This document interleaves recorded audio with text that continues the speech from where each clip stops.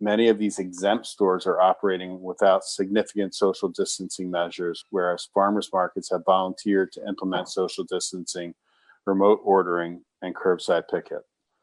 Why can a person buy a television from a publicly accessible Walmart but cannot remotely order spinach and pick it up curbside from a local farmer's market? We see no basis for this inequity. In addition, the Agency of Agriculture guidance advises farmers to do exactly what farmers markets have proposed. Namely, the agency's guidance provides that farmers can and should sell food through farm stands with appropriate social distancing, online food sales, phone orders, curbside pickup, and delivery. Farmers markets offer to implement these exact measures, but the Agency of Agriculture still is prohibiting their operation in direct conflict with its own guidance. These are extraordinary times. People are anxious, unemployment is high, and the economy is suffering. The committee understands that the state must take unprecedented action to protect public health and safety. However, prohibiting the operation of farmers markets entirely was unnecessary, contributes to unemployment, and further harms the state's economy. Farmers markets can operate subject to reasonable measures to protect public health and safety. The committee requests that the state reverse the policy prohibiting the operation of farmers markets and allow the markets to operate subject to appropriate social distancing measures. Such a decision would provide an essential service, protect public health, eliminate inequitable treatment, and avoid additional negative economic impacts on farmers and the state as a whole. In addition, the operation of farmers markets with social distancing conditions could provide a signal of a return to relative normalcy and comfort that all Vermonters currently would appreciate. Please reverse the Agency of Agriculture policy as quickly as possible. Feel free to contact me if you need additional information or have questions. And then it's signed by Carolyn. Sounds good. Sounds comprehensive. Thoughts from committee members? I see a thumbs up from John O'Brien. John. Thumbs up from Sharon. Sharon's having problems with her internet, so she's gone off video. John, I see a thumbs up from Tom and Terry. John O'Brien has his hand up. John? Carolyn, if the committee agrees on this and you sign it, is this the sort of thing we could get into the papers as an op-ed? We could, but I will tell you that I think that I would rather send it and see if we can get a reaction and response from the agency before that would be kind of a nuclear option, and I'd rather not do that. Okay. If we can avoid it. Ellen, do you want to, I see Vicki has her hand up, but I want to call on Ellen because she might have a thought about this. I'm just wondering, Mike, about the reference to asking the agency to reverse its decision. But my understanding is that this is from the governor and Dr. Levine, and that the agency has been advocating for this. So I'm wondering if the letter should really be to get the governor to reverse his course. The actual guidance is from Secretary Tebbets. It's signed by Anson. I agree that it was probably dictated by the governor and Commissioner Levine, but Anson's the one that actually signed the guidance document. Okay. Vicki's hand is up and Sharon's hand is up. Vicki? Yeah, Michael, thank you for crafting that letter. And I just had a couple comments. One is Ellen had said earlier that this whole situation's fluid anyway, and maybe even now as we speak is they're really diving in. I think they really are to make this happen. So I just didn't want to step on their toes too much, but to say, you know, we really are concerned as we are. So it's just my little bit of caution inside of me that just says they really are trying, and we want to encourage that and say thank you. I don't know. But in the meantime, there was just one reference to televisions. I missed it, Mike. Did you say people can buy them now? Because I don't think they can at box stores, but I'm sorry, I didn't hear it correctly. I believe you can still buy appliances at, yeah. Oh, because I know people have tried to get even phone cards and phones and they can't. But Well, they can get I can double check that, and I can change that sentence and say why can people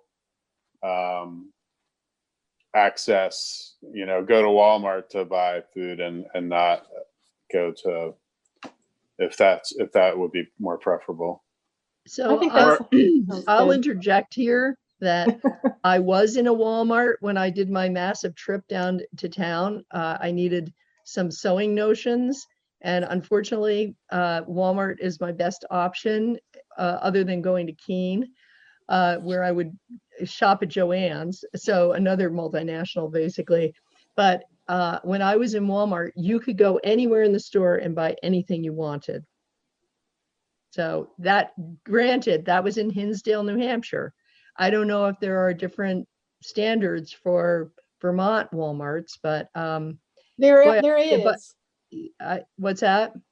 There is, as far as I know, there's aisles blocked off, a lot of aisles blocked off. You can't even go down them. Okay, so a bunch of hands are up. Sharon is first, and then John O'Brien, and then John Bartholomew. Thank you. So first, I know that I have been hearing from people who are frustrated because they cannot buy seeds at their Walmart because the gardening section has been closed off in St. Albans. So I think Vermont Walmarts are not, the New Hampshire Walmart situation does not reflect what's going on here. But my internet was pretty bad. And so some of what Mike O'Grady was saying sounded a little bit like a robot being tortured. And I want to check to see if he mentioned anything about the fact that often the food at farmers markets is fresher and therefore has a significantly higher nutritional value. I mean, and nobody's buying stinking Doritos at the farmers market. They're buying real food. And I think that that's an important piece of this. Mike, do you have a response to that? I didn't include that, but I can. And I'm not, it doesn't have to be in there for me to be happy, but I think that is an important piece that people are often ignorant of. Well, I would just say, I appreciate that. And if you're talking about lettuce, yes. But if you're talking about root crops, that they might have been in storage equally long, but let's not get technical. Sure. And we just pulled our parsnips out of the ground. So, yeah. Right. John O'Brien. Oh, I was just going to say, you could still buy a gallon of Captain Morgan, but you can't buy a dozen eggs at a farmer's market. That's kind of amazing. All right, John Bartholomew. What's wrong with Doritos? No, I was just going to say, I think the bit about the TV is, if it's accurate, is pretty powerful, but if it's not accurate, then we need to change it. We can include the Captain Morgans. All right, any other, John, is your hand up again, or did you just not lower it? Okay, thanks. All right, any other thoughts about the letter? Vicki, you got to unmute yourself. What is Captain Morgan's? It's wrong. Beer liquor? What is that? Yeah, it's a Someday I'll tell you a great story when we're together about my husband and Captain Morgan's one Christmas. But that's not for now, or YouTube live streaming. Yeah, it's a spiced rum, Vicki. Okay. Any other questions or thoughts about the letter? It's Linda on has the it website. online right now for you to review, and the editors are currently editing it because I didn't finish it until this morning. Okay. So if you want to make revisions, just let me know. I'll change the Walmart TV reference. I'll Okay. work in a concept about provide fresher food or more nutritious food. Okay. And And I will add in a sentence or a reference to we appreciate the difficulty of what you're doing and appreciate your efforts, but we will still ask for a change. It's something along those lines. And Mike, you may have included this, but I think you did. But just to be really clear, what I think we would like is for the agency or the administration or the Department of Health to set up some very clear guidelines as to what represented good protocol. And I think you did that, but maybe if you could stress that. It could be clear. We're not trying to throw our weight around here. Well, yeah, we are a little, but we're just, maybe we're being Ma Grizzly Bear about the farmers markets, but for me, it just doesn't make sense where we are at this point. And given that we could probably fairly soon move outdoors, and that Bennington already proved that by doing it, that we should be able to have farmers markets. I see Terry's hand is up. Terry? I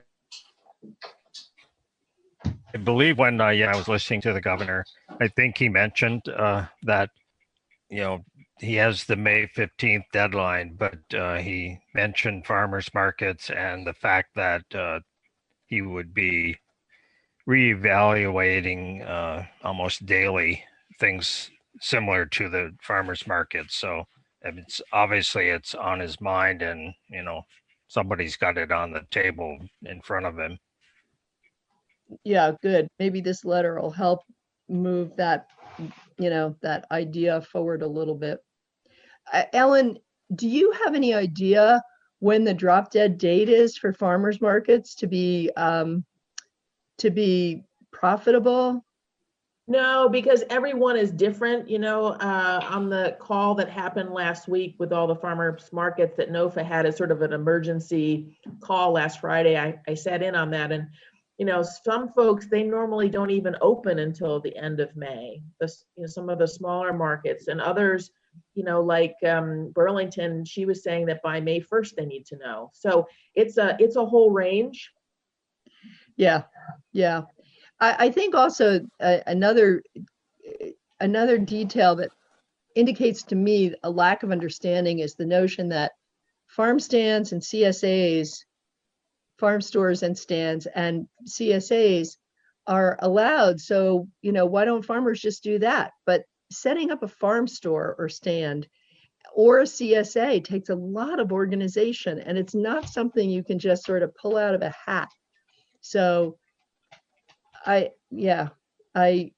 find that extremely frustrating. Anyway, any other ideas about the letter? Mike, I think you did a fantastic job. And then maybe when you finish this, if you can send it to Linda and she'll put it out to us on the website, we can give our approval. Is it legal to do it offline? Just have people give us a thumbs up regarding the changes? Well, why don't you conditionally approve it now? Okay. Depending on the chair's input, the chair receives once the draft is posted. Okay. Is that all right with all of you? Thumbs up. Okay, I'm seeing a nodding of heads. Yep, thumbs up. Rodney and Tom. Thumbs up from Tom, Vicky, Sharon. Rodney, are you okay with that? I'm not sure. No? How do you think we should change it? I don't know. Okay. I just think that maybe it's a little too stern in some areas that, even the governor hasn't been through this before and could be allowed to not understand some stuff. And I think some of this language in this letter kind of points to him not knowing what he's doing. And I just think it's, I don't know, having a hard time supporting it. Okay, I appreciate that. I'm hoping that that's not what it says. It just seems like we've gone back and forth about it. And in our meeting a week and a half ago on Friday, Anson did respond to the Bennington Farmers Market by saying that he thought that they were meeting the protocol, and so it's just disappointing that that got reversed after they had worked so hard on that. Any other thoughts about it?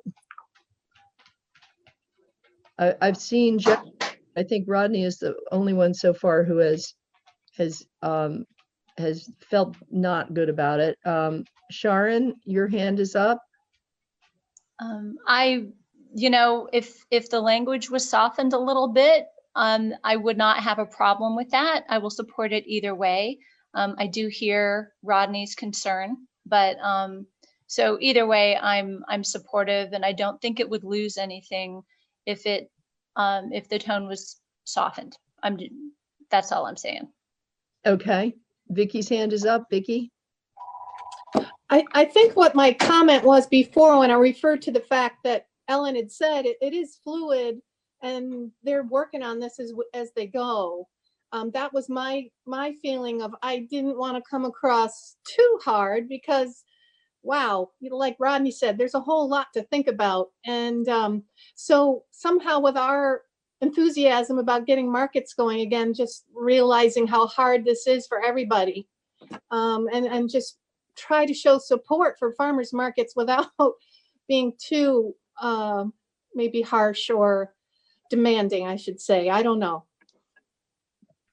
Okay, thanks, Vicky. So maybe we soften the language a little bit. Are folks okay with that? Rodney? So I just got to say, I only have one device, so I can't read the letter while I'm on Zoom. And maybe when I do read the letter, I'll have, comments to make. I just, in listening to it being read, I kind of, some areas concern me. Okay, so do we want to do sort of a provisional approval of the letter, and then it can be sent out to Linda, can go online. You all can, maybe we can get it directly. I don't know if that's breaking the open meeting law or not, but putting it up on our website at the same time we're getting a chance to see it. And I'll make a judgment about whether I think that the tone has gotten a little bit softer. Does that sound good to committee members? Okay, I see a thumbs up from Vicky, John, Sharon, Tom. Thumbs up from John O'Brien and Terry. Okay. All right, well, why don't we proceed that way? Thumbs up from Rodney. And I'll check in with you individually as we, just to make sure. What I think most important is probably checking in with Rodney so he gets a chance to read the letter as it is. Mike's going to make a few little changes. And I don't think we're trying to be too harsh, but I think this is pretty important to our farming community that they have an opportunity. Granted, we want remote ordering, we want curbside pickup, which I think goes way above and beyond the strictures that are being applied to people, the Dollar Generals and other grocery stores. So anyway, I think it's pretty important. Okay, so we're over time. I wondered if we were going to fill this 2 hours, and we did it very well. John O'Brien's hand is up, and John Bartholomew. John O'Brien first. Oh, just before Ellen left, I was thinking, and this has probably been done, Ellen, but if you wanted to get together with NOFA and and give either the agency of ag or the people in the governor's office who make this decision, right here, 3 or 10 farmers markets that are operating with these protocols, or here's the South Royalton the South Royalton market, or Hunger Mountain, who are doing just this. And so if farmers markets can follow that exact through NOFA, those exact protocols, why are we stopping them? Because that goes back to that consistency question. Yeah, just really quickly, I mean, NOFA really is the one that's taking the lead on this, and they have been collecting all this information and really been working with all the farmers markets because they support the Farmers Market Management Association. And so they're very aware of who's doing what and how, and they've put together a recommended protocol that would apply to all markets that was submitted to the agency. So all of that has already taken place. And yeah. And that's why I'm mystified, like what the agency has pushed back. It's not coming from the agency. Or even higher up. It doesn't make sense to me, but. I got the impression, John, that one of the problems was the fact that at this farmers market where they did meet indoors, were spaced out. I mean, they weren't spaced out. Their booths were spaced out at a good distance, but they were all taking their own money, and that was of concern. So, in the case of Bennington, there was one person taking the money, and I don't know how they divvied it up into the various farmers, but somehow they figured it out. And that's the kind of thing that might give the Department of Health a little bit more comfort. So, right. Okay, John Bartholomew, and then this will be our last thing, and then we really need to get offline. I think it's really important for the governor to understand that when these rules are put into place, they need to make sense to people, or if they maybe don't make sense, then he's got to be able to explain them and justify them. I think the farmers markets come under this category. Obviously, everyone is extraordinarily inconvenienced by all of this, and most people, I believe, are willing to do what they need to comply. But if things start coming out that people just don't understand, that make no sense, then they're going to stop complying. This is really important. One example, I had a contractor call me, a carpenter, who's questioning, why can't he go and work in a house that's empty? Or if he gets a job to repair a deck outside of a house, why is that being stopped? And this is the exact same kind of question. If it doesn't make sense to people, they're going to stop complying. And that I think we need to somehow convey that to the governor, that this falls under that kind of category. It's got to make sense, or people aren't going to do it. They're not going to follow the rules. Okay. Thanks, John.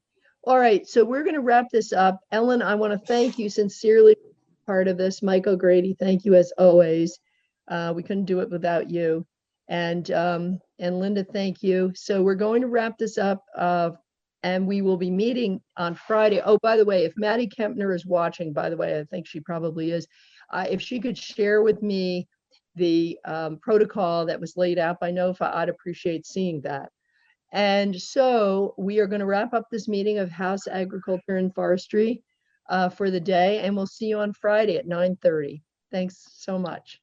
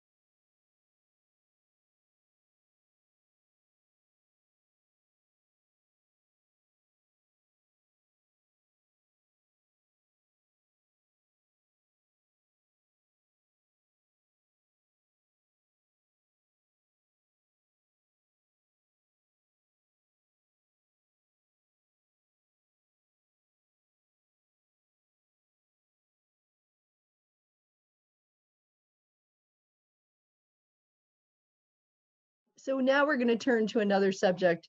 Ellen Kaler and I spoke over the weekend, and something that I had been thinking of, this is just totally kismet in a way, but something that I had been thinking about was the availability of food, feeling like Vermont farmers are even more important to us than ever.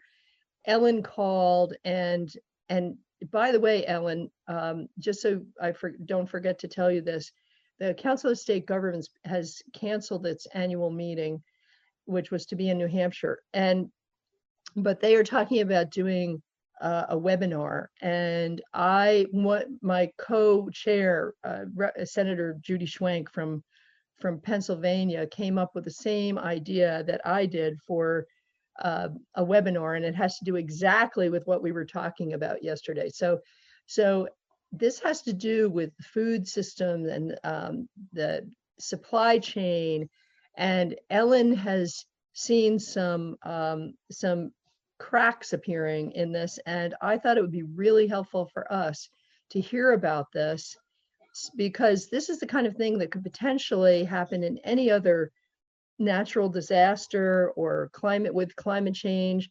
So Ellen, thank you so much for being willing to join us today and to chat with us about this issue. And I love the picture behind you of the barns. Perfect setting.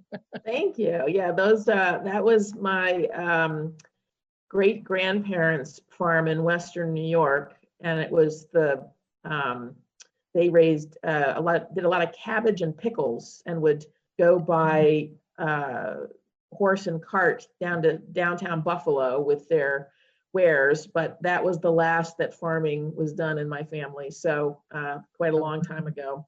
Wow. But I always really loved the picture, and the frame is actually of barnwood from the barn, so it has a lot of sentimental value to me.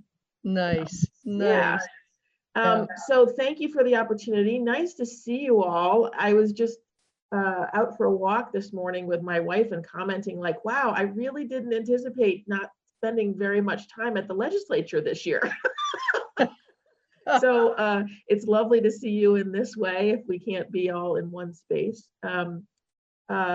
So as Carolyn said, myself and some of my counterparts have been thinking about this question of emergency preparedness from a food security angle, from the standpoint of, we think about how, especially since Tropical Storm Irene and Hurricane Sandy and such in the Northeast, we've been doing an amazing job at doing more emergency preparedness for big storm events, increasing culvert sizes, thinking about the electric grid, preparing for storm surges on the coasts. Those kinds of things have been, we've really learned a lot about how to prepare for those kinds of events. But what we haven't done yet, and we've done some initial scanning of the 6 New England states, the emergency preparedness community has not looked at the question of, can we feed people during emergencies, especially extended emergencies? And in particular, if there are food supply chain disruptions. So for instance, during short-term, like when we had Tropical Storm Irene here, neighbors were feeding neighbors for the days or the week or two that we couldn't get roads open because of washed out bridges. And the Red Cross can set up emergency feeding units, and the food bank can jump into action and can mobilize some food to get to food shelves. And they did some airdrops with food in certain communities that were totally cut off because of washed out roads and bridges, for instance. But that was for a few weeks. And I think what we're experiencing now with COVID-19 and some of the stories that have been coming out over the last week and a half about some more significant food supply chain disruptions nationally point to this issue that many of us have seen for many years, but like everything's just much more visible now. And so for instance, we're hearing about how there's dumping of milk, but yet there's stores that are limiting dairy purchasing, and a lot of dairy cases are running low on supplies. We are hearing about meat slaughter facilities in Pennsylvania and also now South Dakota that are having to shut down for 2 to 4 weeks because some of their workers have tested positive for COVID-19. We're seeing how produce growers, for instance, that had been selling to restaurants and institutions have, in some cases, they've been able to pivot well, and they're selling direct to off the farm, and many are actually doing quite well.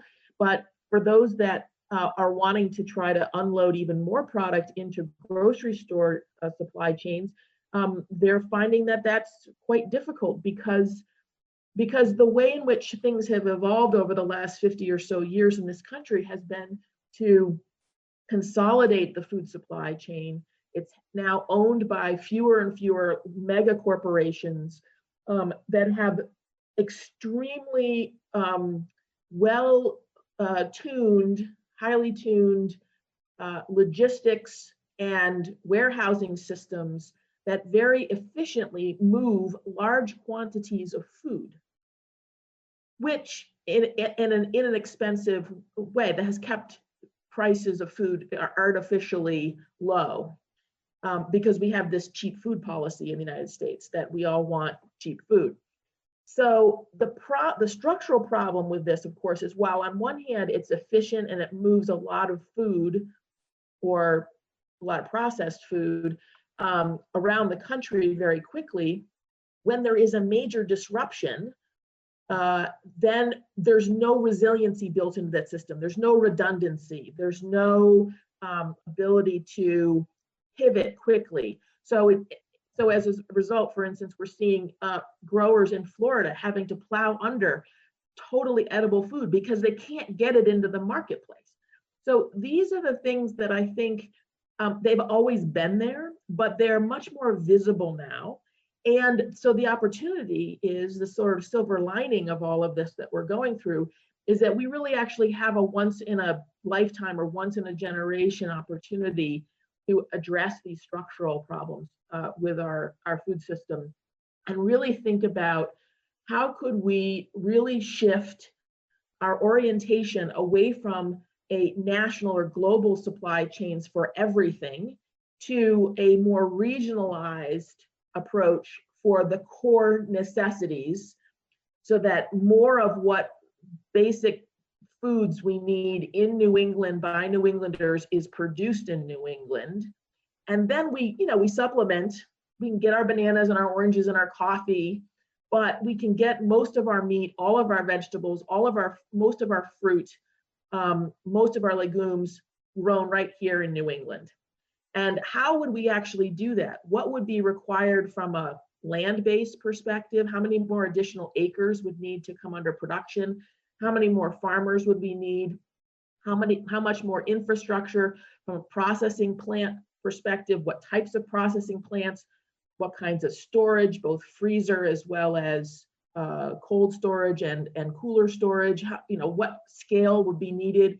What would the distribution system need to look like? All of those questions you can start to unpack if you change the frame of reference from, oh, we'll just let big corporate America figure it out for us, to like, okay, how do we actually take charge of our regional food system and work collaboratively across the 6 New England states?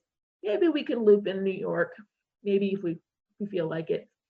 And actually really make a serious investment in building out a regional food supply chain. And that would require investment, just like we've invested in culverts and improved bridges and things for other types of natural disaster emergency planning. We would need to make these kinds of investments in our food system. And so just to say that there's a group of us across New England who are starting to think about this very seriously, my counterparts in the other 5 New England states, as well as a regional group called Food Solutions New England.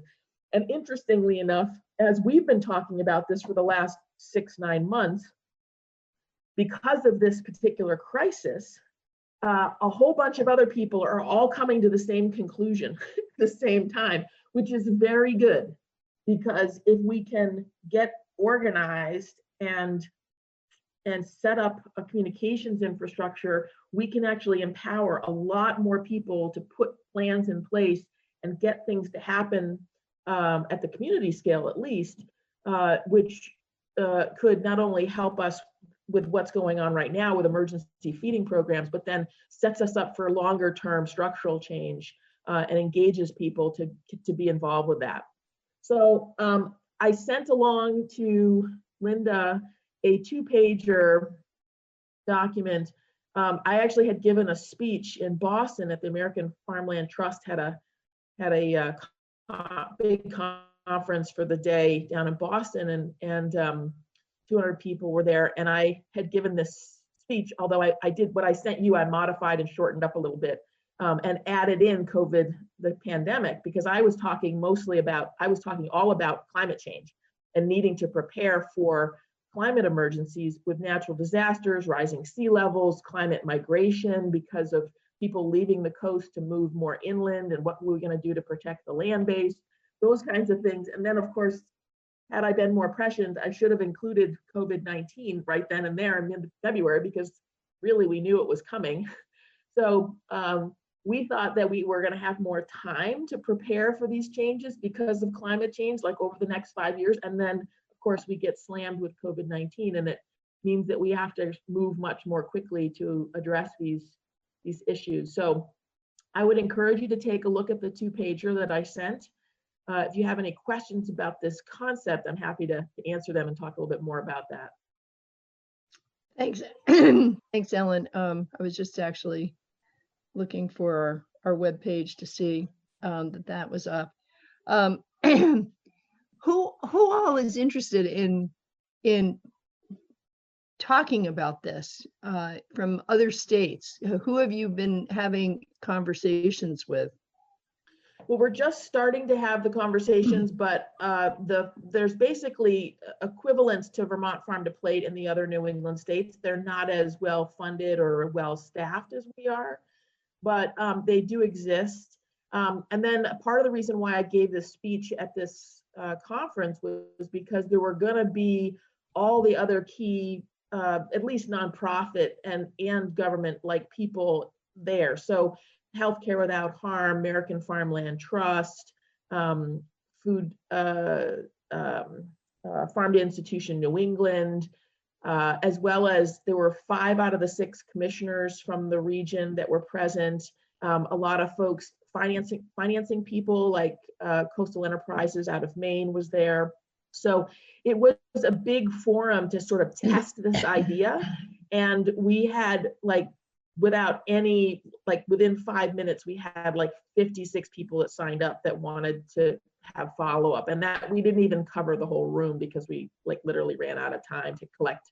So this is something that is gonna have serious legs. My biggest concern is getting it structured and organized in a way that we can accommodate and organize things in a way that people can plug in. What we're also currently doing is reviewing. I've got Becca Warren from Vital Communities, who's been helping us with our Farm to Plate 2.0 process. I had a little bit of money to be able to pay her. She's starting to take a look at each of the 6 New England states. What are their emergency preparedness documents?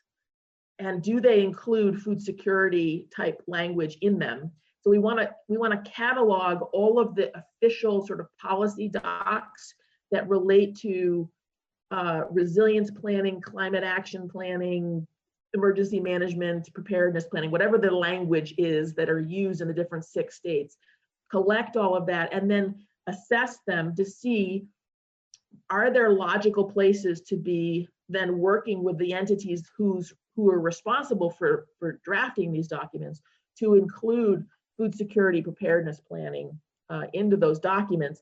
Because our feeling is if we can get into those documents, then it will force them to actually start thinking about how to do the planning. Thanks, Ellen. I just got a message that my internet connection's unstable. So if you lose me at some point, Rodney, you can take over as co-host, but until that happens, I'm still on board here. I just wanted to give you a heads up. Yeah. You know, years ago when I was first chair of House Ag, and it was the House Agriculture back then, I asked Erin Buckwalter, who was an intern at, maybe she interned for me, I can't remember, but now she's at NOFA, of course, we all know Erin. I asked her to do a kind of a paper on an inventory of available land in the state. So land that, like over in the western part of the state, a lot of the land has kind of gone back to scrub and what have you, and how many acres. And I'm not going to remember the details, but that was one document that I held on to. So I'm going to dig through all my debris pile here and see if I can find that, because I think it would be interesting to know how much land we actually have available, and would it be suitable to grow the things that we need. And Yeah. so Ellen, do you, like, I bake my own bread. So, and I've got about 10 pounds of flour left. Every time I go to Hannaford, there's still bare shelves with the flour. I've heard where I can find some, but at any rate, I almost feel like it's black market, black market flour here. So do we have an idea of, or is this part of the process that you're talking about, doing an inventory on what would be needed to keep us all going? Yeah, definitely part of the process. We do have, there are now much better data layers of being able to see where there is available land. For instance, the American Farmland Trust actually just came out with a really good report. I'll send you the link to it so Linda can post it, that looked at this very question, and also from the lens of, are there critical pieces of land across New England that we need to prioritize preserving for agricultural use, because they are under threat of development. And they did some really interesting new analysis to take a look at where, for instance, there might be residential developments where they hold back some amount of land that theoretically could be used for agricultural use. But what they found is, over doing a time sequence of those parcels, is that one, they don't end up going into agriculture, or they come out of agriculture if they were already in it. And it's partly because of access, of not being able to get equipment in, of not, they're not big enough to really support an actual operation. It's too close to housing, so people don't want the manure, and all those other kinds of issues that we know about. So it does suggest that we are going to have to take a look at some of our land use priorities some more. We definitely are going to need to accelerate the preservation of prime ag land for ag production. I know that the Land Trust, for instance, is currently raising a $15 million fund to try to accelerate the rate at which they can do farmland purchasing and then redeployment to the next generation of farms with their farmland access program, for instance. But I do know that Nick has thought that he could basically use about $50 million to secure a bunch of land over the next 5 to 10 years, because of just the succession issues coming up, of there not being a next generation operator to take over, for instance. So I will say that, go ahead. Helen, you just dropped out briefly when you said who was raising that 15, or it was either 50 or 15 million? 15 million by the Vermont Land Trust. Okay. To basically accelerate and expand their farmland access program. But Nick did think that about 50 million was really what was needed to be able to really do it at the scale that is required because of the succession issues going on. I will say also that back in 2014, there was some initial analysis done by a group called Food Solutions New England, which I've been part of from the beginning. And there was a team of researchers that did ask this very question of how much what percentage of food could we actually produce and of what types across the 6 New England states? And obviously, it's Maine and Vermont are the largest producer states and somewhat in Western Mass. And then you have large pockets of eaters, Boston, Connecticut, Rhode Island, for instance. So what they did was they ran some basic analysis of how much, and they basically determined we could produce all of our produce. If we moved to grass-based animal agriculture, we could basically feed ourselves with a reduced meat diet, but we could actually do it in a grass-based way. Obviously, we would still maintain all of our dairy needs. We could do like some of our legumes, some grains, but not a lot of grains because the climate is just not as conducive. The overall land structure is not as conducive for that. We could do a lot of our fruit because of orchards and such. And what they determined was that in order to do this, to get to 50% regional production for regional consumption, we would need collectively to bring about 2 million acres additionally into production across the 6 states. Now, obviously, a lot of that would be Vermont and a lot of it would be in Maine, in Aroostook County in particular. And You what say it 2 million? 2 million. And who did this assessment? This was done by a group of researchers on contract with Food Solutions New England. I can send you the document as well if you're interested. Yes. Basically, though, it provides a theoretical, like, this is possible. It's aspirational, it's theoretical. Yeah. What we're proposing to do over the next year and a half, assuming we can raise the funding for it, is to actually take that, okay, well, where exactly would that 2 million acres come from? How much in Vermont? How much in Maine? How much in Massachusetts? How much New Hampshire?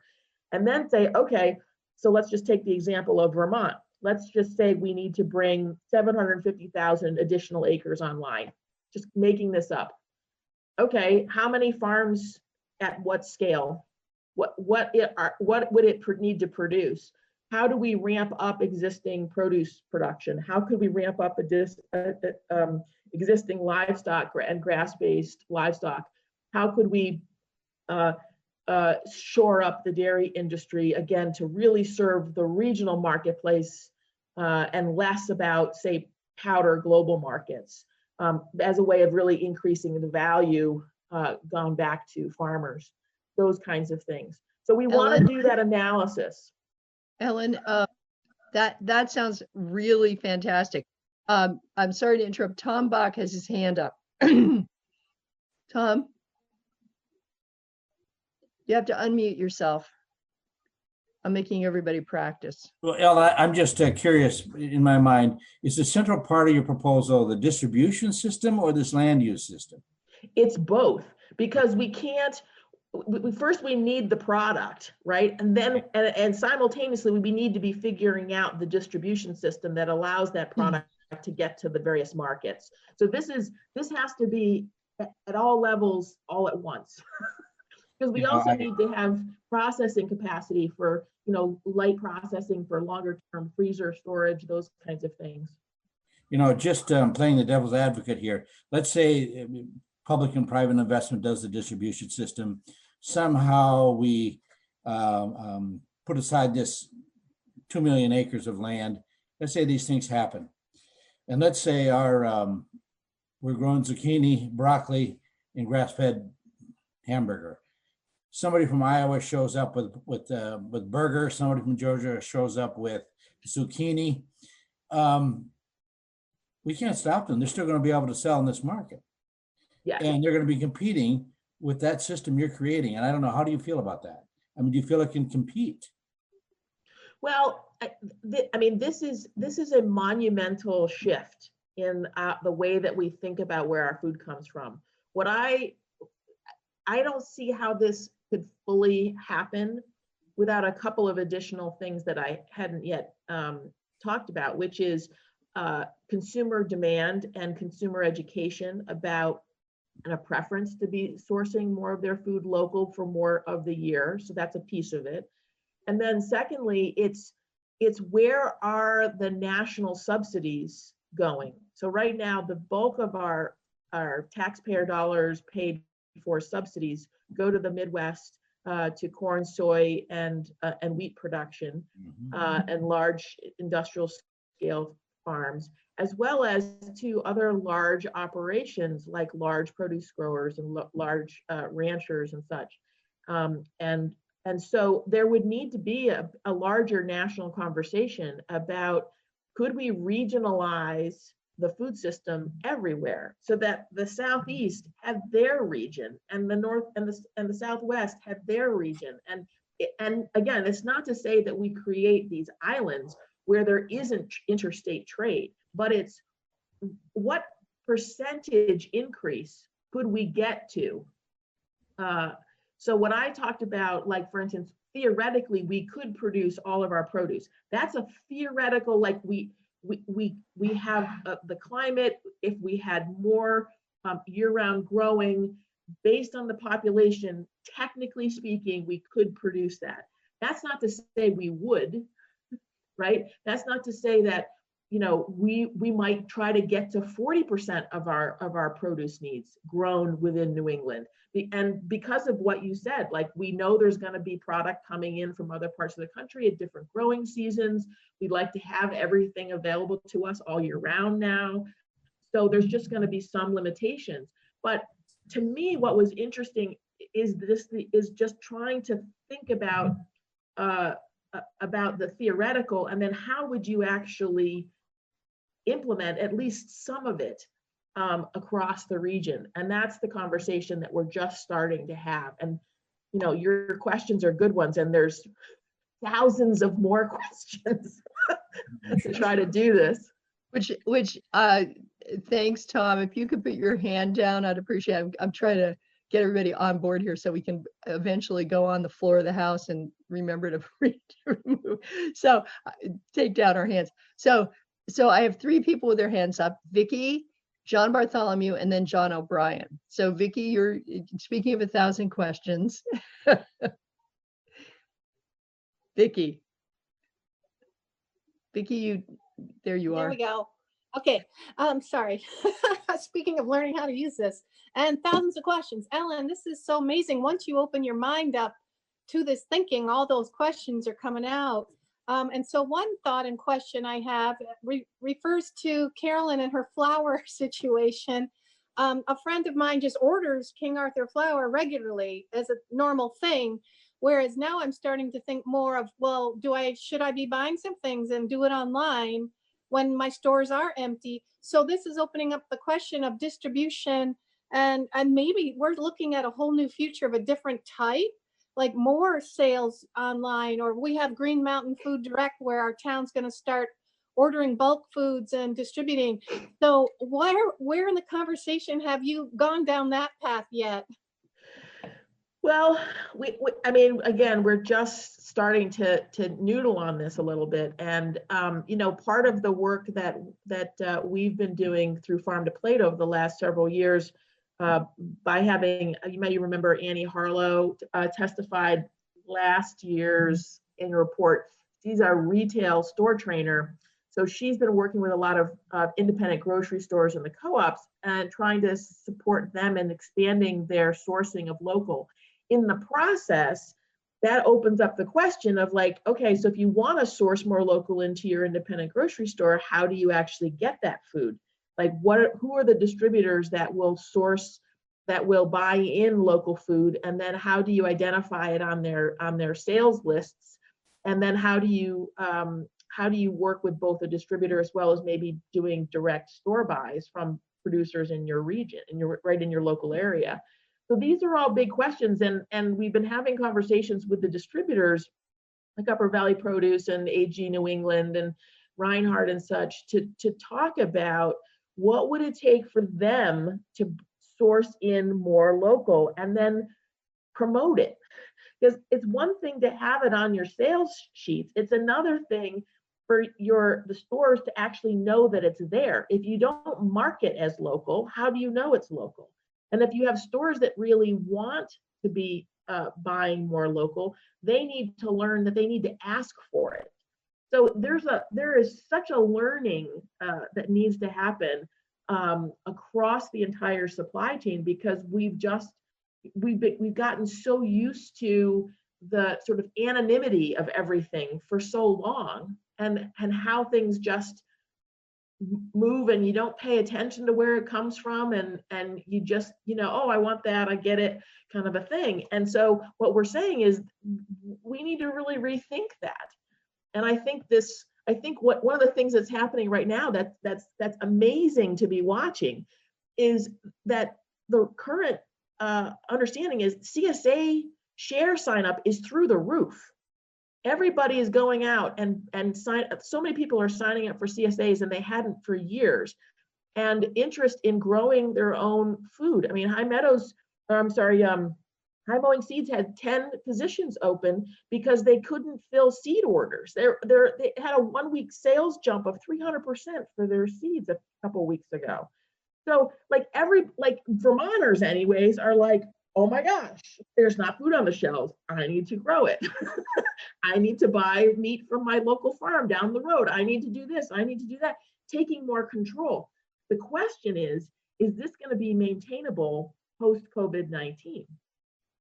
If COVID-19 does what they anticipate of a lot of like little bumps until everybody gets vaccinated, then the possibility is that this could be an 18 to 24 month situation, which means we have a greater chance of actually transforming things that will last, because we will have more time to get more in place that people then get used to the new way, which then makes it easier for them to maintain going forward. So I do think that there will be more online, but I think the big question is, with online, is just then you have the issues around climate change with a lot more trucks on the road going, up certain roads, and just the inefficiency of doing individual home delivery drop off of, in a big way, if it were to really scale, as opposed to, there's definitely efficiency of having stores and people come to the stores. Thanks, Ellen. John Bartholomew. I had to find my mute.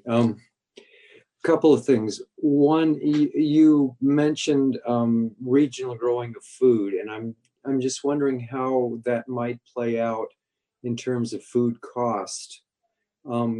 You're still going to have large farms in the West that would have economy of scale and could probably produce food a lot more cheaply. And you might also have regions of the country where people just demand better food and are willing to pay for it, but you still have people living in those areas who can't.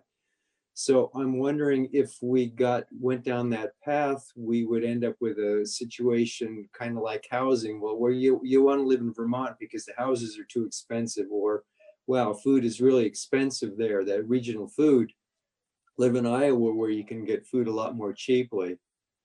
I also, I had a different comment, but I don't know if you have any response to that. I'm just concerned about if we were to actually be successful in that, would regional food prices be just like housing? Yeah, no, I think it's a really important question. And to a certain extent, that was a bit of what Tom's question was about as well. It's definitely, our cost of production here in the Northeast is definitely higher because our farms are smaller. So as you say, economies of scale. But I think that, so some of this is again about consumer education and awareness.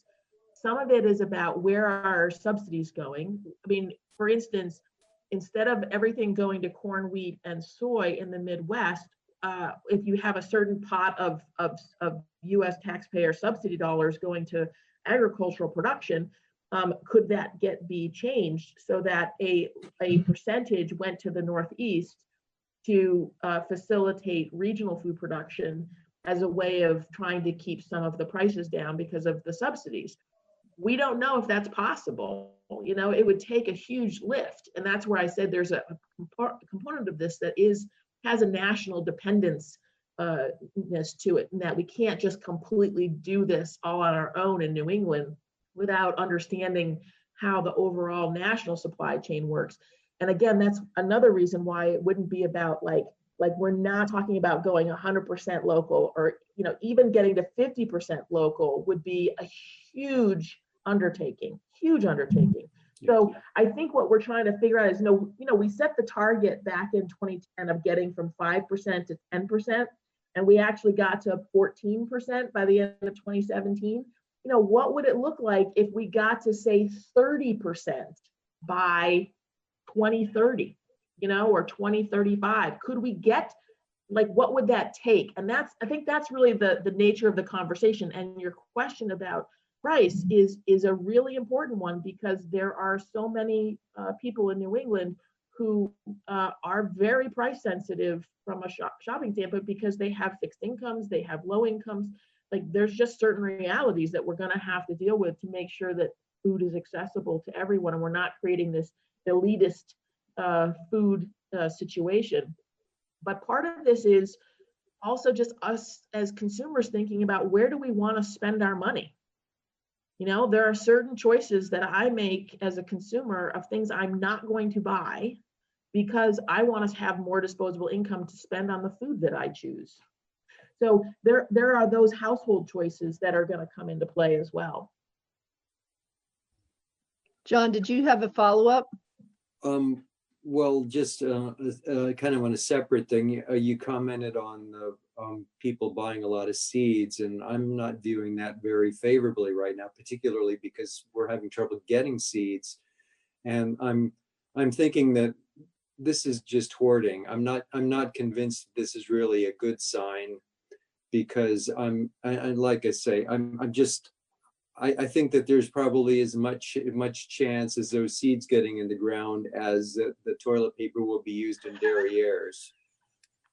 You very well may be right, especially if people are not used to gardening. They may be like, oh, I need 5 pea packets when they only really need 1. I mean, that absolutely could be going on. I mean, time will tell once people Or start. maybe they won't plant at all. Oh, but I got to do this. But yeah, no, you're absolutely right. I'm being a pessimist. I'm sorry. I don't know. Maybe okay. Maybe you should take a job up at High Mowing, John. All right, John O'Brien has his hand up. Sort of. It says lower hand, but the hand there. It's still been up. Ellen, I don't know if this is even going to turn into a question, but what strikes me about this conversation is it's almost like we're back to non-emergency preparedness in everything you've been doing with Food to Plate, about producing more local food for more local shoppers, or regional food for regional shoppers. Doesn't even have to do so much with an emergency. It's just where we want to go. I mean, it makes sense economically for communities and landscapes. On the other side, then, have you had conversations about what happens with a tropical storm Irene to our farms? If we're at 50%, all of a sudden we're down to 25%, or if we get a Fukushima type situation, or like this weekend where you have a plague plus tornadoes, or we get Hurricane Sandy plus COVID, what happens then to our food? Yeah. No, that's exactly right. Those are really good questions, and they're completely out of our control.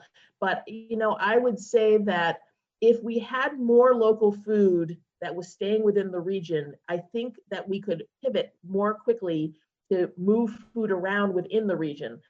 Like, there's questions going on right now about how is food actually moving either from Vermont to, say, the southern part of New England? Like, are there markets opening up because their markets are there? They have more shelves that are empty because of higher populations. Like, we just don't even know at this point, because the system is so fragmented. The other thing that I would say to your question is that it's about resiliency and working with more of an ecosystem mindset. If everything is concentrated, that's a real vulnerability. And if we had more distributed, more diverse scales, markets, distributors in all these different areas, then if one part goes down because of a natural disaster, there's more resiliency and capacity around it to then meet that need. of what went down. You know, I think that what is still though very challenging is when you have this level of pandemic where every single state is impacted, whereas natural disasters tends to be like one state or a couple of states at a time, and so you have a little bit more ability to pivot quickly to meet emergency needs. I do think though, on your question of emergency needs, is we need to simultaneously be putting in place actual emergency feeding plans that are more robust, more detailed, and can go into place even more quickly. It's been amazing to watch the food bank and the work that Benji Adler and his team are doing around meal preparation for the homeless and for the food bank, food shelves. Like, it's unbelievable how quickly things are being taken care of. Just, you know, even just like the couple of day pivot for schools to start preparing and delivering meals for kids twice a day. That's amazing for us. And we can do that in Vermont because we have this small, tight-knit communities. We've invested in our relationships and farm to plate over the last 10 years. We're really seeing the benefit of the level of investment that we've made in the networks that we've built and the relationships that we've invested in, because people are able to move much more quickly to address needs than we would have 10 years ago.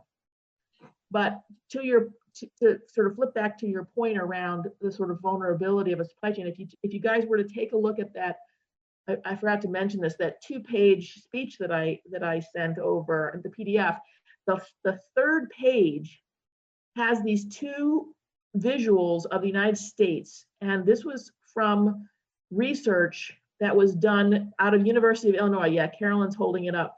And it's fascinating because what they did was they analyzed what's called the commodity flow survey, which are all the products that go on ships and rail and trucks, and how food is moved around within the United States. And the Agency of Transportation does this research every 5 years. So they analyzed the 2012 data. So there's now 2017 data they could add in, but they basically showed how food moves in the United States. And if you take a look at that map of the United States, you will see, like, take a look at New England. There's not nearly the number of lines, which really shows, and everything is through the I-95 corridor. So if you start to have major disruptions of the food supply chain there, and we're basically cut off, is what that tells me, right? And the other, Ellen, yeah, having traveled that, we're not going to Maryland this year, but having traveled that, there are areas of the, you know, I suppose it was constructed as part of the national defense, but there are places in Baltimore where you're pretty low down, you know, close to water. So I don't know. I think you make a really good point. If there was some kind of interruption or a flood or what have you, we would be out of luck. Yeah, and that's where this resiliency planning comes in, you know, for redundancy. And again, it's not to get to 100% production for consumption, but it's like a much larger percentage than what we currently have. And to figure out the processing and the distribution and the retail within the region so that we are just have a more diverse supply chain set up so that we're not so dependent on just a few mega corporations to move all the food around.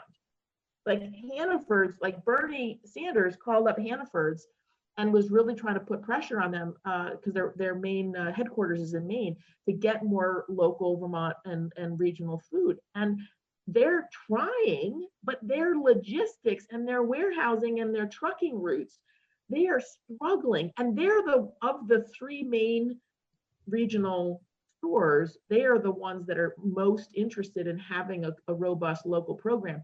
And they are struggling to figure out how to get more local product into their stores, even though they want to.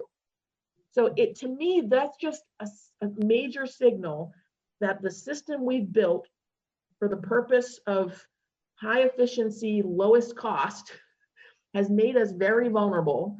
And what we need to do is to rethink and restructure our and regionalize our food system over the next 15 years in a more significant way. I see that Sharon's hand is up, but Ellen, do you know what the major obstacle for Hannaford sourcing more local food is? I don't, but I do know, I don't know in total, but one aspect is around food safety and whether farms are GAP certified. Okay. Carolyn, Yes. just a follow-up for Ellen and the committee, a quick historical one. I just wonder, thinking of the stay-at-home thing with COVID, if there were any parallels, thinking back to where you couldn't leave your house with, it must go back to sort of Cold War planning or Vermont Yankee melting down as far as don't leave your house. And I wonder what those plans look like if they were state or federal, but I assume, we were heading in the wrong direction at that point as far as it was much, we're going towards a national sourcing of food, not a regional resiliency. Does anybody remember? Carolyn, you probably would, about Vermont Yankee meltdown. So honestly, all I remember about Vermont Yankee was a basic, if something happens, you need to get the heck out of Dodge. And which my husband refused to do. He said, I'm not leaving. We have animals here. We have to feed them. And there was no way we're going to load them all onto one truck, right? So I don't remember anything, although, somebody like Jim Matteau, who was part of that emergency planning for, Jim was the former executive director of Wyndham Regional Planning Commission. There might have been something about food, but honestly, I don't remember it. So, Ellen, I don't know if you have any idea. I don't, but I mean, those are the kind of things we probably should be dusting off and taking a look at. I don't know whether they planned around food or not. Yeah. Or maybe it was from the national commodity warehouses where they have the emergency backup supplies of cheese and butter and powdered milk and those kinds of things. But you can't survive on that for very long. Well, butter and cheese maybe, but so I don't know what they're yeah. So one of the things that's different now that I'm actually really quite excited about, and my team is when we did the Farm to Plate 1.0 plan, as I mentioned, we only set one target, the getting from 5% to 10% local consumption. And we said we wanted to have more jobs, but we didn't set a target. We just sort of said, this is what we think is possible if we can expand, if we can double our local consumption, right? And 10 years ago, the community was not ready for targets of saying, how much produce production do we want? How much livestock production do we want? How much dairy production do we want? Like with the goal of feeding a greater percentage of meeting a greater percentage of our food needs more locally or regionally. And what I'm sensing now, and this is showing up across the New England states, is people are actually more open to setting targets now. They're actually open to having that conversation.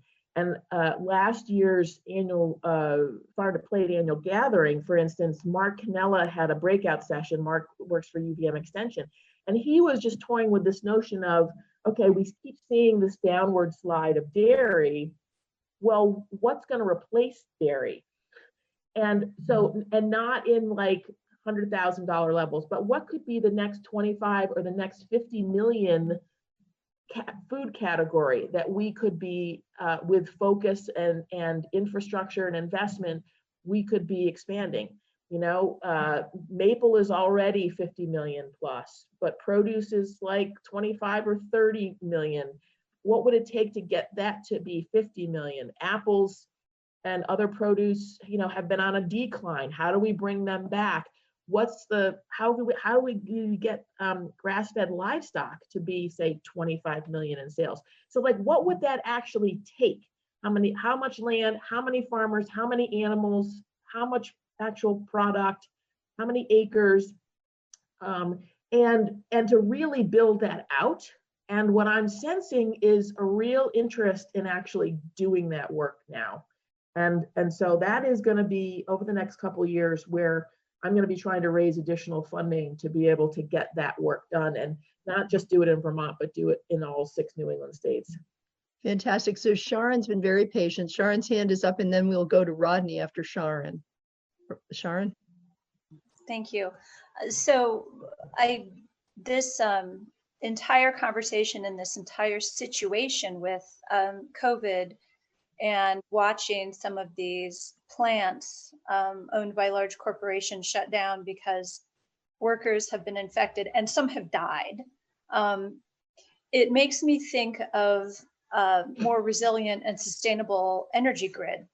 You know, the further, and there's so many similarities, because if there's a breakdown and you're on a grid that's relying on, babe, I am off mute, thanks, that you're so vulnerable to something that happens 1,000 miles away or 500 miles away, and you don't have the local ability to respond to it. You don't have the nimbleness.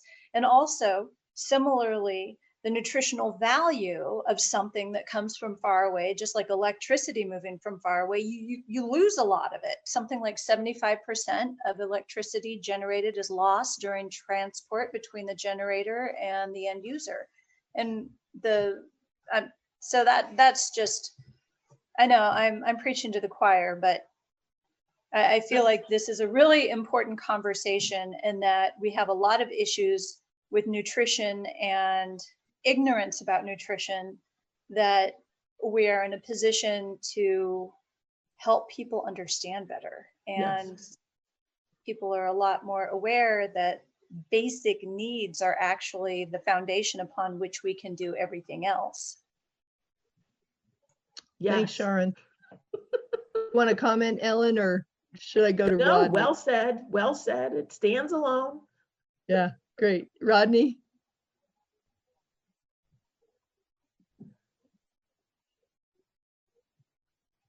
Gotta get unmuted here. I was just wondering you mentioned Hannaford's trying to get more local food, and here in central Vermont, we had a family-owned grocery store called Howard's, and they used to take in a lot of local food, and then Hannaford bought them out. And at that point, Hannaford's had a regional warehouse that was in New York. So any local producer, if they wanted to get local food in, had to deliver it to New York so that it could be shipped back to Vermont. Right. Is that still their practice? And yes, and so that's why, you know, these small local producers can't deliver to New York. Right. And so that is absolutely a key component. And all of the regional and national chains, that is their operation. They have centralized warehouses, and food goes to that warehouse and then goes to its end place, right? So that's why what we have seen is an increase in the amount of local food that is direct store delivered, DSD, to independently owned local grocery stores. So if you're a store owner, you know, like White's Market, or any of the like Richmond Market, or the Market Underhill store, those stores, they can set up relationships with local growers, local livestock meat producers, for instance, and they're buying in direct. The challenge for those stores is that if they really want to have a robust local program, they could be buying from 25, 50, 75 producers, which means that that means they have 50, 75 trucks showing up a couple times a week delivering, as opposed to one centralized distribution truck like Reinhardt or something like that, right? So these are the trade-offs that we have to sort out. Smaller stores don't have the kind of loading docks and don't have the storage capacity. So it can make things more difficult than just having one. We need to be doing both. We need to get local product into the larger chains, so that we can have both options. The direct store delivery option definitely delivers a higher price point for the producer than going to sell through a distributor, because the store is more willing. Well, there's just not the middle person that a distributor is with all of their overhead costs. But as a store owner, you have a challenge because you're managing that many more vendor accounts. So that's the balance that we're trying to strike. It seemed to me too, as we talk about the future, that storage is a huge part of this. You've mentioned it several times, but storage is really big in order to put stuff away. I know Harlow's, for instance, in Westminster Paul Harlow has some pretty huge walk-in coolers. And that's the kind of thing, maybe even larger, that it would take to be able to make a regional food system work. Yeah, or just cool, dry storage for root crops and squash and things like that, for instance, so that you can extend their ability to last throughout the whole year, for instance. There's just a lot of that kind of infrastructure that we're gonna need. And it also impacts the emergency feeding system when we do have an emergency, because, for instance, just last week, a number of us found out that there was like $100,000 worth of product that Reinhardt needed to unload because they were getting close to sell-by dates. And the question was, where should that food go, either for sale or for donation if they couldn't sell it? And so a bunch of phone calls being made around about like who actually has cold storage, who has freezer storage, could we get it processed and frozen, who's going to cover the cost of the freezer space, then and how do you get it, can it get broken down really quickly by the food bank and then distributed, and what types of products, how much packaging just needs to come off of that food, like all of those questions literally were happening last week. Yeah. And try to make sure that we could not like lose $100,000 worth of edible food. Was it produce, like it was vegetables? It was what? Primarily, but it was, yeah, because it's anything that's not shelf stable that doesn't have a long life, but some meat as well as produce. Yeah. I think one of the things that I was looking at that this page, and this looks really interesting, and what is sort of shocking is that the bottom graphic says core counties for the U.S. food supply. A study showed that these 9 counties, mostly 7 of them are in California, are most central to the overall structure of the food supply network. A disruption to any of these counties may have ripple effects for the food supply chain of the entire country. So one is in South Texas, one is in southwestern Tennessee, and the rest of them are in California. It's like insane, Yep. And I and a lot of that is through the port of LA. So some of that is all of the shipping containers coming from overseas that go through LA County. Yeah. And then, but it's also port where the base of the Central Valley, where so much produce comes up from Mexico or it's produced in California. Yeah, no, it's really scary. And the place that you mentioned that's on the Mississippi River, the reason that those 2 counties are vulnerable is because the lock system on the Mississippi River have not been updated, and so there is a potential breach in the locks and the levees that if they fail, then trade up and down the Mississippi goes kapluey. Wow. So think about that from and it happened last year with all the flooding in the Midwest and not being able to get crops up and down the Mississippi. Right. Let alone get crops in the ground. I mean, and the fires in California. I mean, this is where the risks and the vulnerability of what we have created over the last 50 years is really coming home to roost and becoming so much more visible now. I mean, it's not that it wasn't always there, but we just couldn't fully see it and appreciate the magnitude of it until now. Yeah. Yeah. Well, I'm glad we're thinking about it now. I'm pretty stoked about it. I'm excited. Yeah. Yeah. I know. I know. Yeah. No, I'm really glad that we're having the conversation. Oh, Vicki is clapping her hands. Ellen, was there more you wanted to add to this? No, I guess sort of just stay tuned. You know, we're in the process of trying to raise the funding needed in the region to get this work underway.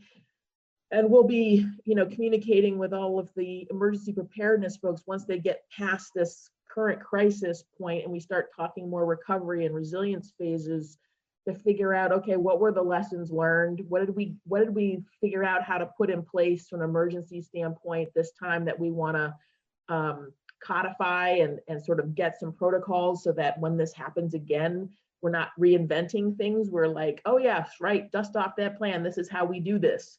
So that kind of work is going to be needed over the next 18 to 24 months, which will be good. And I think a lot of people are excited to and interested in helping with that. And then I would just say the other document that I sent was just, in addition to all the COVID-19 stuff, we still have all of our farm to plate work to do. Right. So, right. That's just to, so this page here on our website, we put together a task force that now meets every other week, a phone call. We put together this resource page, which links to a lot of other pages, but we just try to think about how to collect by topic area resources around COVID-19, and we're continually adding to it. So this is a good resource. A lot of great stuff on the Agency of Ag's website. There's a bunch of resources that are going up on the Farm and Forest Viability web page related to business support systems and getting support for their businesses, those kinds of things. So I encourage you to take a look at the stuff that's in here when you get a chance. And then the other document, Linda, if you could pull it up, was the Farm to Plate document of our, basically our work plan through the end of the calendar year. Which, you know, when we were with you in January, we published part 1 of all those 23 briefs, whatever that was.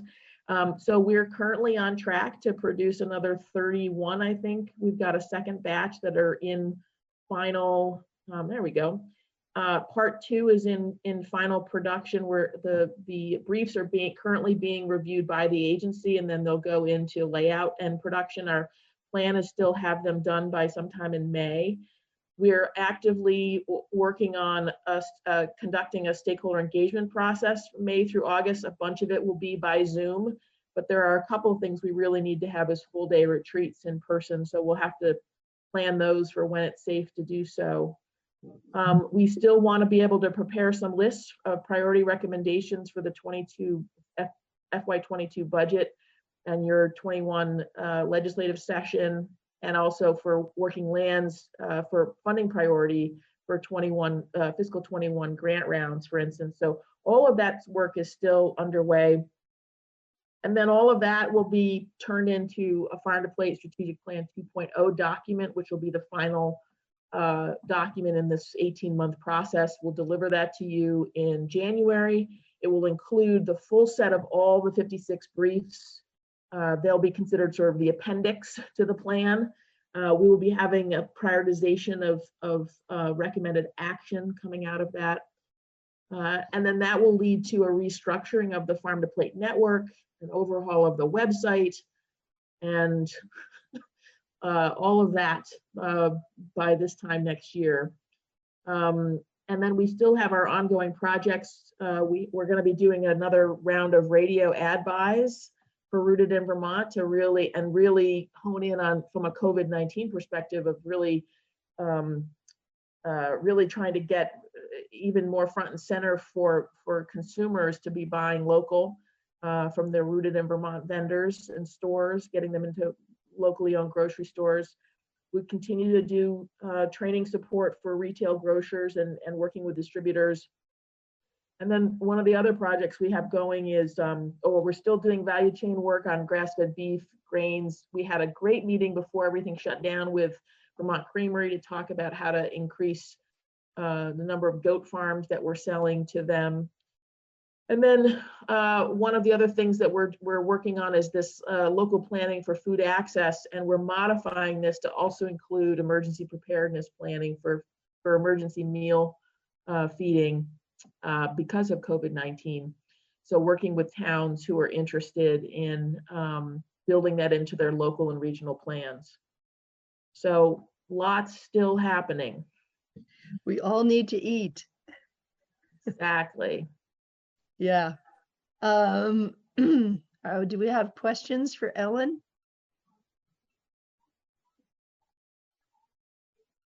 Ellen, I want to thank you so much. Was there anything else you would like to add? No, just keep the faith, and it'll be good to pass whatever you can pass, and especially the technical corrections bill for ag, whatever you're calling that, with the new local food definition in it, or the updated local food definition, will be important to all of this.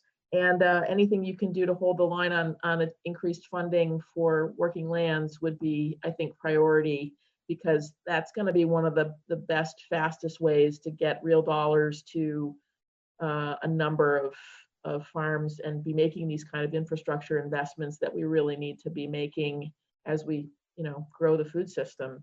So that's going to be really key. We don't know what's going to happen with the federal stimulus money in terms of its ability to actually get the work for farms and food businesses.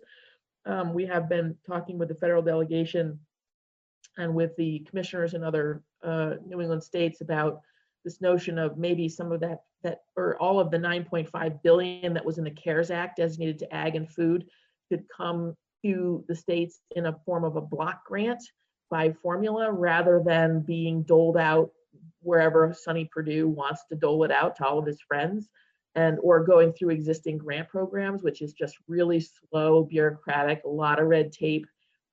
We'd like to see, a pot of funds that just comes to Vermont. And then because of our relationships, we can, and our knowledge of our food system, we can be figuring out how best to deploy those funds quickly to the sectors that really most need it in a thoughtful way, rather than folks in DC that have no idea what we have going on here. So I don't know, that could be a letter that you guys could whip up really fast. I know Anson put together a letter that he's circulating amongst the other ag commissioners in the Northeast to get sign on, which would basically ask that Secretary Perdue do this block grant process rather than other means. So I don't know if everything's moving really fast, so it may not be appropriate timing, but you guys could weigh in on the C4 stimulus. I know Tom Barry is currently collecting ideas for what should go into the C4 stimulus request. So if there's some specific things that you guys have been talking about, you could always reach out to Tom Barry and get him a bullet list of a couple things. There's lots of opportunity to push on that, because right now there's no money flowing. There's always money being allocated, but it's not flowing yet.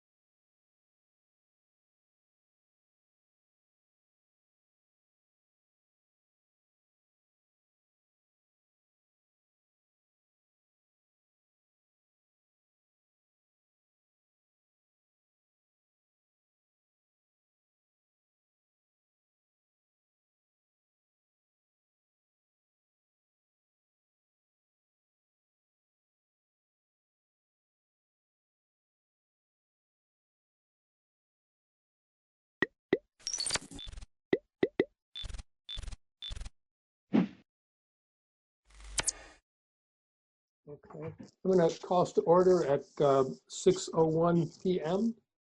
And Lyle, has the meeting been properly warned? Yes, it has. Thank you. Before we jump right in, I wanted to offer our congratulations and gratitude to Mark Spino, who has been named Vermont Elementary Principal of the Year. That's fantastic. I can see you all clapping and waving your hands. So, yeah, it's not a surprise to any of us, but it certainly is a nice honor. Well deserved. Thank you, David. I really appreciate that. You're very welcome. Let's see, I think we're full. We have 35 participants. I'm going to ask you all to manage your mute buttons, please. If you're not speaking, please, you can mute yourself. Right now, about half of you are muted and half aren't, and it's nice and quiet. But if it, sometimes there's background noise and sometimes electronic noises.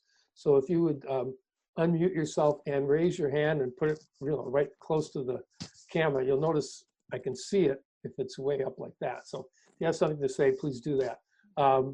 As usual, we'll, the business that we are covering, the board will participate, we'll hear presentations when appropriate, and the board will comment and ask questions, and then we'll open it to the public for participation as well. And there'll be the recognition of visitors and the communications and the public opportunity to comment on things not on the agenda will be at the end of this agenda. So that's the plan so far. If you're on the phone, Kate is at the moment, and Deb Gass and Christina Naylor and Ann Beekman. *6 will, let's see, what does *6 do? *6 will unmute you if you get muted somehow, and *9 will put a little hand waving over the dark panel where your name is. And Kelly, same thing. So without further ado, I'm going to jump into the first item on the agenda, which is discussion of the powers of school boards. And this is part of an ongoing series of educational things we'll do together to make sure we all have the same understanding and the same information, the same background around what it is we're supposed to be doing. And I'm not sure if in the future, if there'll be opportunities for the chair and the superintendent to do their duty of doing, I think it's 8 hours of training over the course of the year. So I'm going to keep track of all of these things, and we'll count this. And I'll take a look at the statute and the regulation and make sure that we're covering most of the topics that are on there. And we'll see how that goes. So what I'm going to do is I'm going to share my screen where I have the document that I sent to the board. And it's the actual statute from the Vermont statutes on the powers of school boards. And I annotated and I changed some things to red to sort of point out the language that specifies what the power is, or the responsibility is. And then I have to let a few more people in. And then we'll skip over all of the details in between. You're welcome to read that at your leisure. People coming in, please mute. Thank you. And then we'll just go through. If you have any questions as we're going, make sure I won't be able to see you. So you'll have to say something. So maybe the board might want to actually all unmute at this point. So if you have something to say, you can. If everyone else would stay muted, that would be great. So I'm going to share my screen, and you probably won't see me anymore.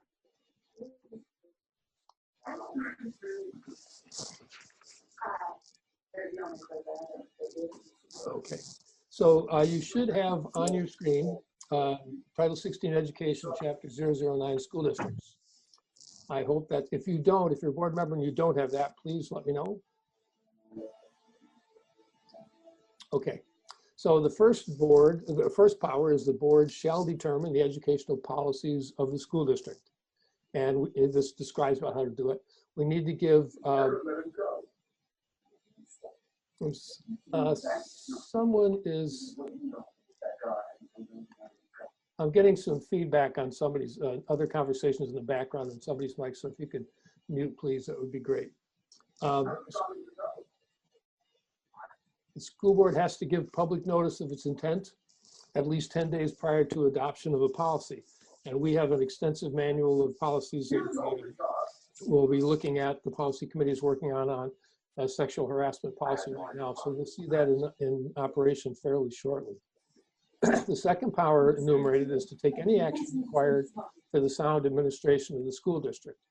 Any of the actions that we take can be overruled by the Secretary of Education with the advice of the Attorney General. But it's we're responsible for soundly administering the school district. The third one is we have discretion to furnish instruction to students who completed high school, who completed secondary education, and to administer early education programs, which we do. We have a number, I think it's 19 pre-K, private pre-K partners that we help with the administration. The next one, number 8, is establish and maintain a system of receipt, deposit, disbursement, accounting, control, and reporting. This is our warrants. This is the reason that we have several accountants in the central office, and this outlines the ways that we need to do that. The system of accounts is what you see in the budget, and it changes from time to time, and that comes generally from the Agency of Education, or the Agency of Education. We have to report on the condition and needs of the school system, and we do that annually at our annual meeting and in the published report. And we have to prepare and distribute annually a proposed budget for the next year. And some categories are prescribed, and some categories I think we get to add as well. But that's become pretty formalized at this point. The next two are the provide at the expense of the district, public to approval of the superintendent, all textbooks, materials, equipment, and supplies. This, we do sometimes have students pay for things, and that's something that we're going to have to be looking at some point. It's on the agenda of the performance and programmatic equity, the PPEC, and there are some courses and some participation activities where students are paying. So we need to have a look at that in terms of equity. But it's our responsibility to provide at the expense the materials that are necessary. And then number 15, which is kind of like the 10th Amendment in the Bill of Rights, shall exercise the general powers given to the legislative branch of a municipality. But this basically says, and I made this larger because this is really the catch-all. It basically says that we make the rules. It doesn't say we carry them out, which is an important thing to keep in mind when we talk about administrative responsibilities. And a little later in the season, we'll have a look at the policy governance model of operating school boards and school districts. And that'll make a little bit more sense. But basically what it says is that we have the legislative power, the rulemaking power. 21 talks about that we can borrow short term to cover projects and things that will be reimbursed by the state. But the state, at the bottom, it says the state will not pay the cost of borrowing funds under this subdivision. So if we have to borrow for something we're going to be reimbursed for, we can do that, but we have to pay the finance charges. Presenting information to the electorate, this comes up often, and sometimes some people have thought it means that board members cannot present information or take positions on political questions or questions having to do, my phone is ringing, so I'm going to stop that. Questions having to do with things that the board is doing. So let's see. And so we can present information and materials designed to inform, educate, and explain to the electorate the board's position on the matter. And 24 is adopt. We can integrate homeschool students into the schools through enrollment in courses, participation in co-curricular and extracurricular activities, and use of facilities. So that's a quick run through of the I got to admit a few more people. That's a quick run through of the powers of the school board. If any of the board has questions, please ask me now. And I don't know if I can answer it, but somebody might be able to. David? Yes. So I have a question. I think it was on number 21, talking about the borrowing. My understanding from last year when we had to, we almost, there was a lot of discussion about maybe having to borrow the 87% of, to cover the budget into this coming year. Mm-hmm. Since my question is, if we had to do that because we were not able to, as this pandemic sort of progresses, and if it carries out further along than we are hoping or anticipating, if we're not able to make the budget vote in May, and we then have to go the route of borrowing the money, is it possible that the state would reimburse us for the cost? Oh, I mean, is there any leeway there? I don't expect that anyone would have an answer to that now, and it may be a moot point, but possibly if it does become an issue, maybe that would be a question that could be looked at. Yeah, all of that right now is up in the air. The legislature and Lyle and Frank were in a webinar yesterday that they are. Actually, it was today, on that topic, and we're updated on what the Senate is doing as far as what will be permissible if we don't have a budget passed. I think that sooner or later along the line, we will have to have a budget passed. But, well, Lyle, do you want to, or Frank, want to say a little bit of what you learned today in response to that? So I can start, and then Frank can talk maybe more about the 87%. Today, we learned that there are a couple of bills in the Senate. One would level fund us at the ed spending level from last year, which is a little over 40 million for us. And the other would level fund us with a percentage increase. So both of those are in the Senate. There's no time frame at this point.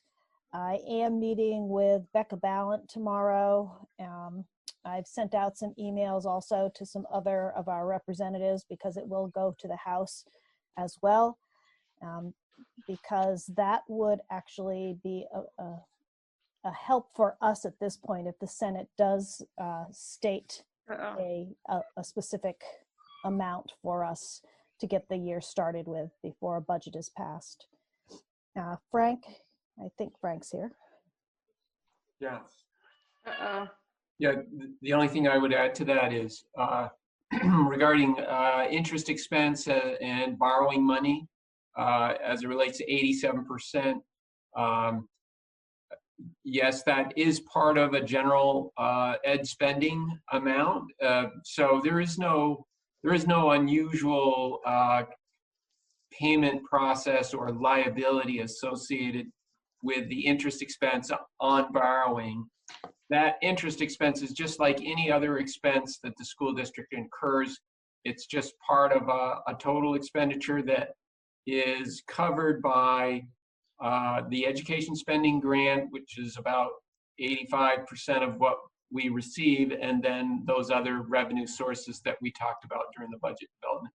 But as Lyle said, and David referred to, I don't think it's a particularly relevant issue for us today because there are these specific bills that Lyle just referred to that are being developed specifically to address the 18 school districts in the state that budgets passed. So it's definitely a let's stay tuned to the legislative developments.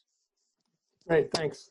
Any other questions from board members about I can't see every board member, so I've got about 25 of the 45 participants on my screen. So board member, if you have a question, please speak up. You'll have to unmute if you want to speak up because I can't see any waving hands right now. There we go. Sean, great, thank you. Yeah, I would just like to say out of the 18, 9 were because of their budgets were not passed, and 9, of which we fall into that category, were because the annual meeting was canceled due to the COVID-19 pandemic. Great, thanks. Any other questions having to do with the powers of school boards? Not hearing any, and I don't, as I said, I can only see about half of the people in the meeting. So you'll have to just speak up. Yeah. Okay, so the next topic is we'll hear, a couple minutes early too. Corey Frazee is here, and I think also Nada Moline is also here from Building Green, and Corey Frazee from Stevens Associates. And Frank have some information for us on the Academy School project. So, gentlemen, take it away. Very good. I'll just turn it right over to Corey and Nadav. We've met. We have some follow-up points to review with you from the last meeting where we discussed school board goals as it relates to this project. And so they're ready to give you sort of an update and a follow-up to that last conversation. And of course, we all wanted to be sensitive and very upfront about the fact that we understand that there's going to have to be a very careful sort of step-by-step process in dealing with the financial concerns that obviously we all have, the community has. So we know that no commitments to a major project will materialize until the board feels comfortable with with our financial ability to make school improvements. So so I'll turn it over to Corey. Great, thank you, Frank. David, can you hear me okay? Yes. I'll use you as my guinea pig. Great. Great. I'm Corey Frazee. I'm a principal with Stevens and Associates, and I'm a civil engineer. So we're talking about a building addition. So I also have with me tonight Diane Abate, who is a longtime architect, has worked on a lot of schools and works with Stevens and Associates, and Nadav Malin with Building Green. He is the president of Building Green right here in Brattleboro, and we reached out to him after actually at your direction or request a couple months ago. We've had a couple good conversations with Nadav, and he can speak in a lot more detail about the different ways that we could approach this project from not only an energy perspective, but from kind of the broader sustainability perspective, going beyond carbon footprint, climate change, but looking at it in a really holistic way. And unbeknownst to me, Nadav is also a facilitator. He does a lot of facilitating across the country. So he has added value to this conversation and helping us kind of ferret out what the appropriate goals and objectives are for the meeting. We have outlined a document which I believe was forwarded to the school board yesterday, and it talks about 3 specific discussion points for tonight. I wanted to check and see if everybody had that, because I think that could be a good guide. I haven't facilitated a meeting with 45 participants before. David, I'm not sure about you. Maybe Nadav can help us out in how to kind of navigate through this conversation. But do all the board members have that, that document from yesterday?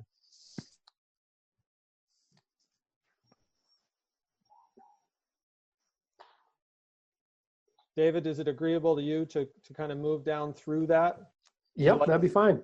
Would you like me to read it? It probably would be helpful. Do you have a share screen option there? Do you want to share it? Is it on your computer screen? I'd be happy to do that. It says I can share the screen, so well, let's see if it works. let me give that a try. Yeah, give me just 1 second.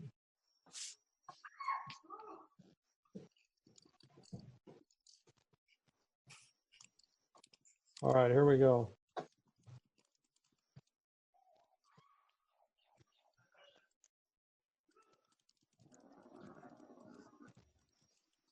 So this is an outline of things we thought it was important to talk about tonight, and ultimately goals. if we could move through these goals, it would position us to take the next steps in the project. And I want to reiterate what Frank said. We're very cognizant of our current kind of global situation.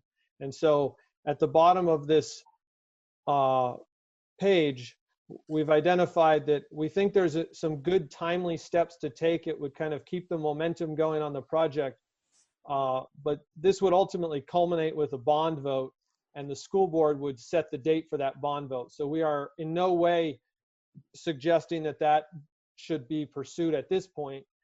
It would more be the work to get prepared for those public hearings, but not to actually schedule any public hearings yet. So first bullet point, confirmation that architect and design team will include an energy consultant for next phases of design. And we're going to actually propose to change some of that language, and I'm going to ask Nadev to speak to this. But Nadev has a great background in the sustainability side of things and can speak to the energy standards.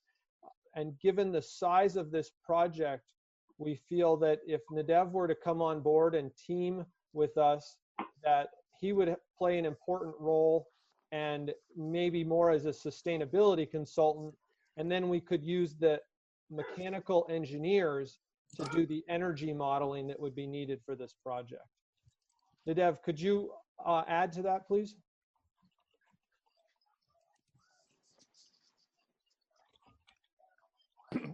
Hey, sure, Corey. Hi. So first of all, really glad to be with you all on this, and I'm excited to be sharing a little bit about this project. David, one facilitation tip with a group this big, I think it would be a good idea. I think you as the host can mute everybody, and then just request that people unmute when they want to speak up. That would be safer in terms of. That's the way we started, and it was problematic. So. Oh, was it? Okay. Yeah, so we're stuck with this for now. Okay. Thank you.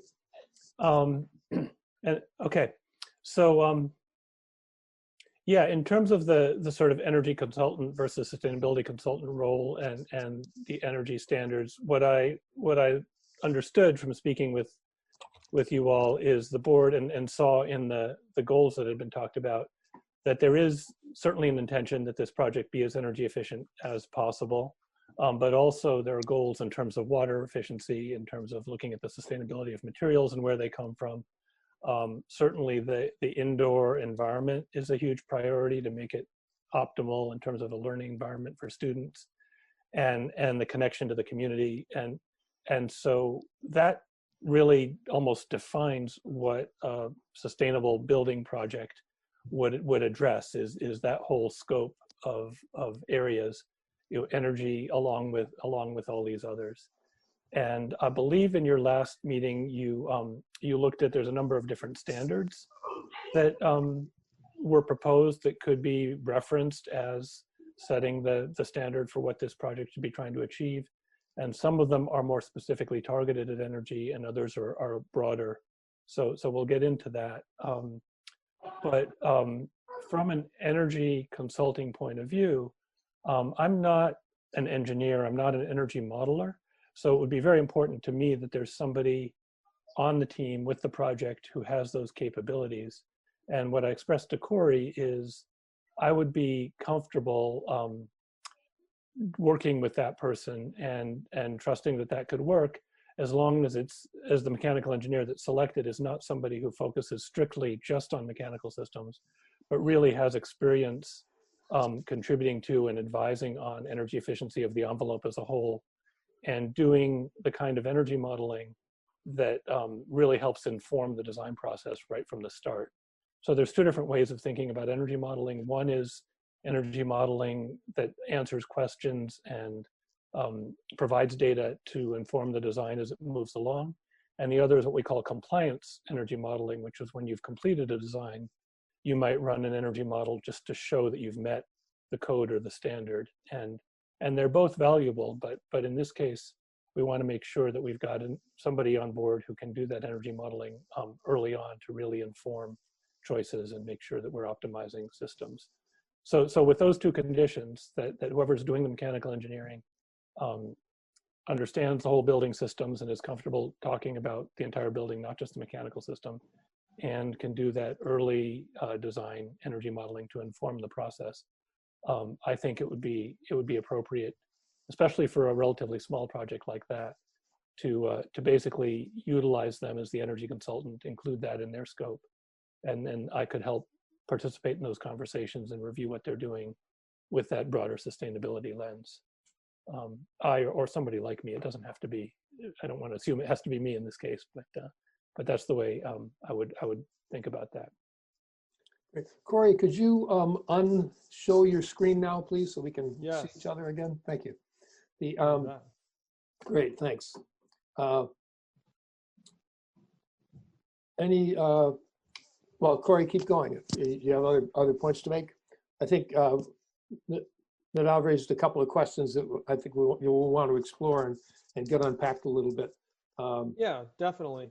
I would just add that the mechanical engineer having that energy experience and ability to do that modeling is you'll see that in another slide.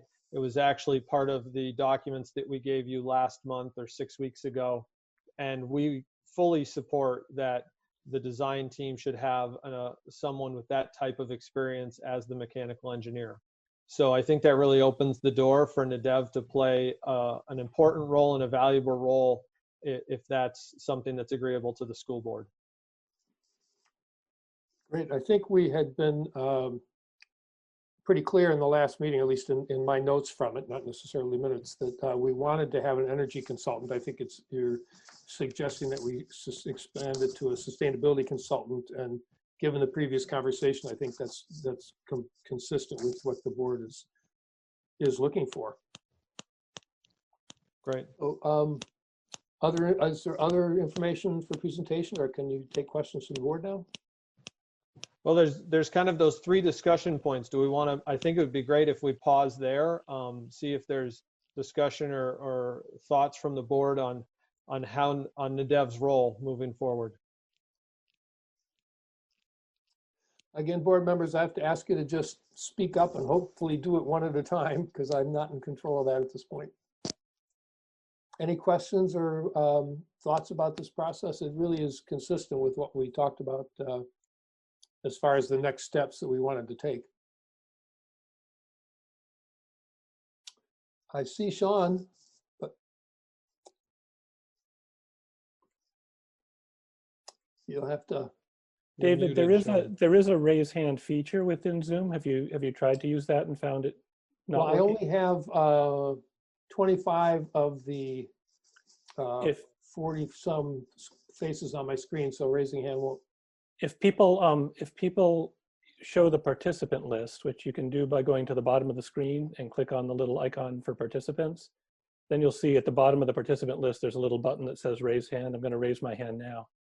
And then you can see me on the list with a raised hand, and I think you can see me in the window with a raised hand as well. I can see you in the participants list, yeah. Yeah.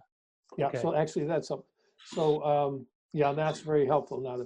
So I hope everybody got that. If you go to the bottom of your screen, participants, and click, you have the option to raise your hand, and that would help me see your help me see that you want to speak. Although again, the list is longer than and I've got a big monitor here, but the list is longer than my screen can handle.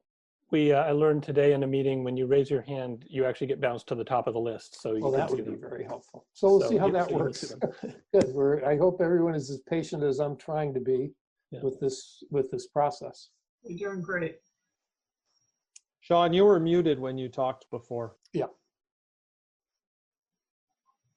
You still are muted.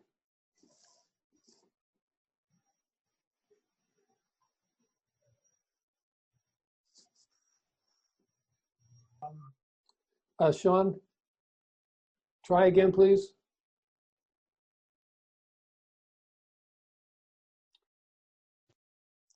Sean, press and hold your space bar while you talk. Or there's the unmute button down the bottom over there. Just hit that. So does that make a difference? All right, I'm sorry. Yes, you got it. You're there. Thank you. Yeah, so I went over the material that we received before, and one of the things I was wondering about is there were different categories, as an example, the stretch guideline categories. And was that going to be part of the discussion today? I think one of one of those goals is to reach consensus on which set of standards we wanted to follow. That was what we asked for at the last meeting. So yes, well, hopefully we'll be able to find a way to do that through this online process.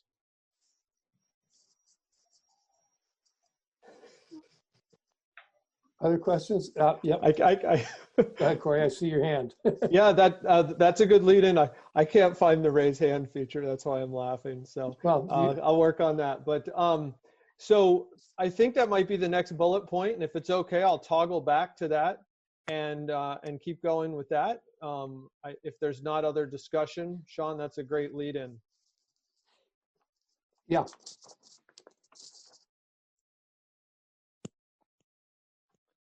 So, okay, actually, next bullet point I'll touch on quickly. That was consensus with the school board finalizing. These were the draft goals and objectives that we presented at the last meeting. And I'm going to see if I can toggle over to those now. Are you able to see those? Mm-hmm. Yeah, we're seeing them. Yes. So I'll just give everybody a minute to read through them. The fifth one, the last one, gets at this standard for, we're gonna continue to call it energy efficiency, but we know that we're broadening that up to a much broader discussion of sustainability and climate change, carbon footprint, and beyond. So design a building to meet or exceed an industry standard. So Stevens and Associates has prepared a recommendation, and I believe I have that recommendation available as well. Nope. I'll have to find that. Excuse me. There we go.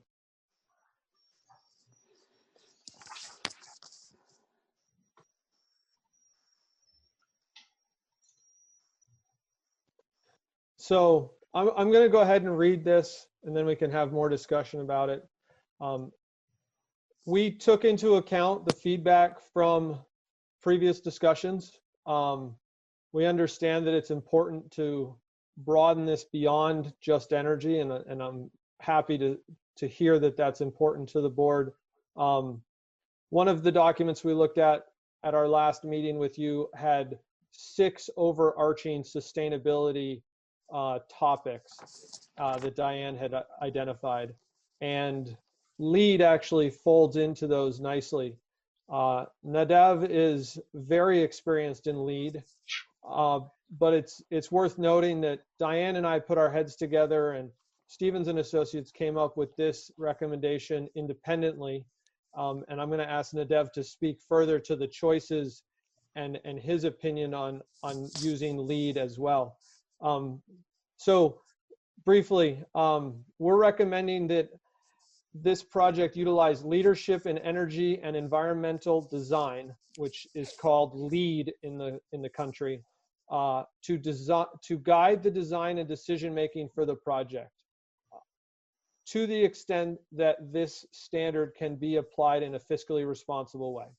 So we're trying to respond to both the sustainability goals for the project, but also the budget and making sure that we're fiscally responsible in those decisions. So we currently believe the project is going to be required to adhere to the Vermont Energy Stretch Code because it's going to be permitted under Act 250.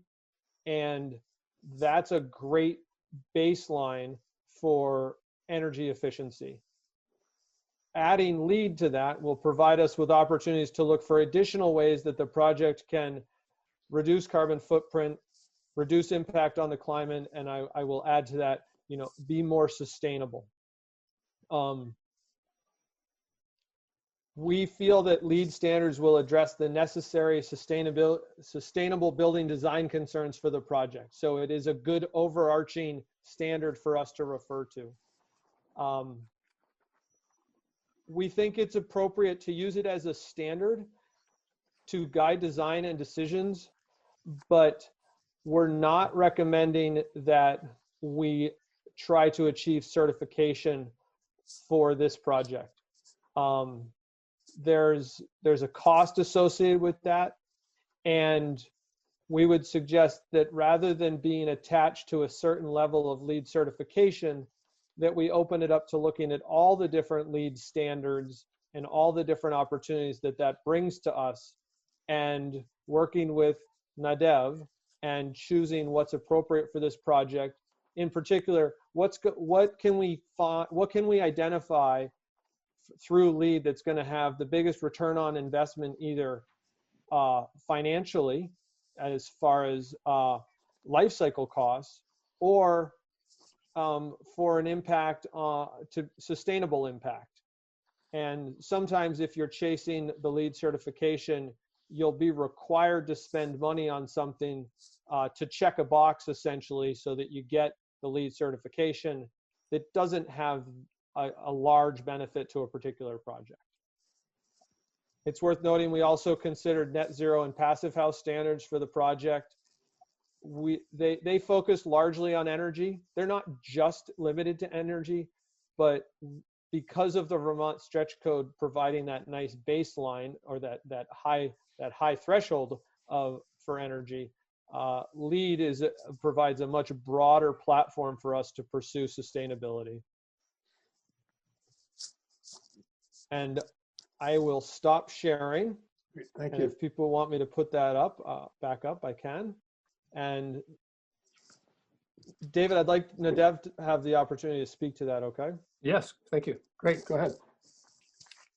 Well, I'm actually really curious to hear what board members are interested in hearing more about, because there's so many directions, so many aspects of this we could talk about. But I totally support what Corey just said. I think he described it beautifully. LEED, of the standards, I know in a previous meeting you reviewed or shared with you a document that went through a number of different building certification programs. And they all have their place, they all have their value, but some of them focus exclusively on energy. There's also some that focus exclusively on health and well-being, which is great. And then there's a few like LEED that really cover the broad range of all of these different things, and let you focus in on the aspects that are going to be most strategically valuable to the project in terms of making it the best possible project. And I think LEED does a decent job of that. And I also support Corey's assessment of you could choose to actually try to get the project LEED certified. It wouldn't be, it's not like it would be impossible to do that. I think it's very doable, but it will cost some extra money, take some extra time. And the question is that the best use of that money?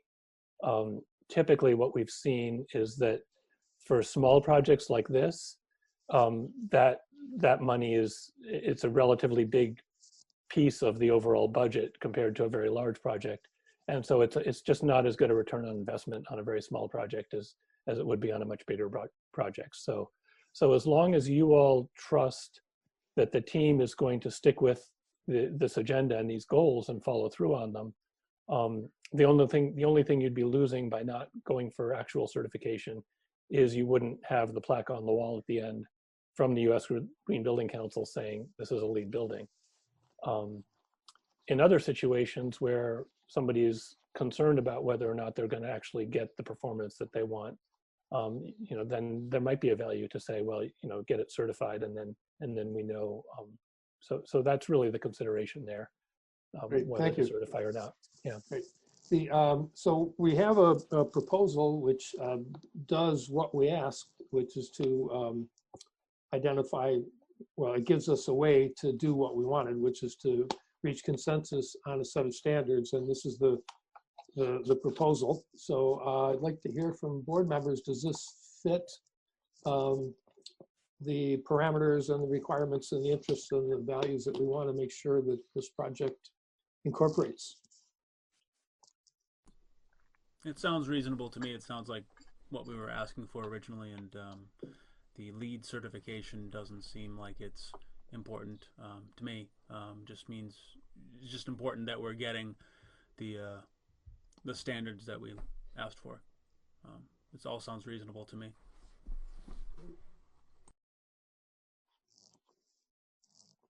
Other board members? Sean, go ahead. Go I ahead. have one comment. Yeah. It seemed to me that looking everything over, that the stretch guideline that Corey laid out in the previous meeting, and additionally what he said here, use the stretch guideline, but also delve into the LEED's playbook, and so not pursue the LEED certification. So that seems like a very prudent approach. I did have two specific questions. I don't know how much we should get down, but I was kind of wondering about the under slab insulation of R10, and then the windows. They didn't mention argon. They mentioned John, I want to ask you if you would please hold those sort of details for after we decide, see if we can come to consensus on this process. Yes, and there'll be plenty of opportunities along the way for you to use your expertise. Thank you. Other board members? I can see Liz and Michelle and Thomas, and all the rest of you are invisible to me. So just speak up if you have any comments. Otherwise, I'll ask for a motion to approve the recommendation. Emily has her hand raised. Great, go ahead, Emily. So my question is, so I know we were going through net zero and LEED and passive building, and I heard a little bit from, was it Nadev, I think, who said that, you know, this one was more all encompassing. So I guess, is it also the case that this one is more used than net zero and the passive building standards that we talked about last time? Is it like more common because it's more comprehensive, or harder, I guess, a harder standard to reach? That's kind of two questions. No, good question. So LEED is, of all the standards you looked at, the most widely used.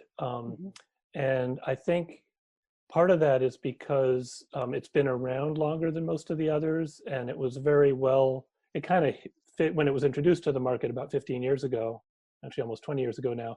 It met a need that was it just seemed to hit a sweet spot in terms of demand. And part of that was, with any standard like this, it's trying to find the bar that's better than standard practice, but not so far out there that it feels unreachable or like it's going to, you know, throw people's budgets out the window. And so LEED seems to have done a good job of that. It's gotten a lot of market uptake. And so, yes, it's some of the standards on that list are more rigorous than LEED. Some, I think, might be a little less or more narrowly focused. Does that answer your question? Yeah, so it's pretty common. That's a common one for folks to use, it sounds like. It's the most common of the ones that yeah, of all the ones that are basically out there in the US market. I mean, other than, of course, codes, right? Things like energy code is mandatory, so every project has to meet that.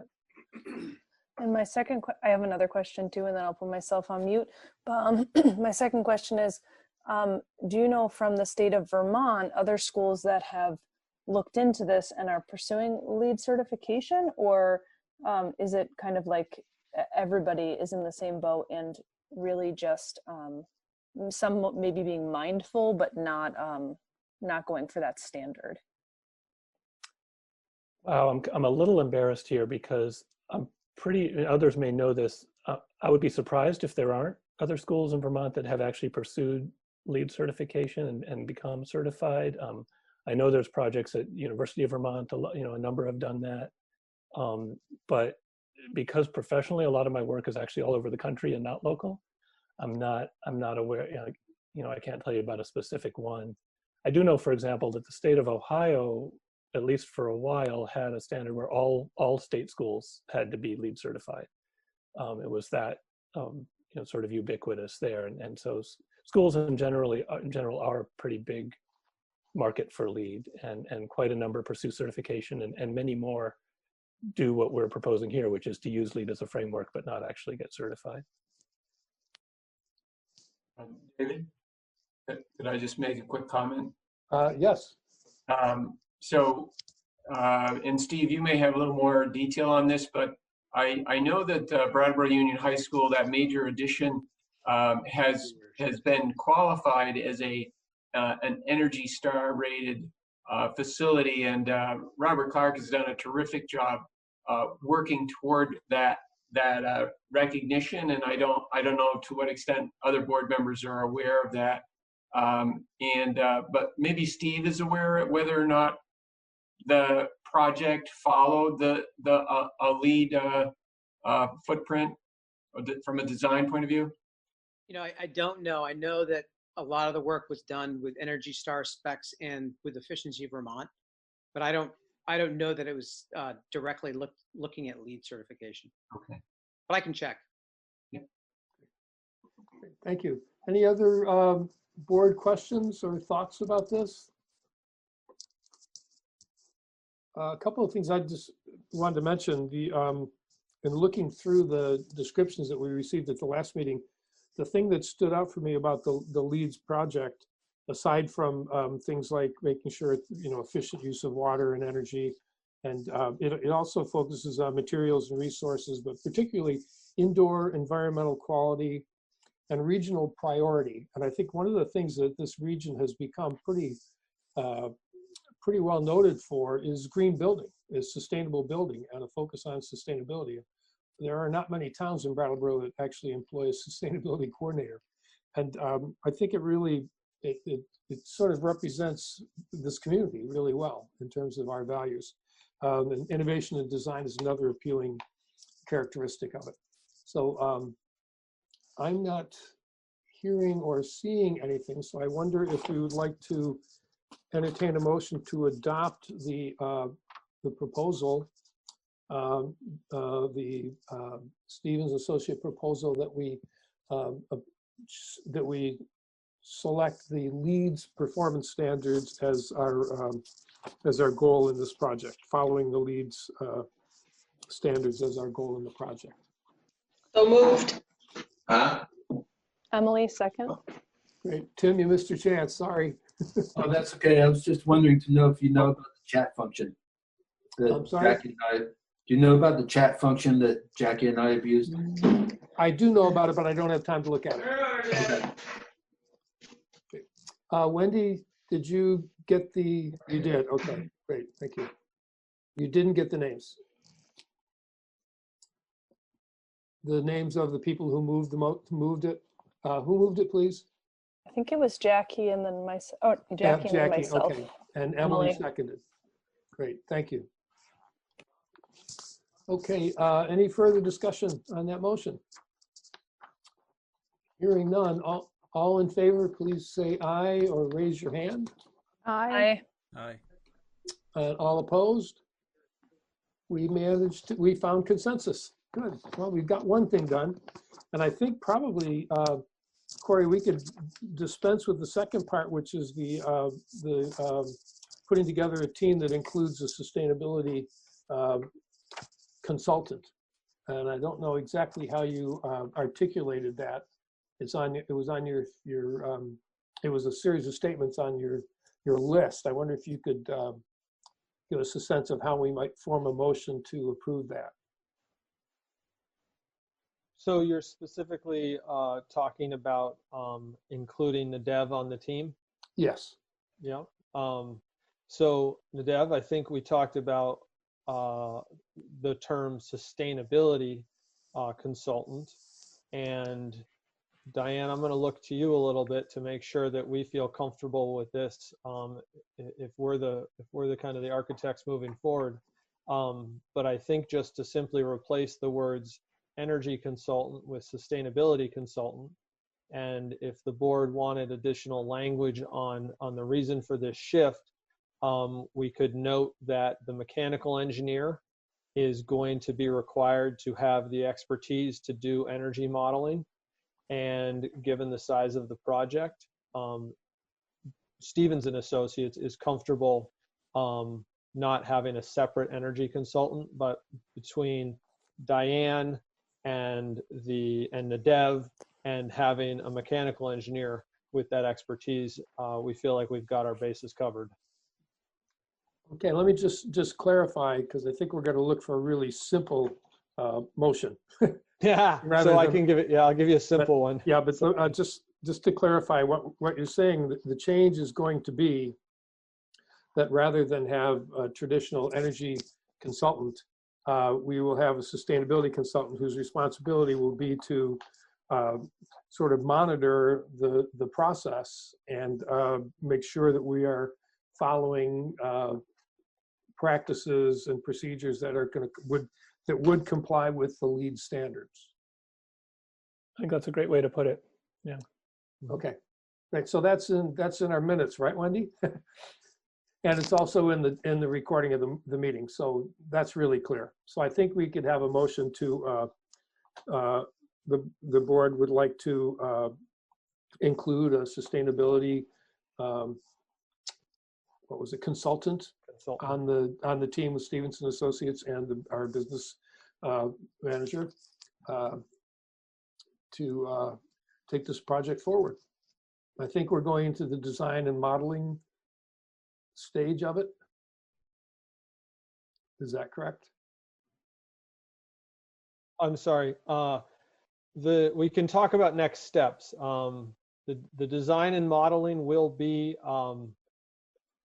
part of the final design. The third bullet point on that goal for this evening's agenda is the next steps, and that's kind of this piece of putting together information for the public. But I'll stop there and let you get through this motion. Okay, so do anybody want to have a go at making a brief motion out of what I just said? Nobody, huh? David, I would Yes. be glad to. I would Thank be you. glad to suggest that what we're looking for is authorization to engage Stevens and Associates and Nadev Building Green to move forward with the project as the project architect and sustainability coordinator. Okay, how much of that did you get, Wendy? Not enough. Not Okay. much. Okay. Maybe somebody could write it down and email it to me. Or how about putting it in the chat? Yeah, let's go in the Sure. chat window. Yep. Yeah, that'd be great. Thank you. Okay. I'll send it to chat right now. Great. Thank you, Frank.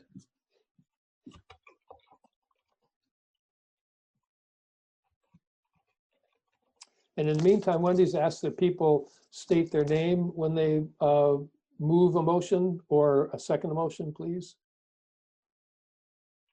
Thank you. Wendy, can you read that back to us? Not yet. Oh, you don't have it yet. Okay, I didn't see it yet either. Frank might be a fast typist, but that's Oh, really I thought he had it all on his screen. He was just going to cut and paste it. All right, we'll stop disturbing you, Frank. Let you do your work.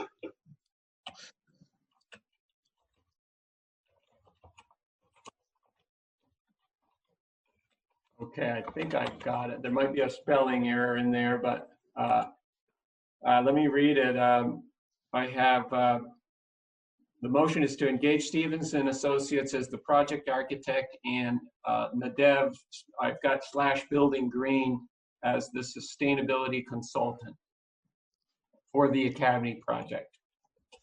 Great. Would someone like to move that for us? I know. Was that Liz? Yeah, Liz. Okay, Liz, thank you. And second? I'll second it. Thank you, Thomas. Thomas seconds. Any further discussion? All those in favor, please say aye or raise your hand. Aye. Thank you. Any opposed? Great, thank you. That has passed as well. So now on to the. So much. Yeah, and that is the business that we asked for, and I'm happy to say that you want to step. Not only did you prepare us really well for that, but want to step further with to outline the next step, which an initial viewing seems like a really good idea. So would you share that with us, please, Corey? Yeah, so this circles back towards working towards what will ultimately be a bond vote. And so what we've talked with Frank about and what's been successful in the past is that we will work on what we'll call kind of a public information packet. And so we will synthesize a lot of what's in the feasibility study, and we will prepare documents for the board. Ultimately, and Frank, correct me if I'm wrong, but ultimately the board holds the public hearing, the public information session that would be kind of preceding the bond vote. And of course, we'd be happy to be there if you ask us to be there and do the majority of the presentation. But the idea is that we provide public information so that we can bring the public into the loop, help the public understand what we have done to date and what the project is proposed to be moving forward. And so this is a kind of another opportunity to reiterate that we've done a feasibility study to prove out that there is a viable solution for this project. But there's a lot more work to do. So we're going to revisit a lot of design objectives as we move into the next phases of design. But this public information packet will provide the history of how we've gotten to where we are today.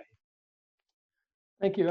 I would suggest that you do that, the packet in a series of steps, and with each step of the project, that you kind of put together a package of information to present to the board, and something in a form that we could put into a press release, or that could go into the paper or go as a letter to the editor about this project and why we're doing it, the way we are doing it, and why it's needed. Obviously, that's important. And another component I just thought of as I was looking at all of the parts of the LEED certification, is how much value there is in there for Career Center students in the building trades. And so I would like you to talk with Ann and Nancy. Ann Beekman's the board rep on the Career Center Council, and involve them in the process as well, and see if we can't build some curriculum around that process, and maybe some student involvement as well in every aspect of it, but particularly the standards part and the sustainable building parts of it. I know that's not in the work plan, but it just seems for a school district that's something that we should try to fit into the process. And Ann and Nancy, I don't know if you want to comment on that or have any thoughts. Go ahead, Dave. I was going to, Dave, I'd like Yes. to speak on that. I mean, that is something I think is a great idea. I've done it on schools that I've worked on in the past. We'd be more than happy to go in and make it be a learning experience for students, whether we go in and do a demonstration or sort of involve and have students engaged in the process. I think is very important. So I'm happy to do that. And I think it's a great idea. Great. Nancy? I think it would be a great collaboration for our students. Yeah. Thank you. Great. Ann, I think you probably have the same view. How could I not endorse? Great, thank you. Good, and I don't want to sound too pessimistic, but it's entirely possible we may be looking for some off-site learning opportunities for students next year, because we can't be on-site all the time. So we'll see where that goes. I'd be happy to collaborate with teachers and get involved in a class situation. It'd be great. I'd love it. Great, thank you. We've started a little bit of that with Dan Braden and the STEM program. So we can broaden that out to more elements of the Career Center if there are other populations we should be talking to. Great, thank you. Is there Frank, anything else we need to, anything else on your list that we should try to deal with tonight on this topic? No, I think those are the key things for this group to move forward and keep the board posted on progress. So I would say maybe if the board has a general timeline, I don't think you want to talk about it now, but as to when we might start a conversation with the public around a public hearing, that will be helpful, but obviously there's so much to sort through with this pandemic before we get to that. You know, we'll take that as we come, but that'll help us outline, you know, a timetable for deliverables back to the board. Great, great, thank you. Are there any other comments or thoughts from the board before I ask for public participation, if anyone wants to? Is there any of the public present? Feel free to unmute yourself and just start talking. I have to change screens to see everybody, and I can't do it quickly enough to see it in a timely manner. Okay, well, I don't see or hear anything, so I will move us on to our next topic, and we're going to leave the land of somewhat familiar and manageable processes and get into the land that we're in now, which is running a school district in a remote learning process. So I ask Lyle this is the administrative report on how that's going. And thank you, David. I just wanted to say, yes, on Corey, behalf of Stevens and Associates, thank you to the school board. We're looking forward to this. Thank you to Kelly and Frank, and we will be back in touch in the near future. Thank you. And I was remiss in not thanking you and Nana and Frank for that, for having such a coherent presentation that responded so perfectly to our concerns and questions. So thank you. Thank you all very much. Great. Pleasure. Bye-bye. Bye. Bye.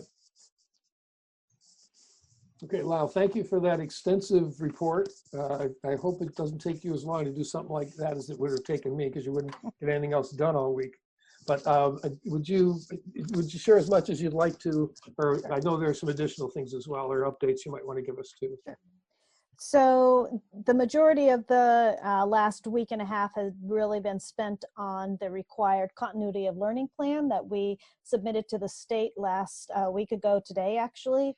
And in that plan, we had to really address everything you could probably think of, everything from how we're reaching out to students who don't have internet, how we're integrating students' IEP goals, how we are ensuring that we're still feeding students, how we're addressing mental health needs of families. So all of that is included in our plan. Administrators, Deb Cardane, Paul Smith, the academic coaches have all worked tirelessly on that plan for the last, as I said, last couple of weeks. Other things in the plan include how we're doing activities such as music lessons. So music teachers are still doing music lessons, and that's part of the plan. PE, art activities. So both what we're considering core subjects and activities that are a little more hands-on and active. So we submitted that. Actually, we were cited as having an excellent plan. We had nothing that we needed to update or go back and redo in our plan. So thank you again to everyone who took part in putting that together. In this plan, we've talked to, and I've outlined this in your information, we've talked about how counselors are working to ensure that any families that we've not heard from in a few days, counselors are specifically reaching out to find out if everything's okay. And if counselors can't get in touch with a family, we have each school putting together a protocol to determine whether or not we need to do some well child checks. Technology, of course, is a huge portion of this. Paul Smith and Gary Parzik have both been working on our technology needs, and we've designated someone at each site. We've put together a list of safe, and I use that term in quotes, safe websites. That's on the parent resource page on the WSCSU website, so that if parents are looking for some additional things for kids to do, that's there. We have actually, in my notes it says we're in process, but we have purchased Remind for all teachers. So that is a way that teachers can communicate with families and yet block their private numbers. So that's a way that teachers can also do some well child checks or remind families of upcoming class meetings, that type of thing. Food, we're up to about 1,200 students, and food's being prepared at BUHS, at Putney, and at Academy. It's delivered through vans or buses. John Sessions has done an amazing job ensuring that we have volunteers to help deliver the food or package the food. And we've used, we also have delivery points around the town. Many of the volunteers, it seems like John had said, we have up to 100 volunteers. We don't use them every day, of course, but many of those volunteers are para-educators. Let's see. Putting together contingency plans so that any administrator, myself, any teacher gets ill and cannot continue with their job for a while, who's going to step in and make sure that our students are continuing to be educated. I think one of the major things that we should just let you know is that we are very concerned about burnout, both for our families, because this is a very different way of educating, and for our teachers. So we've determined that starting after April break, which is next week, new learning only will happen on Mondays through Thursdays. Fridays will be a day for students to catch up or take a break from online work, go do outside things. It's starting to be nice out. Outside projects, family time, and teachers will be able to use that day for planning, collaborating with colleagues, doing some professional development type things. Attendance, we're just starting with attendance to make sure that we are in touch and with families and students.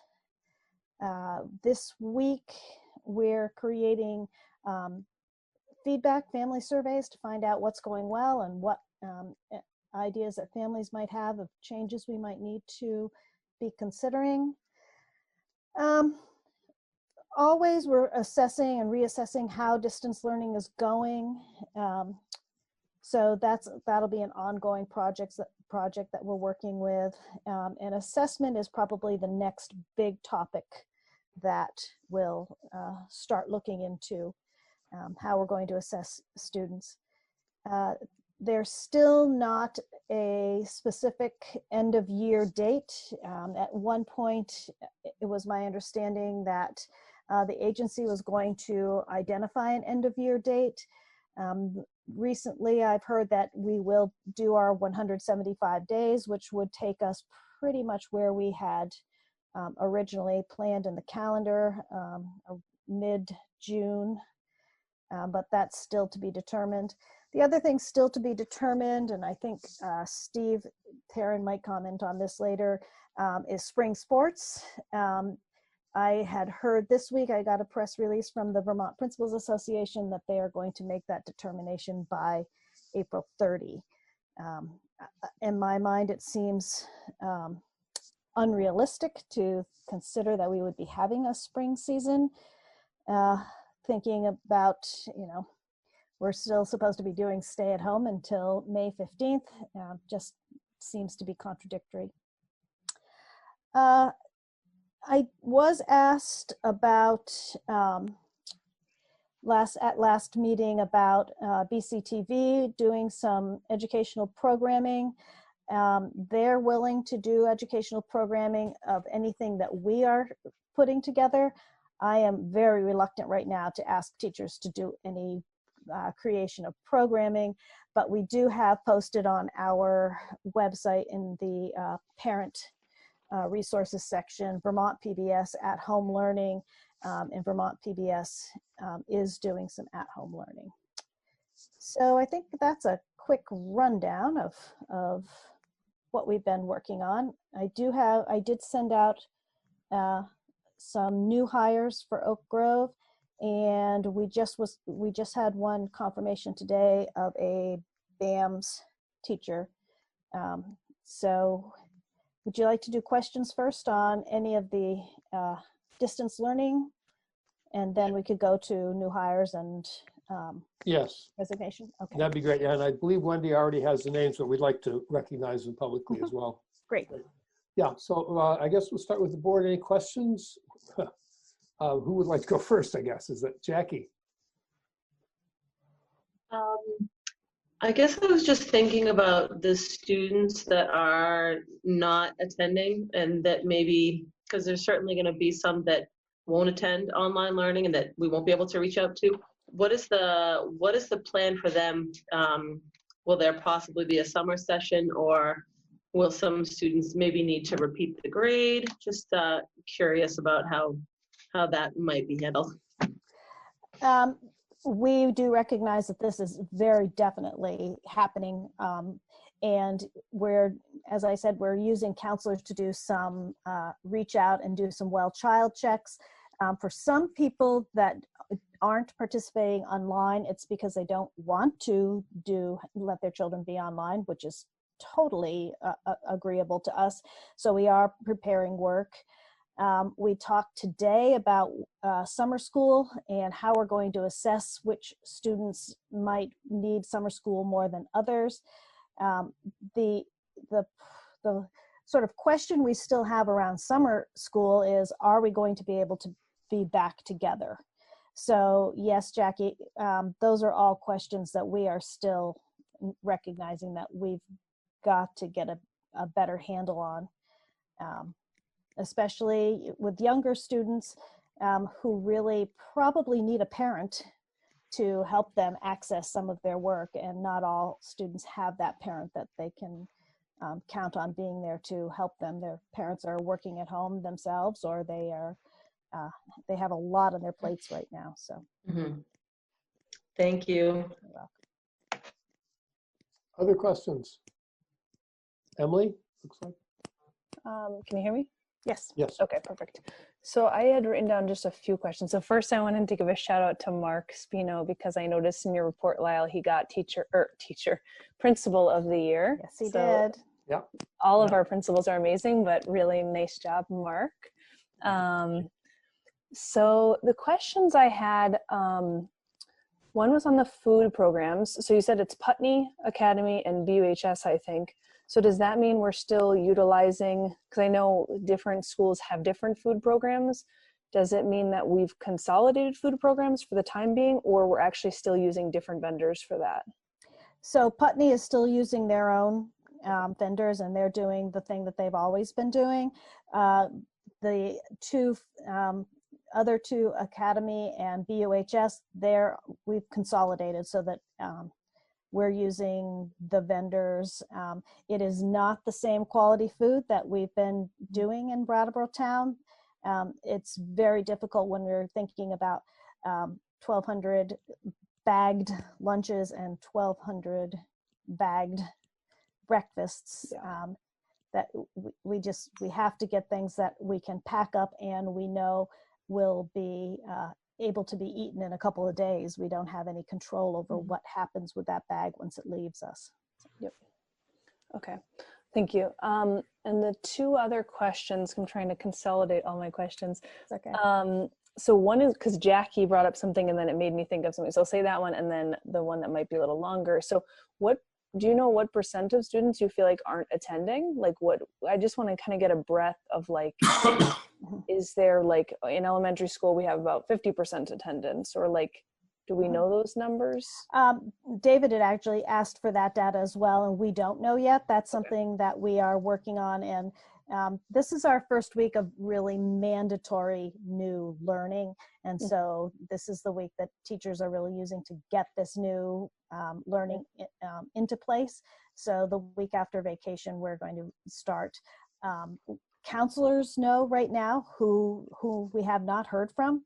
So we have some preliminary numbers, but I don't want to, I'm not secure in those numbers yet, right, to share. Okay, perfect. And the last question, just to ground it, and maybe this is it could be you answering, or maybe it's a principal, I don't know who's most appropriate, but I guess like there's so much going on that I'm having a hard time conceptualizing, like, what does that really look like for, let's say, a third grader? Like, are they just on the computer for 6 hours, like bouncing from music to other things, or like, so I guess I assumed no, because you guys are thinking holistically. Everybody's shaking their head no. Okay. So the question is like, what could somebody just give me an example of like what a day would look like maybe in elementary? Because high school, I could kind of conceptualize it a little more, because it seems like college learning when you're online. Right. Part of the plan, and then I'll turn it over to a couple principals. Part of the plan, we did include some research that I think Deb Cardane may have done for us about how much time we would expect it would be okay for kindergarten through second grade to be online, and how actually it may have been an elementary and high school, because we do not want our kids online for 6 hours. Yeah. So is there a principal that would like to speak to that? Just unmute yourself and jump on in. Herb, looks like Herb. Hi, everybody. So one of the foundational tenets of this new landscape, this online learning landscape, really is that the number one mistake you can make is to try to replicate the school day, either in depth or breadth. And so we've avoided that at all costs. There are so many factors, as Emily just stated, that are at play here, that it's not even chess. It's like a chessboard where everything is moving around, controlled by a magnet that you can't see. So for things, for example, the capacity of families to engage with us, particularly the younger kids, K2, K3, they almost always need a parent to be helping them with anything that's coming across on a Chromebook or so forth and so forth. And also for those kids that are working in a combination, sort of a hybrid environment with Chromebooks and then some packets or other work that teachers might send home, they're also going to need support. So there are morning meetings, there are required sessions for kids a little bit more heavily as you go up through the grades, fairly light in the younger grades. What really has to happen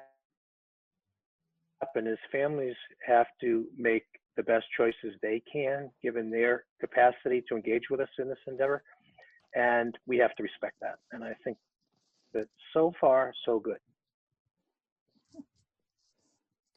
Is there another principal that wants to speak about, or Deb or Paul, about what a typical day might be for our younger students? Deb? Sure. Our younger students are doing a mixture of face-to-face contact with their families, and then also, or with their teachers, and then also some meetings where teachers are sending songs on, through a video. Remind app is a really amazing tool because they can just send a video out and all the kids get this greeting from their teacher every morning.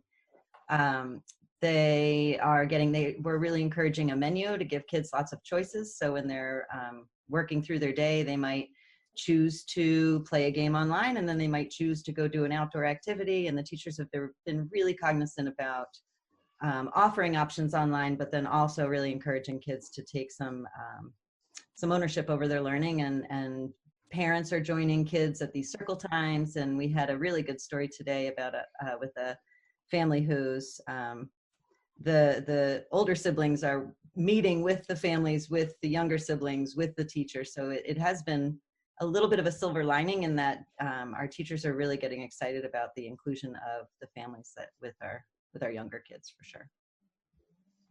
Thanks, Deb. I think Kelly Young may have had a question.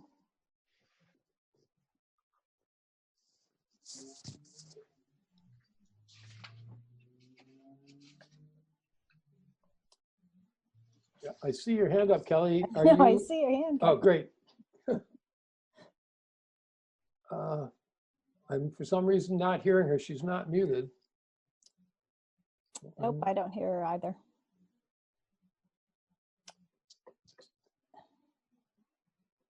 Can you hear me? Yep, now we can. Yes, Thank you. good. So my question goes to goes to a little bit further in the future, and hopefully this will not be an issue, but just to be prepared.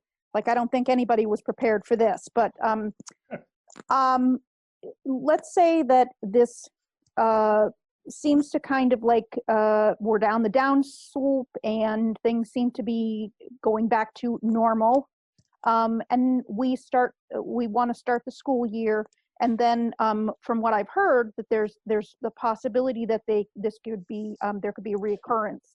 I'm interested in how you are preparing and/or preparing the new incoming superintendent or for in the fall, if we have a reoccurrence, it's going to be on him to be playing your role. So I'm interested in what your thoughts on that are, if any preparations are being made, that sort of thing. Thank you. Yes. So the first preparation that we're making is thinking about, as Jackie had just asked, about summer, and are we going to be able to hold any summer classes, how we would identify that. We are also looking ahead right now to reentry and what reentry will look like, what types of assessment we have to do, and to find out where kids are. We are not planning at this time to retain anyone. If there was any question about retention, that those conversations would have started with families before we ended. I think Andy Skarzinski's here, but he and I have a Google Doc with questions and answers for each other, information for each other, and we have a time set up to talk, and Andy will be starting to join some of the leadership meetings that we have, so that he'll be a part of any conversations as much as he's able to. Of course, he has a full-time job right now. So I've been trying to make sure that I'm respectful of his time in his current position, but absolutely he will be a part of the sort of reentry plan. And part of that reentry plan will have to be, as you said, Kelly, will have to be, do we need to be making plans if we have to go out again for any length of time?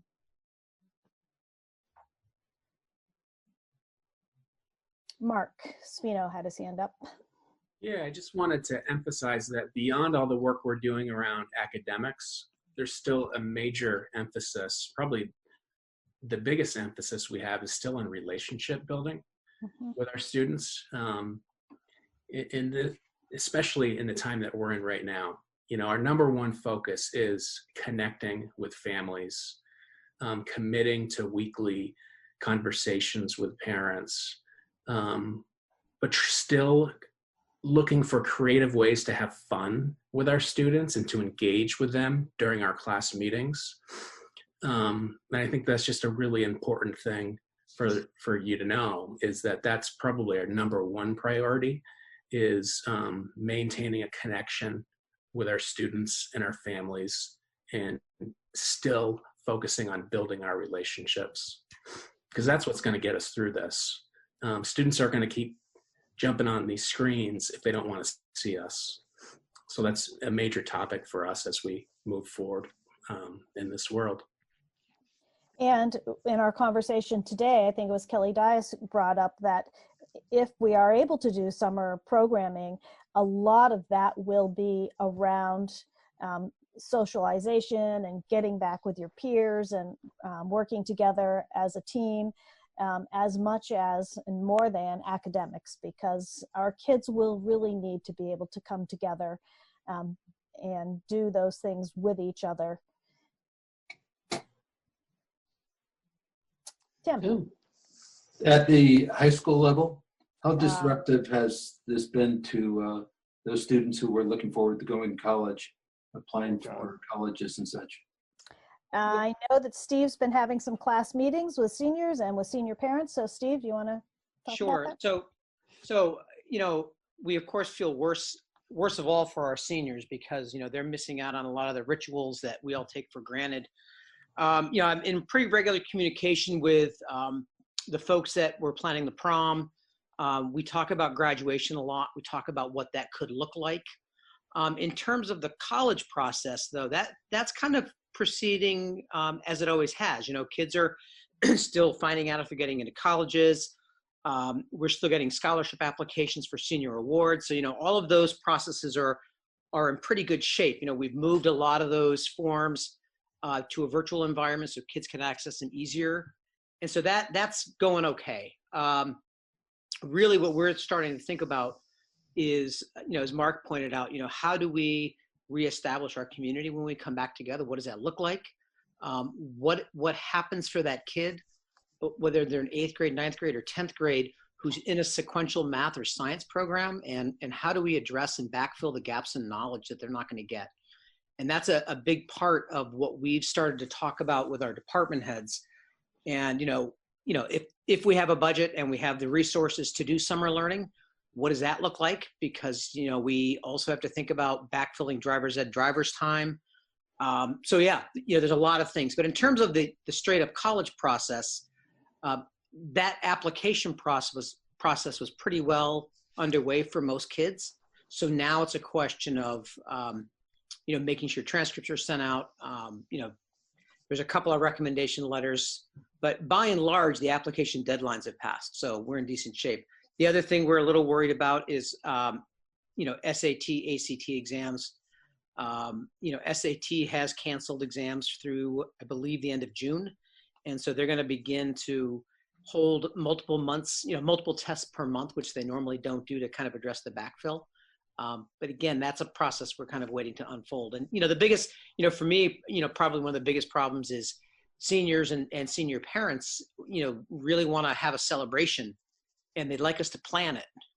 But we can't plan it until we know when we can reassemble. And so and every time I mention that, people get it and they understand, but that's a big frustration. So, a group of seniors have asked me if they could start doing some contingency planning about what graduation might look like, and so we're starting that process now. And we know that all colleges have to expect that their incoming freshman class is probably in the same boat as ours. The majority of the schools in the country are closed. Other questions? Does anyone from the public? We have 25 or 30, more than 30 people, I think, from the public involved in this meeting, which is kind of more than we get on a regular Wednesday when we meet in person. So it's kind of, I imagine you must have something on your mind, and I would bet a lot of it, some of it has to do with the remote learning. So again, if there are any questions from the public, please, I'm not sure I can see your hand, but you can unmute and ask your question. Well, this is Maureen Ward from Central School. Hi, Maureen. But I'm also a parent of a senior in the high school, and I'm just glad to hear that there is some kind of discussion going on about maybe pulling something together for a closing celebration when we know that we might be able to be together again as a group. I just think that that's an important closure for the seniors. So thank you for putting that on the table and having that be something that is getting looked into. I appreciate it. Other comments? Lyle, anything else, Lyle, you want to? Tim does. Go ahead, Tim. I thought that Ed Week article you sent was pretty interesting, David. It noted, for example, that 77% of students who are doing online learning feel that it's just not as good as face-to-face. But of course, it's way too early to look at what the learning outcomes are. But maybe this is premature, but I think it speaks to the need for the idea that you proposed for fiber optic connections. And at some point, I think that maybe the school board could make what's a legal term, amicus curiae, a suggestion to the select board that we, as a town, move forward with fiber optics. And I'm still curious to know what percentage of our families are not connected. The article mentioned the lower the income, not surprisingly, the less connected they are. The good news is that the teachers in poor districts are using multiple means of teaching. But do you have any idea, Lyle, how many, what the percentage of non-connected families are? I do not yet. That's part of the data that we're collecting. I don't have I think the highest number of families was, we had heard about was 9 families in Putney, but we also have families that have been unresponsive to all of our attempts to try to find out if they need help with getting connected. So it's still sort of a moving target for us. It looks like Paul has his hand raised, and Paul's overseeing the whole tech project, so maybe he has some more information on that. I was going to say the same thing. It is a moving target. For instance, there are families that are taking advantage of the free internet offers that different companies are putting out there, but installation times are such that it'll be a bit before some of those installations happen.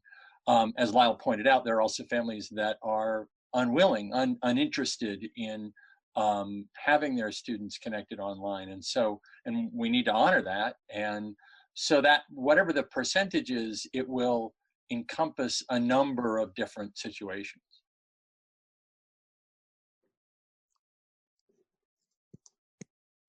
Thank you. So the only other, Deb Cardane has her hand up as well. I just want to say one of the things we're really focusing on is thinking differently about how we're differentiating our instruction, and that level of differentiation is really around how are we reaching our kids. So if there are families that either are choosing not to have internet or are unable to access, we're making it our business to explore what are the other options. Is it a pack at home on the bus with the food delivery? Is it phone calls? So we're definitely trying to think very outside the box as far as gaining that access with families. The other thing we had tonight, David, was a couple of hires of replacements for teachers that have retired. So at Oak Grove, Mary is here. Mary, you want to just read your 3 people, and then the board could accept or not?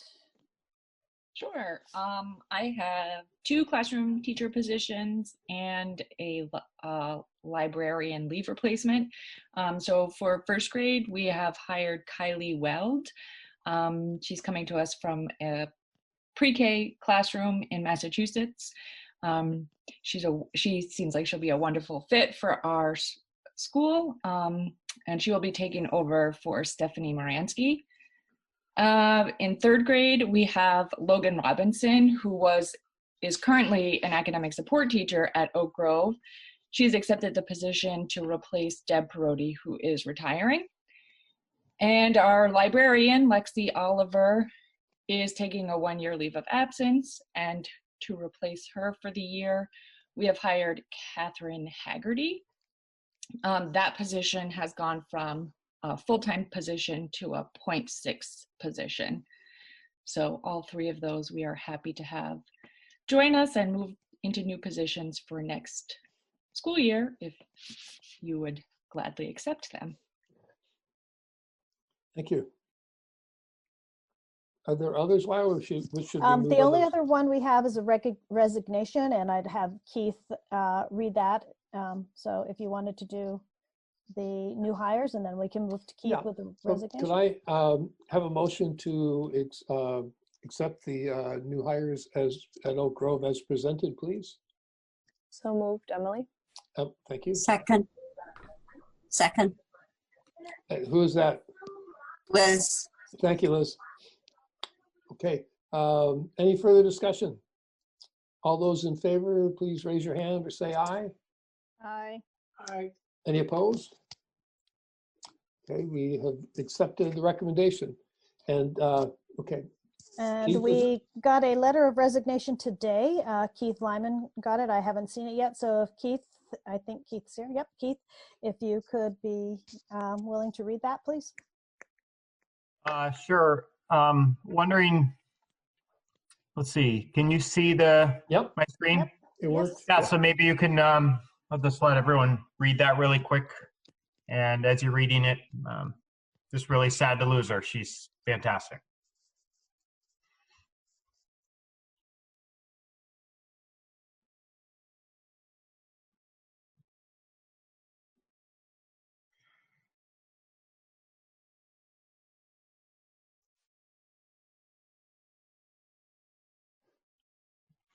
Thank you. So, she's moving down to take a job in Springfield, Mass, Forest Park Middle School. So she'll get a new experience down there, and we're very sad to see her go.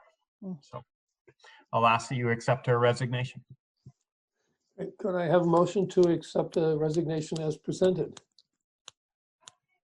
So moved. Thank you, Thomas. Second? Second, with regret, Jackie. Thank you, Jackie. It's moved and seconded to accept the resignation with regrets as presented. All in favor, please say aye or raise your hand. Aye. Aye. Any opposed? Hearing none, we have passed the motion. Thank you. Okay, I think that's it for me tonight. Great, thank you, Lyle. You're welcome. Again, having that long report was really helpful. I think it saved us a lot of questions, probably. It's just good to be able to take it in bit by bit, sort of slowly. Okay, the next topic is financial stability. This, this is something that we've never faced before, and that's the seeming likelihood of revenue shortfalls and the inability of the people to pay their taxes. And since it's all unknown and all moving parts, I think there's very little certainty we can get from conversation about this, but there are some numbers that Frank shared with us and some numbers that we got from a webinar from the state that can kind of give us a picture of what's going on. So I wonder, Frank, if you would maybe tell us, or Lyle too, a little bit about the webinar and the current state, and then we'll have a look at the numbers that you sent us, and you can kind of take us through those sheets. So the webinar was a week ago tomorrow, and the forecast, of course, looking for this quarter and possibly into the summer was quite grim. A lot of it due to the fact that because the state is pretty much closed, we are not taking in revenue from rooms and meals tax, from the lottery. There is, of course, the assumption that people that have lost jobs are going to have a hard time paying their property tax right now. So it was not an encouraging webinar at all. Frank has put together numbers of where we are now and what that might look like moving forward. So I'll stop talking and turn it over to Frank. Okay, so a couple of kind of the big picture points, and then maybe I'll flip to fiscal year end forecast for this year. So I'll share a couple of documents with you. First is the big picture in terms of what's being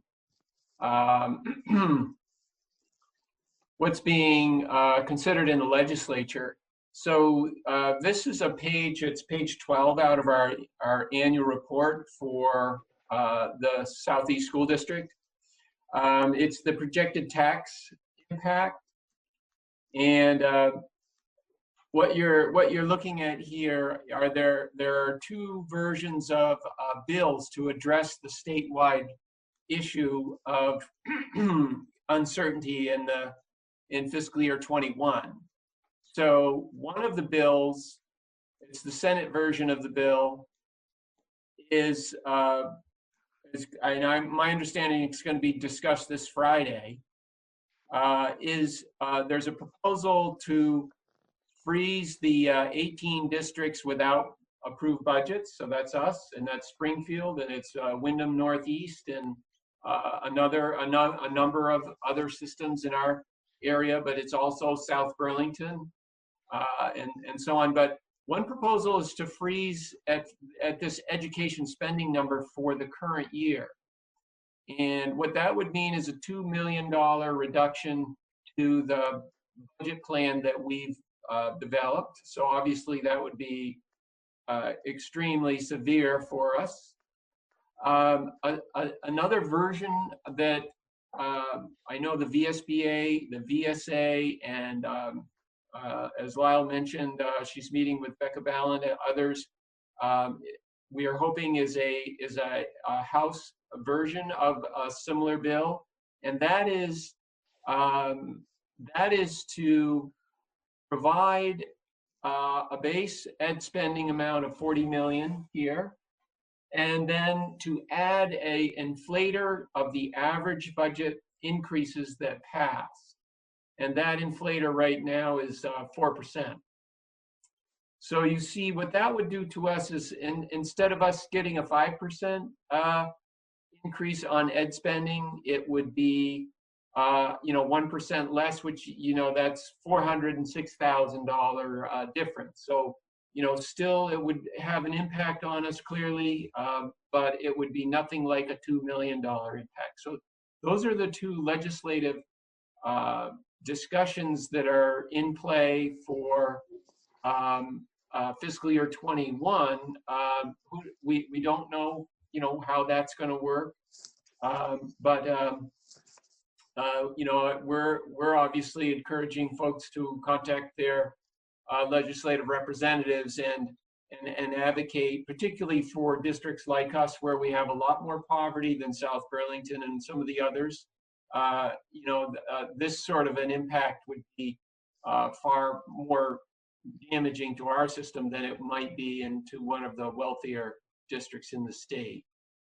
So that's the big picture for next year. Totally unknown as to what that outcome is going to be. When we dial it down to our circumstances, I want to flip to this document. Did you guys see the flip to this other document? I just flipped my screen. Are you looking at the forecast? Okay, so I've got to share that one as well. So let me do that. So I wanted to move to the document that I had sent to you through David. It's a forecast of our fiscal year to date, and so I just started with talking about the state of the state from next year's point of view. This is a look at how we might end up this year. And that obviously tells us a little bit about our financial stability, to start the new year. So the document I'd sent, there were two documents. This one that I'm sharing with you is the one that shows our current budget that we were actually just looking at in a very summary level. Okay, current budget 49 million in revenues, and we had a approved budget of 50 million. You can see that we proposed a budget that used $1 million of fund balance. That was the plan. That's what's been published in our annual report. Here's a preliminary forecast. When we look at the revenues, I'll go over a couple of the major deviations from the plan, but I'm at this point estimating 48 million in revenues, 49 million in expenditures, and not utilizing as much as the fund balance as we had originally proposed. So under the current forecast, based on my work with principals, with Lyle, with the state, I see this fiscal year end ending up slightly favorable. 167,000 as a percentage of 50 million is 0.3%. Not a substantial difference. But the good news is, I do not see a deficit in the school district, the Wyndham Southeast School District. The variations from the budget on the revenue side, You see I've got approximately 900,000 receiving less than the plan. It's really primarily the transition of us being separate districts when we planned this budget, FY20, that was passed, remember, just 4 days before the year started because of so many interruptions in the governance conversation across the state. When we administered the current budget, things like Guilford being a separate entity and paying the high school were eliminated. And so that's why that's not going to occur. This 600,000 in state revenues is a similar sort of a scenario where the state redirected transportation aid to the supervisory union and not to the SD. That's across the state, so not unique to us. We also had fewer vocational students that will drop the vocational aid that comes to us. These revenue shortfalls are more than offset right here under the tuition and assessments costs. So it's somewhat of a wash. And then because we're not in school here on the fourth quarter, as Lyle said, we are still making quite a commitment to education every day, every week. So there are expenses. You will see more expenses go through the warrants for the variety of things that are being delivered to students and families. But I don't see us spending all of those resources. So that's going to create a little bit of a surplus in those discretionary accounts. The salary and benefits are, this 1% variance at this point, which is just a kind of it could be plus or minus in any given year, given turnover and or people making plan changes for health insurance and those sort of things. So these are kind of a typical variance. And as you know, the governor has directed school districts to continue to pay staff through the end of the school year. So we would not expect to be a whole lot different in our biggest chunk of our budget. So overall, I think this is a fairly cautious estimate. I don't think it will be much worse than this. I think it could be better than this. It depends on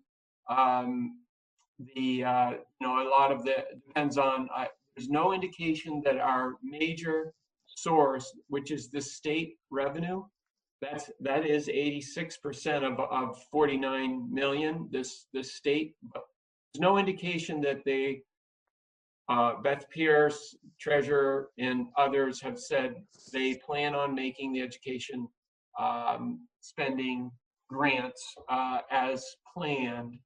And then the towns, the extent to which they have a portion of this 42 million. Remember, they collect on behalf of the state, and then they send the school district the money that is associated with the school property tax. If a town is not able to collect that last fourth quarter, Mark Peralt in the webinar last week and others in the state government have reiterated at this point, there seems to be no change in the current statute, which says a town will have to borrow in order to pay the school. The statute it's Title 16, it's Section 427 that basically says the town treasurer must remit the school property tax to the education fund and to the school district 20 days after taxes are due. It's not when they're paid, it's 20 days after they're due. So I've seen this interruptions from year to year over a long period of time where towns have had to go and borrow funds in order to pay the districts. And I believe this is where the legislature at the state level and at the federal level know that across the country, towns are going to have trouble with their revenues, and I believe there are strategies coming together to help address that. And where we started the conversation is the biggest strategy, which is the legislature considering passing budgets for the 18 districts under these emergency circumstances. So that's all to be determined. So I think the takeaway from this outlook is that we're not bringing in a deficit into fiscal year 21. I think we'll close out, with stable financial condition. We have about $5 million in cash right now. So we're okay through the end of this year, but we know we're all working administratively in preparing for these contingencies that we know are going to be very challenging.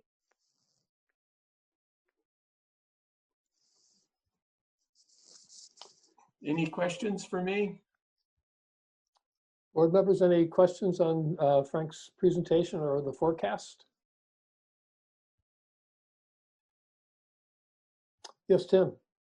I heard the webinar too, Frank, and yeah, this year we're going to get through this year, but next year, my takeaway was that things look very, very bad. What? I would agree with that, and that's where when you hear from the legislature when they're considering freezing our budgets to the FY20 education spending level, that's a reflection of how concerned they are. That our spending plan was up 1.8% or 900,000.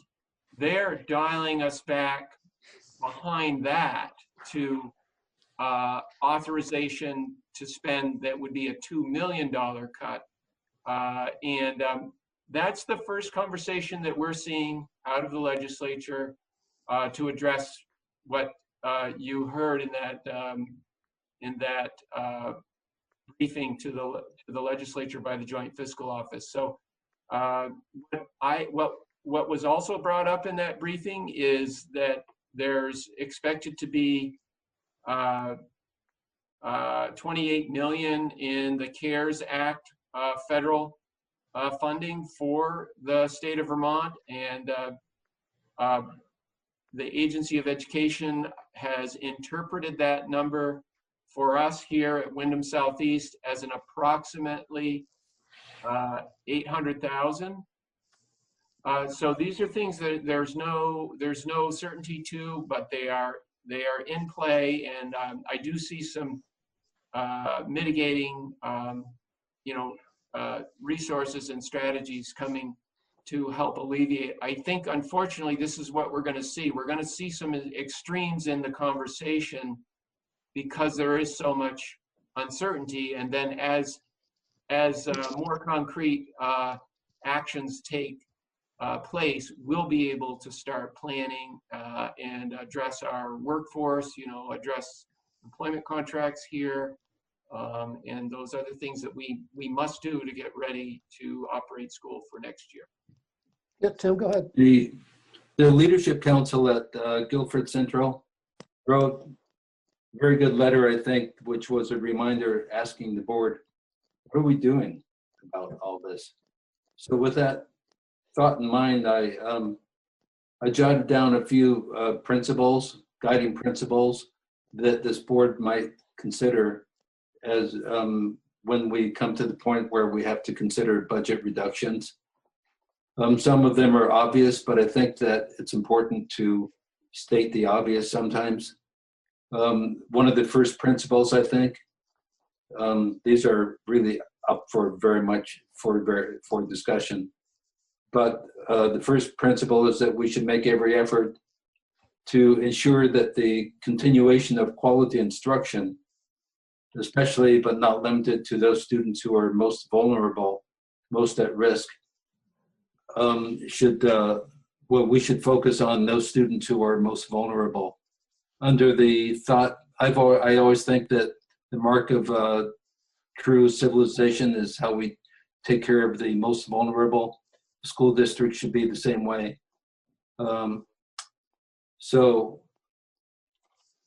With that thought in mind, the discussion should focus not only on the number of students impacted, but the category of student who would be impacted. There are some students, as we know, who succeed no matter what, and then there are other students who need help. Another principle would be certainly before cuts are made, we should look at long-lasting impacts.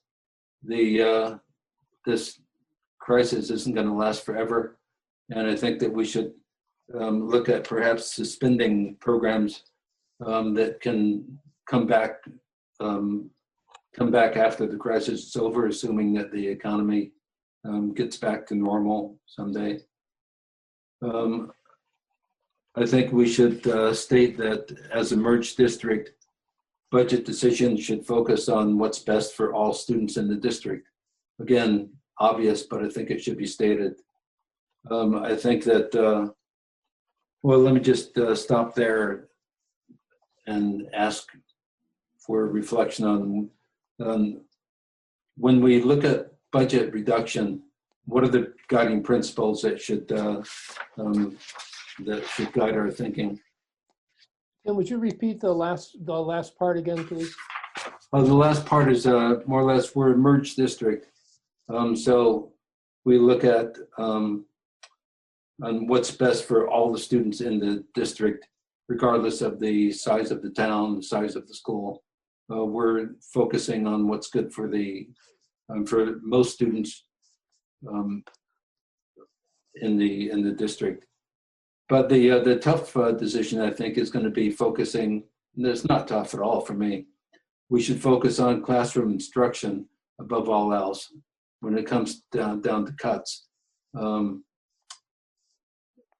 We have to determine what's least harmful to instruction in the classroom. So to make there's one more principle, I think. In my mind, primary grades are critical to the foundation of education. So in looking at reductions, I think that K3, for example, is much more critical to sustain that than higher grades. I know these are controversial, but somebody has to say it. Thank you, Tim. Other thoughts from the board about what principles should guide our consideration if and when we have to reduce programs or staff? Yep, Sean? Yeah, I would just like to ask Frank, I have called my representative and also one senator, and I think Frank alluded to the fact that there possibly are two bills in the legislature right now. One would be a little less favorable than the other, and if you could give us guidance, it was recommended to me by Sarah Coffey that it really means a lot when school directors actually reach out to their legislators and all the legislators. And if we had a specific guide from you, Frank, on those two bills that you mentioned before. Sure. And Lyle, do we know if the VSBA has distributed that document that was in development? I think it spoke to the two bills and it advocated for the one where we get the inflator on the current year ed spending. That's the one that's clearly to our benefit and would prevent us from being put way behind the rest of the state if we do have to go through an extended period of cuts. I don't know if Sue Siglowski was going to put that together today. I have not seen anything from her, although I would probably get it from Jeff Francis, not from Sue. But that I thought was going to happen after our session today. Yeah. They probably have numbers for those bills, but the legislators, at least the 3 Brattleboro legislators, had a Zoom conference on Saturday, and they were talking about those things. That they know exactly what they're brainstorming a range of ideas having to do with all the things that were raised at the webinar. So I think anybody that wants to contact their legislator and say that would be most helpful, or at least damaging, to give us a more than just last year's budget, or just mention that if you only give us allow us to spend last year's amount, we'll have to cut $2 million worth of programs and staff. It doesn't have to be really specific or really detailed or impressive. It just has to make the point that this is going to really hurt, and that's the voice that they need. That's what they need to hear. So I second what you're saying, Sean. I encourage people to take a minute to email or call our representatives. They're home. They're easy to find now. So other comments, Emily? yeah. So I guess in the past, there has been times when we've reached out as a board. So I guess I wonder, is this a situation where it makes sense to draft something and have it come from the entire school board? Or is it more powerful for us to individually reach out? I don't know if there's any legislator in the room or someone with that experience that could say. I think that hearing individually from people that they know is very impactful. And sometimes for committees where we don't have representatives, a letter from the board is also helpful. But I think the individual contact with the grassroots contact is really valuable. I'm happy to have a resolution, to pass a resolution and send it up tomorrow, or tonight for that matter. But I think both would be the way to go. Sean, something else? Yeah, what Sarah Coffey said was that either a letter or individual contact would be very valuable. And actually, she went ahead and sort of tentatively set up the idea that I could testify on Friday in front of the House Ed Subcommittee. But I probably need permission from the board in order to do that.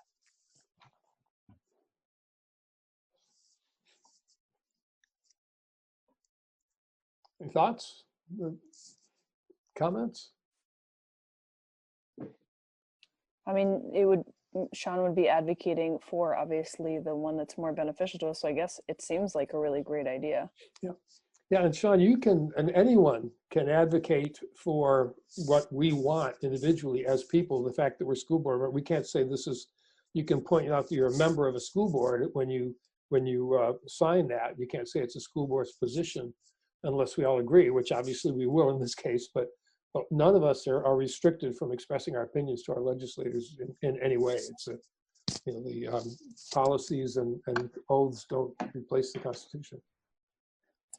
Yeah, Jackie. So then do we need a motion to agree to allow Sean to speak on our behalf? Is that possible? Sure.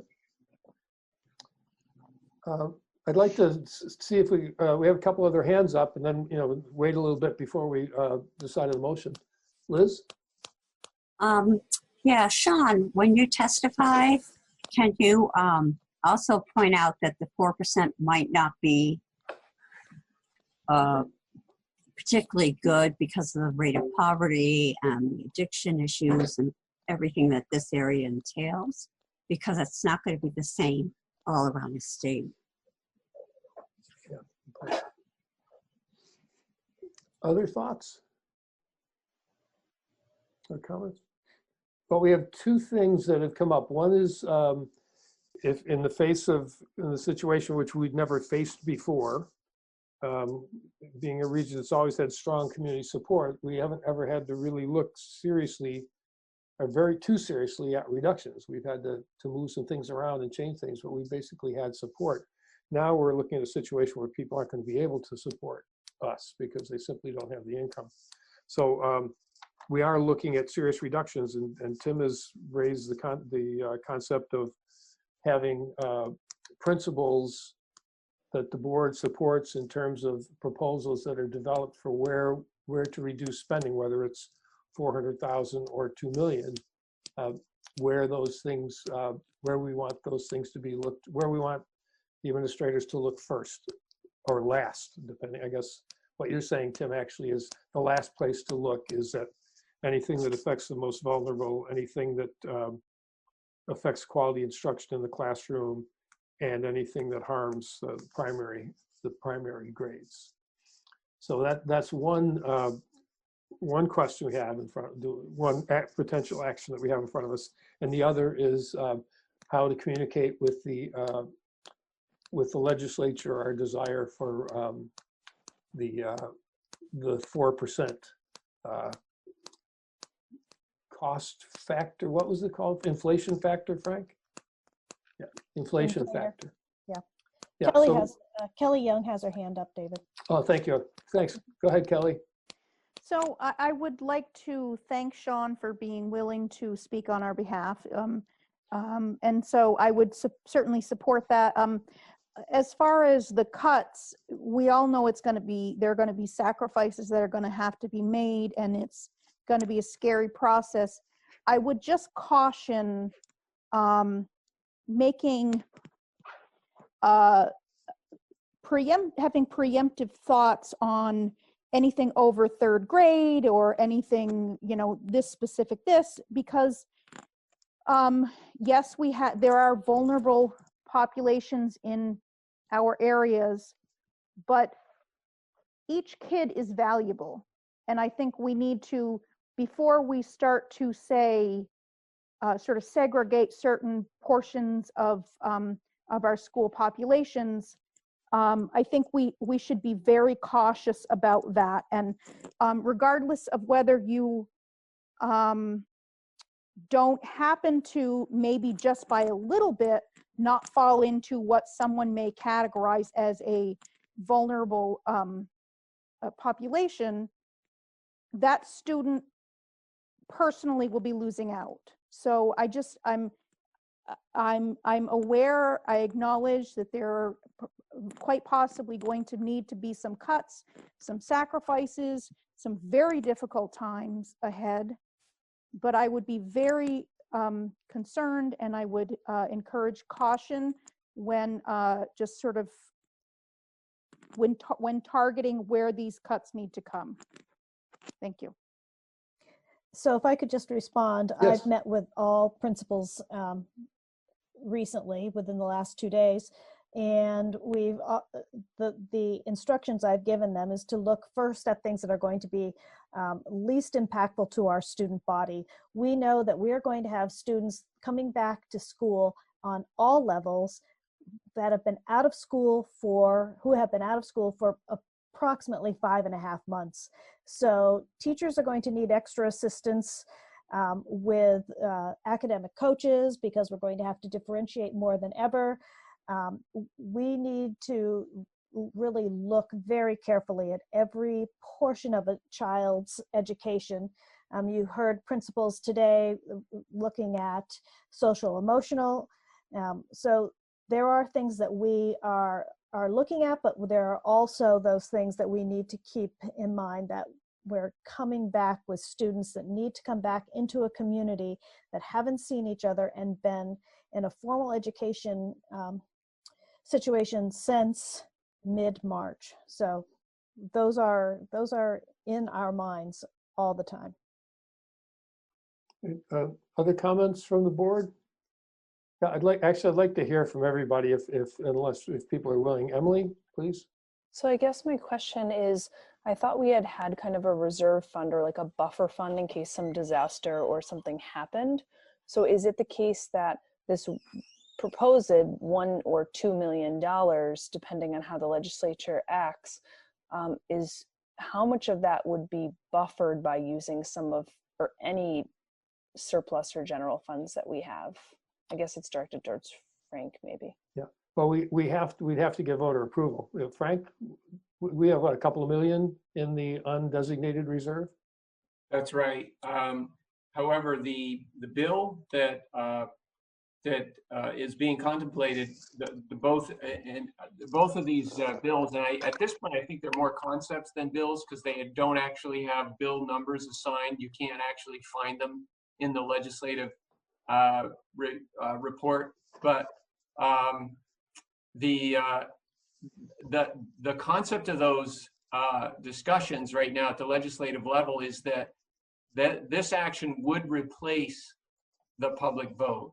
It would put in place an FY21 budget, and there would be no public vote unless a board wanted to go for a higher rate. And then back to your question, Emily. Yes, so we do have a reserve. It is approximately 2 million, and I'm sure we would want to be looking at how we might manage the pain over an extended period of time. Most folks are thinking this is probably going to take at least through fiscal year 23 to work its way out, assuming we do come back to some kind of no longer stay-at-home orders and so on in early June or mid-May. So, that's the case for not wanting to use all of the reserves, obviously, in the first year. Thank you. Yes, Liz?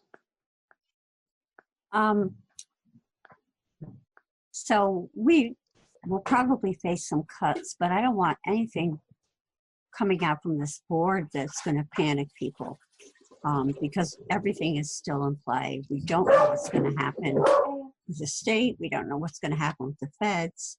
And I don't see any point in panicking teachers or staff at this point. I mean, if it comes to that, we need to establish some principles.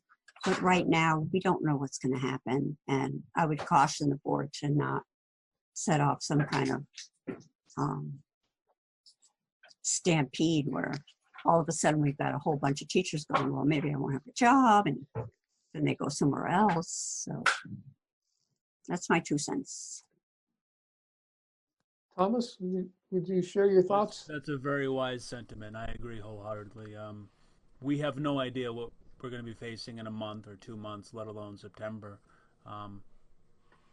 I don't think this is the time to even talk about that. Everyone knows that we're going to have some problems. That's not in doubt.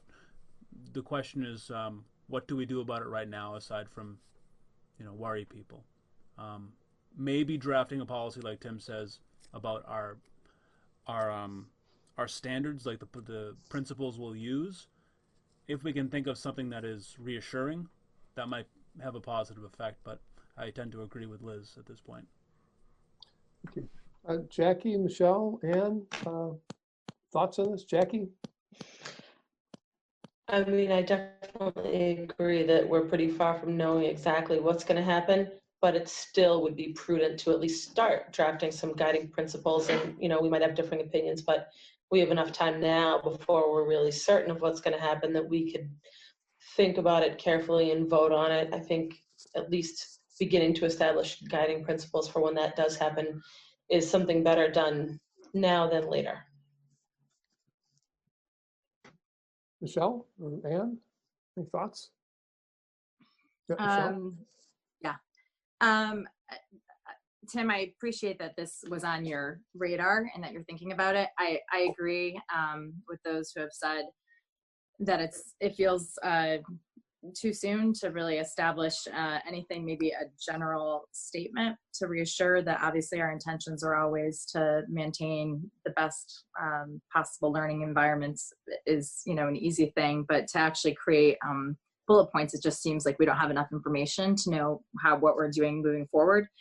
I do sort of have a question. As far as, it's hard to even begin to think about cuts. I guess it was because that webinar, there was so much focus on well, I should say at least he mentioned it a few times, union contracts. And I'm wondering if ours has been finalized. The last thing I want to think about is cuts for teachers, but if it's still open, I was wondering, do we know, was there a growth this year? Was there an additional expense this year?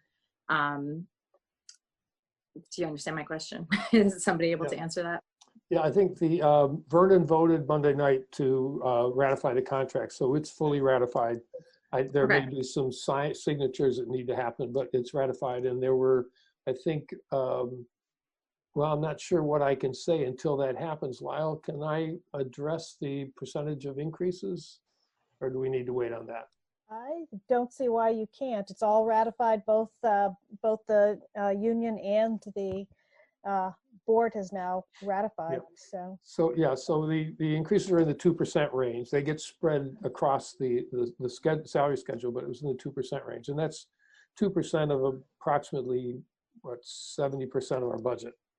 So you can do the math. Yeah. Great, thank you. And Anne? Well, obviously we are going to have to consider what we are and aren't going to do, but I would caution all the members of this board that we don't necessarily know what the needs are or what cuts can be made, and we're going to have to depend very heavily on our administrators. For example, just because Brattleboro has big problems doesn't mean Putney doesn't have big problems, or Guilford. And we can think about it, we can have guiding principles, but I don't think we can make the decision that one group of grades should be benefited at the expense of others, or that we definitely know all the situations without relying heavily on their guidance and on our principals to keep making their budgets. So it's a good idea to have ideas, but remember, we don't know everything. I wanted to, sorry if you don't. Go ahead, Thomas. I wanted to say something. We're talking about a serious economic problem here. We do not have to approach this as what cuts will we make. We're so far ahead of this that we can put political pressure on making sure that, if necessary, maybe revenue has to be increased. I know we don't have full control over that as a board here, but we are far ahead of maybe the point where we have to worry about that. We can say right now, just as citizens and as a board, we're not going to react to this as what do we hurt in the school district. We're still so far ahead of it. We can put pressure on our politicians as well. So great, thank you, Emily. And Sean, I think you wanted to speak again too. On that, on that note, I did want to, so maybe it moves us into the second topic, which is, or what are we going to do about reaching out to the legislatures? I guess I'd like to move for us as a board to write a letter. We can still individually contact them, but I think like the more we can get out as a unified group, a letter in favor of this, maybe Frank will help us with the language, but in favor of this additional fund, I think that would be prudent. So it's being proactive, but in a different way. Thank you. Frank, maybe you have some movement language?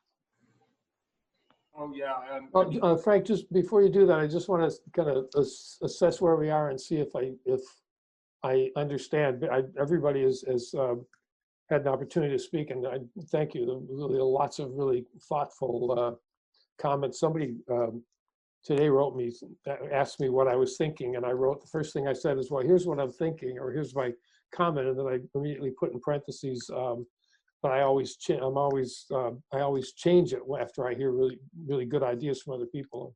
And I think that the collective wisdom here is pretty sound, and I'm really grateful for the good thinking that's going on. I think we are at the point where we don't want to say or do or restrict or really define anything until we have more evidence or more certainty about what the parameters are, if there are parameters, what they are.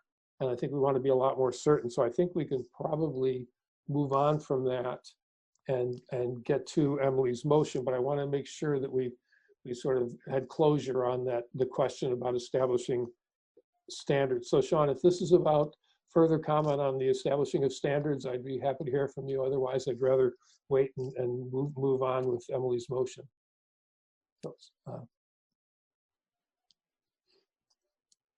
Okay, so Frank, do you have information enough of it? Can you give us some language for, you are a motion writer here. We're going to make you the clerk. Sure. So what I had in mind was there is a well articulated position on the issue by the VSA and VSBA. It sounded like Lyle was under the impression, and I am as well, that there's a document being drafted for the legislature's consideration on Friday as part of public testimony, and that it represents the input of at least 15 of the 18 supervisor unions and their superintendents and board chairs. They were all part of this Zoom meeting at noon today.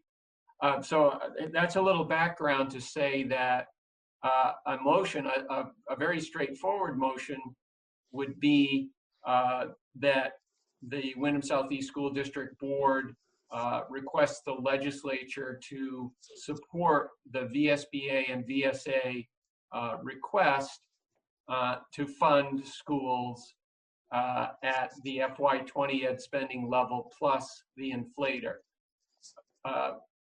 There's that could be the motion. I know none of us have seen the document. Lyle, you don't have a document, do you? Yeah, we this has all been part of looking at something that was drafted in the Senate as a pre-bill, I guess as you call it, and then it was edited.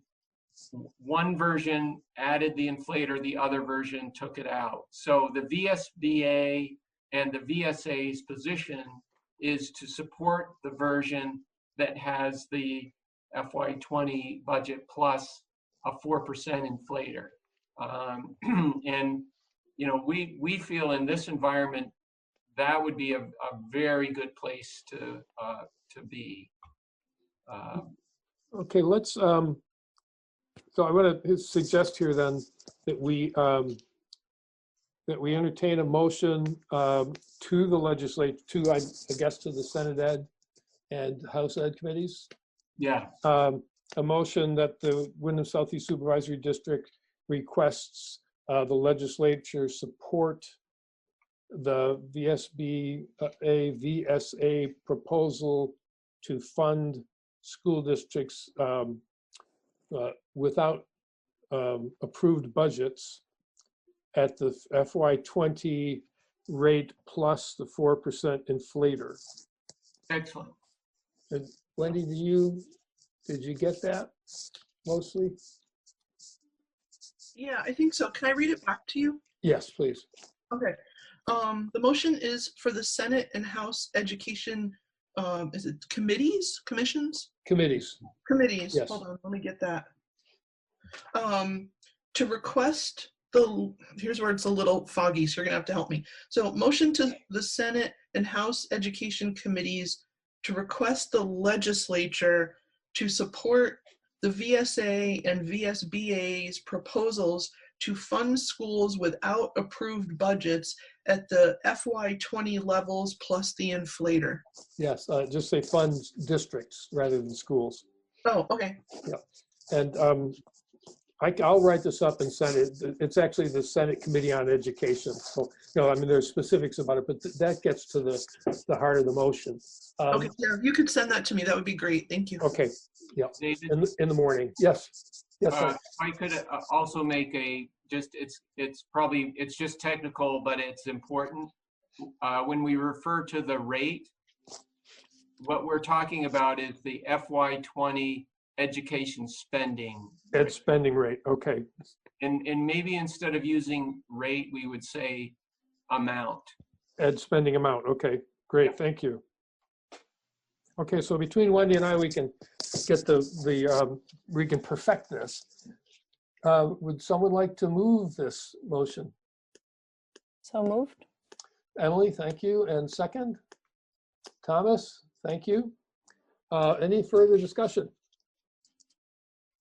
Hearing none. All those in favor, please say aye or raise your hands. Aye. Aye. Okay, great. Now, Sean, you had a question on this topic further? Thank you. Yeah, well, it sort of refers to, you know, contacting the House on Friday possibly. And one of the things I was going to highlight, if I do this, is to say that the reason we do not have a budget in the WSESD is specifically because of the COVID pandemic. Because we were going to meet on the 17th, yeah, and that was canceled. So just as, you know, so people start thinking, well, maybe we could use federal funds. That was a direct result of not having that budget passed, was because of the pandemic. So that's all. Yeah, really good point. And one thing, we've got this resolution now that we're going to send up to the legislature, but at the same time, writing or contacting our legislators individually is really, it's really more important than signing on to this. It's valuable. The more people that sign on to the proposal, the better. But the more individuals they hear from, the better. And I think Sean's point about we wouldn't be in this fix if it wasn't for this pandemic. That's why we don't have a budget. And you know, we shouldn't be penalized by that.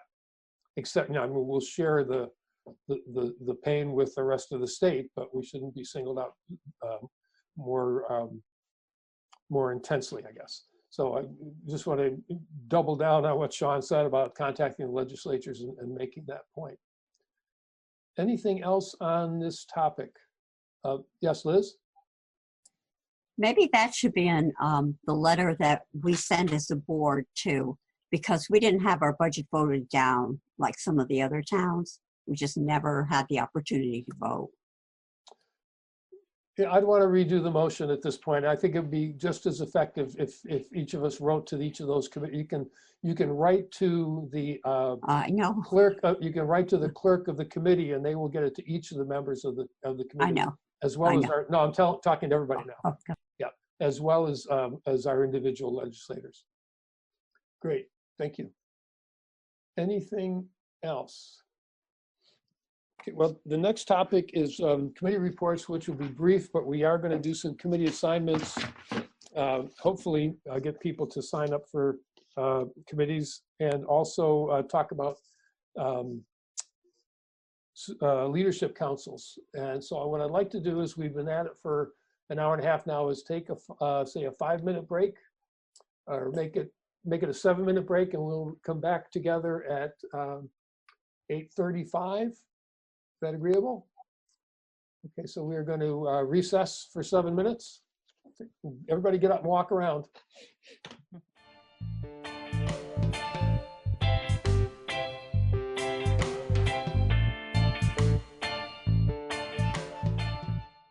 Okay, if people can turn their cameras back on so we can see everybody, that would be great.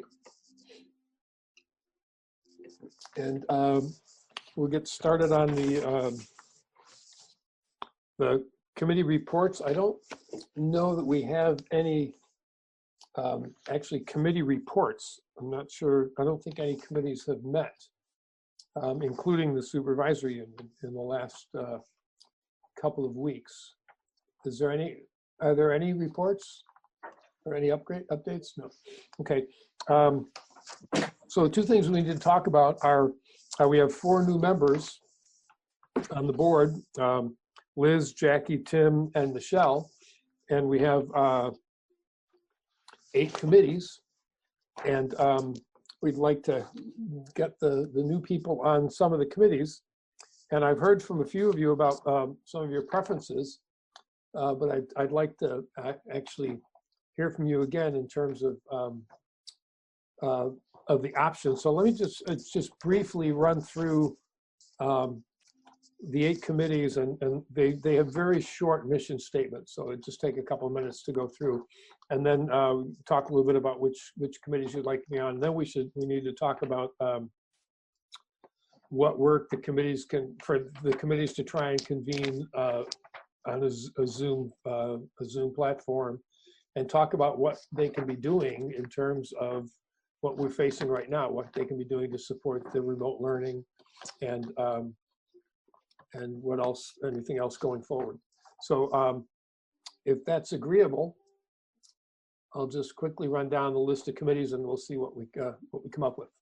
Can I ask a question, David? Yes. Just before. Yes, go ahead. So is it the case that all committees will have reassignments? Because I can imagine cases where, maybe somebody feels like their skills are better suited. They've been on a certain committee, but another committee popped up and they feel like they maybe will switch. So, or are we just saying all previous board members are on the committees they were already on?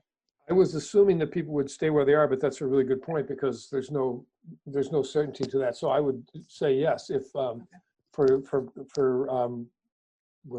legacy members, previous members, if you want to change committees, this would be the time to mention that. Although it can also be done, you can do it anytime for that matter. No one's required to be on a committee. So the first is the Personnel Committee, which manages and reviews personnel matters, approves the 1% requests, which when we talk a little bit about the master agreement, we'll talk about what that is, but it's basically 1% of the budget that's available for teachers, administrators, and school board members to use for special projects. The board approves that, and the Personnel Committee, now that we're a single board, a unified board, the Personnel Committee has taken over the responsibility of approving those requests. Participate in supervisory union negotiations and other personal matters as required. Currently, Anne, Sean Murphy, Kelly Young, and Carrie Amadon, representing Vernon, is on that committee. The Policy Amendment Committee, which is in the middle of drafting a couple of pretty important policies. We draft policies and article amendment changes, articles of our founding articles amendments and additions, and recommend and review the establishment of adoption of equitable policies for all WSC/SD schools consistent with education law and educational best practices.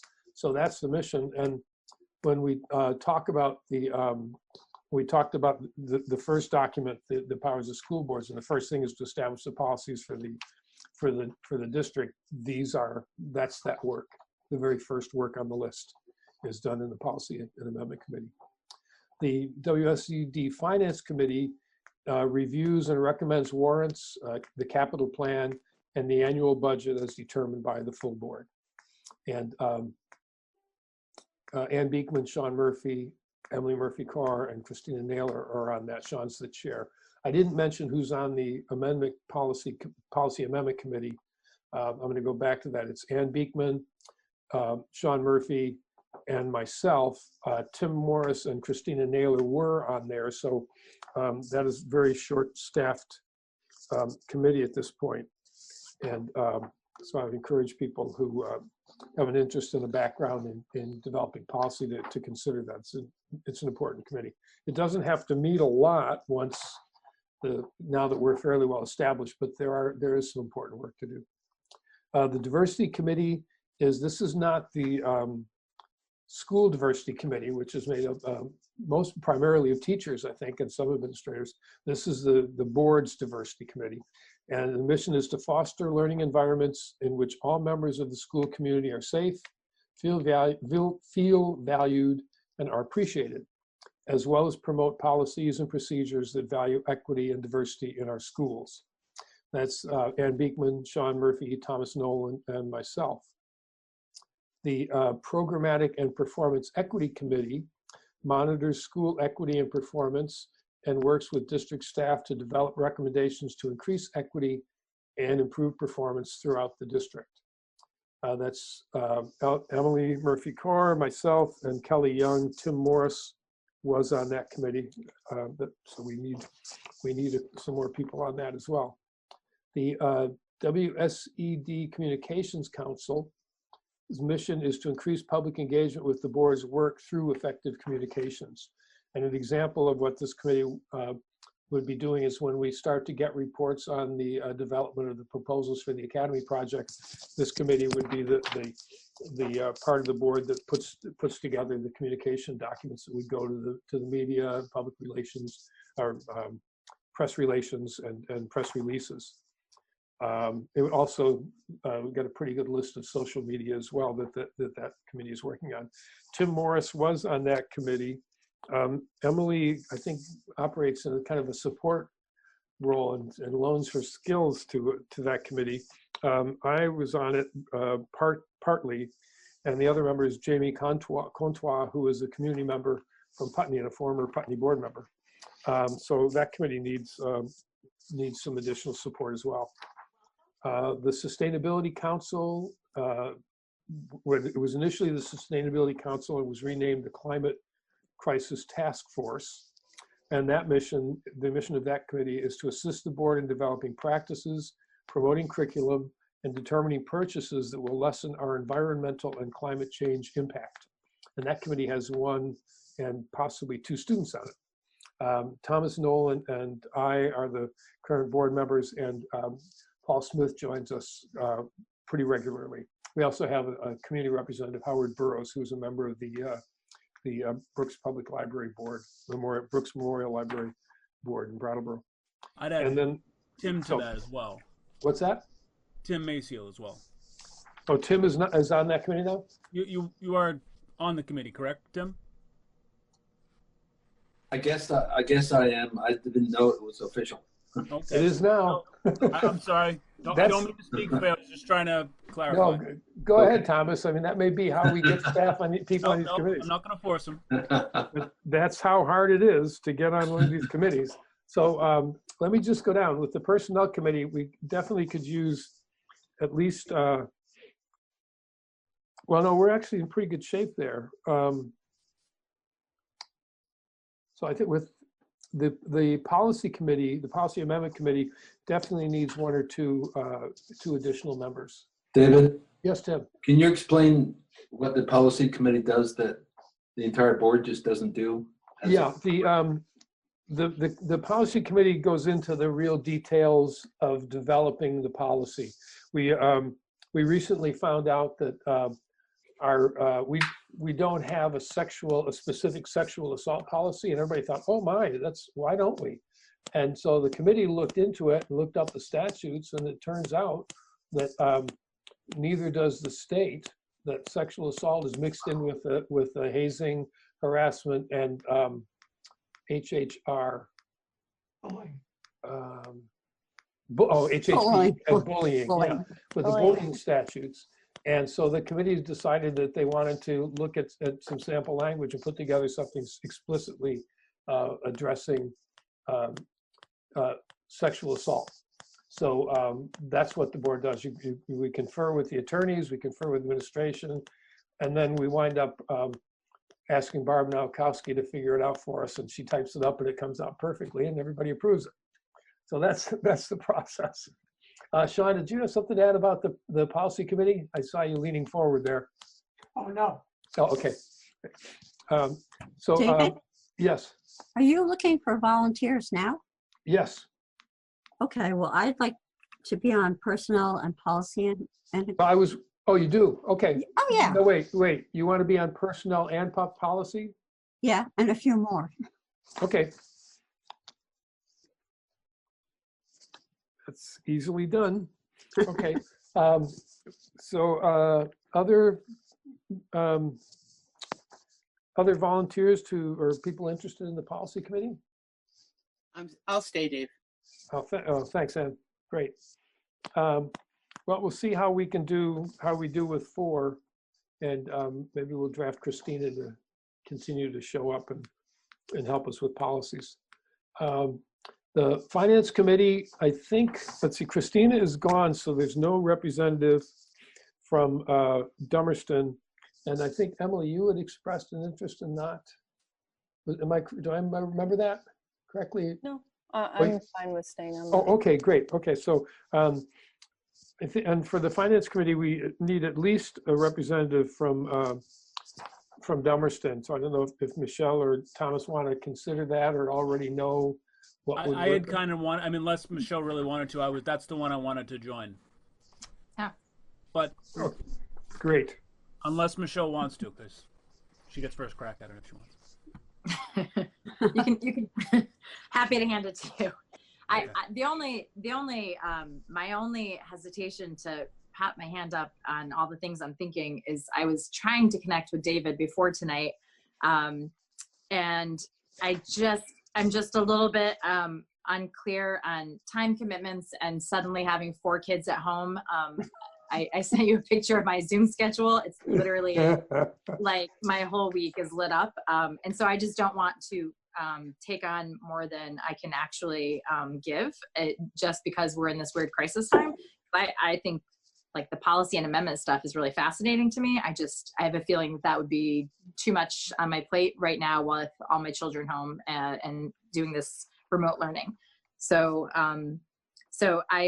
is it okay if I connect a little bit more with you later, or would you like Absolutely. me to tell you what? No, you don't have to. You don't have to. I don't If wanna you have rush a it. couple of preferences, we should do that. Absolutely. Yeah, we can do that.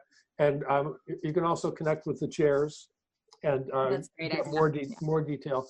And the other thing is that there's not going to be a lot of work to be done in the immediate future because it's just not things. I mean, well, there is some things to be done, but the difficulty of meeting in this format and the things you just described are true for all of us. You know, I have one child at home who happens to be a college junior who's actually working on a Spanish essay right now, and so you know we're all pretty crazy, but so yeah, there's no rush. I won't put it off. I just want to be thoughtful and Yeah, absolutely. Yeah, and the other thing is you can try them out. okay. That's a nice thing. You can do a trial run. Yeah. All right. Great. I'll play with Thank that you. idea. Thank you. David. Yes. How's the program equity and performance committee? How well staffed is that? Well, that's a committee that can. It's got Tim Morris was on it, and he's not anymore. And so it's me, Emily, and Kelly. So we could Okay. use, I think. This will replace a Tim with a Tim. Okay, that's great. And David? yes. I believe Ann, correct me if I'm wrong, but I think that you didn't want to be on the finance committee anymore, and I said I would do it. Sorry, my mute thing wasn't working. That's okay. Yeah, no, you wanted to take a turn at that, Liz. That's fine by me. You go ahead and take a turn at that. I can always show up and be a pain in the neck if necessary. Okay. Okay, so Liz is going up to finance, and I also wanted to be on performance program, the PP&E committee. right. Okay. So so now okay, so we're still on the programmatic and performance equity committee. Other interests, Sean? Well, I just wanted to mention at this time that the finance committee meets at 5 o'clock, the first meeting of the month. So before the regular board meeting, which is always was at the Cusick room and now will be virtual, but it has a regular meeting schedule. I thought if people were interested in that, it might be beneficial to know that's when we meet. Great. Okay, Jackie. Well, I was first raising my hand for finance committee, but then also PPE. Great. Well, good.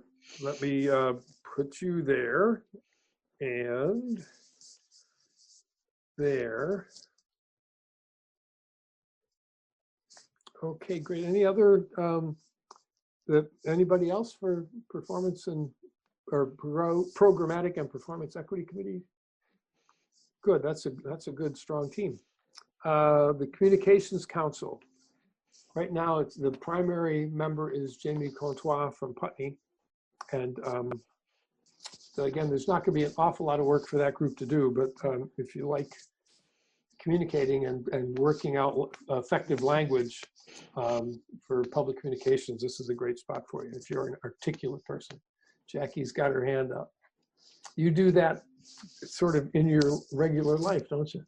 Sure do. Great. Well, Jamie's going to be really happy.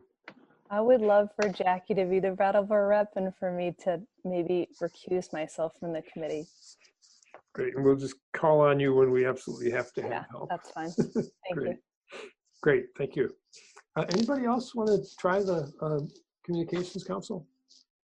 Yeah, I'm comfortable with adding my name to that. It seems pretty straightforward with what that would entail.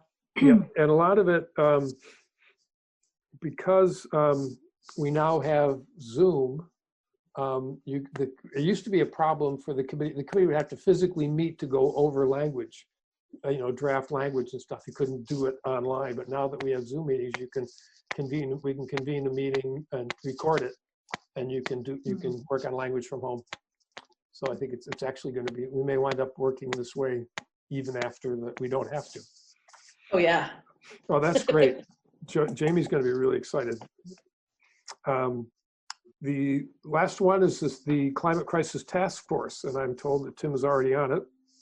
That's me and Thomas so far, and Tim, and boy, that's a pretty and then Paul Smith too. So that's pretty male-dominated committee.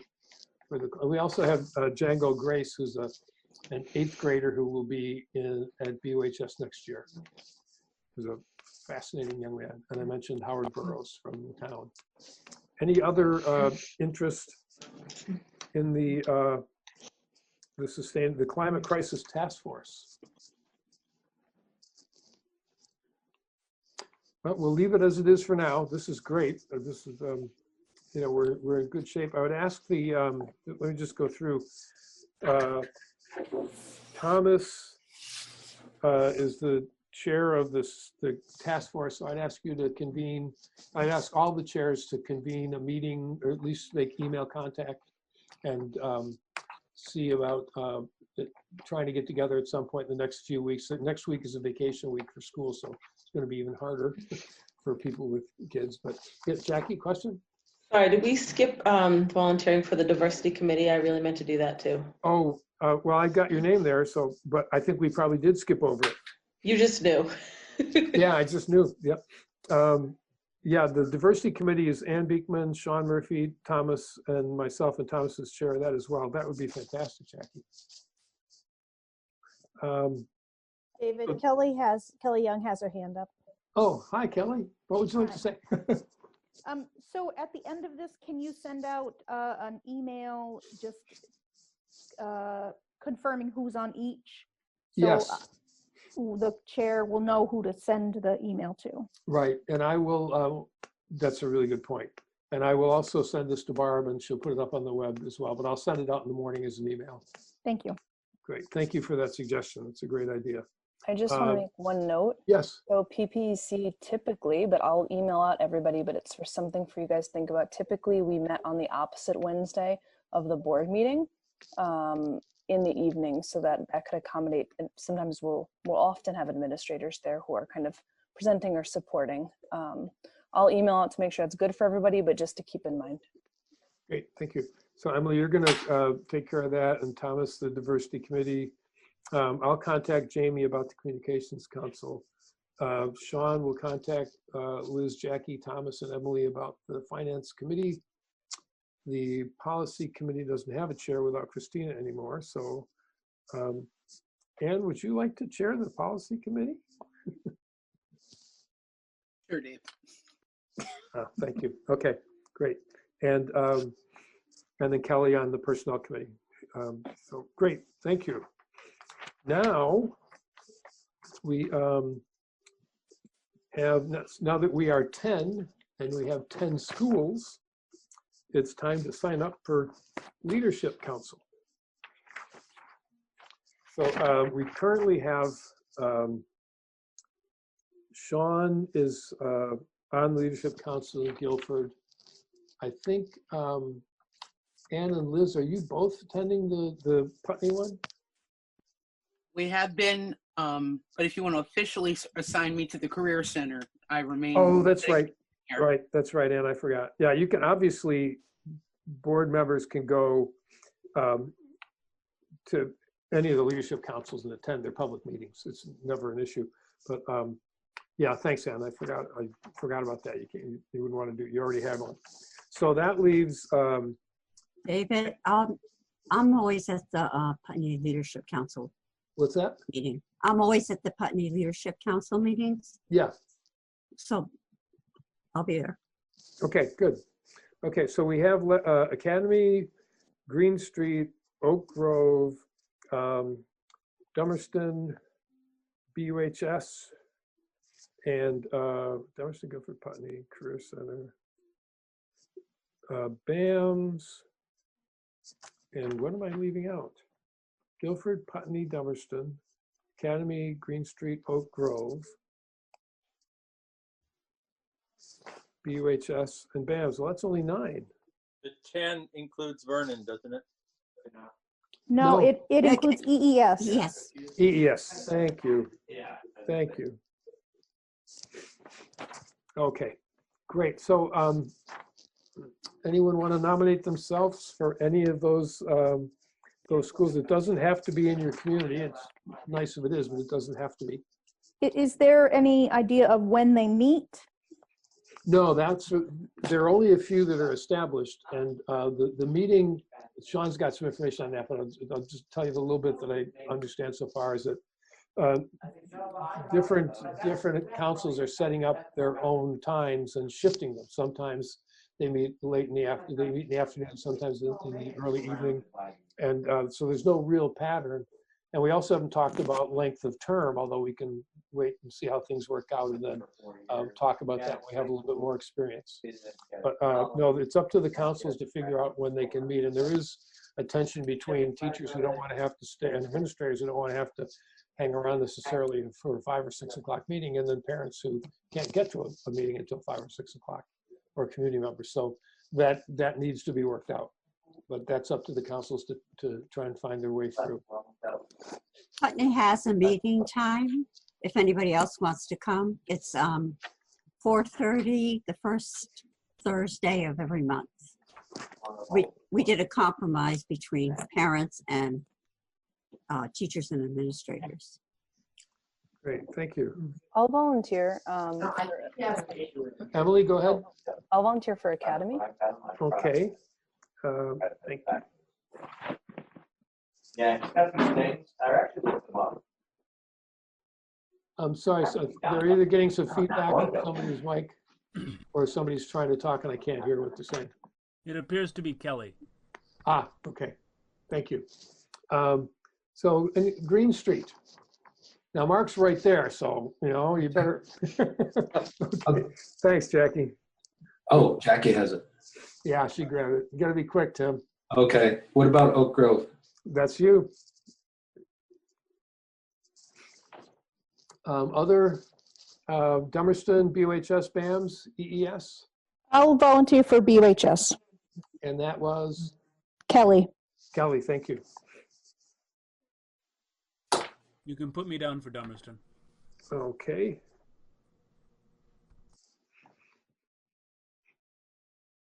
And Michelle, you want to wait? What's left? I was Um, gonna say I would do the high school, but Kelly beat me. Well, the middle school, same location, the Brattleboro area middle school. Oh, okay, so that's fine. Great, then I'll take EES. EES provides food. It's a good gig.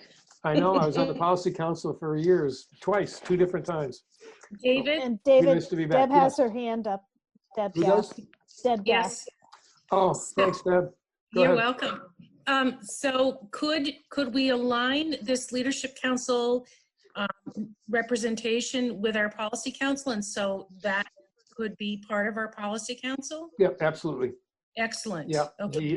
you generally have staff there, and the leadership councils have staff. Yep. And you also have obviously parents. And the same thing is, the same is true for the Career Center, which has an existing council. What's that called, the Career Center Council? It's a state. Called the Regional Advisory Board. Regional Advisory Board, yep, the RAB. Okay, So great. it's not unprecedented. Yeah. Great, perfect. Thanks, Deb. Thank you. Thank you, Lyle, for seeing that. Well, that was easy. So I guess it's up to each of us to contact the administrator. Well, Liz, how has it worked in Putney? Does the, you've got your time set aside, or Sean, either way, how do you convene your meetings? Does the principal send out an email to everybody? Well, we elected to go with a chair and a clerk. Mhm. So that goes, it goes to central office, but I can certainly let the board know. No, I'm trying to figure out how to convene, how each of these people each of us who just signed up for a board can find out when the next meeting is. So It's always posted, but I could also let you know.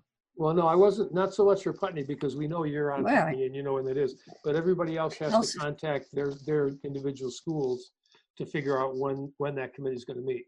So Sean, how do you do it in Guilford?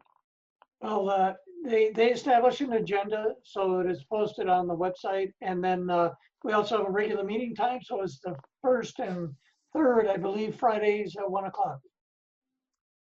Okay. Actually, now they're meeting every week since the Right. COVID issue has come on. Right. Okay, so I think what I'm gonna propose is that we each contact the administrator in the building that where we joined the leadership council, and let them know that we're there, and to convene a meeting when they think they can manage. For those that are already in place, it's going to be a lot easier. For councils that don't yet exist, it's going to be more of a challenge. But because of the value of the input that we've been getting from Putney and from Guilford, from those leadership councils, it's really obvious that the idea was a sound one, and that having that voice, being able to have the teacher voice immediately available every few weeks or month, and the staff or the administrator and the parents is really helpful. It really does inform our work. So we want to get these set up so that we can have regular access to those voices in all of the school buildings. So please contact the administrator that you are going to be working with, and see what you can arrange to set up. It's going to be different in every building. There's not really a format except for the broad outlines that are in the policy. And so actually I'll send that out to everybody. I'll send that out again. There actually was an amendment to the articles, or to our articles of agreement that was amended this whenever that vote was. So I'll send that around to everybody. So it's a good template for how to proceed. David? Yes. Sean, I think you're on the leadership council for Guilford, is that right? How are we going to respond to that letter of concern that they wrote?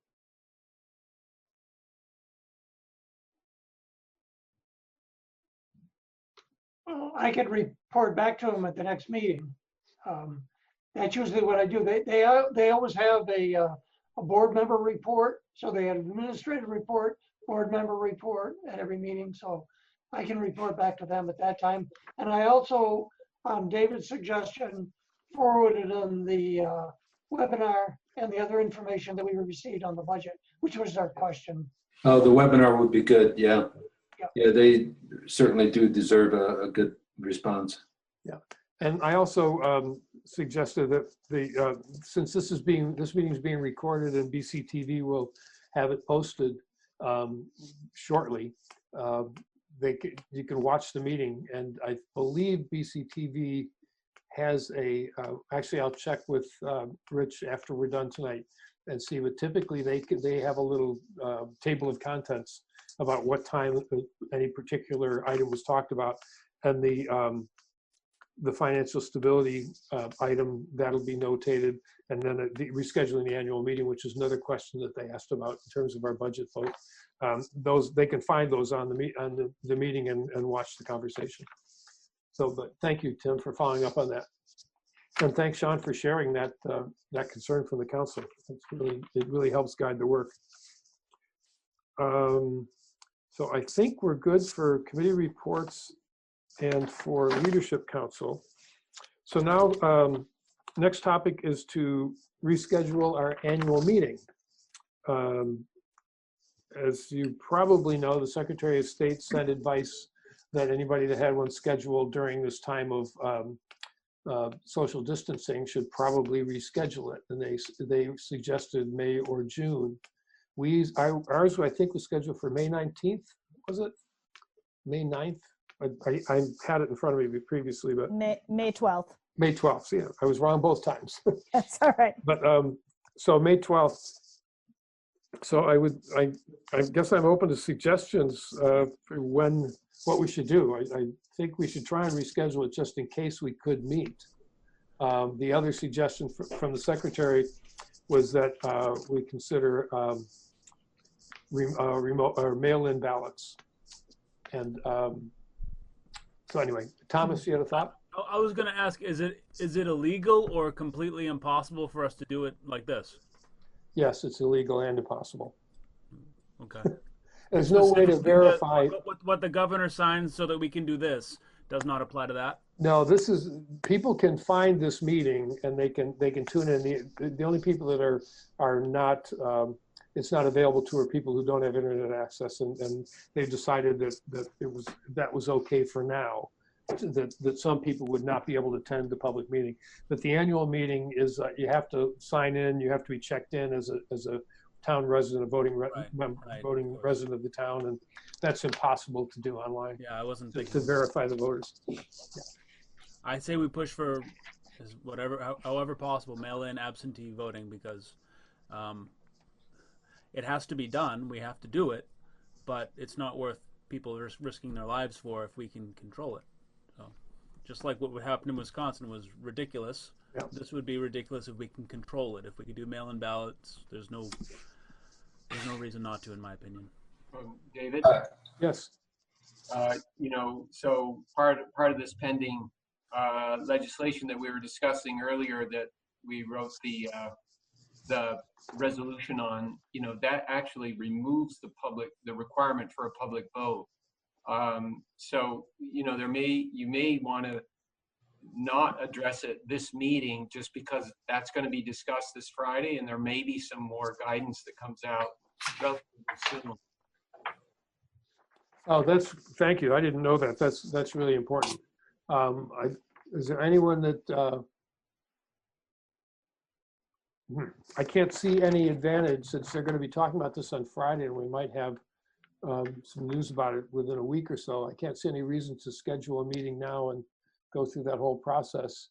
Right. We'll have to, eventually, we'll have to make sure, if we decide that we're going to have a meeting, we'll have to do the 30 day Right. warning. So that we'll need to keep in mind. I think part of the issue with Australian ballot is, can we bring the people in to count ballots safely? And that's one of the considerations that I think we'd want to make sure we're talking with town clerks about before we went down Right. that road as well.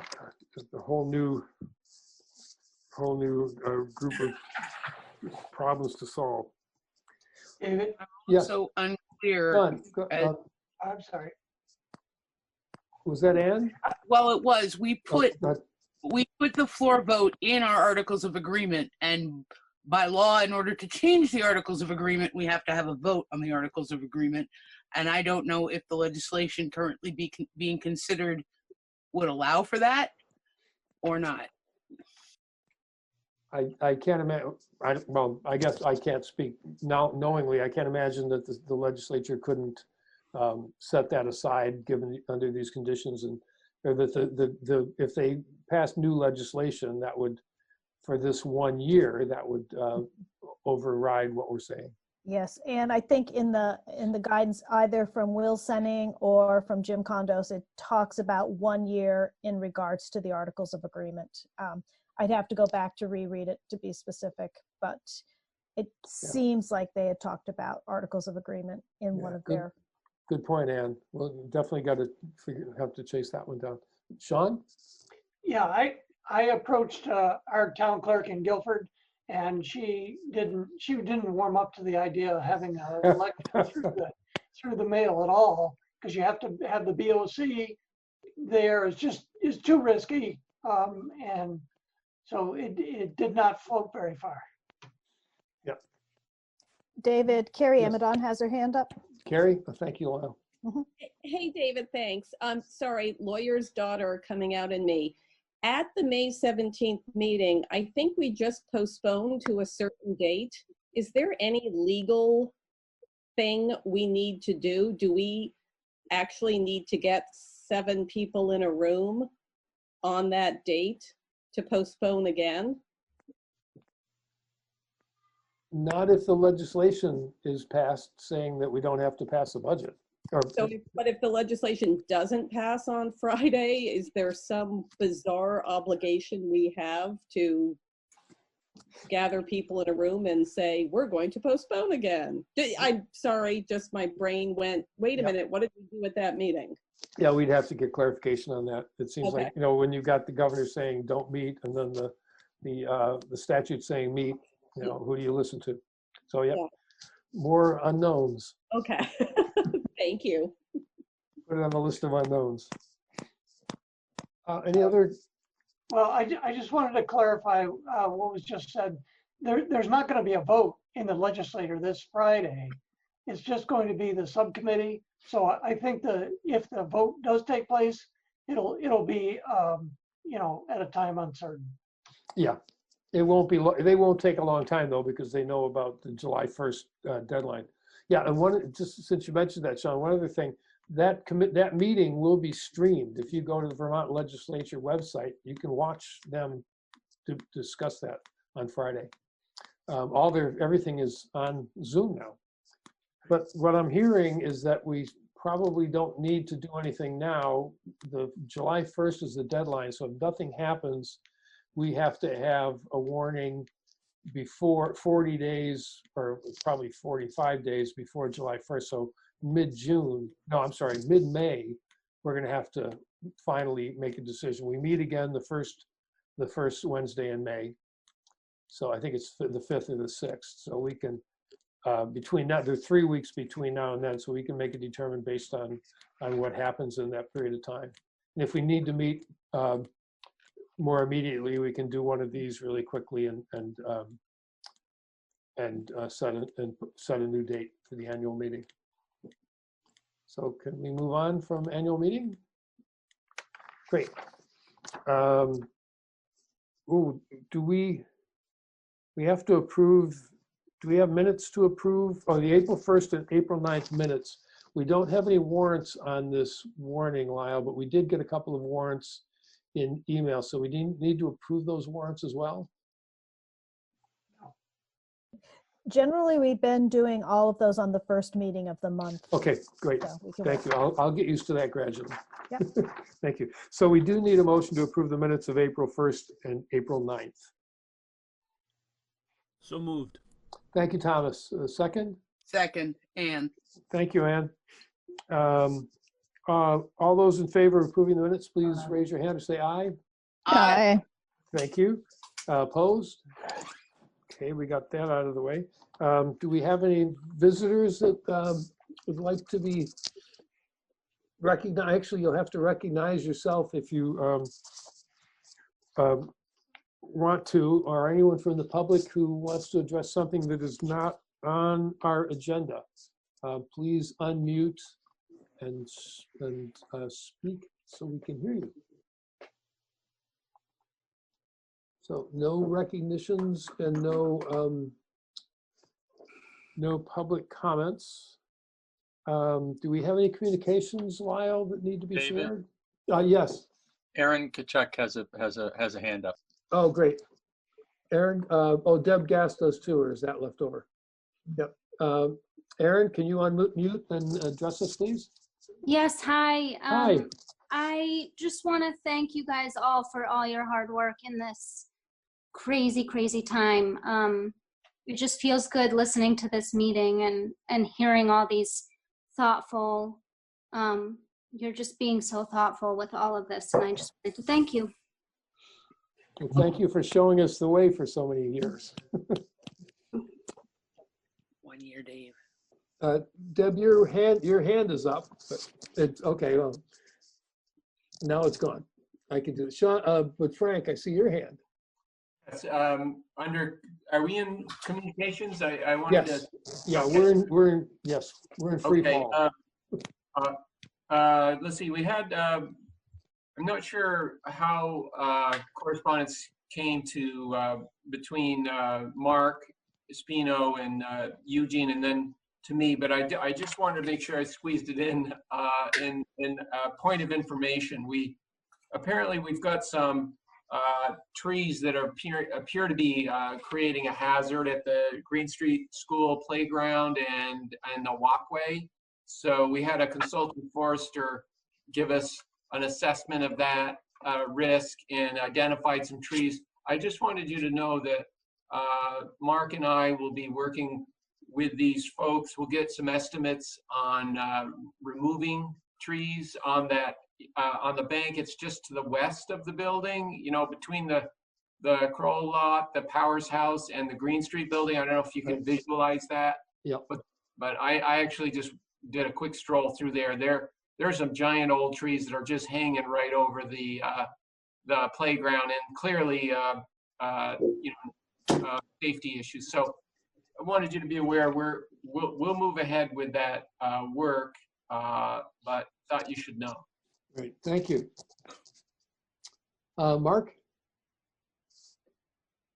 Yeah, and I'll do my best to put together some communication for the neighborhood and then the greater Green Street school community. Whenever you take trees down, it's people aren't happy with you. So part of our plan, we're not happy about taking these trees down, is not only taking them down, but then replanting trees. So that's part of the scope of the project, not just removing, but also replacing. The Wyndham County Natural Resources Conservation District is having their tree sale. The deadline they're very small trees. You might want to get something a little bit bigger, but they have trees that are particularly good for birds and for wildlife. Great. Yeah, thanks for that. We have a couple other contacts as well. Yeah, great. Appreciate it. Okay, I think that we are ready for executive session unless is there anything else I've missed or people want to bring up or need to discuss? Okay, then we have Lyle, we have two executive session topics. There's going to be just one. Just one, okay. Yep. And what is it? It's a report out on a request the board made, previous board, on a union personnel issue. So it's a contract issue, a personnel issue. Okay. So I move that we enter an executive session to discuss a personnel issue where the board has determined that premature general public knowledge would clearly place the school board or people involved at a substantial disadvantage. Invited into the executive session are the superintendent and... That's it. That's it. Great. So we invite the superintendent to join us. Could I have a second, please? Thank you, Thomas. So we enter executive session at 9:20, and I ask everyone else that we will be coming out. If there is any action, it will be recorded by BCTV, and we will communicate it to the clerk, and then adjourn. I'm sorry? I said bye. Bye. Carrie's leaving. Bye, Carrie. And Wendy, I believe I'll after this I'll email you. You know who when we rose from executive session, all that. Okay. Okay, great. Yeah, that's what I was raising my hand about. Just if you needed me to stick around, if you were planning on coming back out of executive session, and I needed to be present for that. No, you don't. Okay, great. Thank you. Good night. Thank you. Good night.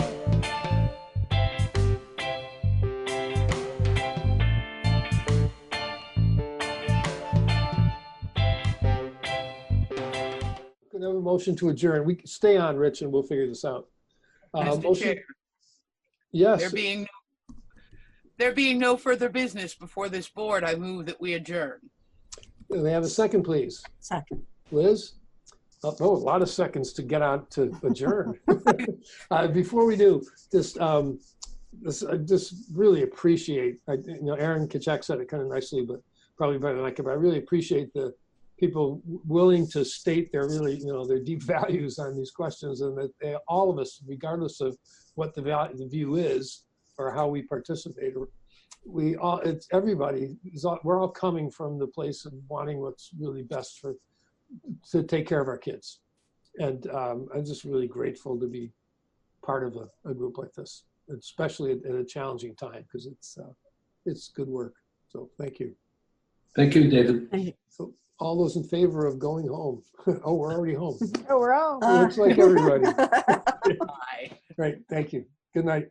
Good night.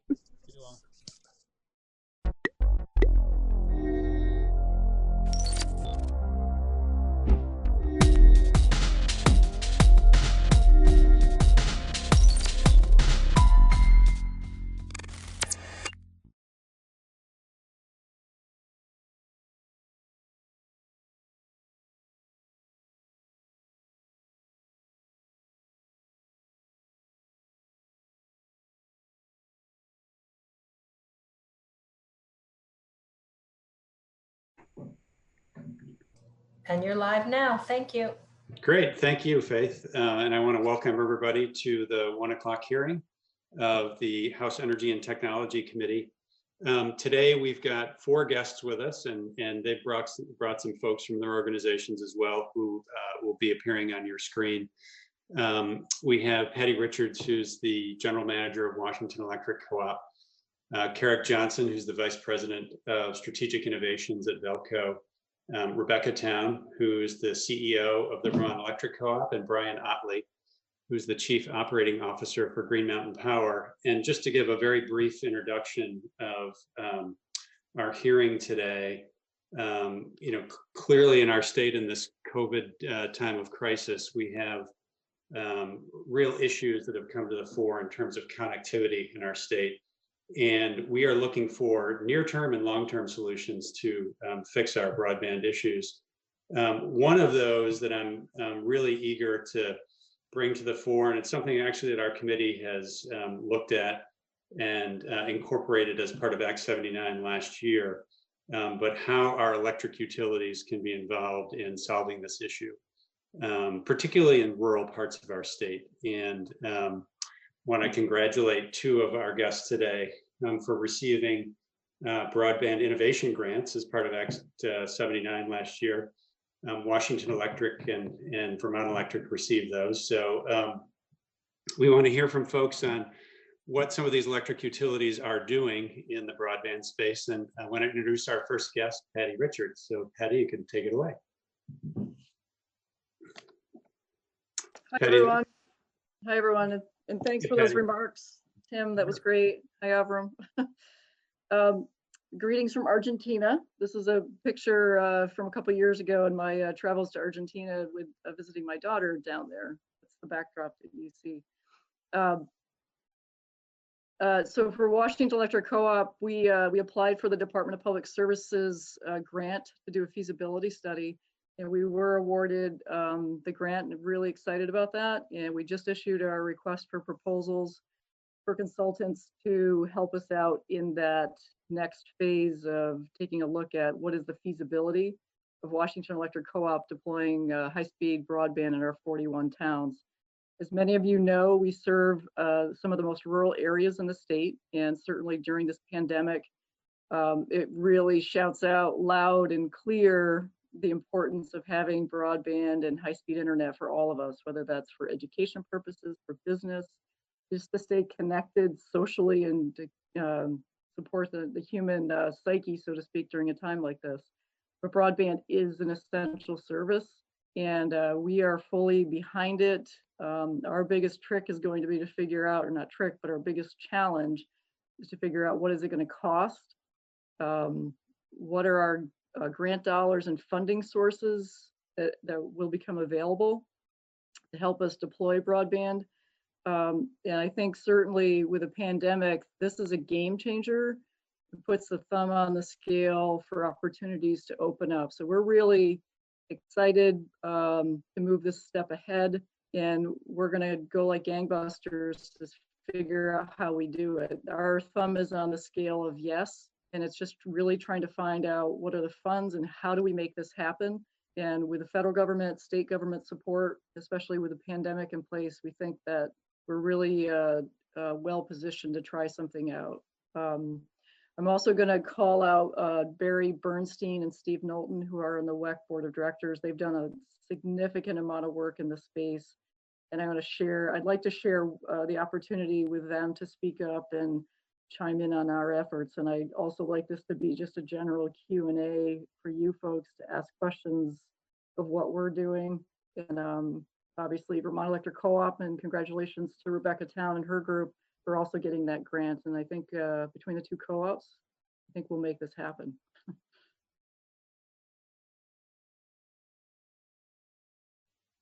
Patty, I've got a couple of hands up right now, so I just want to pull Representative Campbell and Representative Chestnut Tangerman in. Scott, if you have a question for Patty, if you wanted to ask it now. Sure. Well, I'm just wondering whether we should ask sort of more detailed questions now, or sort of wait until the end, or how do you want to do that? If you have a specific question kind of with regard to the witness, in this case, Washington Electric Co-op, why don't we certainly ask that now? Other than that, I think I'd like to see the witnesses, you know, kind of do their brief presentations, and then we can open it up to more discussion, if that makes sense.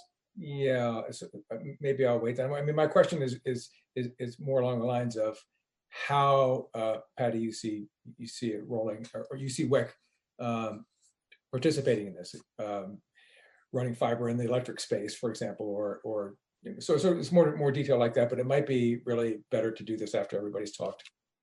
Okay. Yeah. Well, we'll definitely get to that, Scott. Yeah. Okay. Thanks. One thing I would like to point out, I have a little bit of a family emergency crisis going on. We have a dog that's she's in the process of delivering, and I may have to peel off this call fairly quickly because we may have to take her down to the vet and have a C-section. So I won't be on the call, but Barry and Steve hopefully can stay on the call for the duration. Okay, well, thanks for the heads up on that, and best of luck with the new puppies. Thank you. Robin, did you have a question? It's one that I don't need an answer to now, but I'm interested in seeing how the various folks respond to it. And it's really, you know, I was asking Patty because it's such a rural market, low density. If you're slicing and dicing the market for broadband, it just gets harder and harder for everybody. So is it a collaborative, cooperative effort? Yes. That's the direction of my question, and it's for everybody. So if I can jump in to answer that real quickly and briefly, we do want to collaborate and work with other entities that are in our 41 towns. Our goal is to deploy high-speed broadband, and I don't care who does it. So WEC has no vested interest that it has to be WEC. We just want to see that it happens. So we absolutely want to collaborate and work with others. We don't want to compete when somebody else is in that space, because that doesn't make sense for anybody. Certainly, we've been in touch with ValleyNet, CV Fiber. They've many discussions and dialogues with them in terms of what they're doing and what we're doing. So we're definitely, we want to work with anybody that's in that space and who's been already effective. We don't want to, we certainly want to see them continue. Patty, can you give us a sense, and maybe this is specific to the Broadband Innovation Grant, but what your process is right now in terms of where you are in planning on this, whether it's from a strategic process or mapping where the demand would be in Washington Electric Co-op's territory, you know, what the support of your board and your members are for potentially, you know, dipping your toe or, you know, hopping in with both feet into this what's a slightly different market area than selling electricity. So there's a tremendous amount of data already available through the state's feasibility study. So we have maps that show where broadband is and where broadband isn't, and we have maps that lay our power lines over the top. So there's a significant amount of knowledge we already have relative to where are the best spots to start and where are the most challenging spots. So we already have a breadth of information in this feasibility study. Our goal of the feasibility study is to have the consultant come in and help us make sense of all this and give us new information to really get going. And whether that's that we are the backbone and the infrastructure and then leave it to other entities to be the interface for the customer, or whether we're the full suite, we want to have the consultant help us through that. So there's a fair amount of data that's already in existence. I would say in terms of the board of directors at Washington Electric Co-op, there's a general air of support, strong support for this to happen. We are all concerned about the money aspect and the finances, but I think if we can make sense, if we can figure that out through grants and other financial opportunities that protect the electric ratepayer so that this is not burdensome on the electric ratepayer side, we'll figure that out and make that happen. So I would just say the general sense on the WEC Board of Directors is a sense of support, but they also want to know what the financial metrics are and what the financial outlay is and what that looks like economically. Tim, can I add something here? Please do. Please, Barry. Barry Bernstein, president of the board of the co-op, Washington Electric Co-op. You know, we've been talking about this for a couple of years, and because it's taken us so long to get money for a feasibility study, we've already missed and will miss, I think, 4 major federal funding cycles for grants or grants and loans, just the nature of the beast. We did have a meeting with CV Fiber, which is one of the 2, possibly 3 CUDs in our territory, and they're just completing their first phase of their feasibility study. So I'll just give you an example of something that could happen sooner than later if people really wanted to move on this. We are definitely have the most rural territory in the state. To get a good part of the federal funding, you have to get a non-contaminated census block area, so that there's not anybody in that getting 25 megabytes. Okay, that's so we, with CV Fiber's help, have identified at least 3 of those areas to start with, and one of them they've mapped out enough with where they are right now to know that for somewhere around $2 million, we could hook up 800 houses in about a year if we started this summer. By next summer, we could have 800 houses hooked up in totally unserved territory, which would give us a base, and that would feed off of one of our substations, which we've been working with Velco to bring fiber to. That's the Moortown substation. They have identified 2 other sections of in that same area. They haven't tied down the dollar or the number, but we're assuming it's going to be somewhere in that same period. So just for instance, if of that 1.6 or $1.7 billion of stimulus money that's coming into the state, we could get $4 million peeled off and said, okay, continue your study to see how you're going to roll this whole thing out. But with CV Fiber, we want you to really start to work on the plan to get those 2 areas up in the next 12 to 14 months and get going, and not go through another 2-year process to try to find some funds, because we can't do anything if it affects our electric utility funds. We could show 2 demonstration projects within the next, I'll say 16 months at the latest, that would be up and running, that would put us in good stead to go back to the feds, and all of us in good stead to go back to the feds and say, we've done it in the most rural area in the state. We need some cash now to get going. And if you really want to do it, it's not going to be asking all of us to help and get anybody online. I'm hooked up to Fairpoint and I barely can tell you which day I'm going to have internet service, let alone high speed. So just, I wanted to lay that out on the table. Thank you. Thank you. Laura, did you have a question, Representative Sibilia?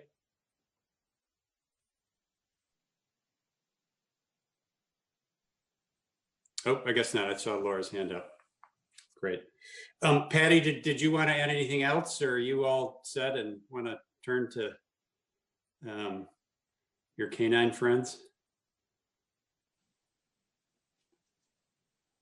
Nope. If anybody had questions, I'm happy to take them now. What I'll try to do is bring my laptop downstairs and I'll just slide the video off, but I'll try to listen in case there's anything that you do want to ask. Great. Well, best of luck to you. Thank you all. Thanks.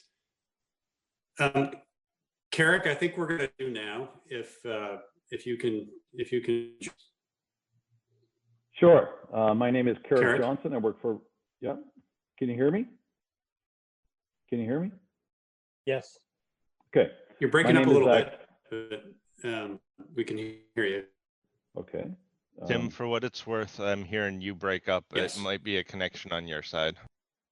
Okay. All right. I'll tell you what. Let me know if you want to turn off your video, and maybe that would help. Sure. I would love to turn off my video. Thank you for that. That's okay. How's that? Does that help? Does that help? Is that good? Yeah, the view is much better. Yeah, it helps. I'm getting a signal that says that it. Okay, good. My name is Carrick Johnson. I work for Vermont Electric Power Company. With me today is Dan Nelson, who is our Vice President for Technology.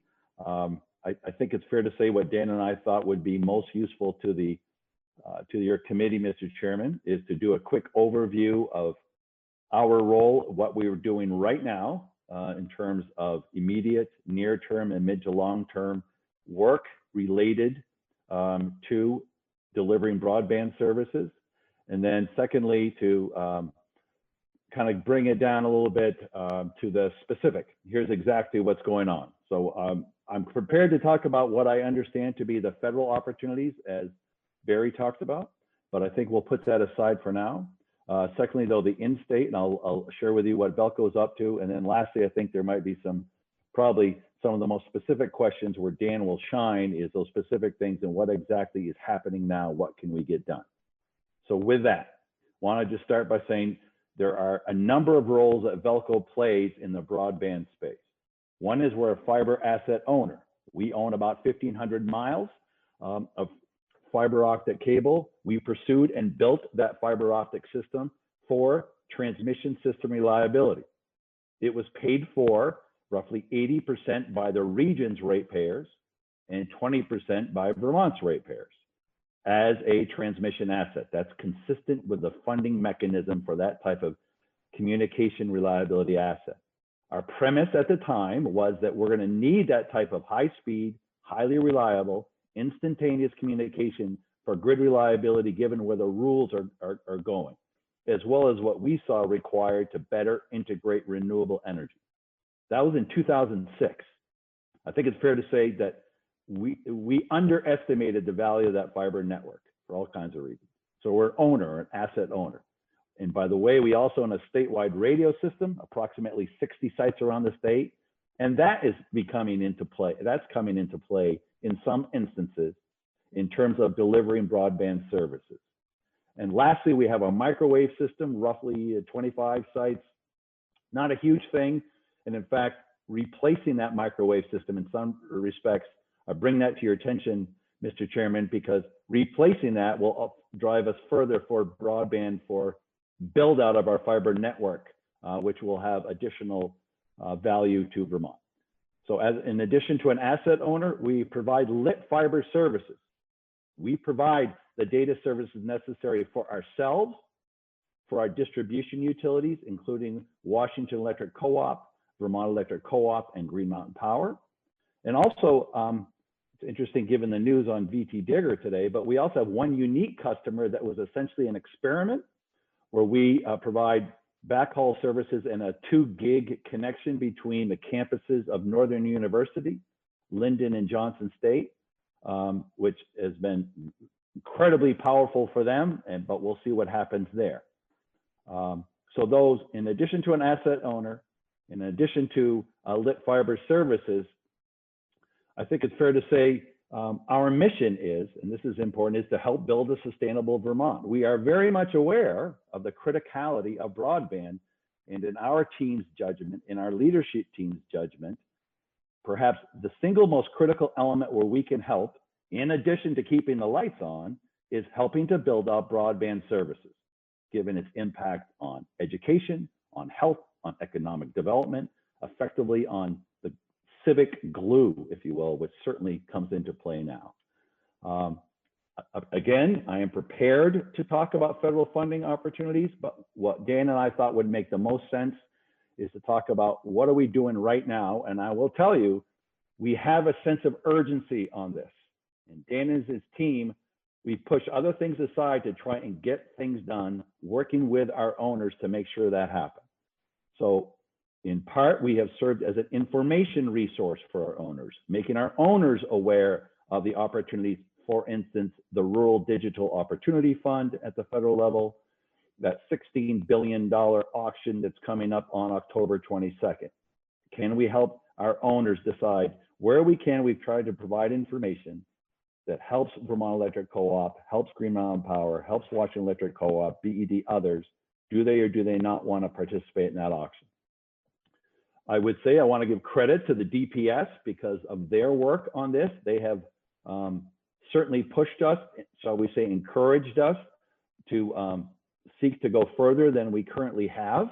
But I think Patty laid out some of the challenges that are here. There are, fundamentally, it boils down to funding and the risks associated with that funding.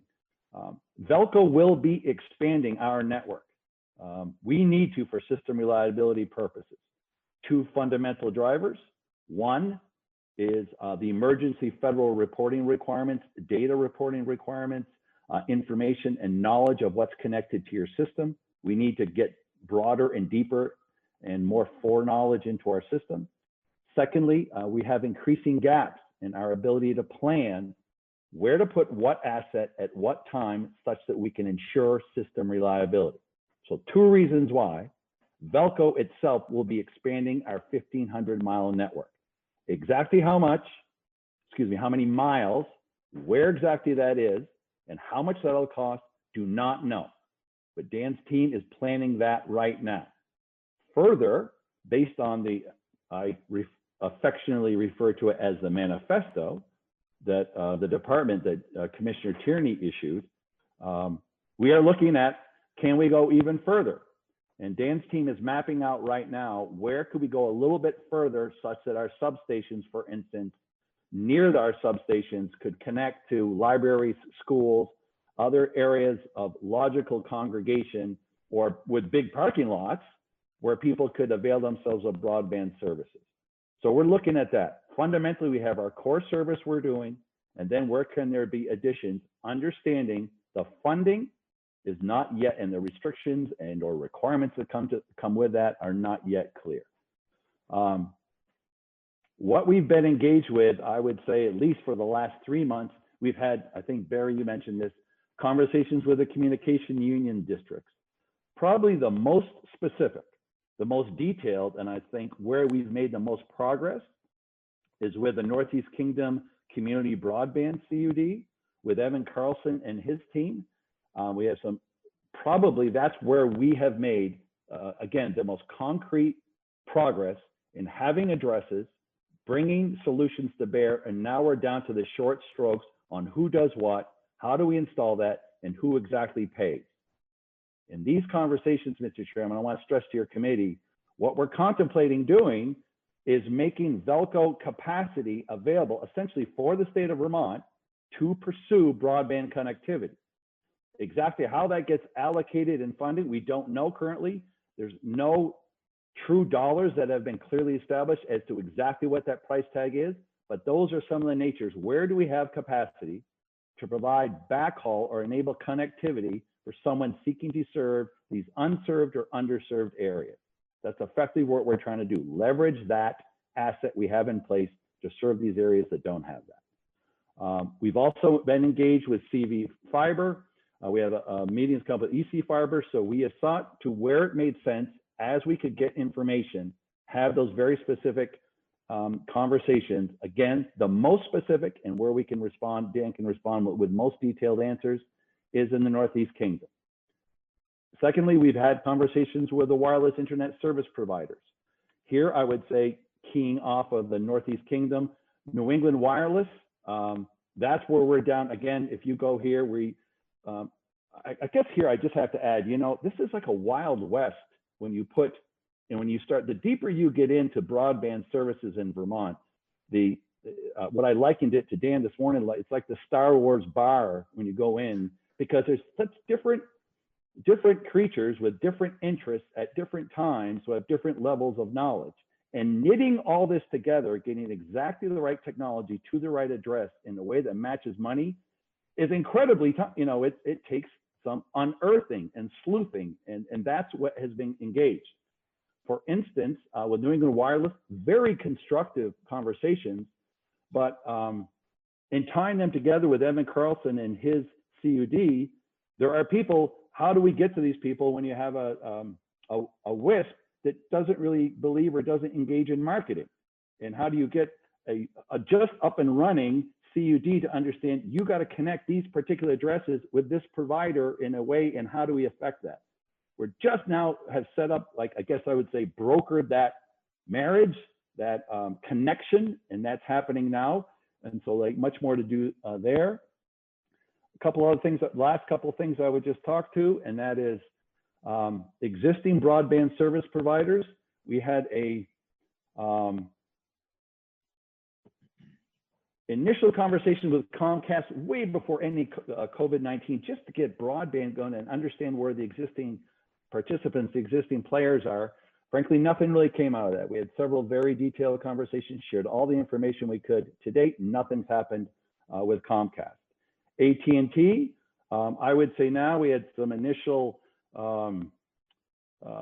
getting to know you stuff in terms of a sense of urgency and alacrity of action. I think we are calibrated now, and essentially we are now in the midst of their vendor approval process, even as in parallel, we're running down our FiberMax connectivity, and can there be a match where our ability to do backhaul broadband data services, can serve on or underserved areas where AT&T can roll out an asset to help serve. Don't know if that's going to happen.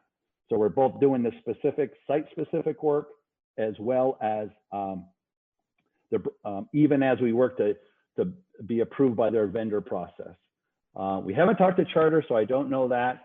I probably missed a few things, but mindful of time, Mr. Chairman, I guess I would say there are federal opportunities related to the Rural Digital Opportunity Fund auction.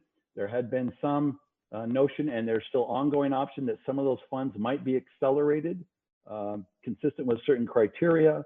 There's additional monies that are ostensibly going to be made available, but again, that's not something over we have very little control. So I'm not sure if you and your committee are interested in hearing about that. Why don't I stop there? I know I've kind of gone through a lot, but let me stop there, Mr. Chairman, and be happy to take questions on any of this, and would invite Dan, if you had anything to add that I missed, would love for you to chime in here, please. Go ahead, Dan, if you want to offer some thoughts as well.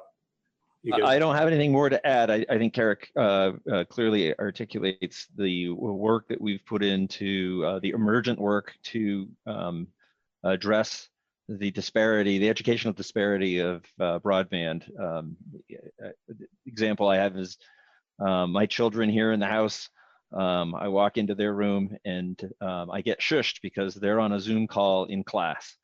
And I can't imagine what's going on in a home where there is no connectivity, and that's happening every day. They're falling behind. So it's close to, this is near and dear to my heart, but we've done everything we can to help connect the people and put our infrastructure up to solve the problems on an emergent basis. What can we do right now?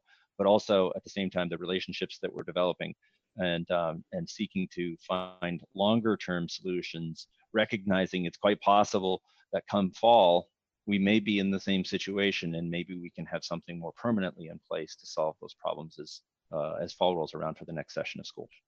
Yep. So I've got a couple of hands up here in the queue. I'm going to ask a question first, and this is specific to Velco and your ownership as an organization.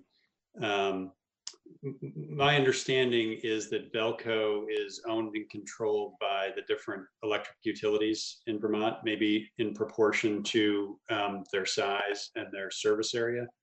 And so correct me on that, Carrick, but related to that, are there constraints from, how would Velco be an actor in this space? Because again, you've got a number of different electric utility owners, is my understanding, maybe with slightly different agendas. So is Velco kind of a free and active player here? To what extent are you beholden to a strategy that GMP might want to employ relative to Washington Electric or some of the municipally owned utilities? How does that work in terms of what your strategy would be here? I'm really glad you asked that question. So here's what I would say, just so we're clear, we're owned by the 17 distribution utilities and a public benefits corporation, the Vermont Low Income Trust for Electricity, VLIGHT. VLIGHT has two responsibilities. One, to figure out how to spend how to invest the $1 million we provide them, since they own a piece of Velco, how to invest those dollars to both lower the impact of energy costs on low income people, as well as to advance the goals of the comprehensive energy plan. Their second responsibility as an owner of Velco is to name 3 people to Velco's board of directors, which they do. I tell you that because really we think, having been away and then coming back, to me, this is an incredibly well-functioning board. And when people arrive, and just to be in the interest of full disclosure, Rebecca is on the board, so I invite her with your forbearance, Mr. Chairman, at some point if Rebecca would like to point out. But from my perch, what I have seen is people state their case, the respective CEOs of utilities, and there's public power representatives. Ken Nolan from Vermont Public Power Supply Authority is there as well. They state their case clearly, I guess you could say, on behalf of their faction or their particular company, but all of them to a person understand Velco's role that it has. And I have, for the last 6 or 7 years, I have not seen that type of parochialism you're alluding to. What I have seen is understanding, if anything, the most defining, or I guess you could say constraining factors on Velco relate to, effectively, Velco has no money of its own. It's all ratepayer customer dollars. And so everything that is tied to system reliability is well within our purview. But even when we built a fiber optic network back in 2006, when we got approval for it, that was viewed as a bit risky at the time. Are you sure that, because at that time, the convergence of communication and grid management wasn't clear. So thus far on issues of broadband, I would say our board of directors is clear. What helps system, the best sweet spot for us is what helps system reliability, as well as helps Vermont achieve its the goals it has relative to broadband services.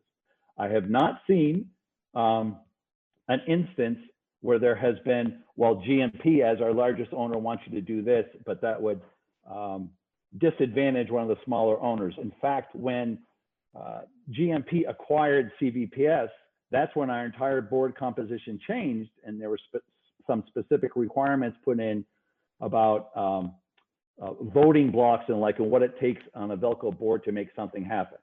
So if you don't trust, if you don't necessarily, you take for what I'm saying with a grain of salt, the rules are in place to accomplish that. And experience with regards to the smart grid project, the fiber optic project we did, a real cutting edge investment in the creation or initial research and development of software tools that became a startup company with IBM and Boston Consulting Group.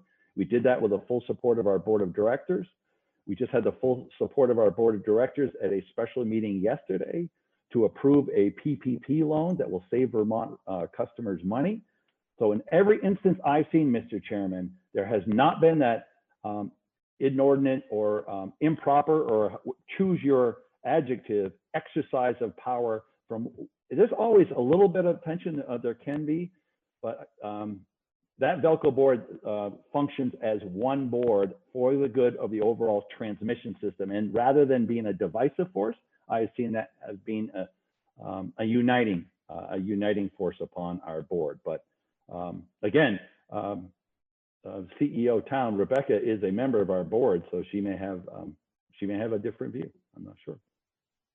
Great, If thank that's you. Responsive to your, if that's responsive to your question. It is. That was exactly what I was interested in. We've got several hands up. I want to turn it over to Representative Sibilia, then Representative Pat, then Chestnut Tangerman, then Higley. So I want to start by thanking you, Carrick. I think the Star Wars bar analogy was absolutely perfect.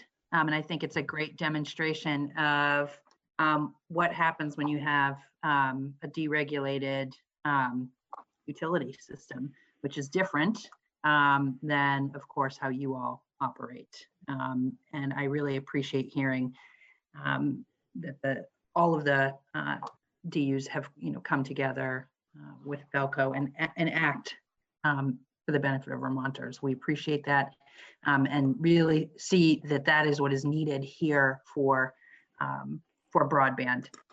I don't know that everyone understands, and for those that may see this afterwards, one of the biggest challenges and why we have the connectivity holes that we have right now is because the internet is not regulated like a utility. It's market regulated, and the state of Vermont is federally preempted from changing that. So I appreciate all of the effort that you all are putting into trying to operate in that and create solutions in that atmosphere. It's critical, as I've heard you all say. I have two questions, and I'm actually, they're really for all of the DUs, but what can we do to help you help Vermonters right now and in the future? And then I'm really interested in what your all observations have led you to in terms of how we could better or additionally support the CUD volunteers, the Vermonters that are volunteering on the ground. So I'll mute myself. So first wasn't asked, what can the Vermont legislature do? I guess my response is to that. One, we need to continue to work with the Department of Public Service and others to kind of continue to do our homework. The way I look at it is, you've heard from Washington Electric, they're doing great work. You'll hear from, in my opinion, from VEC, they're doing great work in following their path. You'll hear from GMP, here's a path we're going down. There's some similarities, there's a somewhat different timelines, but they're all kind of following the same path to undertake analyses that will identify, at least in my opinion, some stumbling blocks likely. The kinds of things that occur to me for Velco, at least from off the top of my head, it'd be interested to me understanding the box you're opening, but for instance, to the degree there's any pushback about locating communication facilities, assets in the electric space on distribution poles. My guess is that might be an obstacle. So to the degree that there was clarity, not further confusion, to the degree that's an obstacle, that was eliminated, that would be great. To the degree that it could be that there is unanimity or consistency with regards to the federal opportunities and alignment in terms of the Rural Digital Opportunity Fund. I think Barry talked about, look, we kind of missed the boat on a couple federal opportunities. To the degree there's specific things that could be identified where that could be helpful. In terms of setting up Vermont for success there, that would be useful. I don't know, like Vita, if there's any funding mechanisms because there's so many things in play. Excuse me, Carrick. Yeah. Carrick, I'm not quite understanding that. Could you just elaborate just a tiny bit more? Right.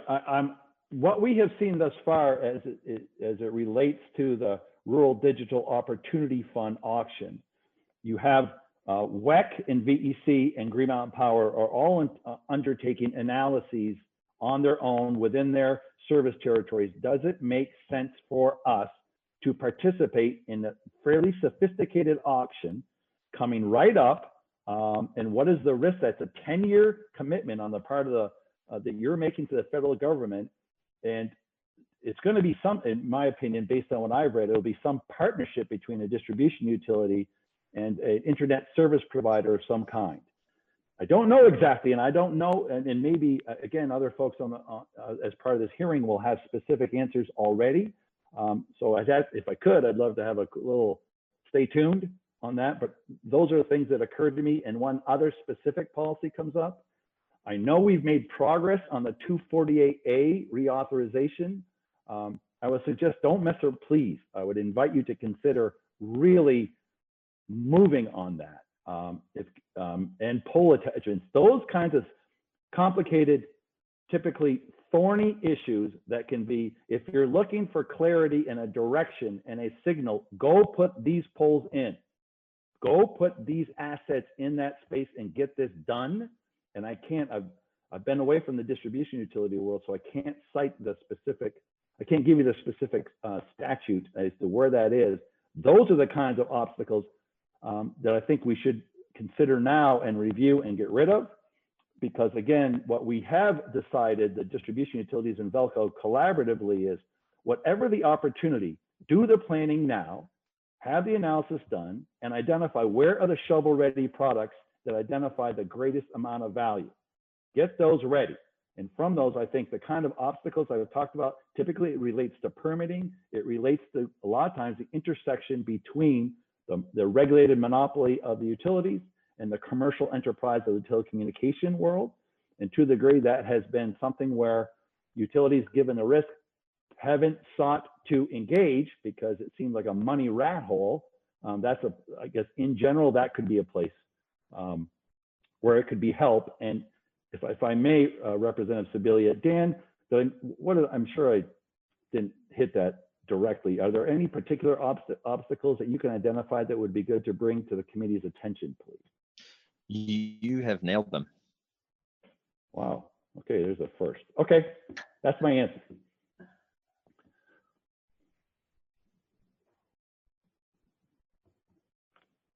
Thank you. You're welcome. Avram, I think you were next. Thank you. First, I just wanted to add in terms of the question that Representative Berglund had asked, that I was actively involved in the discussions around the current setup, structuring of the current Velco board as a result of the merger of GMP and CVPS at that time. And I do believe that the structure that was set up, I haven't been involved obviously in a number of years, but that structure has functioned well to address the concerns about one owner being that much larger than everybody else. So I just wanted to mention that. My question for Velco is, in terms of your current fiber assets, could you give us a sense of how let's say, how many distribution utility substations are you currently reaching or very close to reaching? And if you can go sort of one step deeper, how much of that is in rural Vermont? Dan, you want to take this one, please? Yes. So the the distribution utility substations, we're reaching to more than 250 of those substations. And how much further? Well, we're assessing, that's part of our assessment right now, is what additional assets, utility assets, do we need to communicate with, and where would those be? And then, of course, we plan to add on to that what unserved or underserved area is near that. So we're continuing to look at what that next reach out should be. We're of course, the grid is changing. We're looking to get 90% renewables by 2050, and the dynamics to meet that on the power grid are quite complicated. So our communications infrastructure needs to rise to meet that renewable demand. The only thing I would add to Dan's comment, Avram, is that these emerging rules I cited from the North American Reliability Council, NERC, at the direction of FERC, will for the first time impact distribution utilities as well, especially those distribution utilities that have high percentage of renewable energy. So here again, Velco and our distribution utility owners' interests are aligned in having the most effective fiber build out we can. So essentially we're partners in this. So Avram, thank you for saying what you said with regards to the ownership and the structure.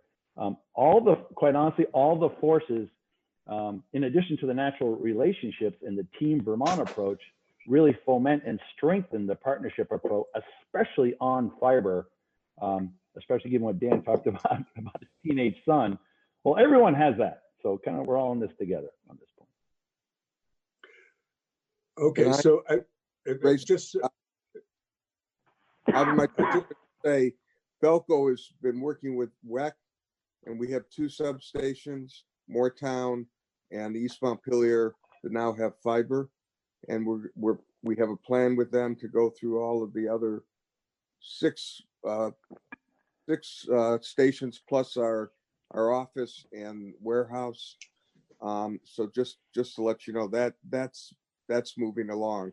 And again, to Laura's comment, when I throw out putting some money into those couple of census blocks that we've worked with the CUD, CB fiber, your guys establishing that is really what's driven a lot of this, to be honest with you. I watched when you made those legal, and we've been working pretty closely with both of the 2 EC and CB fiber. I keep wanting to go back to that one point. If you really want to get some stuff off the ground, if we can get some projects actually built in this next year, it's going to put us in a better position of going after the next few rounds of federal funding, because they want to see who can do it, and there's a lot more people asking for those money than they have before. So just that comment. Thanks. I just want to comment that I find that it's just really interesting and actually great to me that the need for the desire to have more renewable energy, particularly that's relatively dispersed around the landscape, requires us to have a much more sophisticated fiber network, which in turn helps us get fiber out to more people in rural Vermont. It wasn't planned that way. It's just working out that way. Robin, did you want to get in with a question? Yes, thank you. And it's, I guess going back to my question to Patty about small operations and slicing and dicing, and what I see in Vermont is a lot of players and an increasing number of players with CUDs forming. And when we had representatives from the CUDs testifying to the committee and asked what they needed, they were saying help, technical help,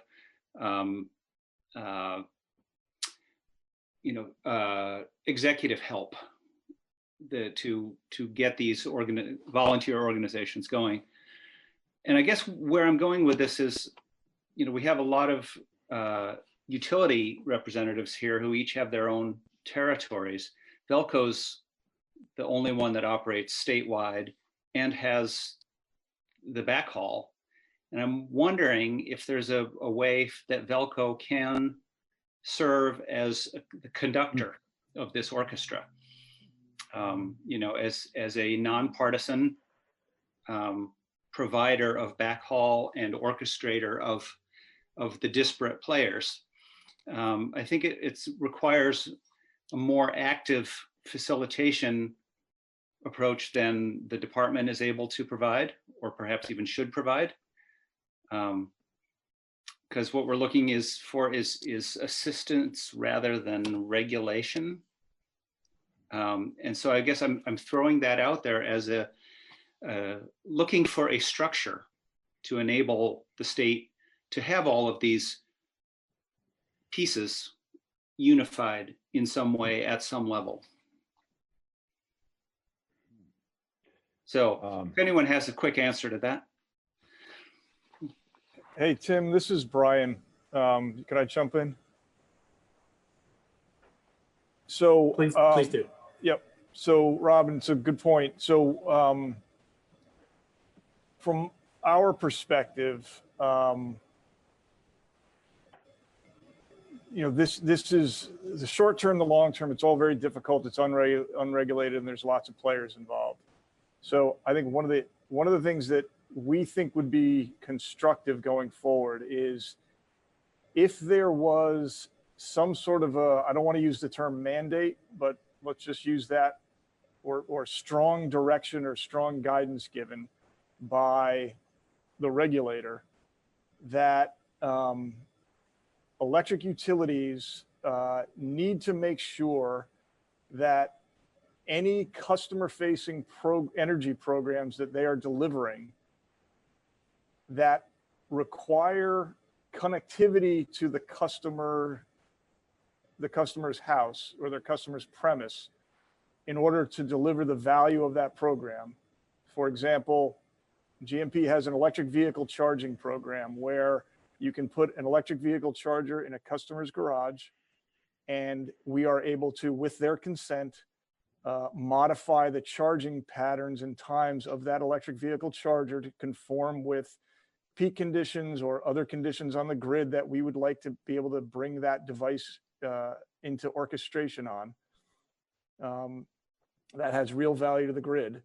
But not all of our customers can participate in that program because those that lack broadband access can't participate. One of the requirements to participate in the program is that broadband connection that allows us to control your electric vehicle charger with your permission. We run that program over the customer's broadband capability. We don't set up a private GMP only communication network to control that EV charger. We do it over their public, whatever broadband service they have at their house. Now, the broadband requirements in terms of capacity to control an electric vehicle charger, very small. We don't need a big fat pipe. We don't need lots of bandwidth, very small. But if we're going to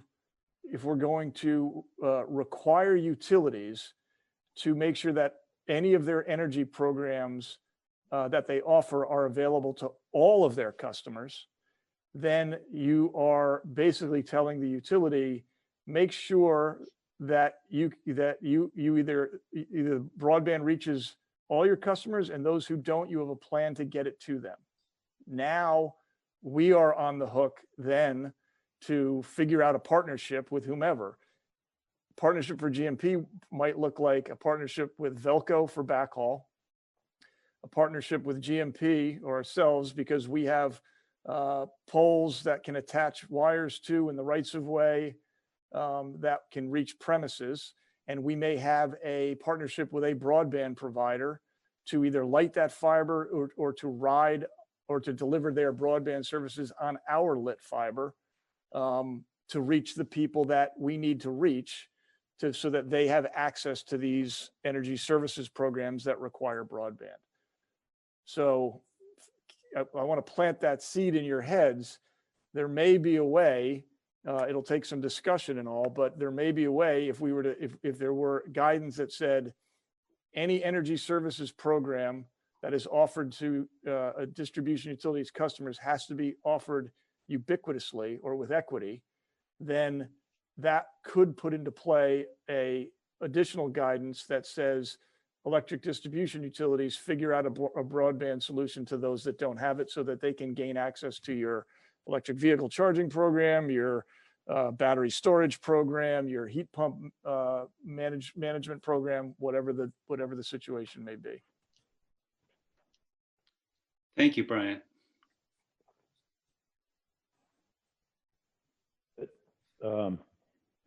Robin, were you still looking for a response to your facilitation, I guess, for lack of shorthand? Okay. Yes. One, I think Brian's suggestion is excellent. So I think that was among the strongest in terms, I think, Laura, to your question, I think, please, that's a great add from Brian. In terms of, I'm been pondering your question because effectively that's what Dan and I have been doing, talking to CUDs, and you're exactly right. It's who are the players? How do you get in touch with this person? What should our next steps be? I mean, those are the kind of conversations we're having. How do I get to that kind of executive, you know, to the strategy, the policy, as well as the nuts and bolts of making stuff happen? I don't know. I mean, I love, obviously we're kind of doing that. If that would make sense, consistent with our role and our mandate in staying in our lane. I think it would be good for someone to help the communication union districts to do that assistance wise. I'm just mindful that, again, the costs we incur end up going to our owners, they go to ratepayers. I'm mindful of ensuring we don't add to a burden even as we're trying to fix something. So I think we're effectively providing that facilitation of all kinds now. I think it's worth discussing. I'm not sure if we are exactly the right entity, but we're willing to consider it in consultation with our owners and see if that makes sense. I would love to continue those discussions, and I'm aware of the basic conflict of having entities that operated in a tightly regulated sphere operate in an unregulated market, an unregulated area. And I'm not sure if Velco is the right entity, but I see there being a need for one. And you're already, as you say, informally filling that role, and also the player, perhaps the largest player that Vermont has in terms of existing backhaul. True, but maybe it's just my instincts are there's a lot of I think you identified that there's some risks here that I'm probably just not articulating very well, but I just want to be cautious about anytime we add that kind of stuff. Our strength is staying, tend to our knitting, but keep innovating to be able to do this as we did with this fiber in the first place. Right. If we're the most effective way to serve that thing, I think we can, and maybe it's time bound or something like that, but we're willing to consider that. Great, thank you. Scott, did you have a question? Yes, I am wondering about what the future looks like for the transmission and distribution system, for the grid, and how deep into the grid, in other words, how close to every premises some sort of connectivity is going to be required for utilities to manage the load. So, thinking in terms of intermittent generation, thinking in terms of orchestrating charging electric vehicles or battery storage or what have you. How deep into the grid are the utilities going to need to have broadband connectivity? Do you understand what I'm getting at? Yeah. So I'll take a shot, Eric. So please. It's going to be as deep as the load devices make sense. So if you believe that the adoption of electric vehicles is not going to be a big element of the future, that whatever level of electric vehicle adoption we're at right now will increase incrementally year over year, but we'll never see a groundswell of conversion over from combustion vehicles to EVs, then those at their current levels don't become significant load devices for us to manage. Okay, if you believe the opposite, and if you think 10 years from now, EVs will have a place, will have higher adoption level than combustion vehicles, and you're seeing a significant amount of the registered vehicles in Vermont plugging in and charging up, whether at home or out in the community, then the opposite is true. Those become a meaningful and significant load element to the management of the electrical grid. And so the more load gets tied to a certain technology, and depending upon the operating characteristics and the charging characteristics of that technology, will dictate the necessity of broadband to control it, if we're going to be able to allow those adoption levels to happen without having to fundamentally upgrade the grid. We do not, in Vermont, in my opinion, we do not have to do significant upgrades of the grid, even if we see 50% adoption levels of electric vehicles, if we do it the right way, with access to the controlling activities of those vehicles so that we can manage that in real time or near real time. To do that is going to require knowledge and intelligence and connectivity to those devices, and that implies broadband. Mm-hmm. Are there other aspects besides electric vehicles? It's a sort of prime example right now, but are there other dimensions to managing the load that that would be sort of on the utilities, distribution utilities dime? Something that they would have to do in order to transition to the grid that is coming, that's on the horizon. Yeah, there's a whole bunch of things, broadband just being one of the enabling assets to do it.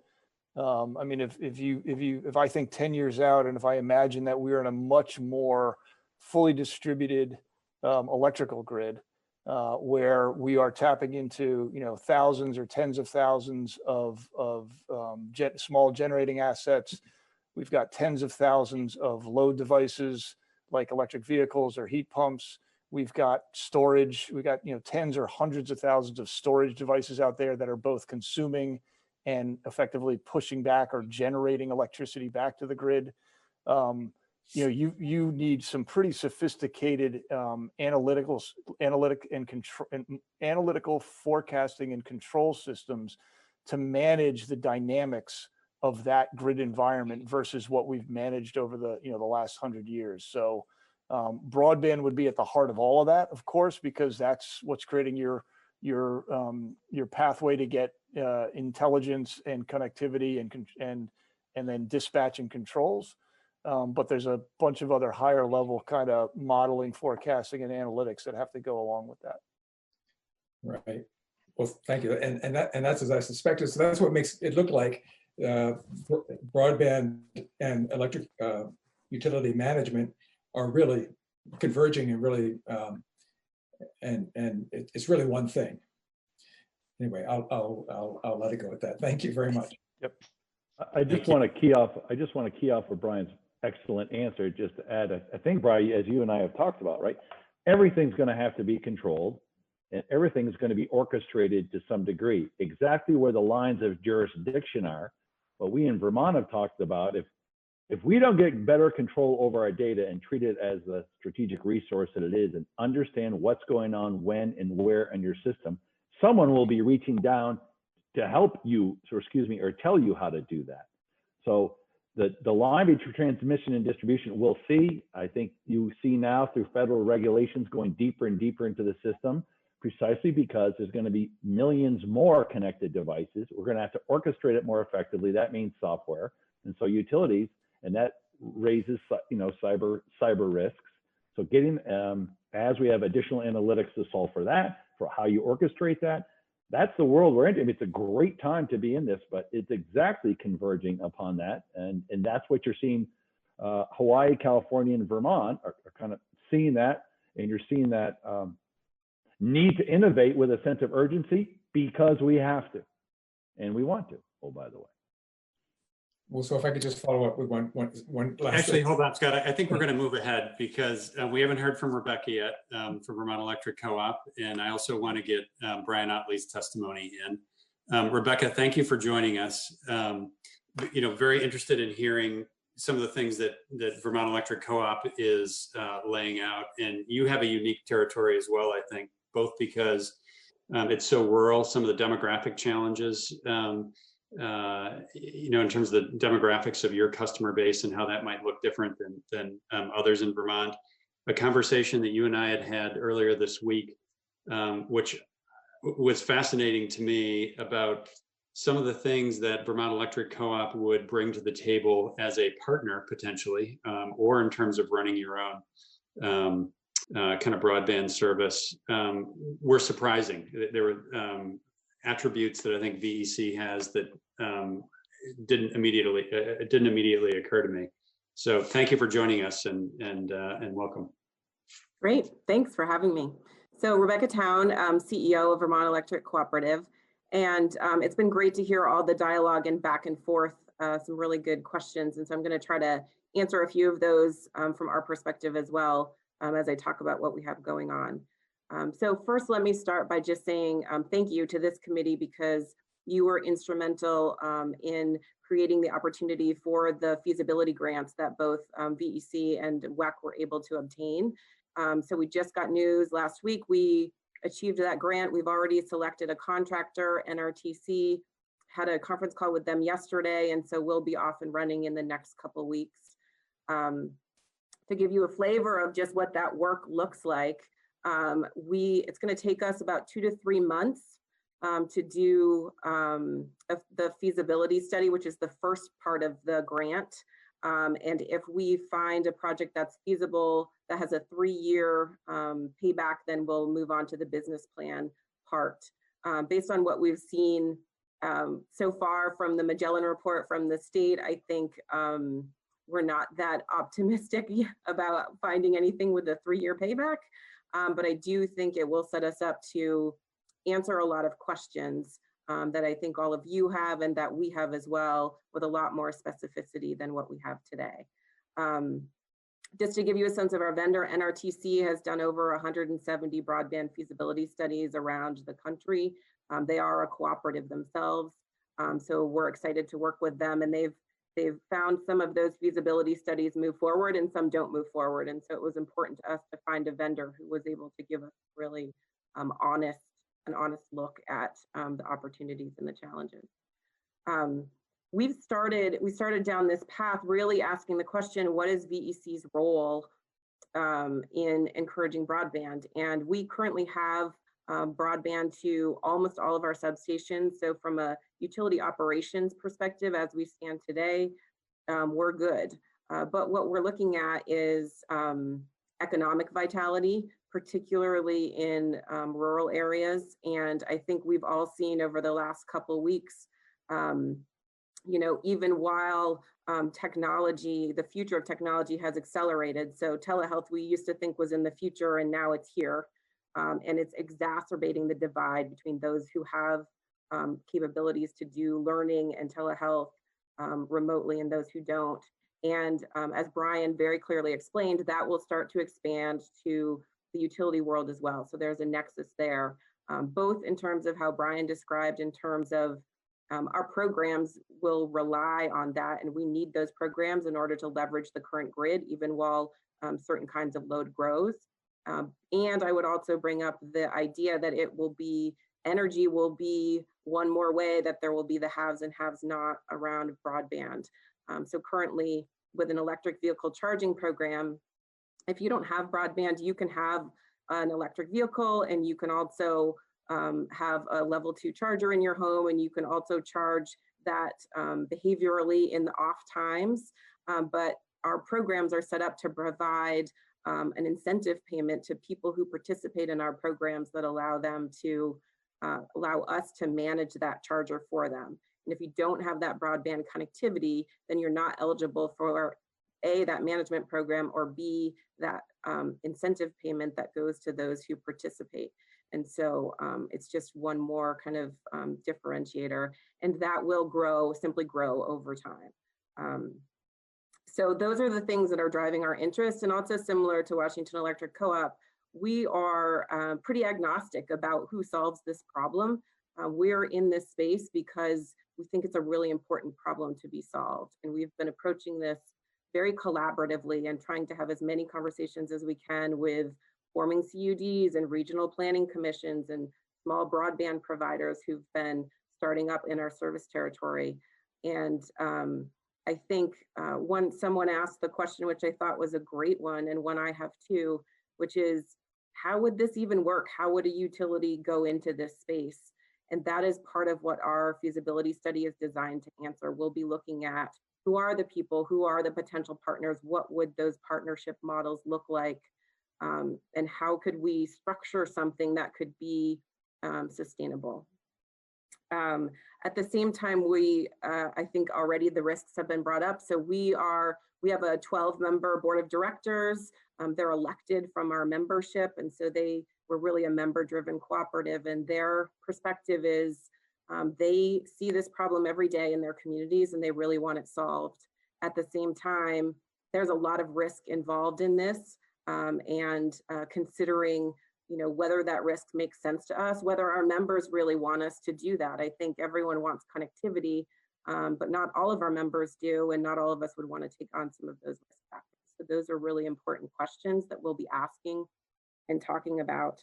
And a lot of people in our service territory are great. I mean, they're fine. We've got a much older population. Not everyone needs or wants that connectivity or would be willing to pay for it at this point in time. So getting to just a couple last points, and then I'll get to questions. But one of the things we were chatting about earlier this week was kind of as a partner, what we see utilities bring to the table. And I think utilities have been asked this question primarily because we are poles and wires. So we have infrastructure. And so everyone sees the poles and wires and says, oh, it makes perfect sense for you guys to just put one more thing on that pole. But when I think about kind of broadband, and we were talking to these CUDs and other folks, I actually think our opportunity and partnership is a little bit different. We have certainly the infrastructure, but more importantly, I think there's a lot of concern around access to capital, and our steady financial status gives us a lot of opportunities that not everyone has access to. I think that's really important. And the other thing is our project management skills. So we know how to manage large capital projects. And as we talk to a lot of these smaller providers and try to work with them and encourage their build out, we're seeing a big gap there in terms of access to really strong project management skills as they're trying to kind of bootstrap a lot of these things together. So we certainly have those skills to be able to offer. But what we don't have to offer is any sort of skills in the sales or competitive world. Those are things that are very foreign to us. And as I think about potential business models, it's actually on my worry list about what it looks like to pair a regulated business with a unregulated competitive business, and how do you do that in a way that really protects both sides. And as one of the questions was asked is, what can you do? And we're not there yet. We don't know what that looks like, but I could see some potential legislative support in that area, helping us define, describe, support whatever kind of models might look like, so that both of those models can be successful. And I think those are the big things that I wanted to hit. I think those are the big ones. Great. Rebecca, you had mentioned at the beginning of your remarks some of the financial analysis that your consultant will work with you on as part of the grant analysis, the kind of the business case study, if you will. Mm-hmm. And you had mentioned a hurdle of a 3-year payback. And I just wanted to understand where that comes from, because that's a very high bar. I think in most businesses, much less kind of the utility sector or the telecommunications sector. Why such a high bar of a 3-year payback? That's a great question that came through as part of the grant. There's 2 pieces to the grant, a first part and a second part, and that's the bridge that gets you from the first part to the second part. I think, so we'll see. I mean, at the end of the day, I'm not sure. I think we'll learn a lot more from the first part than the second part anyway. The second part's really a very specific business plan, so it's starting to take you down a very specific path. My view is that even just doing this first part of the feasibility study is going to help us really understand who partners are, and most importantly, help us understand how much money we need and set us up to be able to potentially pursue some of that money. I really think at the end of the day, the biggest hurdle we have to cross is the money problem, because if you can figure that out, then I think you can bring the partners, the skills, the people you need to the table to make that work. So we are looking at the FCC RDOF grant opportunity that Velco mentioned later this year. The timing would be good for us to consider this summer when we know enough about the feasibility study, whether we want to put our hat in the ring for that.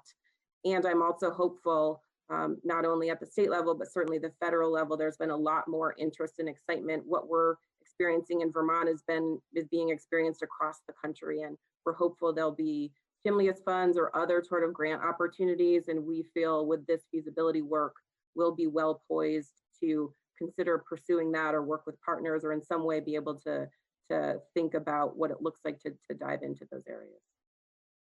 No, thank you. That's helpful. I mean, if with regard to the financial hurdle, if you will, the 3-year payback, if that's something that is kind of government or regulatorily directed, that's something that I would, kind of put in the parking lot as something we ought to look at, because that's a really high bar, and I don't think we should. Understanding we want to be very much on the lookout for the what benefits ratepayers and what kind of risks we should all be beholden to there. As I said, I think that's a hurdle that's not surmountable. So that's something I want to bookmark to come back and take a look at. Laura, I see your hands up if you've got a question. Just a little bit more clarification, if I could. Rebecca, you talked about your worry list, including the regulated and unregulated relationship, how those two. And you talked about maybe something that we could do would be to kind of just define a little bit better about what that looks like. And I did hear you say this was I feel like I heard you say this is something you're still kind of thinking about, but if you could just help me understand, are you looking are you thinking about the relation, like the rules of the relationship, or are you thinking about how a regulated entity moves into an unregulated space? Yeah, but both of those things. I think the real piece that I think about on an ongoing basis is when the way it would make sense, right, is you have a unregulated, say, subsidiary or a partner in some ways, shape, or form, but you want to share resources with that subsidiary. So you want to share call center or financial resources or human resources or leadership resources, CEO resources. And when you start doing that, then it becomes about where do the costs live and how do you do that in a regulated and unregulated. So that's, I think, where it starts to get kind of sticky, and how do you set it up from the beginning in a way that creates healthy cross-functioning and also boundaries between the two in a way that can be regulated on one side and not on the other. So just one thing that I would stick a pin in maybe for this committee or maybe for you all too, is that a lot of the telcos are operating in this sphere where they're operating, the landline telephone service is regulated, but they're also laying fiber and that's not regulated, the internet. So just sticking a pin there. Thank you.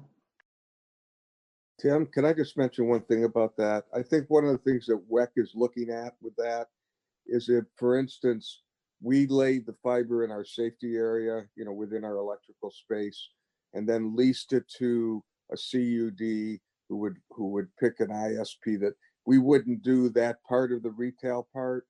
And then we would at least know, depending on where we got our funds, that we would be able to demonstrate that we could pay those so that we would hold our electric members harmless, financially harmless. When Magellan did the study for us, for the state, they said in WEC's territory, we would need 75% grant funding really to have that scenario happen, just to give you an idea. And that 3-year barrier or that the DPS did, they're the ones who put that into it. And it may have been that they wanted you to be able to demonstrate, to pick projects, not the whole project, but maybe pilots that actually could then get funded from a bank through a Vita loan and a bank afterward. That's just what I think. Yeah, that's definitely something I want to go back and take a look at. So thank you. Brian, thanks for your patience, and wonder if you could offer your testimony now. Thank you. Sure, I'm actually going to pop video on too. I've got a house with 3 college students and a high school teacher in it, so we're trying to conserve bandwidth a little bit over here. So I'm not going to repeat anything that's been said already. I think everybody's done a good job. I'll just reiterate what we're doing. We are actively looking in the short term to identify projects that we can get broadband access to any of our customers that are lacking it right now. That includes, you know, finishing up some of the make ready work we were far along with on any of the projects for the telcos that are stringing fiber and have the ability to connect end use customers in the next 90 days. So we continue with that work. That's part of our essential work schedule. We're doing that work with proper social distance and with all the proper protective equipment out in the field. And just trying to make sure that the folks that are stringing fiber and need that make ready work done, that we're getting it done for near-term projects that can actually get customers connected. We're also doing some brainstorming with Velco and others. We've been in touch with a entity out of the Boston area that won a waiver for the 5.9 megahertz spectrum. They've got a waiver up in the Northeast Kingdom in Essex County. We have a couple of towns that we serve up in Essex County, and we're trying to figure out if we can work with them to deploy a wireless solution up there on a short-term basis. And no conclusions yet, but we're hopeful. And then we have had a lot of talks with parties that are trying to put out the temporary Wi-Fi spots and the like, just to get stuff in the short term. Longer term, where the challenge is, I'll just go back to the comments I made earlier. You know, I think Rebecca articulated it very well, and we see it the same way, that we have infrastructure in the ground that can be attached to. Ideally, we'd have the ability to where no entity has plans to string fiber, we would have the ability to string fiber and then offer some sort of an open access tariff access to that fiber, either on a lit or unlit basis for a communications union or an existing telco or some other provider who will bring retail services to those populations. We do not think GMP offering endpoint retail services is the right thing. We would much prefer to do that in partnership. So we think we can be helpful in orchestrating, you know, any type of coordination that can be done with Velco and their network, anything that can be done with our poles and our rights of way, up to and including perhaps having fiber that we own and light, so that a broadband retail provider could ride on that with an open access basis to provide connectivity to customers, either with wires to the home or through some sort of a wireless solution. 5G and even 4G offer a wireless opportunity, which, that last mile connectivity decision of what technology to use should be left to the experts. But it's all got to be facilitated by, fiber at some point that can lead to those sites. And then I'll finish with just reiterating what I talked about earlier, which is what I call energy equity. We do think it is time to have some guidance and some guidelines on making sure that when we are offering energy service programs out to our customer base, that our entire customer base has access to those. And if that is the catalyst to drive an expansion of broadband to support that, then that's a good thing. Great. I actually want to draw you out and pull other members and witnesses into this conversation as well, because it's come up as part of a number of witnesses' testimony today, which is, Brian, I love your term energy equity. And one of the focuses, one of the things that this committee has spent a lot of time on in the last year is how rural parts of our state have kind of been left behind in some regards. And actually, I think this is something that other committees have spent time on as well, whether it's rural access to healthcare, whether it's rural access to broadband, whether it's rural access to energy services, you can go on down the line. And the question of how many of your customers have a disadvantage, if you will, from the type of energy services that they can access relative to other customers. And how important is it to, as a regulated utility, would it be for the state to require that all customers have access to similar or the same energy services, energy programs? I don't. And just as an aside, this is a leading question, because if the answer is that all Vermonters should have access to the same energy services, then ultimately all Vermonters should have access to broadband. Right. Right. I mean, decades ago, it was determined that all Vermonters should have access to electricity, right? And that was a nationwide conclusion. I think Carrick and I were joking the other day. I think it was Carrick. Was it Victory, Vermont was the last one to get connected? So last one in the U.S. Oh, in the U.S. Jeez, good Lord. So that was a determination. There was a funding mechanism to do that and accomplish that. Right. Fast forward however many decades since, and broadband is becoming the next kind of connectivity point to provide people or to give people the infrastructure they need to conduct their lives. And so I think you can make that conclusion. That conclusion is not supported today formally through regulation or legislation, Mr. Chair, but I think that's one of the discussions on the table. Well, certainly not for access to broadband, but I don't think it takes a huge amount of imagination to say that we have a different world of just kind of electricity usage, and that's going to change massively in the next 10 years. We have a different type of electric need among customers today than we had 20 years ago.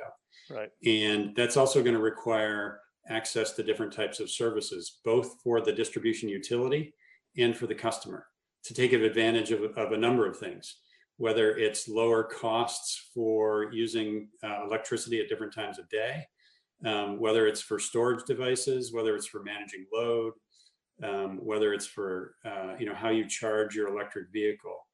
And some of those things are not available to some Vermonters today, probably mostly in rural areas. Right. And a question that I have is that inequity appropriate? Should we stand for it? And is there something that we should be insisting upon from a regulatory standpoint that that inequity be overcome? And if the answer from the Department of Public Service and from the Public Utility Commission, the governor and the legislature is yes, we know we're not going to stand for that inequity. I think it's a very short jump from that to we've got to have rural Vermont in order to have energy equity. We also have to have connectivity equity with the convergence of these things. Yep, I'll leave it to the wisdom of the committee to talk about things, but I will throw one other comment out on that is every utility in the state right now is actively pursuing the Renewable Energy Standard Tier 3 programs, which are providing incentives to reduce Vermonters or their customers' use of fossil fuels and the carbon impacts from them. Yep. So we have policy that is actively providing incentives, and the most common way of achieving those Tier 3 targets is by converting fossil fuel use to electric. Okay, whether it's electric vehicles, battery storage, heat pump water heaters, etc. And there will be more technologies on the way to do that. So we have active state policy to convert fossil fuel use to electric, and that is only going to make the management of the grid long term more dynamic. It has to be more reliable. It has to have more resilience throughout, whether it's weather patterns or just variations in usage. And to do that, as we talked about earlier, is going to require a level of analytics, forecasting, and modeling and dispatching to be able to manage those load devices in real time in a dynamic way. And all of that to be done has to be underpinned by connectivity, which implies broadband. Yeah. Barry, did you want to get in? Yeah, I agree with wanting to get broadband to everybody, particularly in an area has more rural underserved than anybody. It's just a question of how you're going to finance it. People use the REA, and the federal government came out with a lot of money. But if we're going to take Brian's thing and have us mandated as an electric co-op to provide the broadband in electrical rates, then we're going to have the problem that we're having already amplified, that we have too many people who can't afford to pay the rates at this level. We all want to get to the same end. It's a question, and that's why BEC and ourselves are particularly concerned, because our member ratepayers are the same people. Brian and Green Mountain Power have a different group of people there. And I just ask you to keep that in mind when you try to figure out how to finance it. I want to finance it with federal money. That's good. Me too. Federal money is all of our money. Let's not lose track of that. That's right. That's right. I actually don't see any hands up, but I'm sure there are more questions or comments that folks want to make. So the floor is open right now. I'm going to look at a couple of chat comments that have come up here. I'll take a minute then. Yeah, go ahead, Seth. From an engineering perspective, I've heard from folks that use portable radios, first responders, stuff like that, that they're specifically resistant to the idea of transmitting internet over the existing power cables. I've also heard from some engineering folks that is less of a problem, and there's been some significant strides in being able to transmit internet connection over the existing power cables. I was wondering if any of the folks on had any additional insight or information to offer to that conversation. I can take that one. We use actually our AMI system, so our automated meter system, where we get data and connect to our meters, is through the power line system. So we're different than most other utilities. We have a power line carrier system.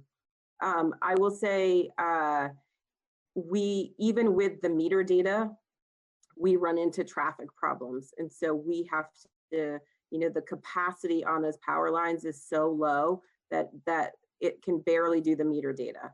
And we have to be very thoughtful about how we ping it and all that kind of stuff. So it's doable. It's just such a tiny piece that I don't think because we did have that discussion. I just don't see it getting us to where we want to go in terms of the bandwidth requirements that the modern world needs. Thank you. Steve, I see your hand up. Did you want to join in? Yeah, my name is Steve Knowlton. I'm a board member at Washington Electric Cooperative. I was just going to, AT&T was doing some tests of using power lines for doing gigabit type internet service. I don't know the results of those. I think it's a little bit beyond what utilities use for kind of the 10, 20 kilohertz power line communications, but I don't know the results of the more advanced thing. I was going to respond to a question. I think it may have been Representative Chase who asked at the beginning of the session, how do the boards feel about this?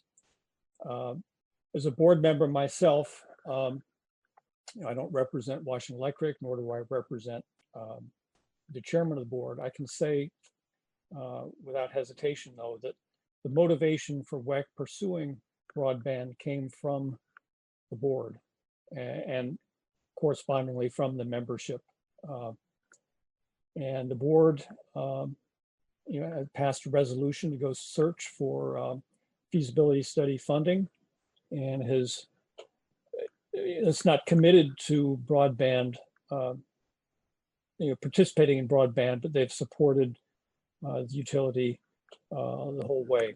So I don't think there's any lack of support. In fact, there's a lot of enthusiastic support from the board to pursue this, to see if there's an answer to it. So I think, as you can rest assured, that the membership of the utility, I suspect other utilities as well, would be solidly behind making some progress on this.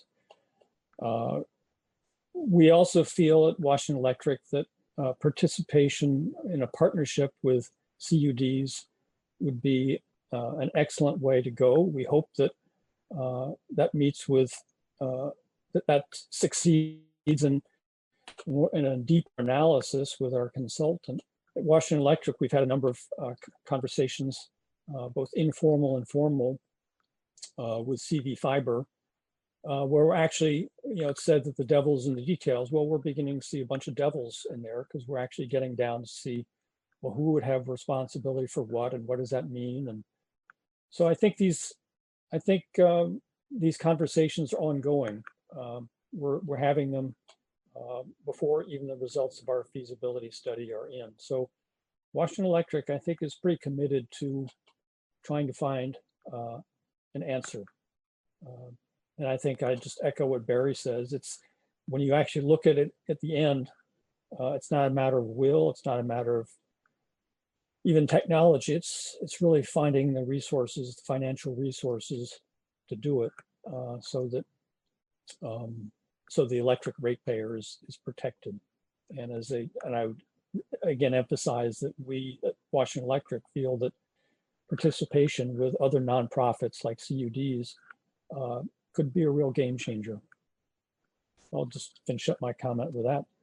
Great, thank you, Steve. Laura, I see that your hand's up if you wanted to chime in. So oops, sorry, there's my puppy. With regard to the question of funding, one of the big reasons that we put in the funding for the BIG grants and for the feasibility studies for the DUs was we know that oftentimes in order to get funding, we need to be able to show the planning work that kind of demonstrates here's a winning solution.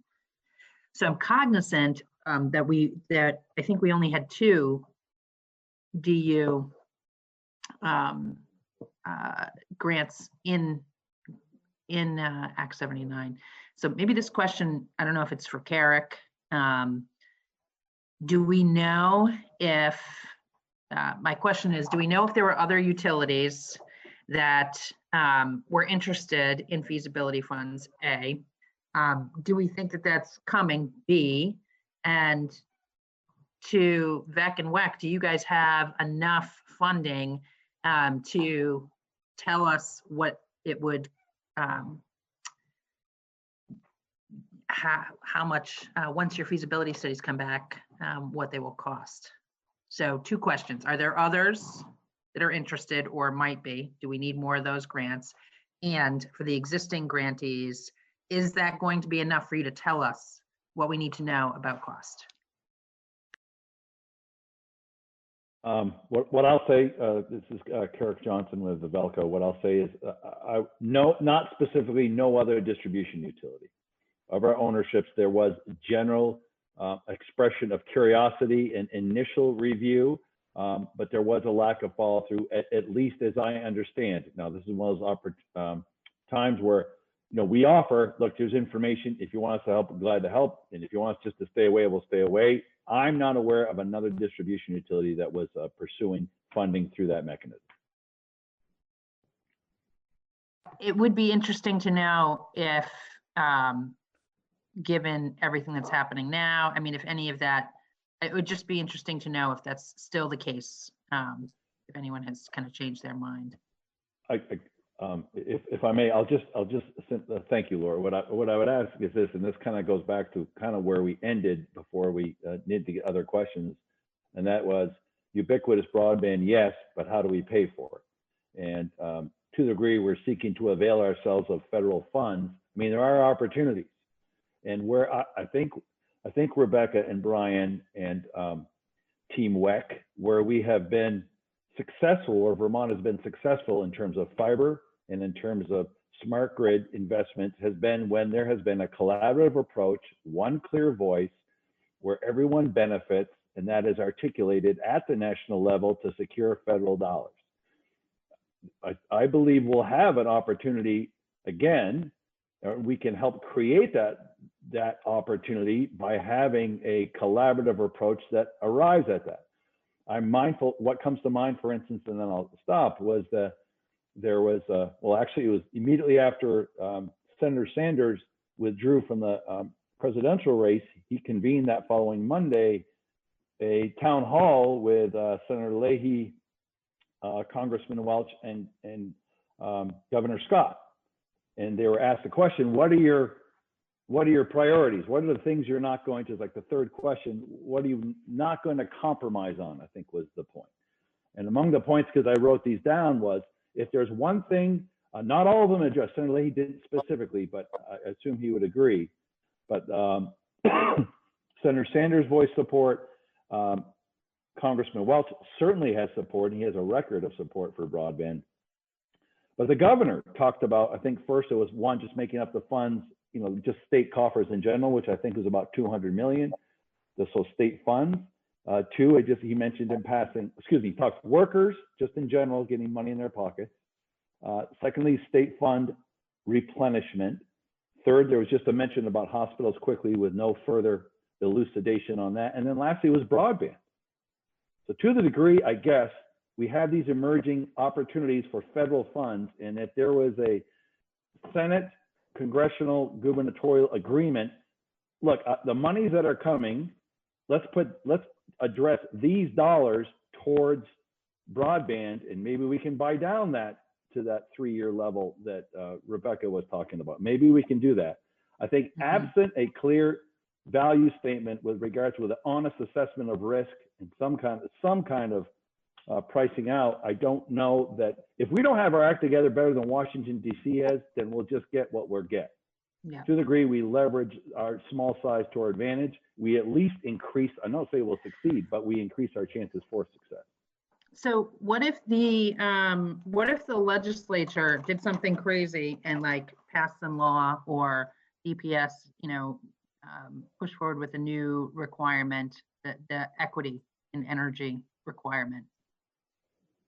Then we're going to have a bunch of ratepayers at VEC and WEC who are going to be concerned that their rates are going up.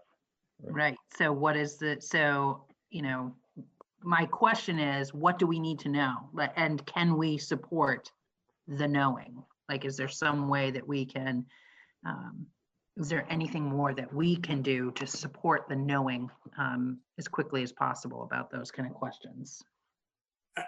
So I'll just say, and I certainly welcome other members to chime in, and maybe we shouldn't use this time with witnesses here to kind of have this discussion, but there are lots of places in a civil society that we draw on resources of a broader geography to support areas that are underserved. And I think that's what we're talking about in a broadband aspect. 25% of our state is severely underserved from a broadband perspective. 75, the vast majority of our state is well served. There are plenty of paved roads in Vermont, some of them in the Northeast Kingdom that I've never driven on in my life, but I pay for them as a taxpayer. And that's how we do things in a civil society. So I think this is a broader conversation than maybe we can solve today, but it's something that I'm very interested in digging into.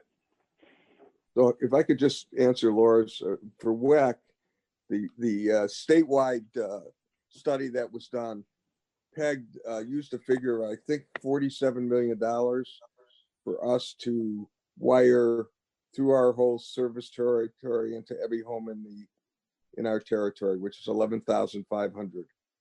Okay. What we hope to have, and CB Fiber is finishing their first part of their feasibility study.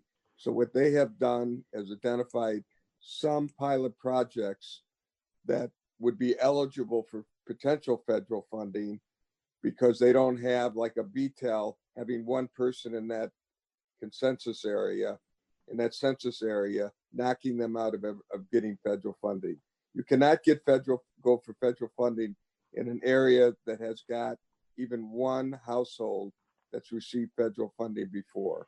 Hopefully that'll change by 2021, but not now. I think hope that's 90%, actually. I think that's 90%. But 90? so I think, yeah, I don't think it's 100. I could be wrong. I won't die on a sword on that. As I said, those two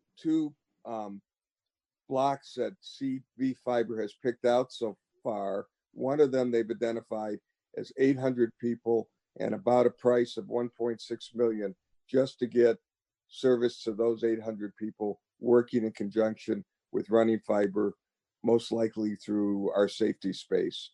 And WEC would probably own the fiber, and they would lease it from us to serve those 800 homes. That's just an example of one piece out of our whole territory. Hopefully we'll have the whole territory. We'll know what the cost is to do the whole territory. Robin, did you have a question? It doesn't bear a lot of discussion now, but it's in talking about feasibility studies and how do we determine what we don't know. And I'm just wondering about how, so WEC and VEC are doing feasibility studies, and how broadly is the information from that study applicable to other electric co-ops? Is 50% of it true for all electric utilities, all DUs, or is it really tailor-made? And we don't have to have this discussion. It's just a thought that I had, unless someone has a quick answer. I'd say a lot of it is very specific because both of our areas are very rural, and we're trying to figure out how to get fiber to, in some cases, for members of an average of 8 per mile. In that 1.6 million section, that one is a potential pilot project because it has 13 per mile. If you go to Green Mountain Power, their numbers, they could probably do some of this without, they have enough people who would take the service in a concentrated area that their numbers are going to look very different. If I could say something on that. Go ahead, Robert, please. It goes without saying, GMP serves about 76% of Vermont.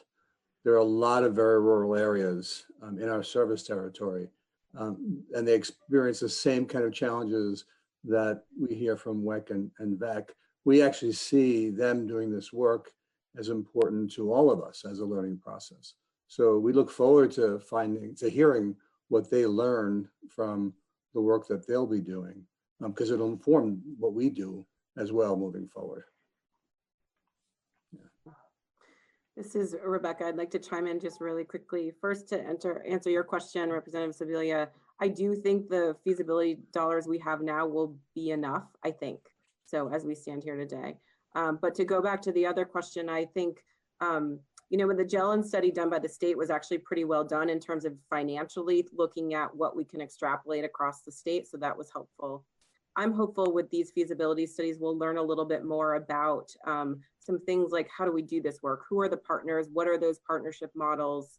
What could that look like? What is the utility role? And I think those things potentially more than kind of the specifics of what's the construction cost per mile, I think those things will be what might be most extrapolated and helpful in terms of applying to the rest of the state. I would like to second what Rebecca said about this. In the state broadband study that that was performed provided an excellent overview, and in response to Representative Sibilia, we've explicitly asked our consultants not to tell us what we already know. We want them to be grounded in that state study so that they'll start from that and go deeper into questions that either were not done in enough detail, or would be more explicitly relevant to either VEC or Washington Electric. Secondly, we've also asked our consultant, and this follows up a point that Carrick or Brian made, about we would like the consultant to take a crack at telling us what the value of a broadband network providing fiber to the meter would be to a distribution utility running a smart grid or smarter grid. So we'd like to, again, use what's already known to give value to the money that we're asking for. And also, I feel that all the players in this are literally mutually supportive. CV Fiber is making free use. They're sharing with us their ongoing market studies, since CV Fiber towns cover about half of WEC's service territory. And so we're in discussion with them about their ongoing marketing studies, and if they do GIS things that are of relevance to us, they share it with us and we share material with them. So I think there's a lot of synergy going on that would give us reason to hope that that the money that the DPS has made available to the DUs is going to provide sufficient value to get to the depth that you would want. Avram, did you have a question? I saw your hand up. I'm not sure if you're still up.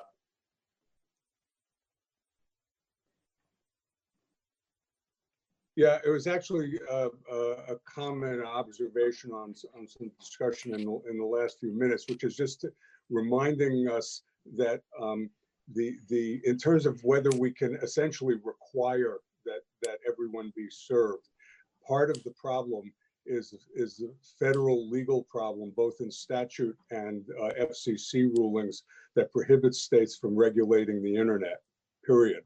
And if there's a way to work around it, I'm not a lawyer, but I would love to find a way to do that. But in the electric utility world, in Vermont, the PUC has given each utility a monopoly franchise, and the other side of the bargain is they must serve everybody in that monopoly franchise. That doesn't exist in the internet world, in the broadband world, especially given the fact that you have, at least in some places, multiple technologies available that are competing with each other. Yeah, and I guess my point would be if the requirement is that an electric distribution utility, given a monopoly in a certain area, is required to serve each customer equally, but they are precluded from doing that because of connectivity constraints of certain customers. You know, how do you solve that riddle? And we're probably not going to in the 5 minutes we have left here today. There may be an angle. That may be the angle, but I'm just saying that that's been an obstacle in the past. Yeah, just a very high level question, probably more specific to Washington Electric Co-op and Vermont Electric Co-op. I've done a little, very little research on this in the last 48 hours. Some of it, I want to thank Maria Royal, who I think is on this call, and sent me a great, I don't even know what you call it. It wasn't a webinar. It's called the Broadband Breakfast, but it was of, it was some folks who are members of electric co-ops or work with electric co-ops around the country. Other states have electric co-ops that have already cracked this nut. They are in the broadband space. They are serving their customers with broadband.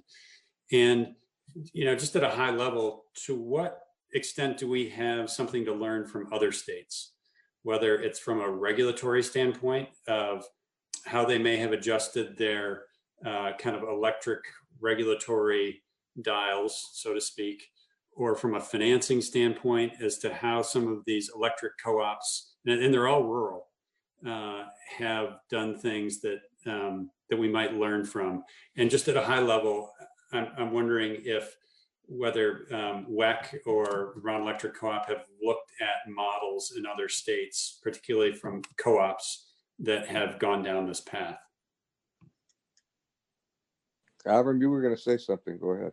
Yeah, to jump in very briefly, and I know Barry's been involved in working with co-ops nationally on this issue, but in most states where there are electric co-ops, those co-ops are not regulated by their Public Utilities Commission to the degree the co-ops and the municipals in Vermont are fully regulated electric utilities, and that's not the case in most of the other states.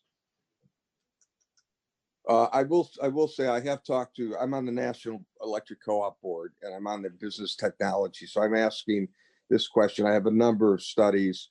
A lot of them have gone to just doing the middle mile, not going all the way. There were 225 co-ops in the country that participated in the reverse auction last time around, who got money for it. Some of the co-ops, one of the co-ops I talked to in Missouri was able to get a lot of towns that weren't in their service area, the towns of 2,500, that actually came to them because there was no independent service provider in that area. So they were able to make it that way in the numbers. So there have been some different examples, but as Avram pointed, I don't know that any of them were regulated. So they can go into another business with that and use electric utility. And sometimes the generation and transmission, like the Belco, but bigger, that are the generation and transmission for all the co-ops in a state, like North Carolina has 26. Sometimes they have the capital to fund this thing, fund that, and they're regulated. So that's a little bit of the information. Carrick, did you want to chime in? I saw your microphone go on. Did it? Oh, okay. No, you don't have to. The only thing, I was looking for the notes that I have from a conversation with Dominion in Virginia. There's been a number of states, say there's roughly 12 now in total, that have passed explicit legislation to get utilities deeper into the broadband game. That's right. And so we had this kind of conversation, Daniel and I did, with a gentleman, Ed Diggs, I believe his name is. I get the notes from Dominion. Sorry, what have you learned? One is, that's where I go back to the easements, the real specific stuff, where you are, bluntly, where are you competing and seem to be taking market share, even though competitive telecommunication companies are in these places. Candidly, they view it as a competitive threat if if there are others going into to serve those areas where there is not being served. So Virginia, much like parts of Virginia, much like Vermont, very low income, lots of challenges. The legislature passed legislation, but they didn't address easement language and the ability for easements to be used for communication purposes. They didn't address the electric space, where on poles and like, are you allowed to, and where there was weaknesses, they were exploited in terms of where there was insufficient encouragement of distribution utilities, those weaknesses in laws that sought to create a path for utilities to have lower risk to get in the game, where there were holes in that, they were exploited. So I guess that's my punchline. Yep. And there's been some example, I think Barry's absolutely right. There's been, like I said, no fewer than 12 states, a lot of them co-ops, typically co-ops that have pushed the envelope on this, and they have some direct experience on what worked and what didn't work. Yeah. And I'm happy Rebecca, to share did you that have- list of those states with you. Okay, I'd be very interested. Rebecca, did you have a thought on that? Yeah, I just had one quick data point. So our vendor, NRTC, who is doing our feasibility study, one of the data points they shared with us, which I thought was helpful, in 2019, they did 42 feasibility studies. And of those feasibility studies, 15 of them were deemed feasible, meaning they had a payback somewhere in the range of 12 to 15 years. And the rest of them required either significant grant money that then they were positioned to pursue, or some sort of other reconfiguration in terms of service territory in order to be able to move forward. So just to give you a bit of a flavor of kind of what, one, our access to co-op information, and two, just kind of what the market is out there a little bit. Yep, that's helpful. We've got two hands up, and I think those will be our last two questions for the hearing this afternoon. First, Representative Sibilia, and not Representative Sibilia, Representative Pat.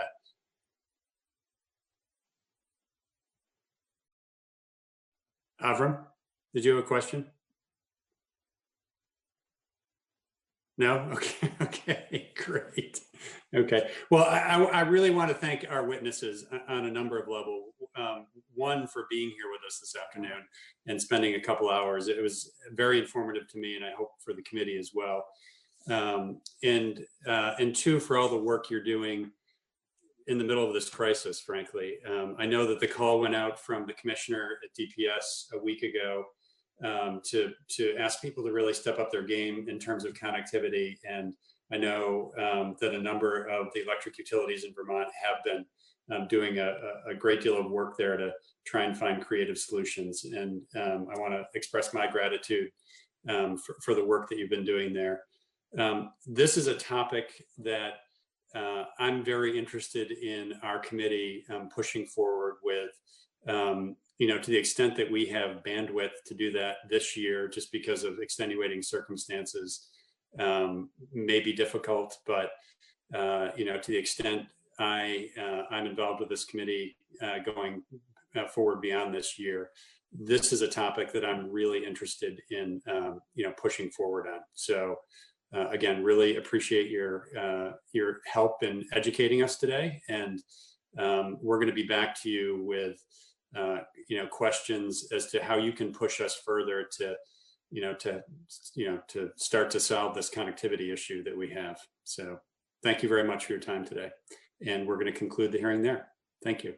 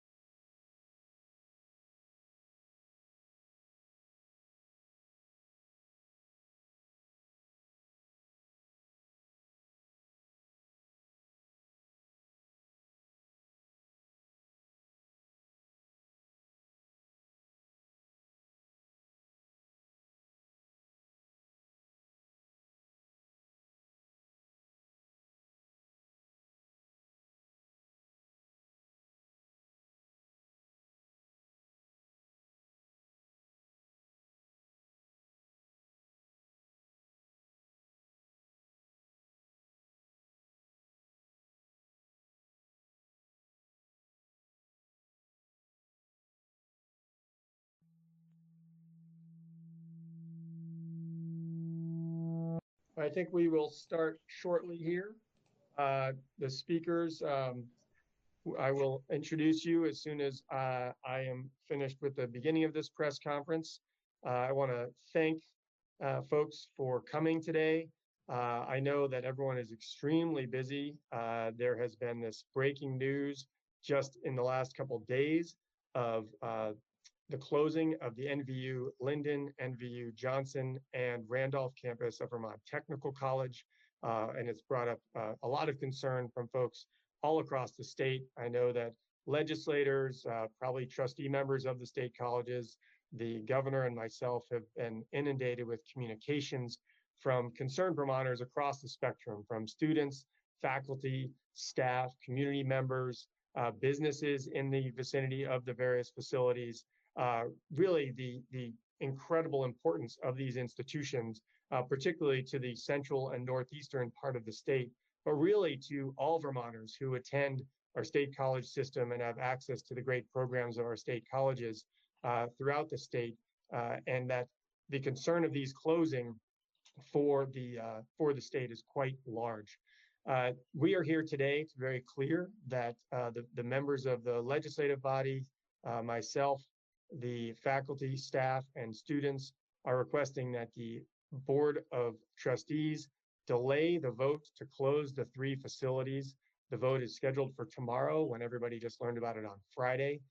That is an extremely short window of time for the community to understand the reasons behind it, to come up with ideas and solutions to maintaining the facilities and continuing their operation. And it's obviously a very short window of time for people just to simply comprehend the radical change that would happen throughout the communities of Vermont that these facilities are located in, and the general area that they're located in. Right now, so many are struggling with the impacts of COVID-19 and that pandemic, from all of us being isolated at home, to school being stopped, to businesses being shut down, and that there are huge financial consequences to the pandemic occurring, and that people's personal budgets and revenue streams are all severely impacted. We also know that the social and economic and community impacts of these institutions are very real. And so to impact the current climate with the COVID-19, with this on top of that, is a tremendously ill-timed conversation to be having, because this is going to be devastating for these communities. It's really going to go against all that we're trying to achieve. Closing these institutions will not help young people stay in Vermont and gain the knowledge and skills they need to stay in the state and thrive. This action will not attract young people to the state, which is a huge demographic that we're trying to grow the state with. And when you look back at so many businesses in Vermont, so many of our community members, farmers, who are living in Vermont because they were attracted to Vermont by these institutions, this will be a tremendous loss for the state looking forward. This action will not expand businesses. It will not give them the opportunity to have interns or future employees. It will not create new businesses, which many graduates do. And this is going to hurt businesses across the spectrum and throughout Vermont by closing these institutions. Closing these institutions will hurt the workforce for Vermont going forward. It's not going to build the workforce. It's going to reduce the opportunity of workforce for our businesses in the state.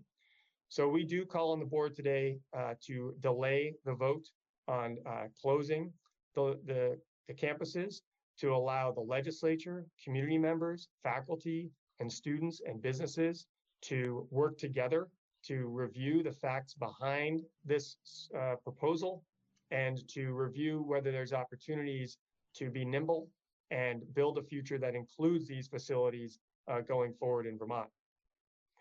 We don't profess to know the answers at this time. This has been in front of us for just a couple days now, but we need all the facts to come out, and we need time for that.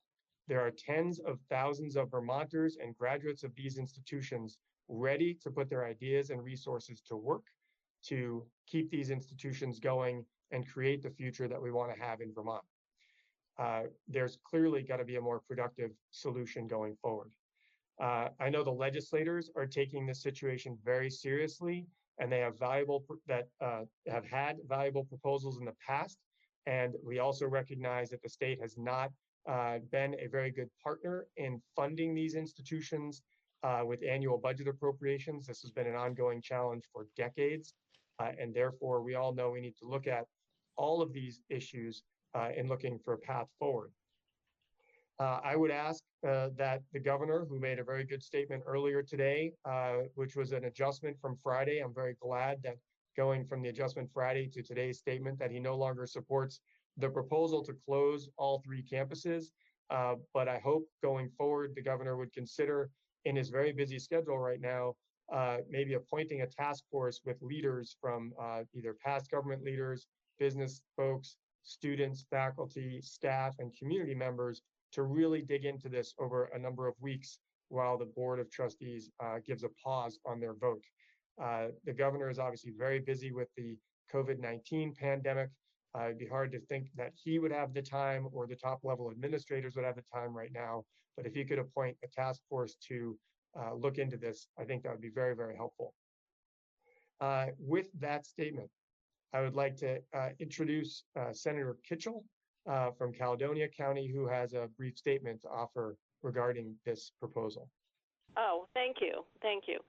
I won't repeat all the things the Lieutenant Governor said. It goes without saying, as someone who has lived in the Northeast Kingdom, and my family has for generations, and I have family members who attended the state college system, that this decision has really rocked us.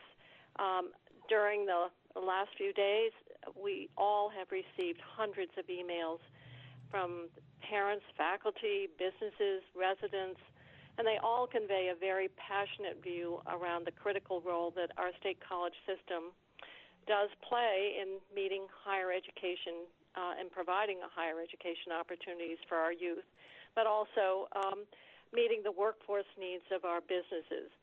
So as I heard the decision on Friday, it just struck me the impacts of the recommendations are so far-reaching, and that we all were taken back by just the magnitude of the proposal, and in the course of a weekend can't give the thoughtful response that people deserve and what people want.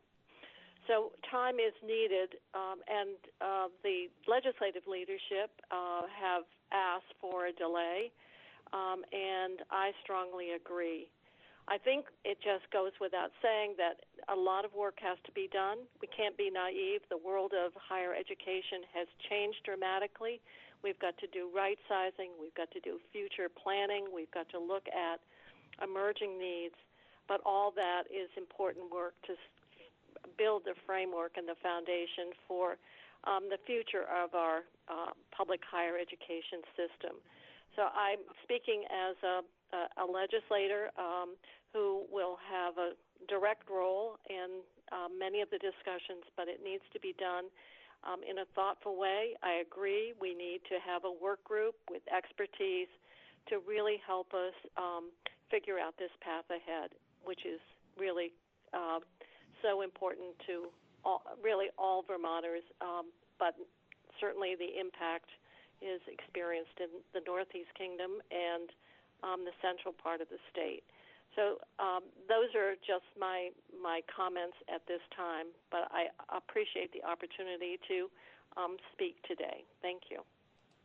Thank you, Senator Kitchell. And next, we're going to hear from a Vermont student, State College student, Patrick Wickstrom, who has done a lot of work organizing. You could maybe tell us a little bit about the organizing and why briefly. Thank you. Thank you for having me, Lieutenant Governor. So I attend Northern Vermont University, Linden, and I can tell you, and I'm sure, you know, as you've said, all of your offices have been packed full with emails and phone calls, and that are from students and faculty, staff, community members, businesses from around the state with concerns about the Chancellor's plan to close all of Northern Vermont University and the VTC Randolph campus. And just to start, we have a Vermont State College Student Association, and we met today, and we have a student trustee that is on the Board of Trustees, Isabel Gagardi.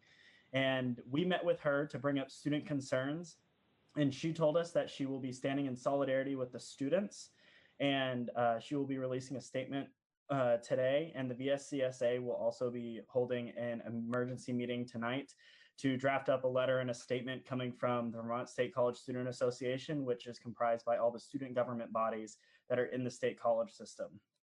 And I have to say that the petition launched and went further than I ever thought it would. We're standing at over 26,000 signatures. Our professors at our college are launching even further and doing protests on Monday before the Board of Trustees has a chance to meet. And the VSCS provides so much for the not only the Northeast economy, but the economy of Vermont as a whole. It brings young people like myself. I'm actually at home right now in Mansfield, Texas, and I study atmospheric sciences in Vermont because Linden was the right school for me, and the Vermont State Colleges provides a quality of education that I knew I would fall in love with and that I have fallen in love with. And that it makes such a big impact in these communities. Being, going from such an urban environment here to where I am at Linden and it being rural, I can see the impacts directly on how much this college and the colleges that, the state college system, these communities that they're in, has such a far-reaching impact. And without these colleges, these communities would struggle even further than COVID has already allowed them to. And these colleges are essential to the recovery of the Vermont state economy. And I just also wanted to share something. President Collins of Northern Vermont University actually just released an op-ed sent out to the students and faculty of our school with some facts behind our school itself and the finances. She has notified us that NVU is the only college in the Vermont State College system that has not borrowed from the system. And in fact, we have our own reserves as well. So this plan set forth by Chancellor Spalding is not based, it seems, on facts. And since he has not fully released the details of his plan, us as students, faculty, staff, community members, are unsure how we can trust that plan moving forward, especially whenever we're looking at the impacts that it will have, the far-reaching ones across the state of Vermont. Thank you, Patrick. Really appreciate that. And we will have room for questions for all of our speakers afterwards, but that's helpful information. Next, we're going to hear from Representative Dan Noyes, who does represent the district, including Johnson State. And I also know that we have Representative Hill here as well. I don't think he's going to be speaking, but he has joined us for this press conference. Representative Noyes. Thank you, Lieutenant Governor. Appreciate the invite to be here. It's such an important topic for our community. I graduated from Johnson in 1999. The college is so important to Lamoille County and the community of Johnson. I think it's an important part of our businesses, our community. It's just we need to make sure that it doesn't, it stays where it is. I think the big point that even Senator Kitchell made is that the legislature really hasn't had the opportunity to, look at the facts on this and address it and try to come up with some solutions to make sure that we can continue having Johnson in the community and NVU. I've been on the phone with the Speaker of the House, a number of the boards of trustees, many legislators over the past couple days, and just trying to make sure people understand how important this is and how we need to come up with some solutions to make sure that our NVU is solid in the community. So I appreciate the time and looking forward to seeing this through and hoping that they delay the vote on Monday. Thank you, Representative Noyes. Next, we're going to have Senator Anthony Polina, who is a graduate of Johnson State, I believe, and also was involved in helping get a student board member on the Board of Trustees, as Patrick talked about lobbying that person before in the work she is now doing. Senator Polina, please join us. Thank you, appreciate it. And yes, David, I am a graduate of Johnson State College. And as a legislator, I'm someone who's consistently offered legislative proposals to improve funding for our state colleges and have never found the legislature open to pushing those proposals forward. Now I find myself, instead of improved funding, dealing with the situation. And it's almost hard to imagine that we're having a serious conversation about a proposal that's as bad as this one actually is. We know it's bad for our overall state economy, but it's going to be devastating also for the local communities where these institutions are based. We're talking about the loss of 500 or more jobs. We're talking about undermining our efforts to keep young people in the state of Vermont and attract more young people to the state of Vermont. We're talking about making college less accessible for Vermonters and realizing the kind of negative impact that'll have on those families. So, this is, as Senator Kitchell said, there's a lot of different options to look at. We have to think creatively about how we want our state colleges to move forward and how we can best support them. But this proposal is clearly not the solution we were looking for by any means. It's a step backward. It's hard to imagine that we could go backwards from the lack of funding we've provided our colleges. We actually, in this proposal, find ourselves being told that we need to go further backwards in removing any support for the state colleges by removing them from our communities. The idea of doing this so quickly with so little public input is also completely unacceptable. I'm really glad that Vermonters are being heard, that people are raising their voices to make sure that they have a voice in what's going to happen to the state colleges. I think putting the decision off, at least until we have the opportunity to have a group of people, a task force or a commission, take a look at what the options are, is absolutely necessary. I also want to mention that, and I'm glad that the governor seemed to have softened his position somewhat. But one of the things he said in his statement when he was looking at the options, one was to ask already overburdened taxpayers to pour tens of millions of dollars into these institutions. And I would just argue that we're not necessarily talking about already overtaxed taxpayers. What we're talking about is looking at reforms to the tax system that would allow us to raise the revenue we need to keep our colleges going. The enabling legislation for the state colleges says that they need to be supported wholly or in substantial part by the state government, by public dollars. That has not been the case. We've actually we've not kept up with our commitment to our state colleges. It's time that we do that, and we look for solutions that will really work and help us face the challenges our state colleges are facing. Thank you, Senator Polina. I appreciate that. We do have another representative and senator, but we've also got a couple other important folks to hear from. Our next speaker is Kate Gold, the president of the Vermont State College United Professionals. Kate. Thank you. And thank you to the amazing people who have shown up since this announcement was made. And I'd just like to say that this proposal unilaterally removes an economic engine from the campus's regions during this global crisis and economic hardship. We need time to respond to these challenges, and nobody's saying that they aren't considerable. But what we really need is time to work with our state legislators on a way to serve our communities. These closures are going to put more than 500 people out of work, and those dollars that the employees spend are going to be lost to the communities. I can't even imagine. So how many small businesses can survive this, and how many families are going to be affected? How many town budgets are going to be gutted? And how many more families who are already struggling because of the COVID effects are going to be struggling that much more? And we don't know because we haven't had time to find out, and we need that time. And the value to our local economies isn't measured only in dollars for the colleges. The students are footing the bill because we underfund our system, but the broader community is receiving benefits. Our libraries and recreational facilities and our arts programming, all of those are taken from families and residents. And we're talking pre-K to retirement who are up on our campuses using those and benefiting. And they're in some of the poorest areas of the state. So the students who are place-bound with family and farm and work commitments also would have no real option for higher ed beyond an associate's degree.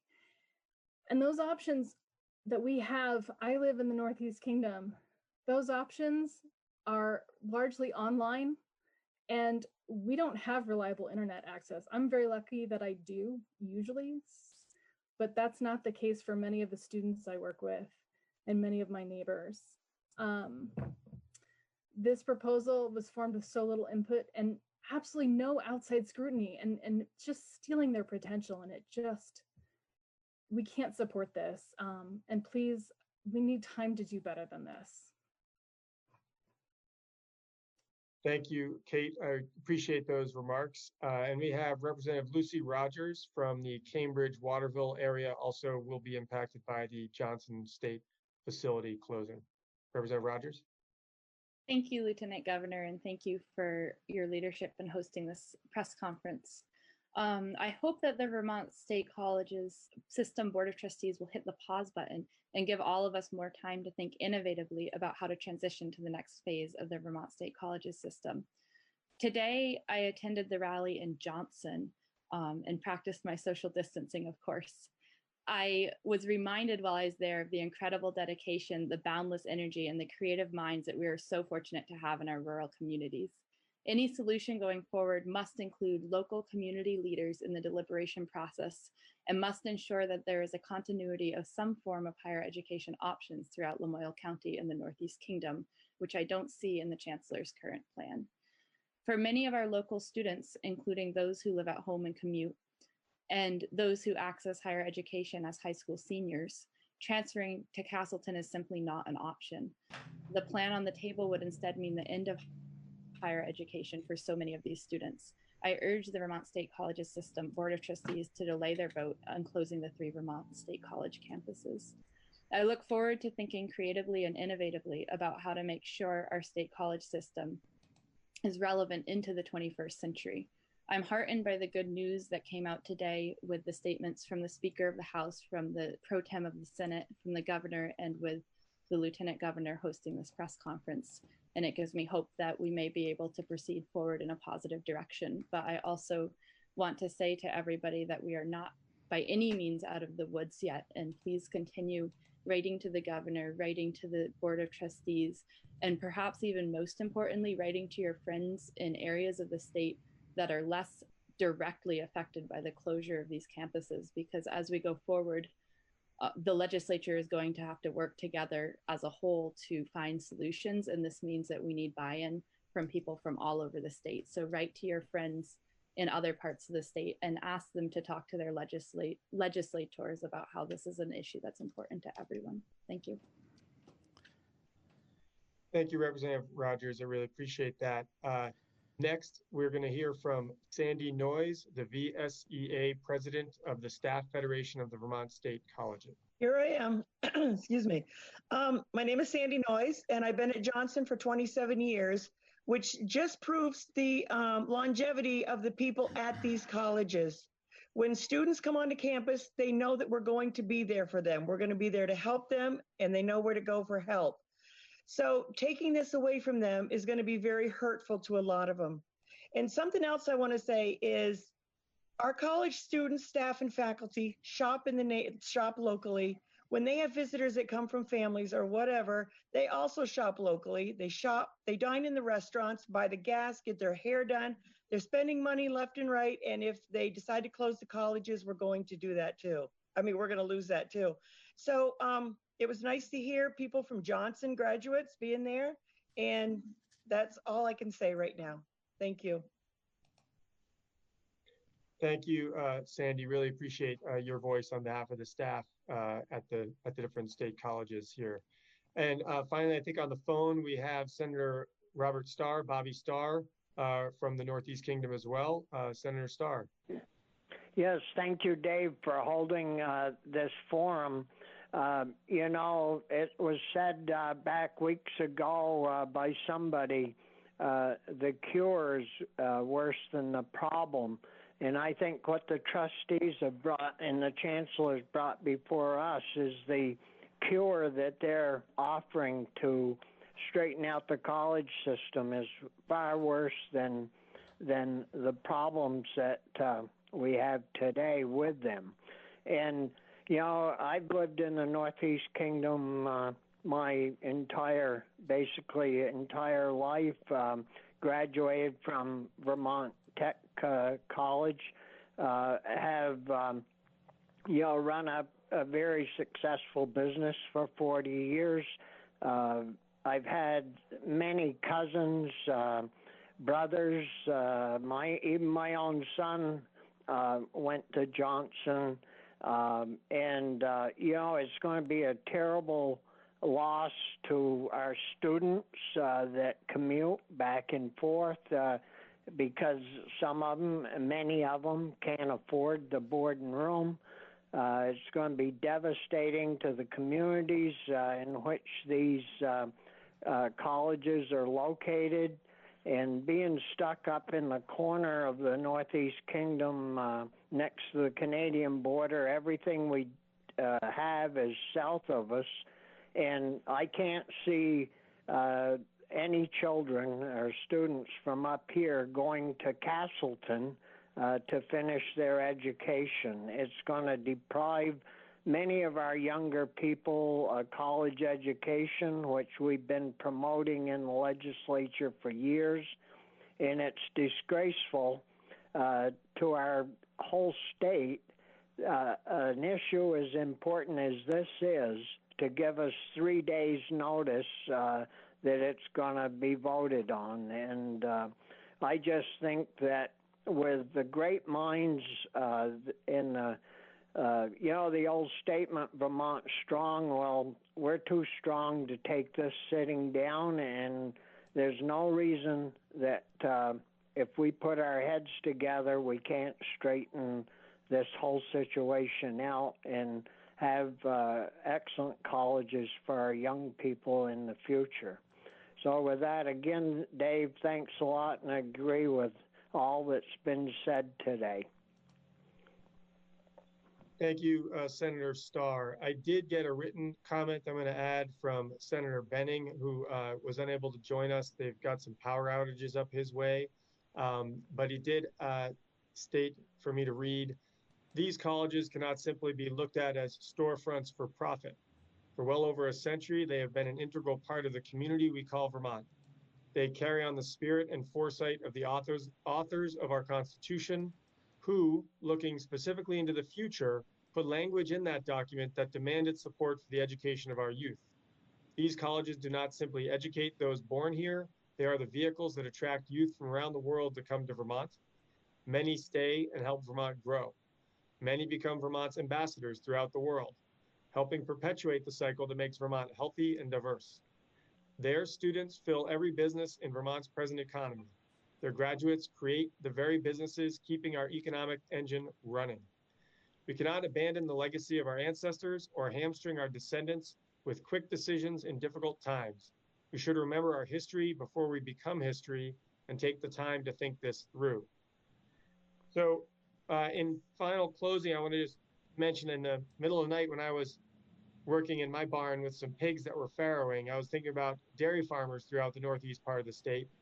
And if some of them were able to work on their farms, but then attend daytime classes at these institutions, who now would have no possibility of doing so. There's no way you could do chores in the morning, get down to Castleton or one of the farther campuses, and then get back to do chores and help in the afternoon. There are other professions and other people working in situations where that's just not a possibility. And when I think about our agricultural future, the Vermont Technical College, VTC in Randolph, is really where the heart and soul of a lot of our agricultural education is centered for a lot of Vermonters. And so this planned closure or proposed closure for all of these facilities really will leave a hole in our community that will be extraordinarily difficult, if not impossible, to fill for each of those different kinds of professions. I want to now open it up to questions from the media. This is our first time, so I'm going to work with it through the Zoom chat. And I think Rebecca Fleeter, if I pronounced your name right, if yes, you could go ahead and ask your question. Okay. So if the board tomorrow refuses to delay the vote and instead chooses to go with Chancellor Spalding's initial plan, does the legislature or you, the lieutenant governor, or the governor have any power to help us? What do those next steps look like? Well, I will partly answer this. I know Senator Polina, Senator Kitchell, and Senator Starr were on a call just on Friday where they discussed this a little bit because it's actually unclear. It seems as though the Board of Trustees has this authority, but at the same time, the state owns the facilities and has say over how the facilities are used. So there is some question in that regard. I don't know if any of the three senators have more input to answer, or a representative. And then I'll go to, it looks like Dom Amato and Rye and Steve have questions in order after that, but I'll call you. So there is some confusion about who has the power to close the colleges. The legislative council lawyers tell us that one reading of the law is that the trustees do have the power to close the colleges, but on the other hand, as David said, the legislature is responsible for the physical sites. I think if they were to go ahead with a positive vote tomorrow, I think that it certainly would not be enacted immediately. There would be time for the legislature to meet, to convene, and to, if necessary, pass legislation that's needed to allow the legislature to continue to have oversight of this process. You know, it's been our responsibility to try to fund the state colleges over the years. We have not done a very good job of it, but we've had that responsibility. So we should certainly have responsibility when it comes to the decision whether or not to close the colleges. Thank you. And I think, Mr. Amato, you've got the, oh, sorry, Bobby, did you have something you want to say? Well, I didn't know if Jane was still on, but I know, you know, we do appropriate, I believe it's somewhere in the neighborhood of $20 million a year, along with other monies that we appropriate to the state colleges. And I would just say that I think it would be a very difficult vote to continue to appropriate that kind of money to the CCV and in Castleton State. I know I sit on the Appropriations Committee, and I'd have a hard time supporting their budget in the future without our northern universities and VTC included in that package. I think we'll continue to, Dom, if you've got a question. Yes, thank you, Lieutenant Governor. I'm wondering why now? Why are lawmakers deciding to act now on the brink of closure for these schools? You know, we've heard from a few lawmakers today saying, oh, you know, no one has ever really fully agreed and we've never gotten a deal done. But now as we face a vote in, you know, less than 24 hours, now all of a sudden there is this immense movement to try to make something happen. Is this what it had to come to? Did it have to come to a decision by the chancellor to say, you know what, we're closing, for lawmakers to act? I'm not sure who can answer that question. If any of my colleagues want to, I'm happy to have them come up as well. But I would say that. Well, I'll jump in on that, Dave.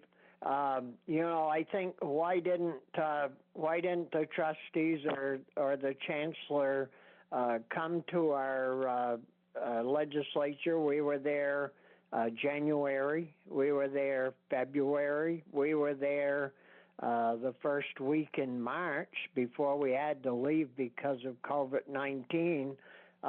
Nobody knocked on our door that I know of in appropriations to come in and say, hey, you know, we've got a serious issue here with COVID-19. We need to sit down and chat with you. I must have missed that day or something, and I haven't missed a day in years. I mean, from the legislature. So, you know, if you don't hear from these people, it's pretty hard to help them. This also hasn't been a secret, though, that the Vermont State Colleges have been struggling. Like was mentioned, this has been a decades-long problem. So I guess I'm just wondering why lawmakers haven't been able to make something happen over the last decades, as important as these schools are. Well, as you know, there's been a lot of resistance to raising revenue put towards a lot of needs in the state of Vermont. In recent years, we've had this kind of no tax policy for the last really couple of decades. So it's gotten pretty extreme in the last couple of years. So the colleges have come in over time. And like I said, I've introduced legislation repeatedly that would improve funding for the state colleges. And basically that has not been accepted. So I think what's happening is, like, you know, we're finally seeing what's the result of the neglect we've done over the years. when in fact now we're saying not only have we have a lack of support, but they're no longer able to stay in business. So I think it's a wake-up call for legislators, quite honestly, for some legislators. And it's a wake-up call that says, if you want quality higher education, you got to be willing to find a way to pay for it. And I don't accept the fact that we can't afford to pay for it. We just have to make it a priority and realize how important it is economically and socially and culturally to the state of Vermont to raise that revenue to pay for it. And I do know that there are ways in which we can reform our tax system to make it more fair, to raise additional revenue that could go towards funding our state colleges. We've just been resistant to do that because we've had this no tax thing going on over the recent years. Hopefully that'll come to an end and we'll find ways to raise revenue to support the state colleges. Better now, better late than never. David, this is Jane Kitchell. Sure. First of all, I would like to say that the legislature has provided additional funding. The chancellor has requested it. He has indicated on several times that the additional money would be what was needed. The legislature put in additional funding when the whole proposal to create the NVU structure was put forward. That was several millions of dollars to support that. So I would say that there has been multiple increases that were done to recognize the financial situation. Several times we were told that appropriation would stabilize and take care of the situation. That doesn't mean that the funding isn't at the level that would be desired, but I simply want to say that there have been increases made. I will also say, because there's been confusion about this and the federal COVID money is coming in, that some goes directly to higher ed and some comes directly to the state. The appropriations folks are well aware that there are short-term funding needs of the state college because of the room and board repayment and other costs associated, and that people have been under the impression that we have made a decision not to provide any help, and I want to take this opportunity to say that is absolutely not the case. We know that we have to look at that short term so the system can pay its bills, but also if that funding, depending on how it can, we will look at it as it helps us address the longer term, but that transition period. So I just want to make it clear that there have been additional requests, there have been affirmative responses, and even now in the COVID crisis, we know that there's additional need over and above the appropriation, and we are committed to addressing it. Thank you. Thank you, Dom. Thank you, Senators. We've got Rye Pinkney, and if you can just let us know who you're reporting from as well when you introduce your question, please. Hi, I'm a Johnson Online student, and I had kind of a question and a concern. I've gotten dozens of emails from various different people, from like students, from faculty, from my advisor, and it was inconsistent what was closing. Some email said it was just, I think, everything but Castleton, and everyone was transferring to Castleton, and then some of them were saying everything's closing. I wasn't sure what the actual case was. It sounds like everyone's transferring to Castleton, and what does that mean for seniors and for online students? Thank you, Rye. I appreciate that question, and we'll try to answer that. I also let people know that this is a press conference primarily, and a lot of other folks have got in because the link was put out there, and that's a good question for clarity for folks, so thank you. My understanding, it's the 3 campuses of NVU Johnson, NVU Linden, and Vermont Technical College. It is not the complete state college system that is being shut down other than Castleton. I think CCV campuses would stay open as well. But if anybody else, Jane, looks like you might have knowledge. on this? Or Yes, the Williston campus of VTC would remain open. That's as proposed, but please remember, we're asking for a delay of that decision. So if in fact that happens and we come up with an alternative plan, then things could change. But right now it's the Randolph campus that would be closed and the Williston one would remain open. David, this is Mike Donahue. Can you hear me? I can. Mike, there were some other people in queue, but now I know you've. I just got an email saying they have postponed the vote tomorrow. Well, all right, everybody. Look at that. I thought. Well, it's good to have a little good news. I just got a press release from, it says the Vermont State College System Board of Trustees Chairman J. Churchill Hines announced today that Monday's meeting of the board will be informational in nature. The board does not plan to vote on recent transformational changes at that time. Some background quote, I have listened to my colleagues on the board and want to give them time to consider the very significant decisions we have to make, unquote, said Hines, but delayed action increases the profound financial risks facing all four VSCSs, colleges and universities. Those risks grow daily. We simply do not have the funds to afford a protracted discussion and debate.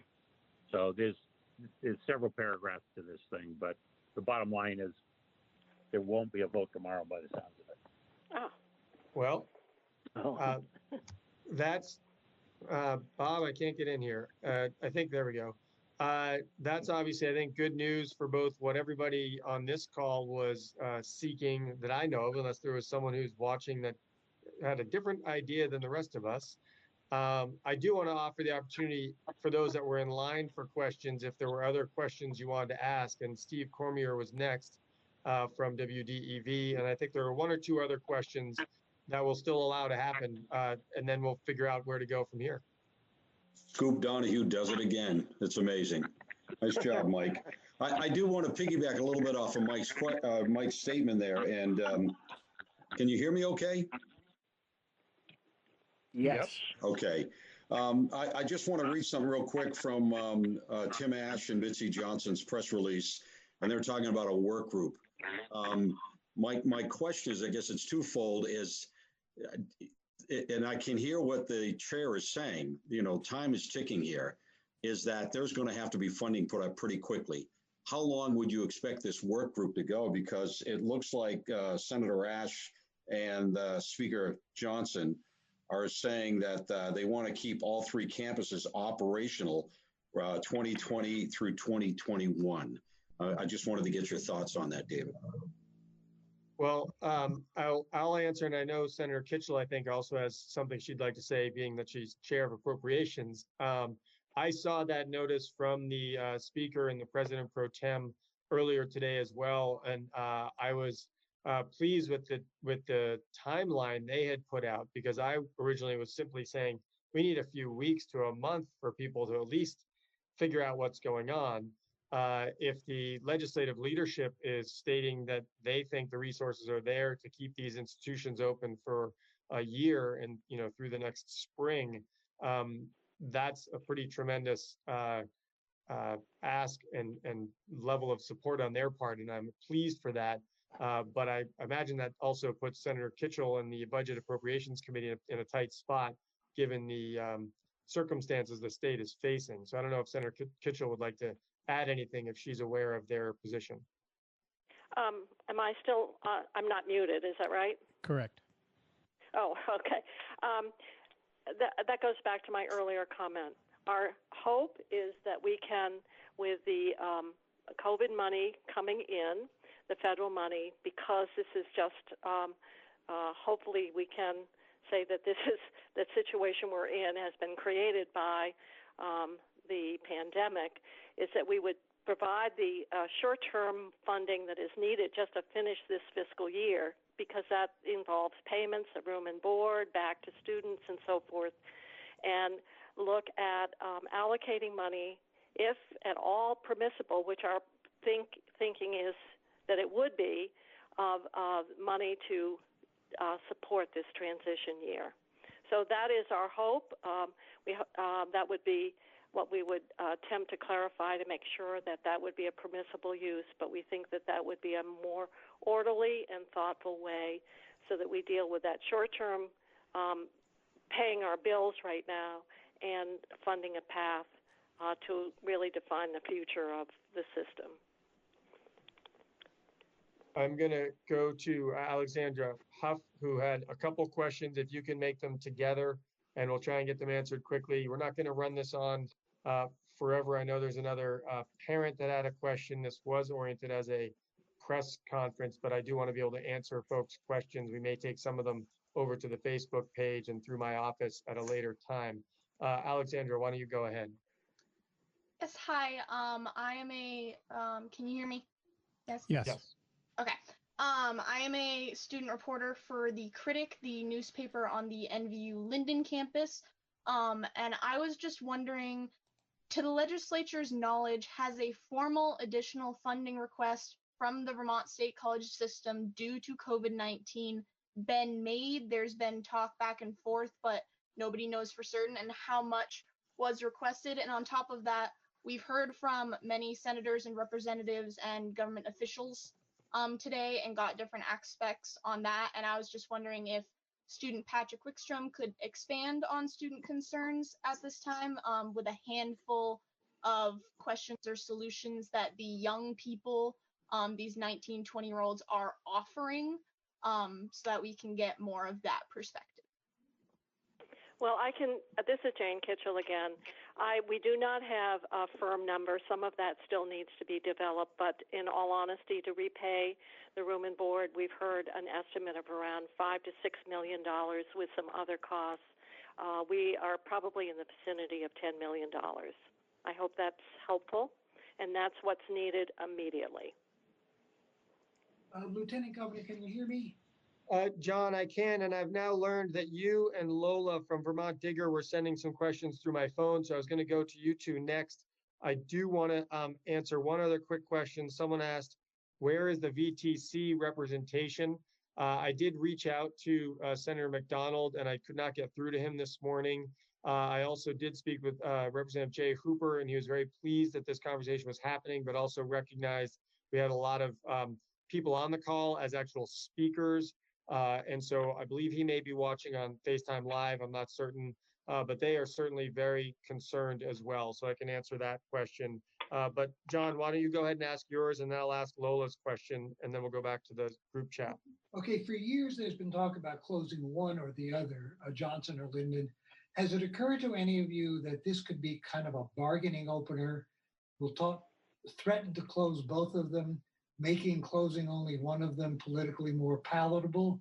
Have you thought that this is possibly what's in the minds of the people at the chancellor's office? And if so, what would you think of that? Do you think it may be necessary to close one of these campuses?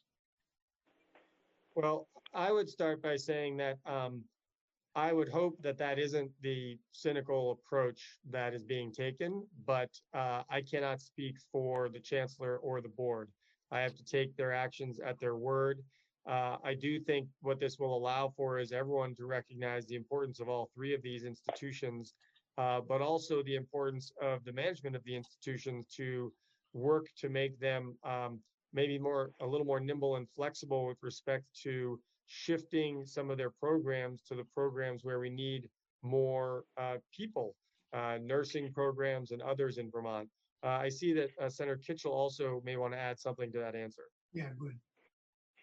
I think that's going to be the challenge, and if we have that work group or whatever commission, is to really help us sort out where is the need, because we've had discussion around the need to increase capacity for nursing. The other area that we passed, for example, was legislation to create a dental therapist profession, which would be needed to help address our shortage of dental practitioners. That was passed 5 or 6 years ago, and the program has yet to be put in place. we've heard information around expanding that recreational administration component. So the challenge is, are there ways in which we can design programs that are have a niche, have attractiveness, where should they be located, what should the system do? And to me, that is the kind of analysis that should then ultimately drive decisions around how, which site provides what kind of educational opportunity or specializes, and the other, of course, is looking at within our high schools, the way in which our state college system can support some of those educational opportunities, which in reality, some of our schools in Vermont are using Southern New Hampshire University resources. So we need to make sure that we have a system that understands the workplace needs, what the programs are, where the students are, and how we can develop those programs to be responsive that way. So to me, that's part of the work that has to be undertaken. We also have to right-size our facilities. We know that we've got empty dorm rooms and dorms, and how properties could be used in multiple ways. So that it's a heavy lift. There's a lot of work. Can I? Go ahead, Representative Rogers. Yeah, thank you.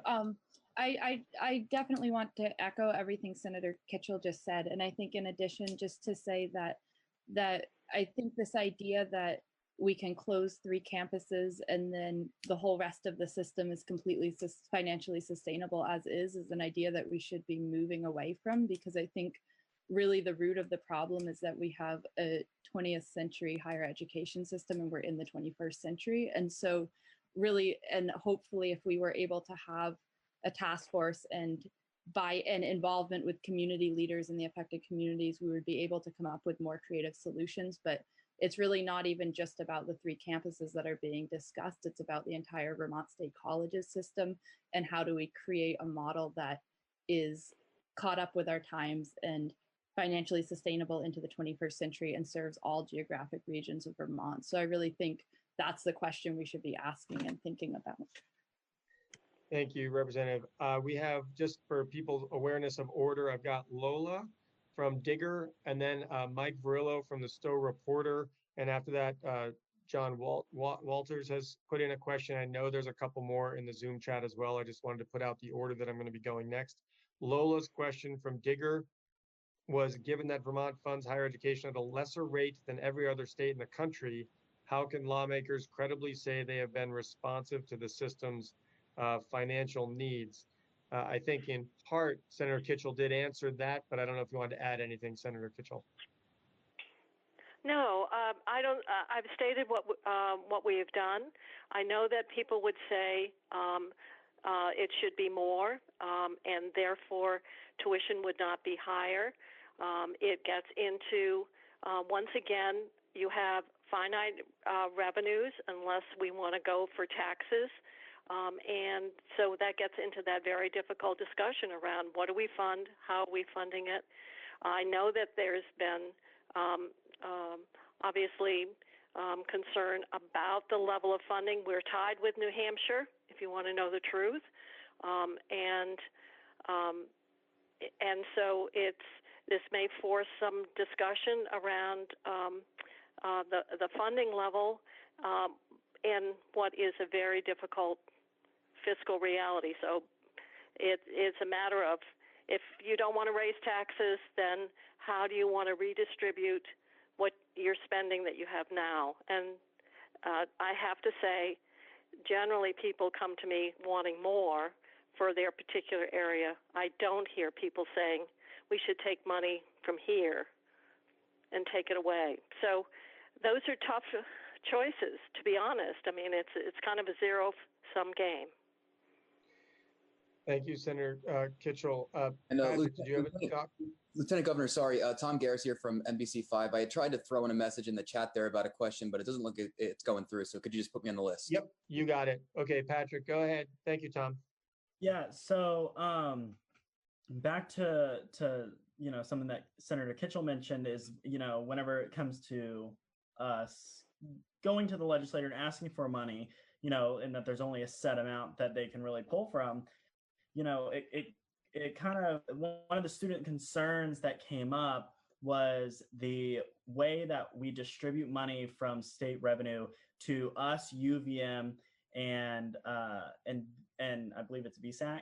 And seeing that the Vermont State Colleges serves more Vermonters in state than any other college system, and we're getting pretty much the same as UVM in terms of state support. That was one of the student concerns that was brought up, is that the Vermont State Colleges serves more Vermonters, therefore it should serve as getting more state appropriations than any of the other systems. Well, let me first state that the appropriation to the University of Vermont has to fund three different functions. One is the medical school, which is the only one in Vermont. The other is the extension service that provides services to and have services out around the state. And the third is to provide financial assistance for Vermont students. So their appropriation is somewhat unique in that there are two discrete activities that are undertaken by the university that are other than the traditional support. The other gets into a big discussion that's been, and that is our Vermont Student Assistance money to provide financial assistance to students. There have been suggestions that financial aid should be limited to institutions in Vermont. Other people who are very familiar with the origins of VSAC have said they view it as a form of social justice, that if a student wanted to go to a particular program or got accepted into the college of their choice or whatever, that portability was important to assure the same access to those educational opportunities as any other Vermont student whose family has more money. So you've touched on long policy discussions that are out there. They could be revisited, but that's why the university's appropriation is unique in that regard, and that is the policy basis for the VSAC funding. So that I hope is helpful. Thank you, Patrick and Senator Kitchell. Mike Varillo, and then John Walters, and then we'll be to you, Tom. And I think there's one or two others. I am sticking with this because we have over 600 people on the FaceTime watching this as well. So I think people are still interested in these questions and answers, but we will start to wrap up. But in any case, Mike? Yeah, it's Mike Varillo from the Star Reporter and News and Citizen. As Dom Amato kind of pointed out, this has been around, this kind of situation has been around for a while. People have known that this school system's been in a pretty tough situation. And since the news kind of surfaced Friday that there would be this recommendation to close these two schools, I've heard a lot about the devastating economic impact that this would have. I'm curious, in previous funding or previous allocation, how much that economic impact has been taken into consideration, and whether this working group is going to properly weigh that and try to figure out if it would actually cost more to close these schools down. I think that the joint statement from the speaker and the pro tem addressed that as a need to be examined. I know that there are probably colleagues in the legislature who have thoughts on that, because in fact down in southwestern Vermont there have been I think maybe 4 or 5 colleges that have closed, and so obviously there is some experience with the economic impact as well. And those are areas that, from an economic perspective, have really languished over the since the recession. But I think that is part of taking a comprehensive look in terms of what are the economic impacts, both associated with a closure, but also associated with the operation of the program. So I can't answer that right now. I think that is an area that is important in looking at decisions in a much more holistic way. Next, I think we have the John Walters question. And we've partly discussed this, but there may be further comment, but we'll keep it brief. Short-term funding is one thing, but this crisis will have long-lasting effects, and we have consistently been near the bottom in funding of higher education. The result is a fragile system that can't sustain during a crisis. Don't we need to commit adequate investment to create a system that's robust and affordable? I will say before Senator Kitchell or Polina get on, because I think they've both talked about this in some respects, there are many, many competing interests in the state budget. There's been discussion of trying to have more robust funding for our state colleges and higher education.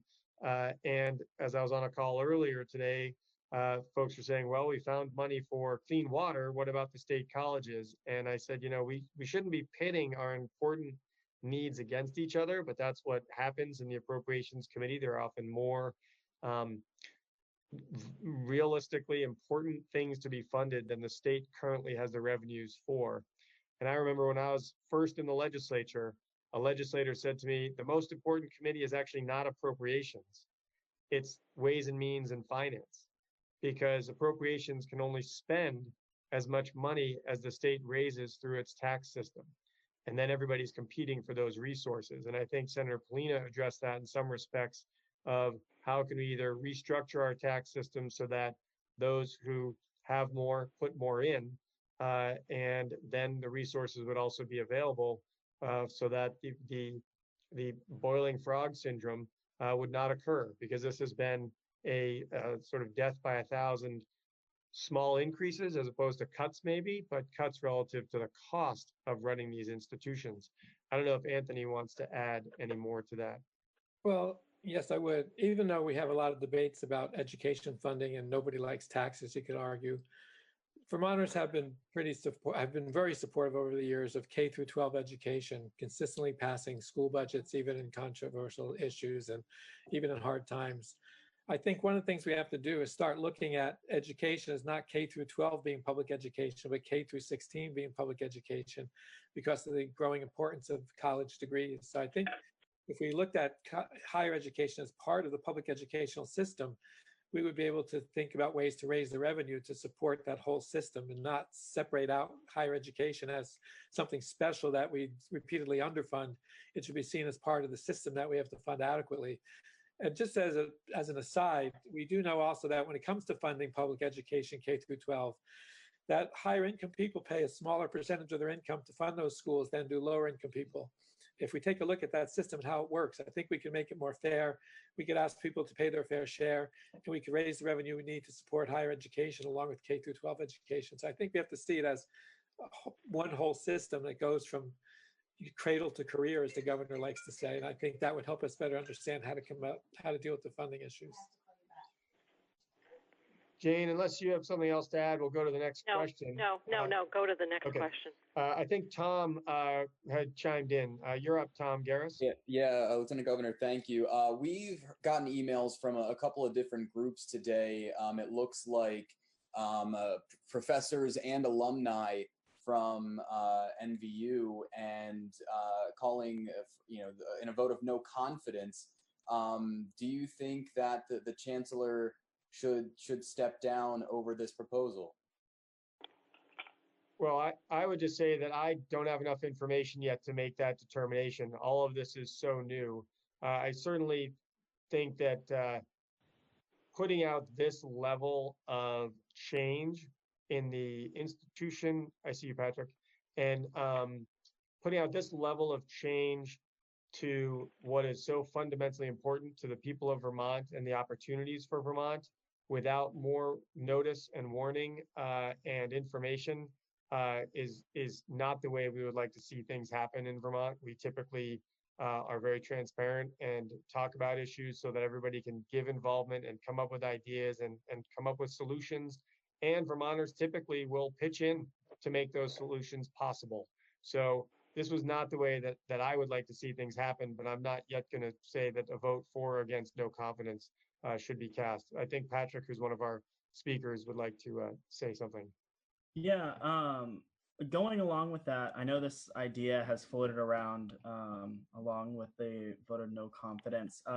Do you think it would be appropriate to have a potential investigation in the management of the Vermont State College system and how it has handled its funds, especially seeing that the faculty and staff at some of the colleges and universities have put in votes of no confidence and called for the chancellor to step down? Do you think that would be something to be explored or be appropriate?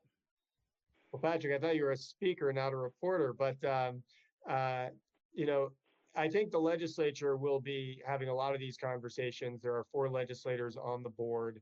The legislature, which obviously appropriates a significant portion, even though it's still a very small portion, it's still a significant number of dollars. We'll have to dig into this and make that kind of decision.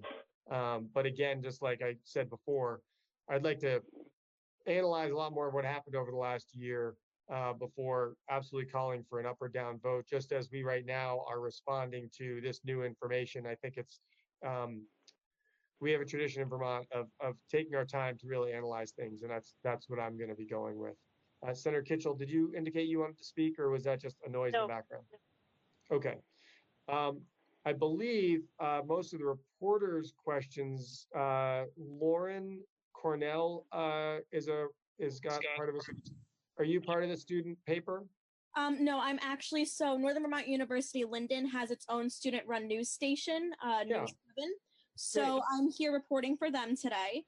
Great. And I just have a question about how we were discussing potentially having a group of individuals working and trying to figure out you know, what we can do with the financial situation that we're currently in. So with this proposal to convene a working group to come up with recommendations, how would you suggest that working group be formed, and who do you think needs to be on it? Well, ultimately, such a group would be either determined by the governor in independent action through executive order or through the legislature in legislation to do so. Those would be the 2 avenues to do such an action. And as far as who would be on it, I think we need a diverse group of both past political leaders. I was thinking about potentially having the governor ask former Governor Douglas or former Governor Shumlin or both, as well as some from the academic faculty union and the staff union and a student representative, some folks from the business community, just so that we have a diverse range of people, and even potentially some from the funding or philanthropic communities to really look at what all the possibilities might be. Again, I saw Senator Kitchell's light up, so I don't know if she had additional piece to that or if that was just a noise in the background.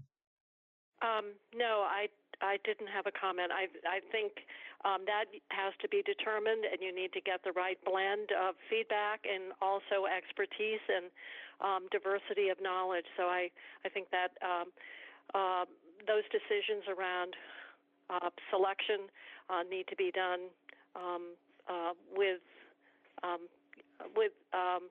you know, consideration, and we are not in this environment, and we haven't reached that point by any stretch. And I'm just realizing there's a number of more down the line, but I do think we're going to wrap up. What I'd like to say is anybody who has a question that they either didn't get answered, particularly if it's just a factual question that we're looking for answers to, please feel free to email my office at deb.wolf@vermont.gov. That's DEB.WOLF @vermont.gov. It might take us a couple days. She's my chief of staff of 1, and she has been working all weekend as everybody else has. And I think everybody, you know, if we've got this delay, maybe having a day to breathe, I think everybody could stand to use that right now. Although breathe safely and healthily and in distance from other people. I want to thank all of our participants who were the speakers on this conversation. Like I said, I think we had over 700 people also watching this. So I think the state interest was quite significant. I want to thank Bob Farnham for helping all the facilitation of the technology, because that is beyond my bandwidth. And thank all of the senators, representatives, and the representatives of the faculty, staff, and student bodies who are part of this press conference as well. And ultimately say congratulations for the incredible organizing and work that so many have done to build that pressure that the legislature clearly heard with leadership of Speaker Tim Ash and, Pro Tem Tim Ash and Speaker Johnson. The governor as well heard it and made his announcement today. And so this does go to show that when folks get involved and speak out, action gets taken and it is heard. So I think that's also important to recognize today. So thank you for attending, and we will sign off.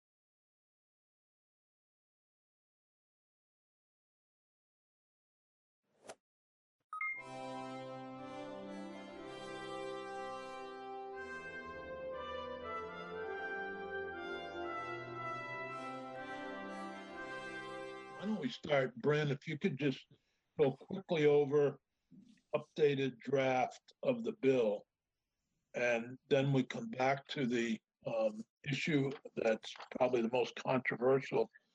That's the emergency for the involuntary medications and involuntary commitment and the timelines.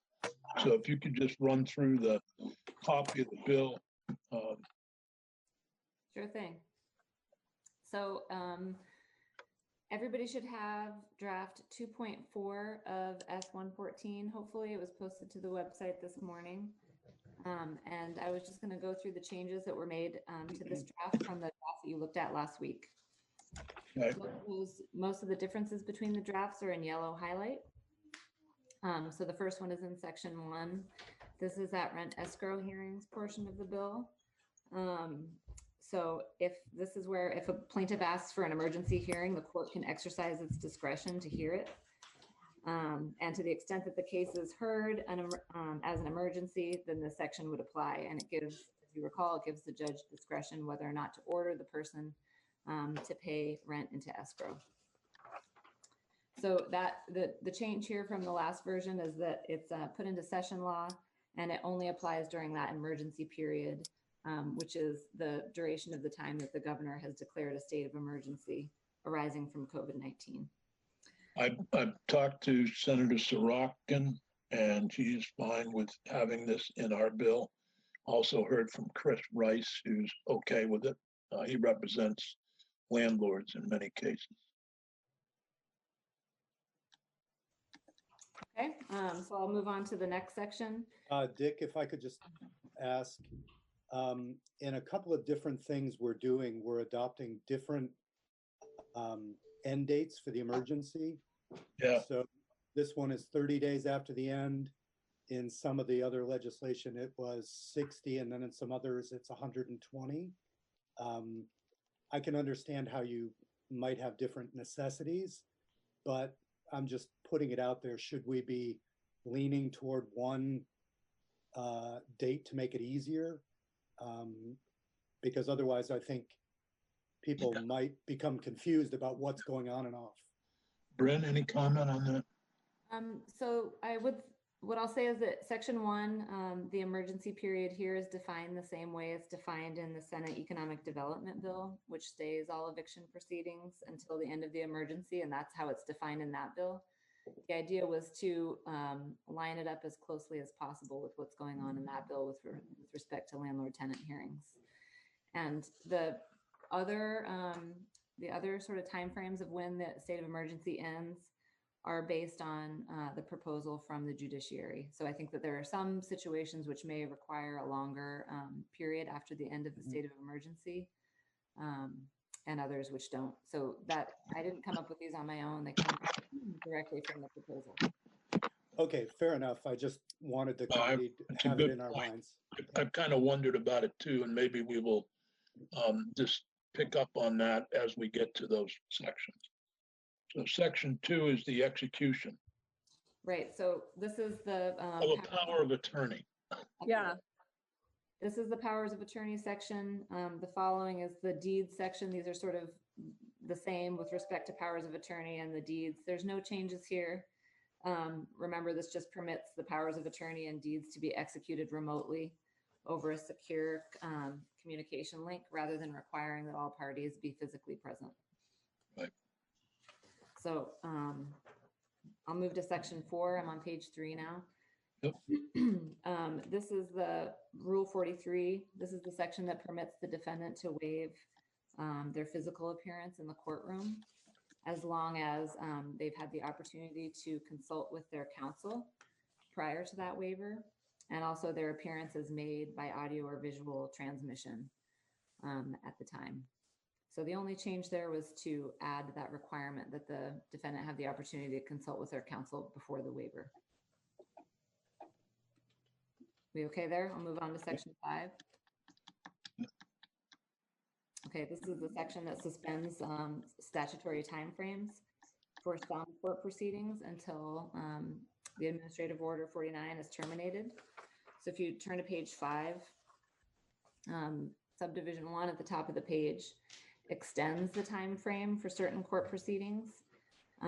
So in subsection A, hearings on application for involuntary treatment, which right now are required to be held within 10 days of application, that's extended to 14 days. And hearings on application for involuntary medication is required to be held within 7 days of application by statute, and that's extended to 14 days as well. Subsection B, conditions of release review pursuant to Title 13. This applies to people who have been detained as a result of their inability to meet conditions of release, or who have been released on orders to return to custody. That's required by statute to be held within 48 hours, and this extends it to 7 days following the application. And then the other conditions of release review is required by statute to occur within 5 working days. That applies to everybody who's been released on conditions, and that's been extended here to 14 days. But that has nothing to do with the involuntary treatment or medication. Nope. B and C don't. No. The reason I raised that is that this morning at the Joint Rules Committee, we were given permission to vote on the rest of the bill, but not on these sections having to do with involuntary medication or involuntary treatment. So we're going to continue to take testimony, but we'll need a separate bill for this section. Okay. Hope that's easy for you. Just section A then, subsection A on the. Well, yeah, subsection A would be out. Where's the involuntary medication? It's there. Oh, yeah, subsection A would be taken out and be dealt with in a different bill. At some point, I mean, it could be Thursday, could be whenever, next week, whatever, but we're not giving up on it. But I think the Senate Rules Committee was concerned that one section of the bill would become controversial and hold it up. So okay, that was their decision. I agree with that decision. Okay, I don't disagree with it. That's what they decided. Mm-hmm. So anyway, if you keep going through, so we will deal with that separately this morning and hear testimony from Judge Grierson, Morning Fox, Devin Green, and Jack McCullough. We're all waiting. Okay, sounds good. So B and C, those are just the ones we just went through, apply to bail review. So those would be the only types of hearings for which the statutory timeframe would be extended then. Okay, do Matt Valerio or James Pepper have anything on the bail review? I have no objection. The state attorneys have no objections. This would more likely impact the Defender General's office.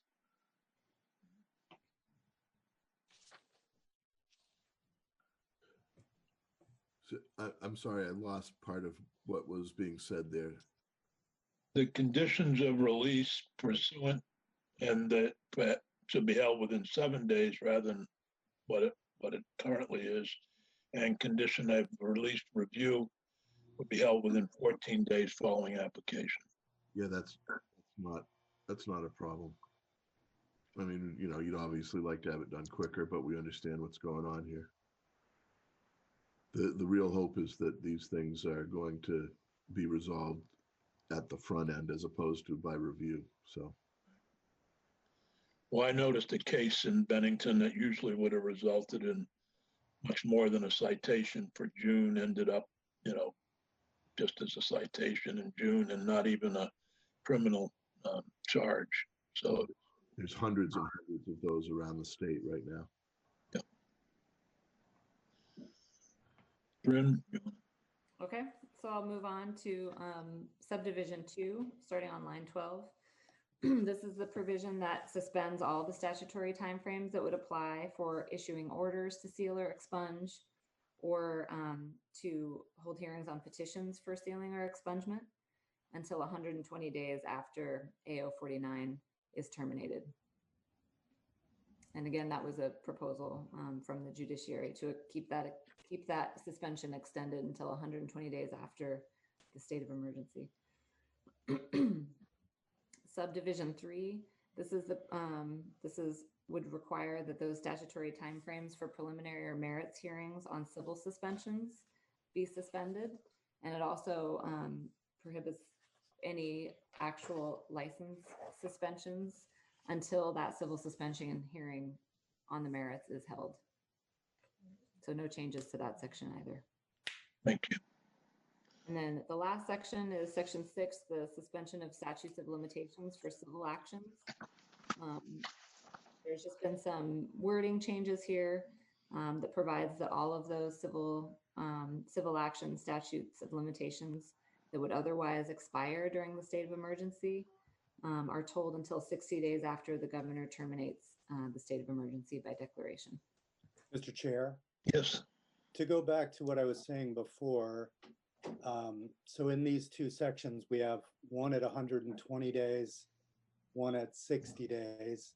And I understand that those are proposals from the judiciary, but I'm just wondering why we couldn't reach one uniform time frame, because otherwise we're just creating a profusion of different time limits that people will have to keep checking and rechecking. To the extent we could find common ground for them, it seems like it would be worth the effort. Judge Grierson, would you like to respond? I think you're muted or something. For the record, Brian Grierson, Chief Superior Judge. Can you hear me now? Yes, thank you. Good morning. Senator Bruce, I think each one of those, I understand they're different deadlines, but they reflect the particular subject matter. And for instance, the expungement extension for 120 days.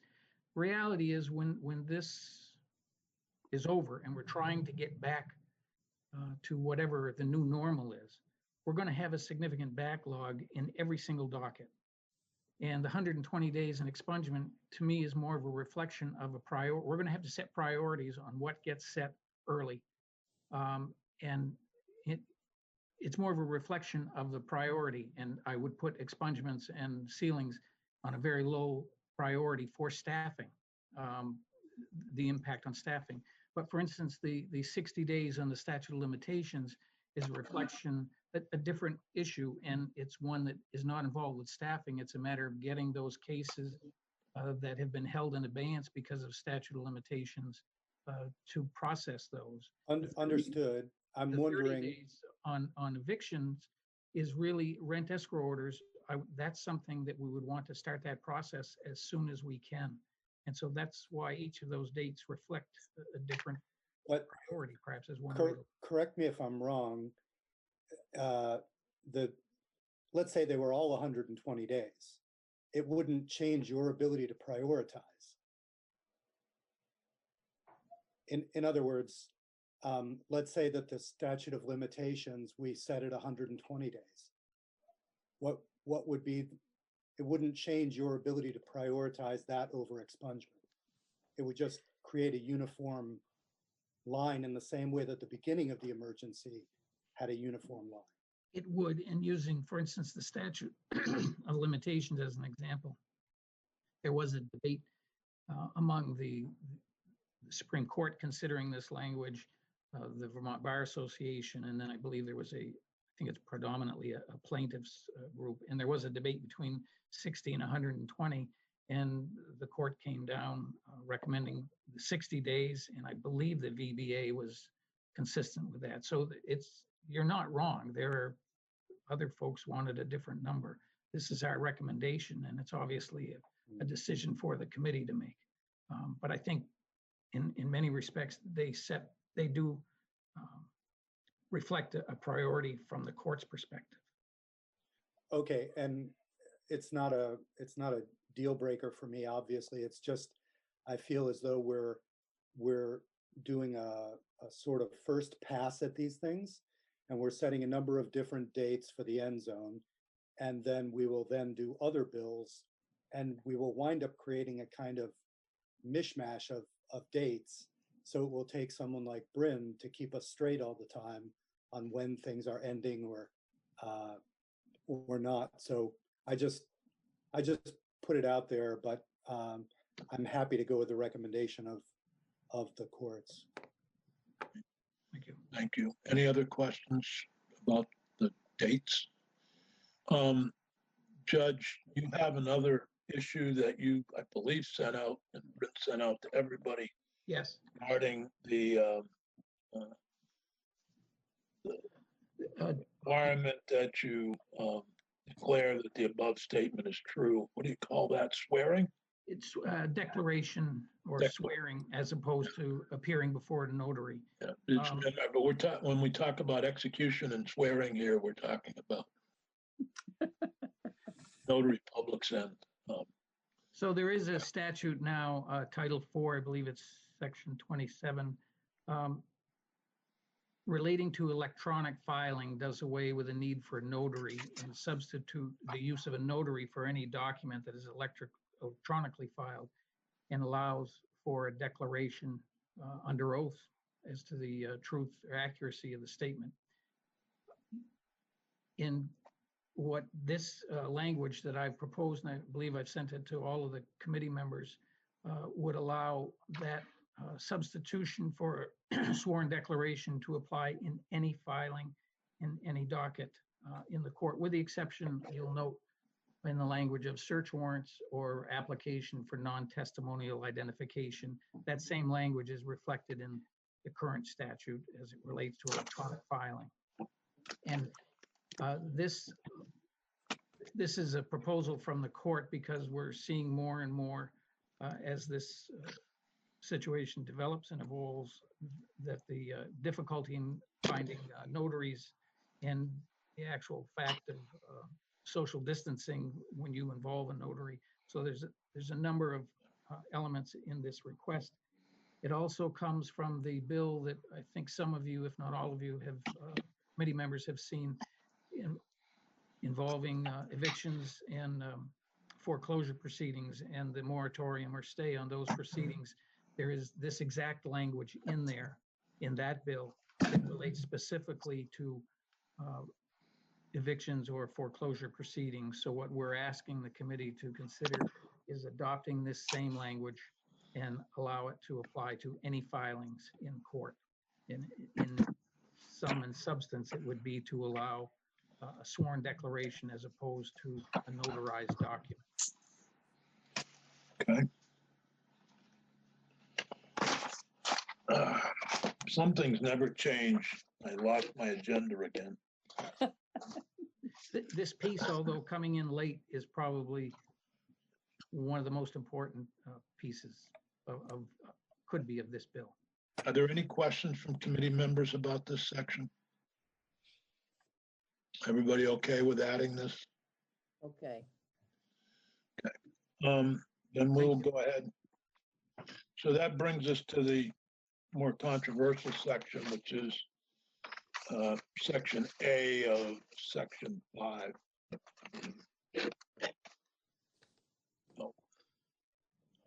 Which, as I said earlier, will become a separate. Why can't I find it? You have Jack McCall and Morning Fox and Devin Green on your list on the agenda. Well, Judge Grierson, just briefly, could you changed the wording to be 14 days from the date and combine the involuntary treatment and application for involuntary medication. So maybe you can just introduce the changed version. So I believe in the earlier version, and I don't have the earlier version in front of me, it was essentially just suspending the timelines in place. And if the committee will remember, and as well as the other witnesses involved in this, if the committee doesn't adopt this, we're going to continue to attempt to follow the guidelines that are in existence now. This is more of a reality that we're not able to meet those guidelines. We're trying to, and even if you adopt our proposed language, the idea behind the language of 14 days was just to create some uniformity in these proceedings. Many times they're combined for hearing anyway. But even if you were to adopt the 14-day proposal, we're going to attempt to do these proceedings as quickly as we can anyway. It's just a recognition that, for instance, we're no longer able to hold hearings in these matters in the Vermont Psychiatric Hospital. In that hospital, we have a separate courtroom where all of these hearings took place. But as a result of not being able to access that facility, we're now turning to remote hearings. And quite frankly, we're struggling to be able to create those remote hearings to everyone's satisfaction. So it's not, again, if the committee decides as a matter of policy just to leave the guidelines, leave the timelines as they presently exist, we will attempt to meet those guidelines. But much like the comments that Mr. Valerio said about the bail review and review of conditions of release, it's just a recognition that at the present time we're struggling to meet that short of a time frame. That's, in its simplest terms, that's where the proposal is coming from. Thank you, Judge Grierson. Thank you. Jack McCullough, do you have any comments on this section?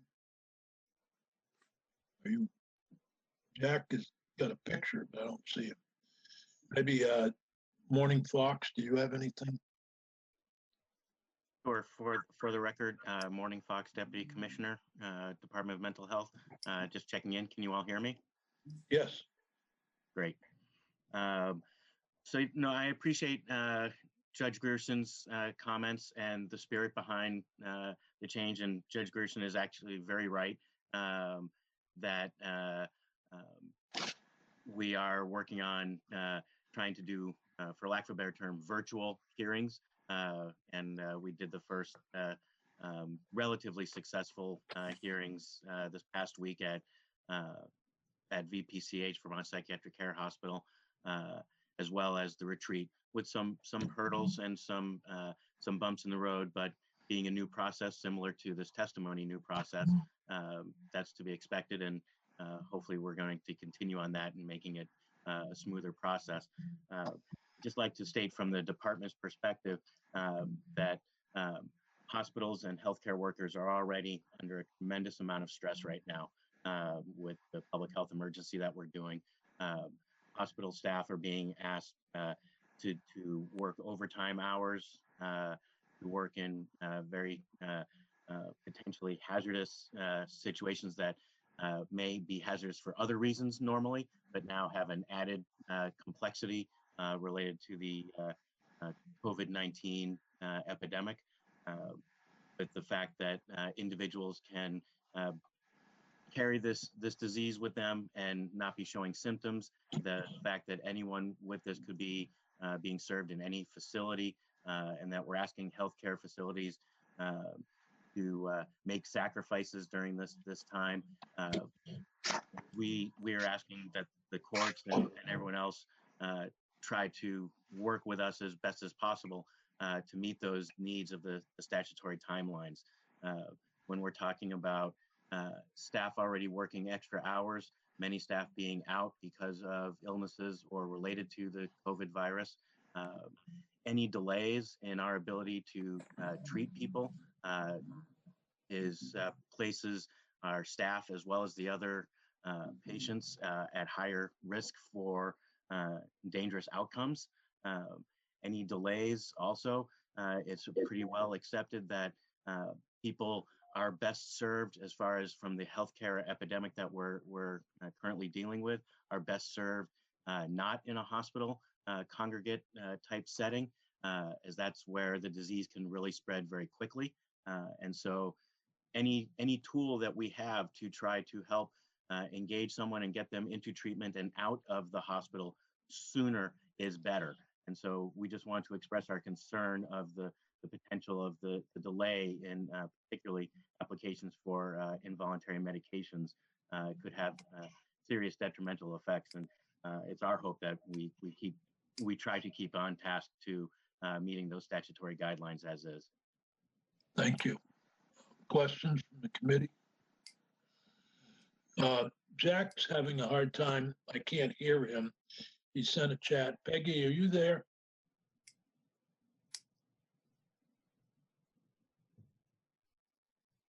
Oh, well. And I don't, Peggy, if you could see if you can get Jack so we can hear from him. Oh, yeah, sorry, I forgot to unmute myself. Yeah, I'm chatting with him right now, telling him to call in because there seems to be a problem on the Zoom with him. Okay. So hopefully he'll call in. All right. Well, we'll jump to Devin Green then from the Vermont Hospital Association. Thank you. Devin Green from the Vermont Association of Hospitals and Health Systems. I just wanted to underscore what Deputy Commissioner Fox was saying about mental health patients in our hospitals. We are very worried about them being in the hospitals, so we don't want to see any delay, in particular with the application for involuntary medication. We want to make sure that we can treat these people as soon as possible and release them as soon as possible instead of keeping them in hospitals longer, because any time they're in hospitals longer, they are interacting with other people. Most likely they could be exposed, they're interacting with healthcare workers, they could be exposed to the virus, and it can spread very quickly. So we would like to ensure that these cases are prioritized and that there is not delay, although I do understand the reality that the court system is going through. Okay. Is Jack available now? I think are there any questions for Devin? I'm sorry. Devin, thank you. Let me see if this is him. Hold on. Hello, Jack, is that you? 851? Hello, Jack, is that you? Yes, can you hear me? Yeah, is that Jack McCullough? Yes. Oh, okay, great. Okay. Thank you. Great. Thank you. I'm Jack McCullough. I'm the director of the Mental Health Law Project at Vermont Legal Aid. As Morning Fox mentioned, we have done a number of these cases. To give you an overview, the statute does have some time limits where hearings are required to take place. The typical time limit, except for involuntary medication cases, is 10 days. For involuntary medication cases, it's 7 days. The courts satisfy the 10-day requirement of ordinary cases by generally scheduling a status conference in those cases within the first 10 days and issuing a scheduling order that calls for disclosure of information and motions and that kind of thing, and typically gets the case scheduled to go to merits within roughly 30 days. The time limits for and the majority of cases are resolved without having to go to hearing. The time limit for involuntary medication cases is 7 days from filing. In the recent weeks, we've worked with all the courts to be able to do these hearings remotely. And last week we did 2 trials at the Vermont Psychiatric Care Hospital remotely. In one of those cases, the judge and the 2 lawyers were in the Washington Superior Court courtroom, and all the witnesses participated remotely. In the other of those cases, everybody, including the 2 lawyers, were participating remotely. I did a trial in Wyndham Family Division last Friday, and the judge and the 2 lawyers were physically present in the courtroom. Everybody else was participating remotely, and although there were some technical problems, we finally did get started and we got the hearing going. What we found is that it's predictable that those hearings are going to take a bit longer than a normal hearing because of navigating the technology.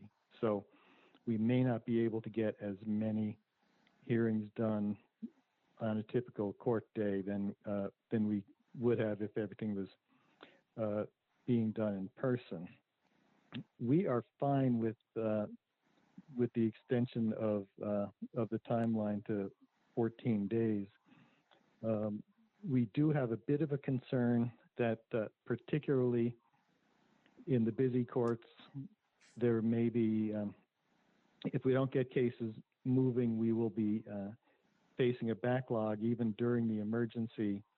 I think I feel pretty confident that that's not likely to be a problem now that things are moving along, and that we have found that we're able, with the help of the court staff in the clerk's offices and the tech support people working for the judiciary, it seems to be working okay. With regard to the timing of the involuntary medication cases, a number of those cases are scheduled in consistent with the expedited hearing provision of the statute for applications for involuntary treatment.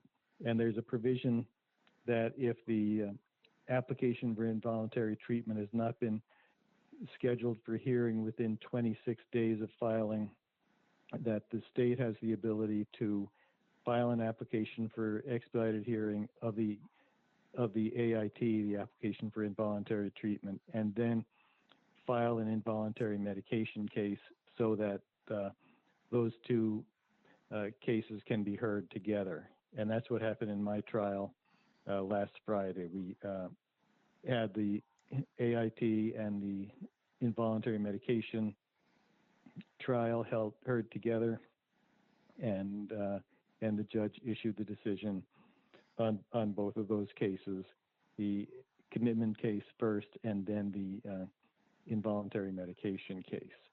What we're trying to do, and I think it's worked really pretty well so far, has been to cooperate with the judiciary and with the attorneys in the Department of Mental Health to get cases scheduled as they need to be heard and consistent with the capacity of the courts and the two offices to do those cases. I'll mention that one other complicating factor in these cases that I think we've been able to surpass or overcome is that because none of the hospitals are allowing outside visitors, we've had to make arrangements for independent psychiatric exams to be done remotely, and we've had received contacts from each of the hospitals so that we can get an independent psychiatrist to meet with the client by video connection. So I think we can live with the statute without any changes, assuming that we'll be able to work out with the courts and with the AG's office any scheduling issues that arise. It would also be fine with us to have the bill passed as it now exists. Thank you, Jack. Are there any questions for Jack from committee members? David, sure, I see you're on. If you would like to comment on this section, you're welcome to. I know the Attorney General handles some of these cases. David? Hi, everybody. Thanks for having me here today. We don't have a lot of comment to add to it. I would say only that we have no objection. We think certainly we're all working under difficult circumstances to allow for more flexibility in this time. And with respect to these particular timelines, it seems like it's been altered to be a relatively modest extension and reasonable under the circumstances, and we have no objection to it. Thank you. Matt or Pepper, any comment? A committee, are there any questions, or is there a motion to remove? I mean, we've already decided to move these remove this from the bill. But is there an interest in continuing on with Section A in another bill? Senator White. First of all, I think Pepper was trying to say something, so I'll let him say it first and then I'll make my comment. I'm sorry, Pepper, I shut you off. No problem. No, the state's attorneys do not object to these changes. I think what you're hearing is that even under normal circumstances, these timelines aren't always abided by through agreement of the parties. So I think this change is just a reflection of what the court needs to do at this time. So the state's attorneys do not object. And just to be clear, we do not have jurisdiction over the involuntary medication. So probably limit my comments just to the involuntary. Okay. Committee, Senator White. So I think that everybody seems to be okay with extending it to the 14 days, but I do believe that it would cause a lot of controversy and that everybody in the Senate is not going to have the ability to hear what we've heard from everybody. And I would recommend leaving it at the 7 days. And if we need to come back to it at some point, since we're trying really hard to meet the 7 days and we'd be trying really hard to meet the 14 days, but I would suggest not making the change because I believe it'll cause a lot of controversy in the Senate and may not pass. Well, and I know that Senator Lyons wants to look at the proposal. So I guess we could punt it over there temporarily. Bryn, if you could just send that over to Health and Welfare, ask them for their opinion on it, then we'll come back to it. Is that okay with everybody? Yep. For the rest of the bill, assuming you took out A in section 5, taking out A and adding in a new section regarding swearing of documents, not swearing at people. Does that rest, are there any questions or comments on the rest of the bill, which would be S-114 to present to the full Senate? I'm okay with it, Alice. Okay. Soma. All right, so I think what we have to do is have a roll call. And Peggy, if you could take the roll.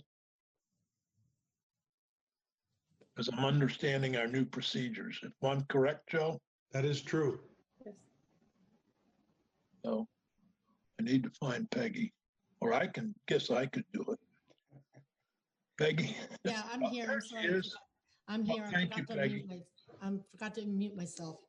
Could you call the roll, please? Sure. Hopefully I have it in the right order. Senator Baruth? Yes. Senator White? Yes. Senator Benning? Yes. Senator Nika? Yes. Senator Sears? Yes, great. Thank you all. So Bryn, what we'll do is you can make a final copy, and I guess tomorrow I could hand it to Secretary Bloomer, or you can send it to him electronically, or I don't know how we're doing it in the new age. And Secretary Bloomer, and he can let us know where to go from there. Yeah. And also, would you send a copy to Representative Bratt? I think she's going to take it up tomorrow in her committee. Yep, I will. I think they're taking it up on Thursday, and I'll make sure she has. Thursday, okay. Dick, procedurally, Dick, I believe you have to sign a copy of the bill and you have to submit it to the secretary for it to become official. That's what I've been told for the bill we're introducing in institutions. I'm not great at these electronic signatures, but we'll give it a try. I think you could always take a picture of it. You could sign it and maybe take a picture of it and send it to them. Okay, well, that's a good idea. That's a possibility. I actually have the ability to scan things. Oh yeah, that's an option. That'll do it. So Bryn, we're gonna wait for the clean copy from you, right? From drafting? That's right. It will, it'll come straight from me later today. Okay, and I'll make sure you have it center Sears, or Bryn, do you want to just send it to him too? Yep, I'll do that. Okay, Hey, great. Terry, I'm sorry I didn't ask you for any comment from the bar, but Oh, that's fine. I would have had nothing to add to what Judge Gerson indicated regarding the ones I was involved in. Well, But thank you. thank you all for the hard work on this bill. We have, as I said earlier, we're hopefully going to hear from the Department of Corrections tomorrow. I mean, excuse me, Thursday, regarding the update from them on what's going on. Morning, Fox, while we have you here, is there anyone in the new Woodside program? No, there's not. We're still working on trying to stand that up. Our biggest hurdle is going to be staffing. We are close to having the number of staff from a psychiatric perspective to be able to maybe open it up. We're getting close to that. However, we also need medical staff there because it's designed, the concept is that it will be for people who actually have COVID-19. And we know that people's conditions can change fairly quickly with that. And so individuals who would go there would have only mild symptoms. However, knowing that can change fairly quickly, we have a need to make sure we have medically trained staff there as well as psychiatrically trained. And so it's a matter of trying to find all those resources. We're also trying to do some physical structure changes, trying to change from a rehabilitative setting to a hospital setting as well. So still our goal to do that, but we're probably still a good week and a half to over 2 weeks out before we think we can actually open the doors and take individuals. Thank you for that update. It's helpful. Yeah. Senator White. So perhaps I shouldn't even bring this up, but there is some tension here with the Department of Mental Health and the retreat around this. The retreat is working with Brattleboro Memorial Hospital to take one of their units and turn it into a 12-bed, exactly what Woodside is designed for, which is for people who continue to need mental health care, but have symptoms or have been positive, but aren't sick enough to go to BMH. And they are working very hard with BMH to do that. And we've been told that the Department of Mental Health is very unhappy with them for doing that because they want to have it all at Woodside. So I just, we are not unhappy with the retreat in trying to do that. We've had a number of conversations with the retreat as well as Bratt Memorial Hospital, and we have a joint conversation set up tomorrow to discuss some of the plannings around that. Brattleboro has gone forward to set up that unit, and we, the department, applaud them for taking that initiative. If there's been any displeasure, if you will, in the description of where those patients may come from, that it's not necessarily a statewide resource. Woodside, the perspective of Woodside is if you're in Springfield or you're in Brattleboro or you're in Bennington or you're in Burlington, you could go to Woodside. However, with the at least as far as my current understanding, with the collaboration between Bratt Memorial Hospital and Brattleboro Retreat, their concern is that people will come from all over the state to that unit, and if they are in need of medical services, that it would quickly overwhelm Bratt Memorial Hospital. And so that's the concern that's been expressed in that. So that's some of the discussion.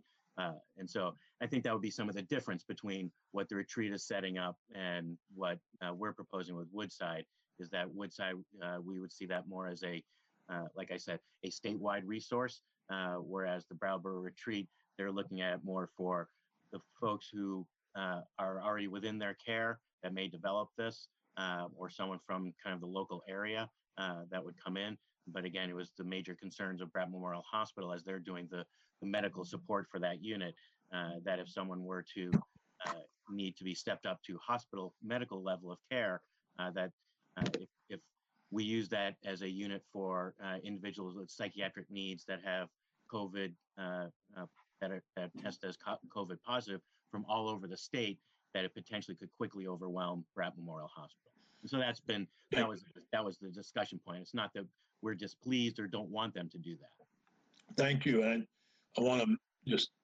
thanks for bringing it up, Senator White. Thanks for being here, all of you. There are so many rumors floating around as a result of all this, so it's always helpful to be able to deal with it.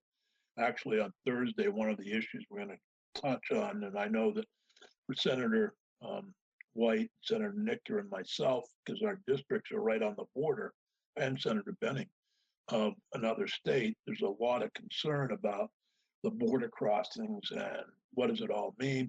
So we're going to try to hear from both the Attorney General's office on the enforcement and AOT on, you know, the trucks. What information are they taking? I'm getting people from Hoosick Falls saying, well, does this mean I can't shop in Bennington at the grocery store? Because, you know, that's where they always go, to Hannaford's a Price Chopper. So there's a lot of confusion. And hopefully we can settle some of these things in these meetings and try to lessen that.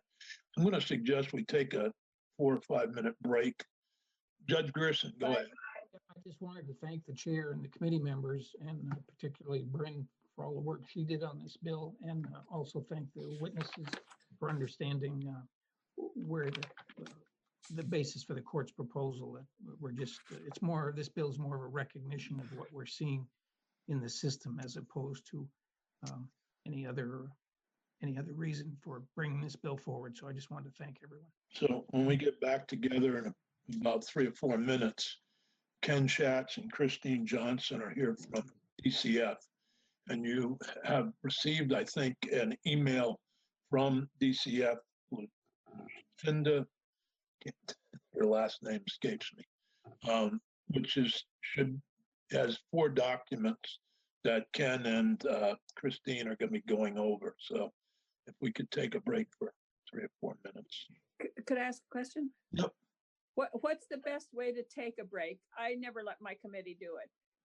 It's I just think you just put yourself on mute. Just okay. Mute yourself and go get your coffee, water, or use the facilities. But we don't leave the meet. We don't. Oh, don't leave the meeting. No, okay. no. Just put yourself on mute. I can mute everybody, and you might want to shut your video off if you're going to get up and go and do something else. So if everybody shuts their video off, and then you can put it back on when you come back, and I'll mute everybody. And okay, then you can thank you. when you get back. So for the record, we're taking a break. This is more of an update of where we're at with Woodside, substitute care, and the COVID. You've moved twice. That's right. So we'll be glad to provide you with that update. Ken Schatz, Commissioner of the Department for Children and Families. Christine Johnson, the Deputy Commissioner for Family Services Division, is here with us today. We did provide you some written material to give you some more detailed information. But again, in terms of responding to Senator Sears to your question, yes, we have moved again. We moved into the Middlesex facility yesterday. There are 2 youth there. One is a youth in DOC custody. One is a youth in DCF custody. As you know from our prior discussions with the committee, we were prompted to move from Woodside because of the need of the Department of Mental Health for an alternative psychiatric facility for COVID-19 positive patients. This is all temporary moves to deal with this pandemic, but we actually are appreciative of the fact that when the Department of Mental Health vacated the Middlesex site, which only happened last week on Tuesday, that it really did present a better opportunity for us in terms of an alternative to Woodside. It is, frankly, a better facility than Woodside. It is hard secure, meaning locked doors, has an outside recreation area with a perimeter fence. It has capacity for 5 youth, which is, in our view, the right number for our present needs. So all of that is working reasonably well. We did provide you, that is the committee, with a copy of the press release and a more specific stakeholder memo that we sent out to describe the program. Essentially, the idea would be, this would be for males.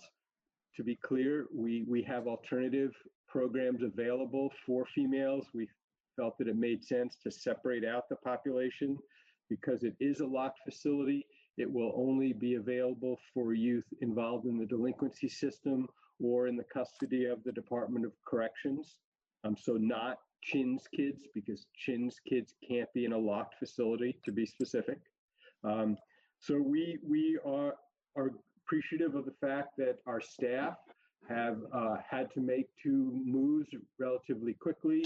Frankly, I'm greatly appreciative of their flexibility, their willingness to make this move. As far as I know, it went seamlessly. Appreciate the Department of Mental Health and BGS, frankly, also for helping us to make all this happen. So let me first turn to Christine to see if you have anything to add with respect to that move. Christine Johnson, Deputy Commissioner for DCF FSD. No, Ken, I don't think I have anything else to add other than I just want to emphasize what you've said, which is that our staff have just done an amazing job of pivoting twice. First, to allow for adult psychiatric patients who may be COVID positive to have access to the Woodside facility. We really, it was a huge. But Woodside was proposed to be closed in the 20. Available in the future, as far as we know. So for the time being, again, the budget situation, to be very straightforward, is incredibly up in the air. But as far as we're concerned at this point, we have not made a change in plans. Okay. So this is temporary. Yes. For the duration of the emergency. Exactly. Thank you. Where are the females going to go?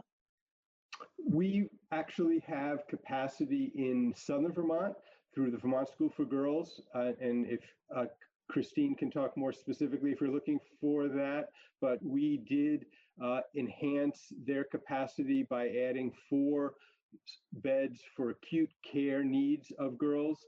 And that is definitely a resource.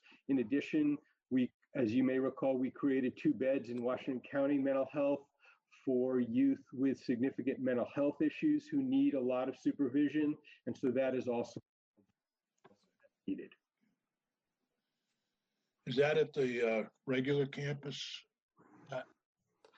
on Fairview Street at the Bennington School for Girls? Turn to Christine to help answer that question. Yes, that's my understanding. We have 4 beds that, as Ken mentioned, are for high acuity, and we have 17 beds that are available for general population for females. So 21 total. Okay, because they have group homes throughout the area and as well as the Fairview Street facility. So I make a question from some of my constituents. That's understood. So that has been in operation for several months now. It's not brand new. All right. Thank you. Other questions about we're still calling it Woodside, but maybe we should call it the short-term residential. So actually, and one of the things, we did talk a little bit about the name, and one of the things that we're doing is looking to the residents and staff to think and talk about naming the temporary facility. So if we come up with something, we'll be glad to let you know. I can give you a little history there. We were so original at 204 Depot Street that we named it 204 Depot Street. Then we named it 206 Depot Street, then 208 Depot Street, and now we have 119 River Street. So that's the original way to do it. Well, frankly, that's how we came up with Suite 12. Anyhow, so I thought it sounded like you were also interested in knowing what was going on in our substitute care system. Yeah, and how we're dealing with those programs. And in terms of the entire system that DCF deals with in state, how they're being dealt with under the PNMI rules, right, as well as if there are for example, I just saw yesterday that VSEA and the administration had come to an agreement on pay. So basically, I think, if I'm not mistaken, the short-term residential program, yet to be named, with state employees will be receiving a $1.50 hourly pay increase. And if some of those other programs, how are they going to deal with that there under PNMI? So you had a list of all of them, that I think about 20 programs. Right. So, in your so you're second. correct about state employees. And we did actually have within the agency discussion about how to support the existing residential programs, which are primarily run by nonprofits, some DAs, some other organizations. We recognize in terms of COVID-19, they are also very challenged to maintain ongoing operations. And so we did attach a letter that came from DEVA with respect to the PNMI rate system, the PNMI standing for Private Non-Medical Institution. As many of you may be aware, that's the rate setting system that we use for our residential system of care. In effect, what that letter describes is that we will stabilize funding for those programs based on their more stable annual costs.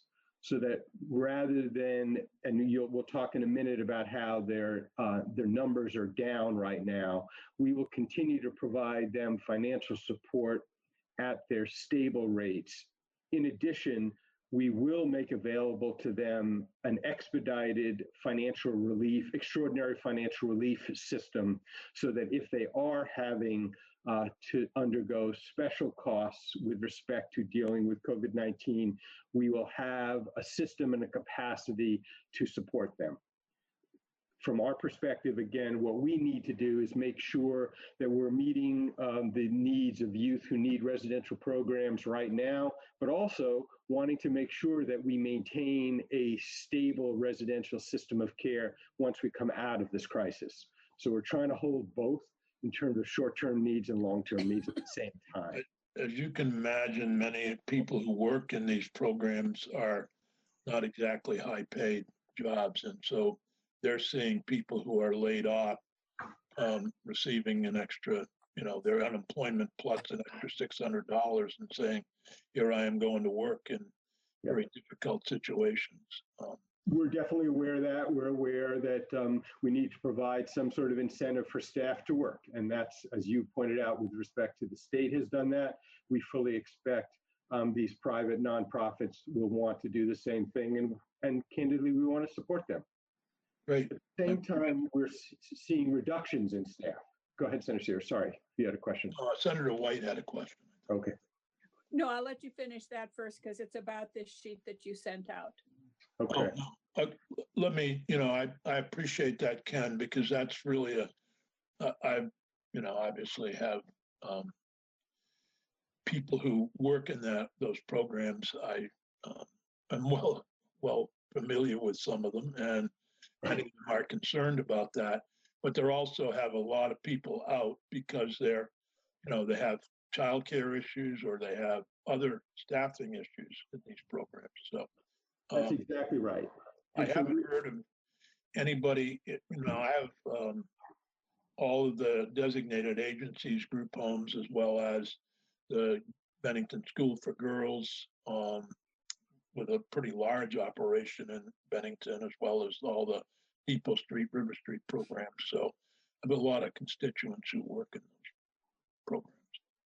We do understand that. That's why we provided this chart, so you can see the, in effect, the reduction in capacity. And that, again, is a fact of life in dealing with this pandemic. And as you pointed out, you have some staff who have childcare issues. You have some staff who are starting to show symptoms. The good news, to be very clear, we don't have any children in DCF custody who've been identified as COVID-19 positive. Obviously, we're expecting that to happen because it's happening in other places, to be sure. We do have the site at Goddard as an available site in case we do have youth who are COVID-19 positive.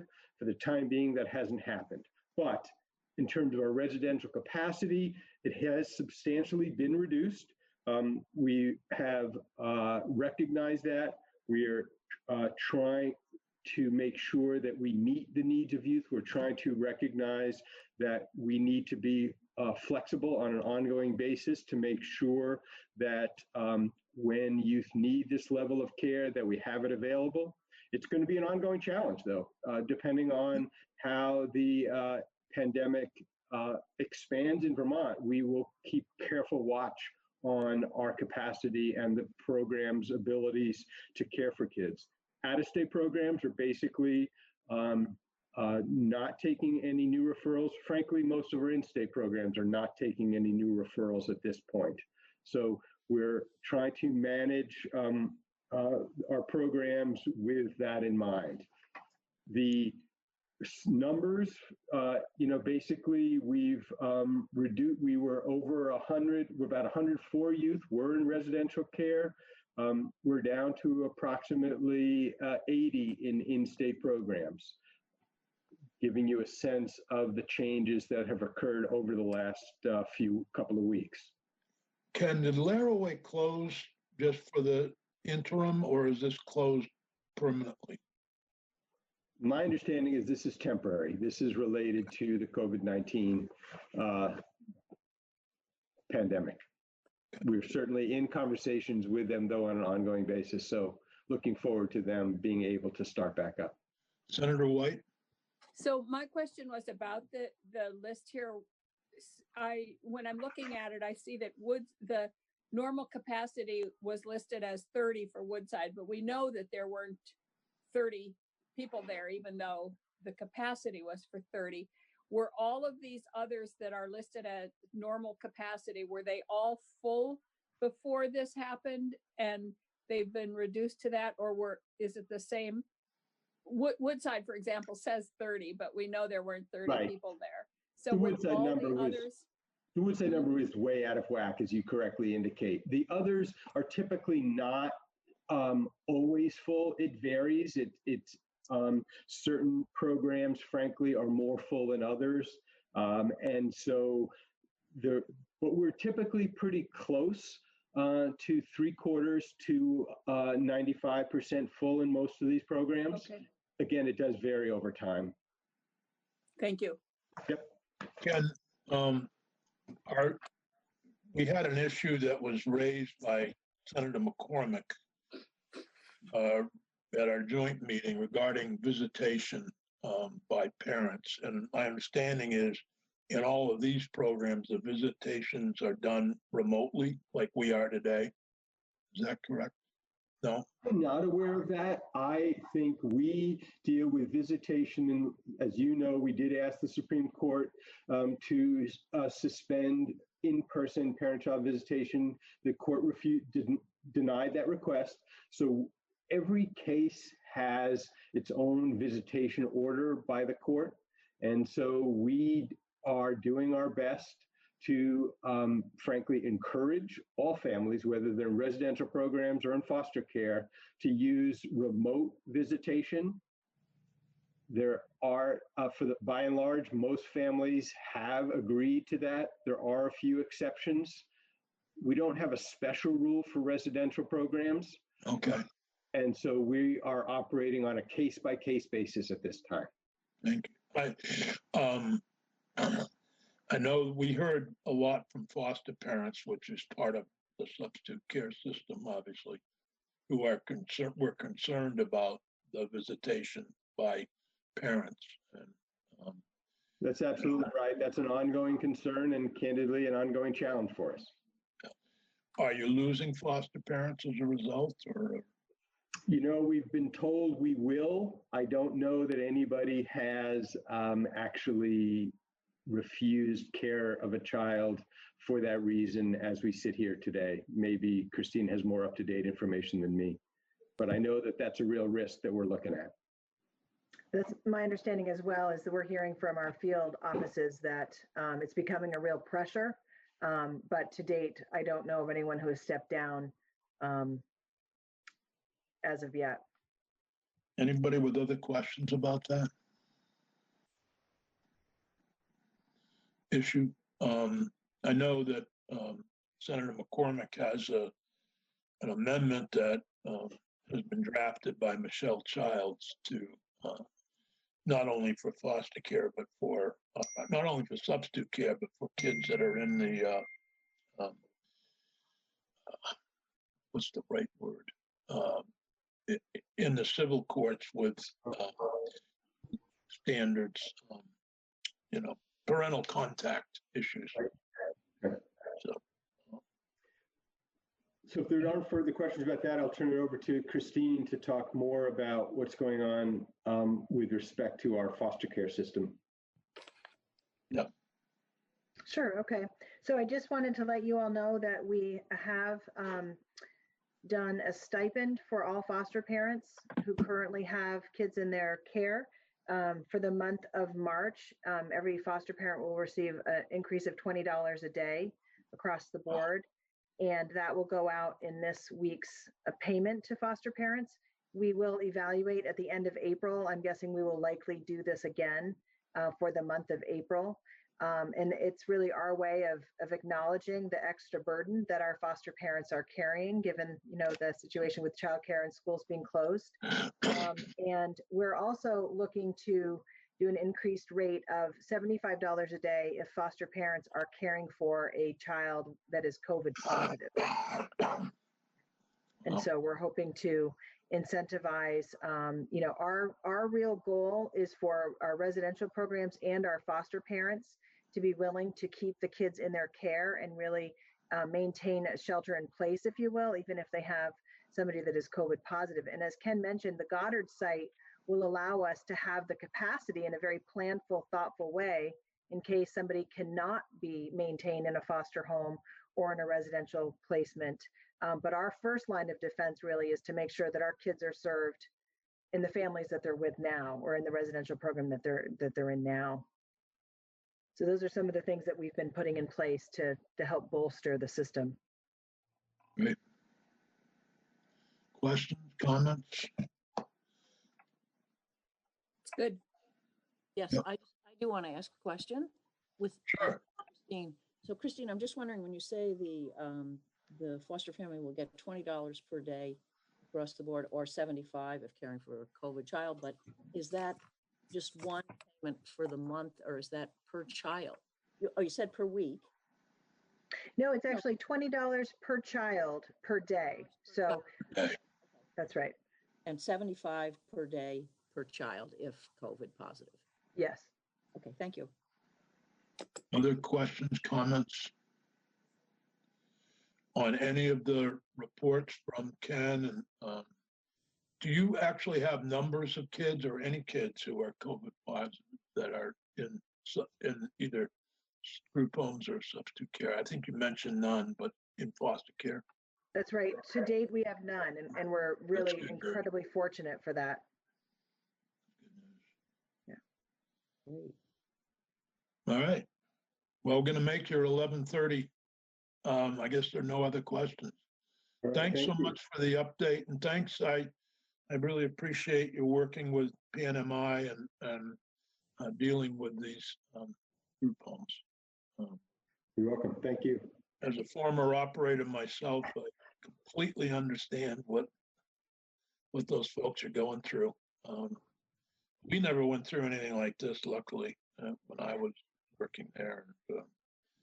So it's strange. Tough.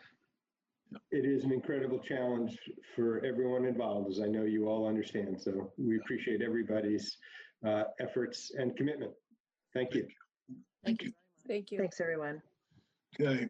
Well, we're going to turn to the final item on the agenda, which is an issue that regarding the sentence modification, and I just wanted to make clear because I've had some comments on social media and other places that about this, and I think clearly it's an issue that needs to be dealt with in the normal course of events when we can have witnesses from the Defender General, the state's attorneys, the victims groups, and any other groups that are involved, rather than as part of an emergency situation. And I know that what is concerning to me is that this would have been permanent and we wanted to make it temporary. And I think, and I made the suggestion that we limit groups, and I think Matt was correct in suggesting that we just leave it alone at this point. So that's why I haven't done that, and I asked, and we didn't post S217, but I have to tell you that when 217 got early posted or something about it on our agenda, I started to get these emails from groups who are against the bill that deals with sex workers that came over from the House. They wanted to testify. So we have to be extremely careful when we post stuff about different bills because they thought that we were taking up that bill and we're trying to push it through without testimony. We're certainly not going to do that. I assure everybody that we're not taking up bills without getting full testimony on that, other than these emergency situations. And I don't know if anybody wants to comment on that. And I know Matt's still on board and Pepper's still here, and David Scher and Judge Gerson. Anybody who wants to speak on this issue before we end the meeting. Judge Gerson. Request was not intended to be permanent. Like everything else in the bill, it was temporary. And as I said, there's nothing about that request that the court took a position on. Again, it was a reflection of what some of what we were hearing in the process. So I certainly understand the committee's position, and that was not our intention, other than to let the committees know this is one of the issues we had been seeing out there. It was not intended to take any authority away from. I would say one of the things that we're trying to do is stay away from issues that, at least from my point of view, to require more testimony and more people. I understand. Anybody else who would like to comment? As long as you're not taking it up, I'm fine. Okay. Dick, I'm just as happy to see it deferred because I support the intentions behind it, but I do have a lot of questions about it, and it seems like the sort of thing we would need a couple of months to work out. I agree. Pepper, did you have any? I'm just on the same page as the committee. I think we'd like a full opportunity to kind of talk about the process and the procedure and how we could work through a process that kind of gives victims voices and just has a lot more guidance from the legislature. Okay. David, did you want to comment? David, I don't really have much further to say. Our position on it remains the same, but I also understand the committee's need to have a more thorough vetting of this type of legislation, and we respect that and appreciate that perspective. Well, I've got you right here in front of us. For Thursday's agenda, what we're looking for, or what I'm looking for, and is how exactly the enforcement of the governor's orders would be going and be done by the Attorney General's office. And what created some confusion for some people was in Vermont Digger, there was a story regarding Burlington and their particular changes, and then the state's looking at lodging. And I think some people were concerned that we were going to hand people $1,000 fine, for example, for being 5 feet away from somebody at a supermarket. So that's really what the subject is, whether you or the Attorney General or whomever wants to speak. We're happy to hear from anyone regarding how we're going to enforce this. And then the other issue is the borders and people coming back and forth. And there's a couple of other issues on there for Thursday, but just so to be clear to what I think we're looking at is what exactly is going on and how is the Attorney General going to enforce it. I don't know if you read the story about Rhode Island, but it's a fascinating story that three men from Massachusetts decided to go play golf with their Rhode Island buddy. So they stopped at McDonald's in Rhode Island, got out of the car, and put their golf clubs in the Rhode Island car, and then went off to play golf. And somebody from the McDonald's called and said they were from Massachusetts, and it's against the law in Rhode Island, I guess, under the governor's order to play golf if you're from out of state. And so they each got fined or are facing a court date on a $1,000 fine for having played golf in Rhode Island. So that type of thing is happening. People are reading these stories and are wondering what it is Vermont is planning. Senator White, did you want to go to Rhode Island to play golf? No, I don't. I don't even want to play golf in Vermont. Thank you. Okay. Well, you can't. So I would throw in on that question, and I don't know if David would be the appropriate person to answer it or not, but I'm getting we have a number of state parks around here, and people are very concerned about people coming up for day trips because we're so close to the border, people coming up to go to the state parks for the day. And what is I've gotten a ton of emails from Jamaica area. Maybe we could ask Jamaica, Vermont. So if we could actually say, is there any enforcement around that also? And how is that working? You can check on that for Thursday too, David. Maybe Peggy, if we could add, if he's available, somebody from Forest Parks and Recreation.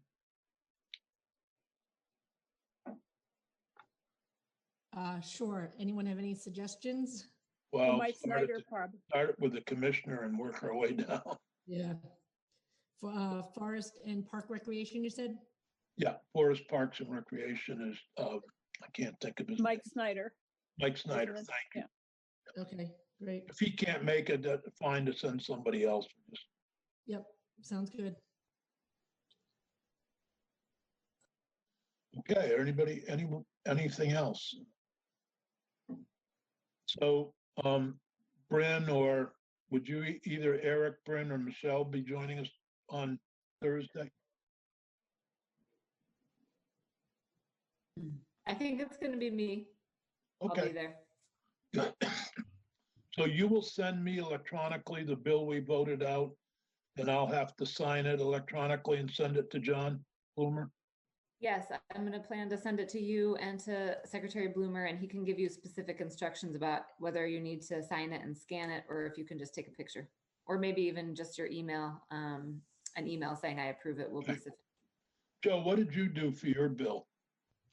I've got a copy of it from Ledge Council. I'm signing it and I'm bringing it in tomorrow physically. Oh, I guess I could do the same, I guess. We just sent ours to Secretary Bloomer and to Tim Ash, and I haven't heard if I'm supposed to do anything. Well, maybe we should find out what we should actually do.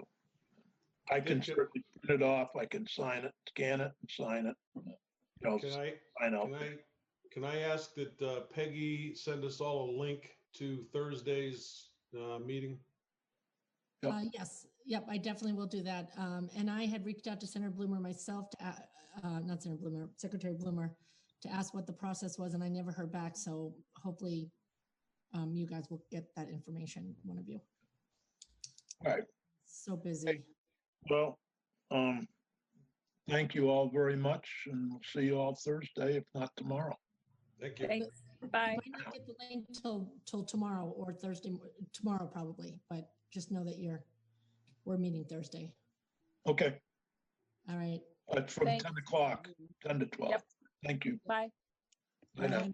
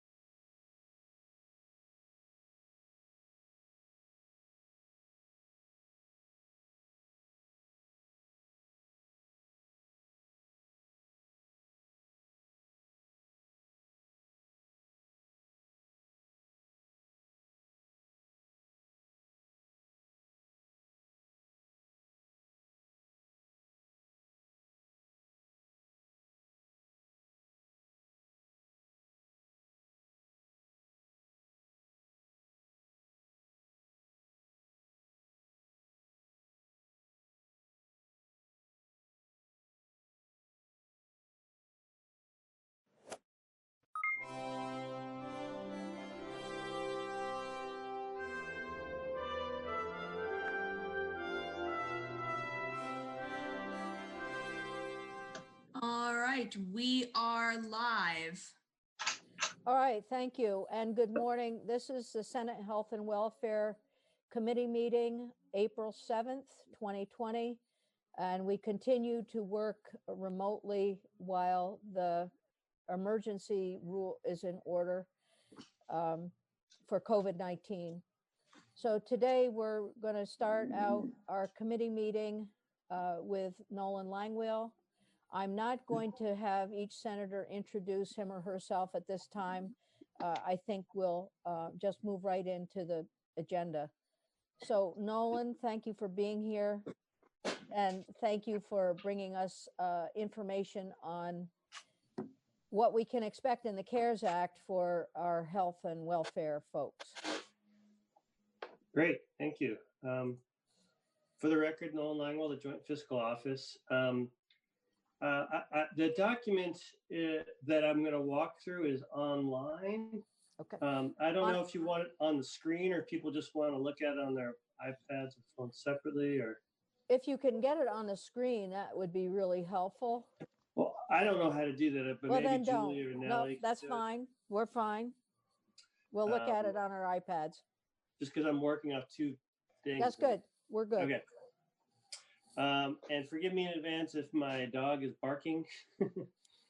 I just got an emergency delivery of 50 gallons, 2 gallons of maple syrup. So I'm set for the coronavirus. Oh, you are. So what my plan today is to just kind of walk through the sheet that I have.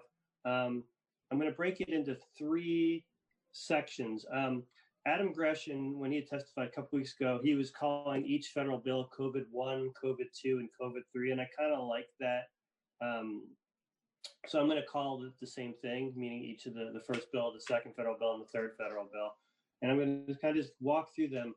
What I'll say in advance, because I did this for House Healthcare the other day, and what one of the questions that came up a lot was, what is going to be the legislative role in this? And the answer is I don't know yet. Senator Cummings might know more. Actually, Senator McCormick might know as well, being on finance and appropriations committees, about the conversations that may be happening in the money committees about what the state's role will be in helping to get the money out, whether it's oversight, whether it's priorities, whether it's intent. So I'll just say that up front. Also, the sheet that I'm working off of was from, most of the information came from NCSL or FFIS, which stands for Federal Fiscal Funds Information for States. And it's a service that we subscribe to through NCSL, and they provide all kinds of different fiscal feedback for how much states are getting for this or for that. And they released last week a sheet of how much Vermont's going to get for each particular piece. And so this particular handout is only specific to health and human services. There's a lot more in the bill that's with unemployment insurance and broadband and education. I'm not going into that. I'm just going to focus on the health and human services. So with that, if you look at the sheet, do people have the sheet in front of them? Okay. So COVID-1, which was called the Coronavirus Preparedness and Response Supplemental Appropriation Act, it was an $8 billion bill. Vermont is going to get, from a CDC grant, we actually already got $4.9 million. And that was for CDC response money. Later on, you're going to see that in the COVID-3, which was the most recent CARES Act, under that designation through CDC, we're getting another $5.4 million. Oh, thank you, Julie. Thank you, Julie.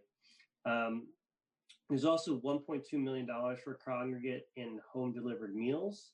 And you'll see that in COVID-3, there was another $2.4 million. So, and then the HRSA community health centers, this is basically FQHCs, rural health centers, and others, I believe. In the first bill, they got $683,000 to Vermont. You'll see in COVID-3, another $9 million is coming in. So, so that was COVID-1. Actually, what I should have said at the beginning is total between the 3 bills, we estimate that Vermont's going to get about $1.4 billion total assistance. So in COVID-2, the big thing here that we got was the enhanced FMAP. And as you know, FMAP is federal medical assistance percentage, which is how much federal match we get.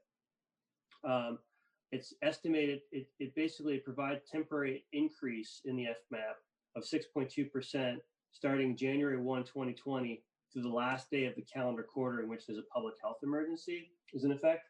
And so that's estimated to be about 2 quarters. And so the 2 quarters, AHS estimates going to be equivalent to $38 million in additional FMAP. Now, this isn't an infusion of more money that we can just go and give to other entities. What it does is it just provides relief in the state share of FMAP. So for every dollar we spend, we get more federal match in return. So this is to provide us some relief, especially as we look in H742, when there might be some potential for where HS may potentially relieve some of the provider taxes or other stuff. This might help offset some of that. It doesn't in any way, Nolan, to your knowledge, in any way affect our cap. No, this is just, this won't affect spending, like the total spend. It just reduces the state share of that spend. Okay. The cap is gross. So, and then we have SNAP, the Supplemental Nutritional Program for Women, Infant, and Children. It's almost $1 million. That was in COVID 2. COVID 3, I broke this up into like which federal agency is dispersing it. The big thing in COVID 3, which was the most recent CARES Act, which was a $2 trillion bill, Vermont is going to get $1.25 billion. What's nice about this is that in general, Vermont gets about, on average, our spending is about 0.2% of total spend in the federal level. If that were the case, if they split up the total CARES Act money that's appropriated to the Treasury for this, we would have gotten less. But the 1.25 billion there's a small state minimum in the language, and because of that small state minimum, which is 1.25 billion, our share is actually 0.8%. So we're getting 4 times more money than we would have if there wasn't a small state minimum. We assume that's Leahy's doing, and we're very happy about that. I was just going to say thank you to Senator Leahy for that. Yeah, so the small state minimum is a big deal for us because it means we're going to get more money. It's expected that the payment will be in Vermont within 30 days of enactment, and it was enacted, I guess, over a week ago now. The trick to this one, the part that's is that it must be used for new government spending in response to COVID-19, which is defined as spending that was not approved by the government recipient of the bill's enactment. So in short, you can't really supplant money that's already been appropriated. And that was a question. First of all, that was part of the reason why 742 was delayed a few days. The governor wanted to make sure that he signed 742 after President Trump signed the CARES Act, although there really wasn't a lot of money per se in that bill. The question becomes is, what will the federal government assume is money that was approved before or after? And it also kind of provides limits. And I know that in COVID, there's a potential that there could be a COVID 4.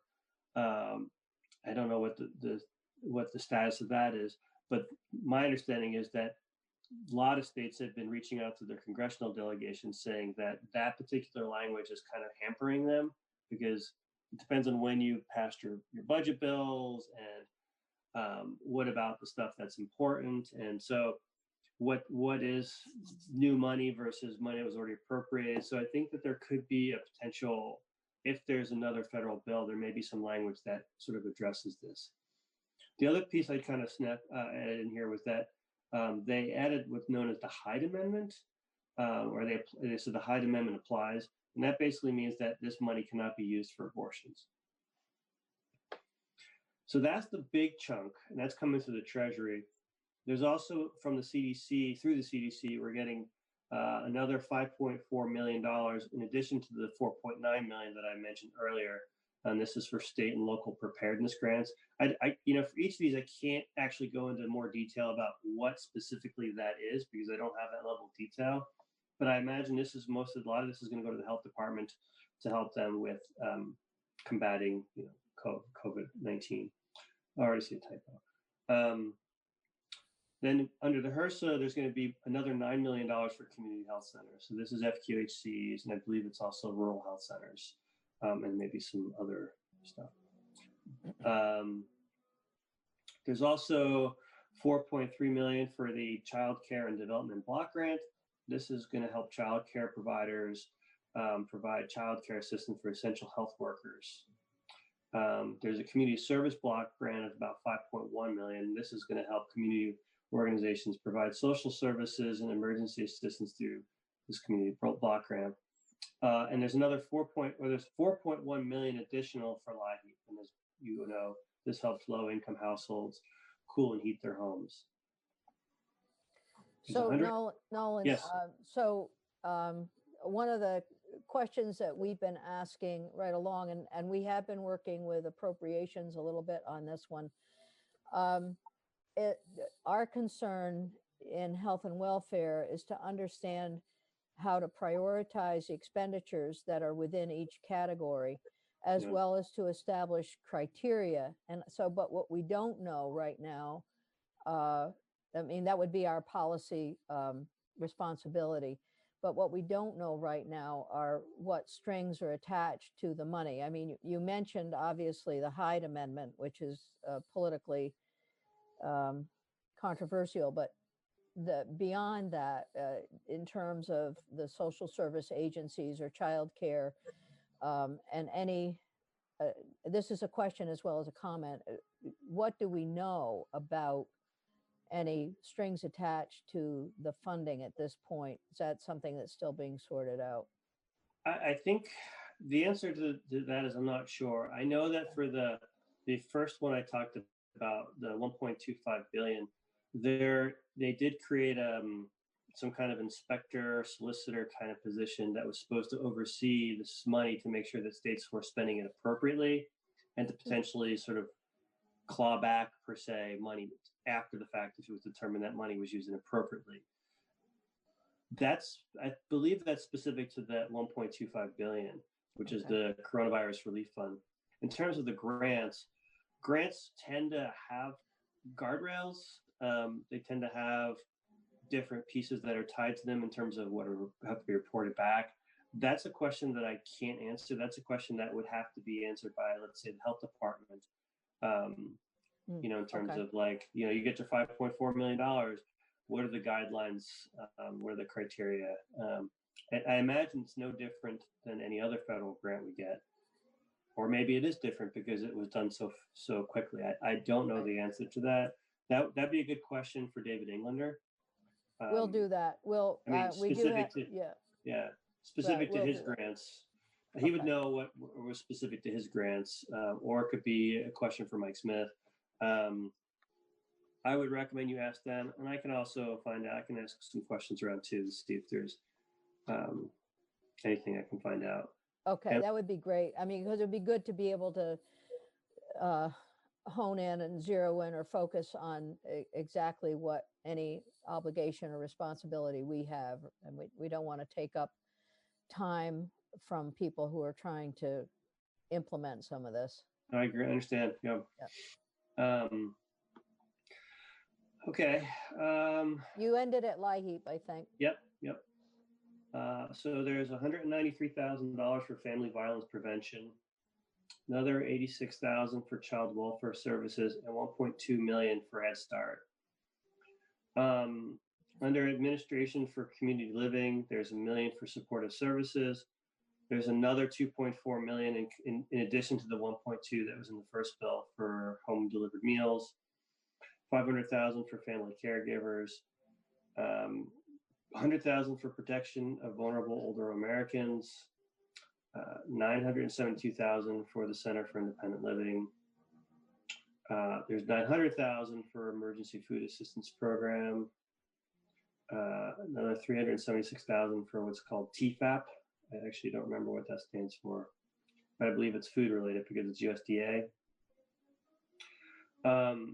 100,000 for vulnerable older Americans seems like a drop in a huge bucket.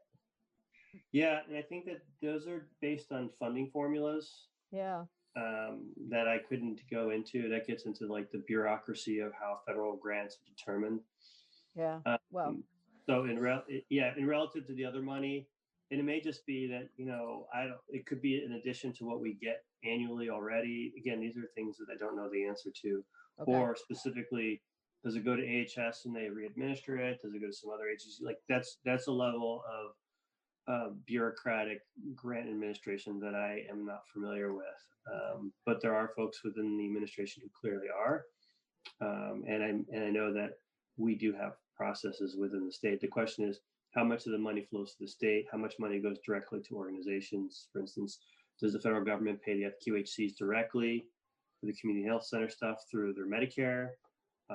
Do these protection for vulnerable Americans, is that a direct grant to AAAs, or does that go through AHS? That's all stuff that I am not versed on. I unfortunately cannot answer. It's okay. My goal really was to give a higher level of just giving you a sense of like, hey, look at all the money that Vermont's getting. Under Homeland Security, there's what's called an Emergency Performance Management Grant for $863,000, and this is to provide state and local governments, help them perform essential services. Basically, it's a through the FEMA's Disaster Relief Fund. Almost $400,000 for emergency food and shelter programs. Under HUD, there's a community development block grant for $4.7 million total. $4.2 million is for the state, but $450,000 is specifically for Burlington because it's a large city that meets certain criteria. And this is for expansion of community health facilities, child care centers, food banks, and senior services. There's a housing assistance grant for $4.6 million.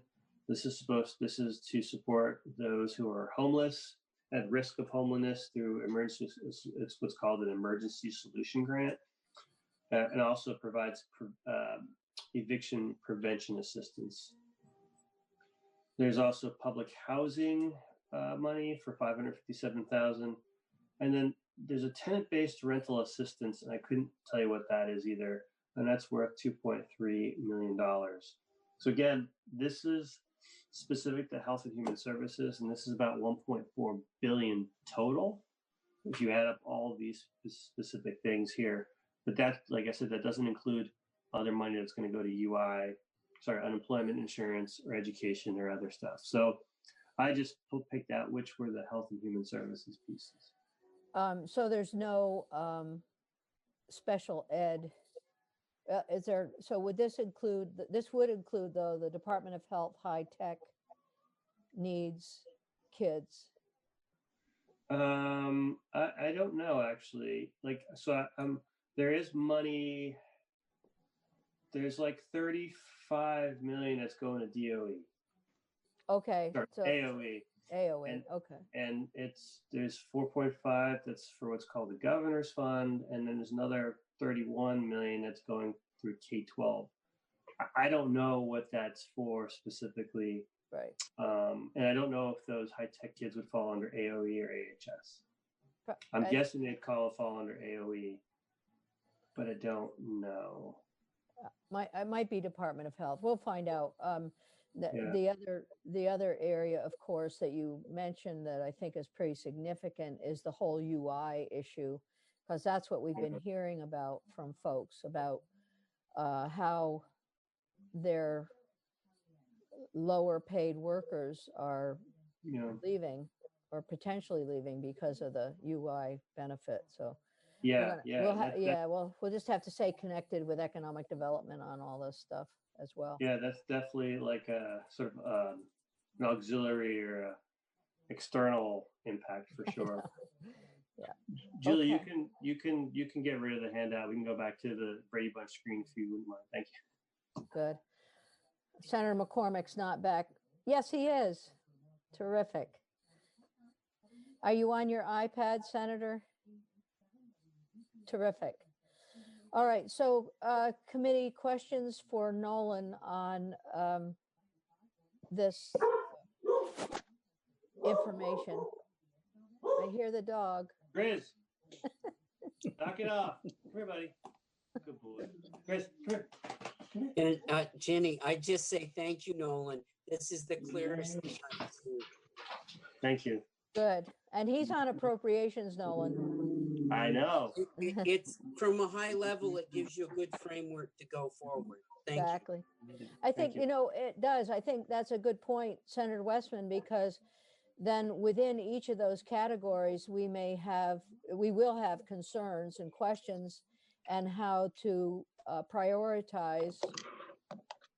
We want to get it out as fast as possible, but we don't want to leave anybody behind. I think that's kind of the issue that pops up for us. Any other questions or comments for Nolan?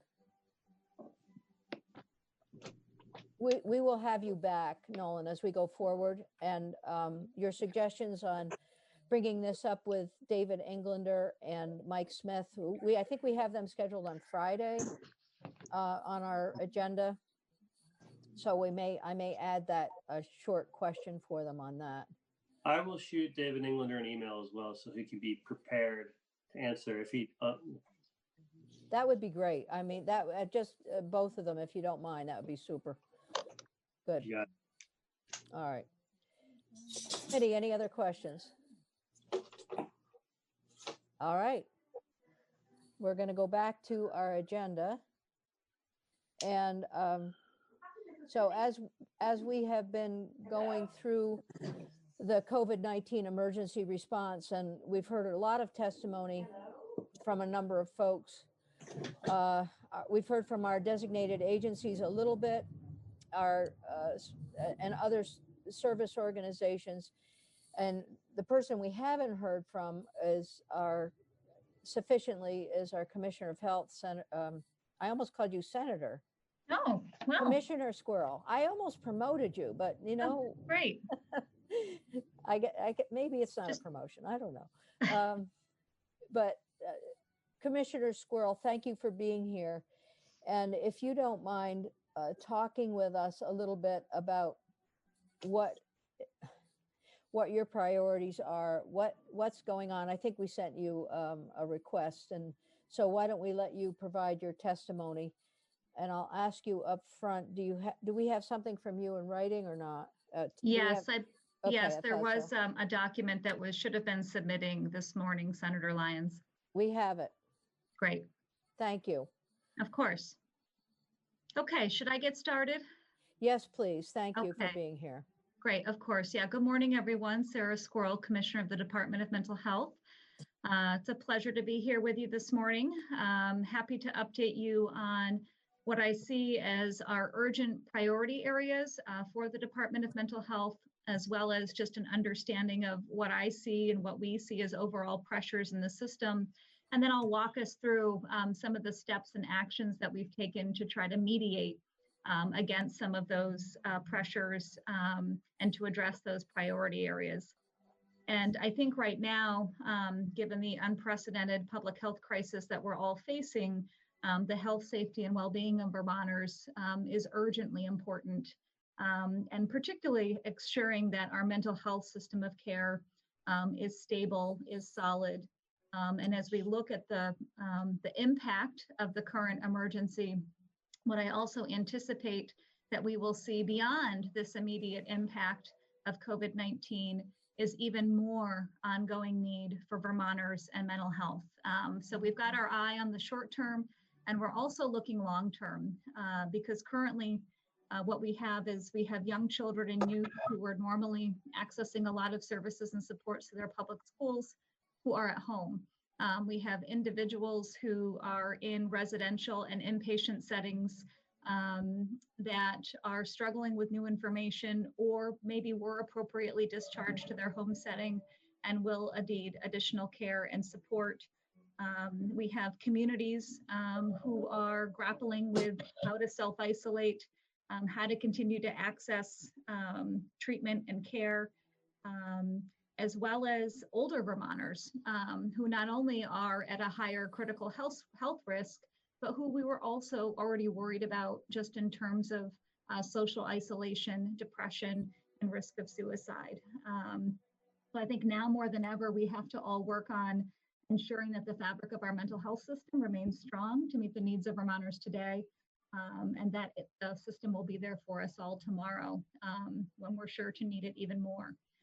So to that end, I'll outline kind of our three main priority areas right now.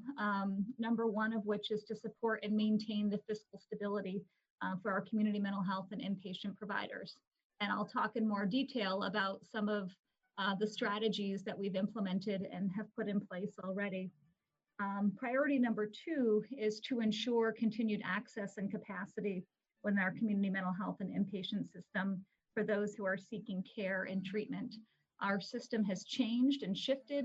We've tried to be nimble, to utilize more telehealth communication, which is a great opportunity for us, but it also changes how people access care. And so we want to be aware of that and be thoughtful about that. We also are looking at, and to point number three, is supporting and sustaining our mental healthcare workforce. So what I see right now across our community mental health system and in our inpatient settings is all of us grappling with significant workforce challenges. We all know, particularly this committee, that even going in to this situation, we were already experiencing workforce challenges. So what efforts can we make to ensure that we are stabilizing our existing workforce, that the provision of mental health services may need to look different, and how do we ensure that that workforce is still there when we come out the other side of this crisis? Some of the overall pressures in the system that I will speak to, again, is maintaining critical and essential staff across our mental health care providers. We see that at our own facilities at the Vermont Psychiatric Care Hospital, Middlesex Community Residence. As this committee is aware, we actually moved the residents from Middlesex to our VPCH facility just so we could consolidate staff. So we had enough nursing and mental health specialists just to meet our basic minimum grid staffing needs. When I look across our residential system, who is doing an incredible job maintaining capacity, that residential system is critical. They're also grappling with similar staffing shortages. And we know that if our residential system of care becomes too destabilized, particularly for adults and for children as well, that will actually put more pressure on our medical system, which is exactly what we want to avoid. So those are some pieces that we need to look at. You know, on the bright side, in terms of the resilience of our system, when I look, for example, across our network of intensive recovery residences, other residential programs, group homes, our community mental health partners and other private partners are going to incredible lengths of maintaining that capacity and keeping those facilities open, but they need support to do so. I think another pressure that we are all facing is just the fiscal pressure on our providers due to loss of revenue, increased costs, and efforts to maintain staff. So as the provision of services has changed, that has had significant impact on revenue. There are increased costs in terms of, you know, how do we retain our essential workforce to maintain staff, and just increased costs in general to try to manage the COVID-19 crisis. We are, again, seeing decreased capacity across the system due to staffing shortages. This has impacted our crisis beds, residential and inpatient. I would also say that many of our providers across the state are struggling with the procurement and acquisition of PPE, particularly for those individuals who work in our 24/7 facilities and direct care staff. This is an area where the department has really tried to be helpful in terms of kind of shepherding requests through the Emergency Operations Center here at AHS. For example, we just submitted a request on behalf of all the designated community mental health agencies and specialized service agencies to prioritize the provision of a minimal 2-day supply of PPE to all of those residential providers. And I'm happy to report that that order did make it in and will be delivered this week. I think the other pressure is just our providers managing COVID-19 protocols and guidance. As we know, this is a very fluid situation. If you're, running or supervising a residential facility, wanting to use all of the current guidance that is coming out from VDH and CDC, navigating that guidance, and then of course, grappling with how to even manage COVID-19 positive staff or patients in your facilities. So that's just, I think, kind of a quick overview of what I see as some of the current pressures across our system of care. I guess what I'll do is shift and just talk a little bit about some of these strategies and actions that the Department of Mental Health has put into place or implemented to address those priorities and to mediate some of those pressures that I just mentioned. The first one, and I've kind of broken this out into phases in terms of our response, and this is focused specifically on our community mental health system of care, our designated agencies and specialized service agencies. So our first goal immediately, which we implemented the week of March 16th, was to really assess and implement fiscal strategies within available resources. So within our provision of resources, what has already been budgeted to the department, how do we create flexibility in that to basically preserve cash flow to our designated agencies and specialized service agencies, and really maximize our payment provision vehicle. So what we did, and we also issued comprehensive guidance to all of the designated agencies and SSAs. So there is a link in this document. It doesn't look like it's a live link. I apologize for that, but there is a link in this document to our website where we have comprehensive guidance that we have provided to the DAs and SSAs in terms of the flexibility that we've provided. We're also holding weekly conference calls with all the designated agency leadership and specialized service agency leadership to ensure that we have a good sense, kind of week by week, minute by minute, what are the things that they're experiencing that they need help with and that we can be responsive to. So just to let you know, the link, it does work. Oh, great. Good. Yeah, no, it's very good. It takes you right to the full report. Excellent. So that will give you an overview of kind of soup to nuts, all of the pieces that the Department of Mental Health has put in place, again, to ensure fiscal stability and create flexibility for our designated agencies and specialized service agencies. One of the big ones that I'll focus on is the case rate. So under mental health's current case rate and payment reform that we had already implemented, which essentially is the DAs and SSAs are paid monthly for case rate services on a prospective basis using an annual budget. So having this provision really created some flexibility for us so that we can continue to prospectively pay the designated agencies and specialized service agencies that monthly amount. That average is about $8.3 million a month across the network. We've been able to continue to ensure that those funds go out the door. We have the ability on the back end, there's an annual reconciliation process. So as our designated agencies and SSAs are looking at more telephonic services, utilization looks different. The whole provision of care looks different. And we are actually able, under our current Medicaid authority, to make those adjustments to ensure that there's no disruption in the flow of budgeted resources to the designated agencies. We also put into place, because there are some services that exist outside of the case rate for the DAs and the SSAs. One of those are residential programs, private non-medical institutions, which we fondly refer to as PNMI programs. So again, in order to provide fiscal stability to those institutions, we have put in a temporary, revised process that ensures that those PNMI programs will continue to receive kind of that per diem rate per month, which creates flexibility. So, you know, what a lot of our residential providers did was, you know, very appropriately look to perhaps, you know, discharge individuals where it made sense, where they could maybe be in a different setting temporarily. That decrease in census, of course, impacts revenue.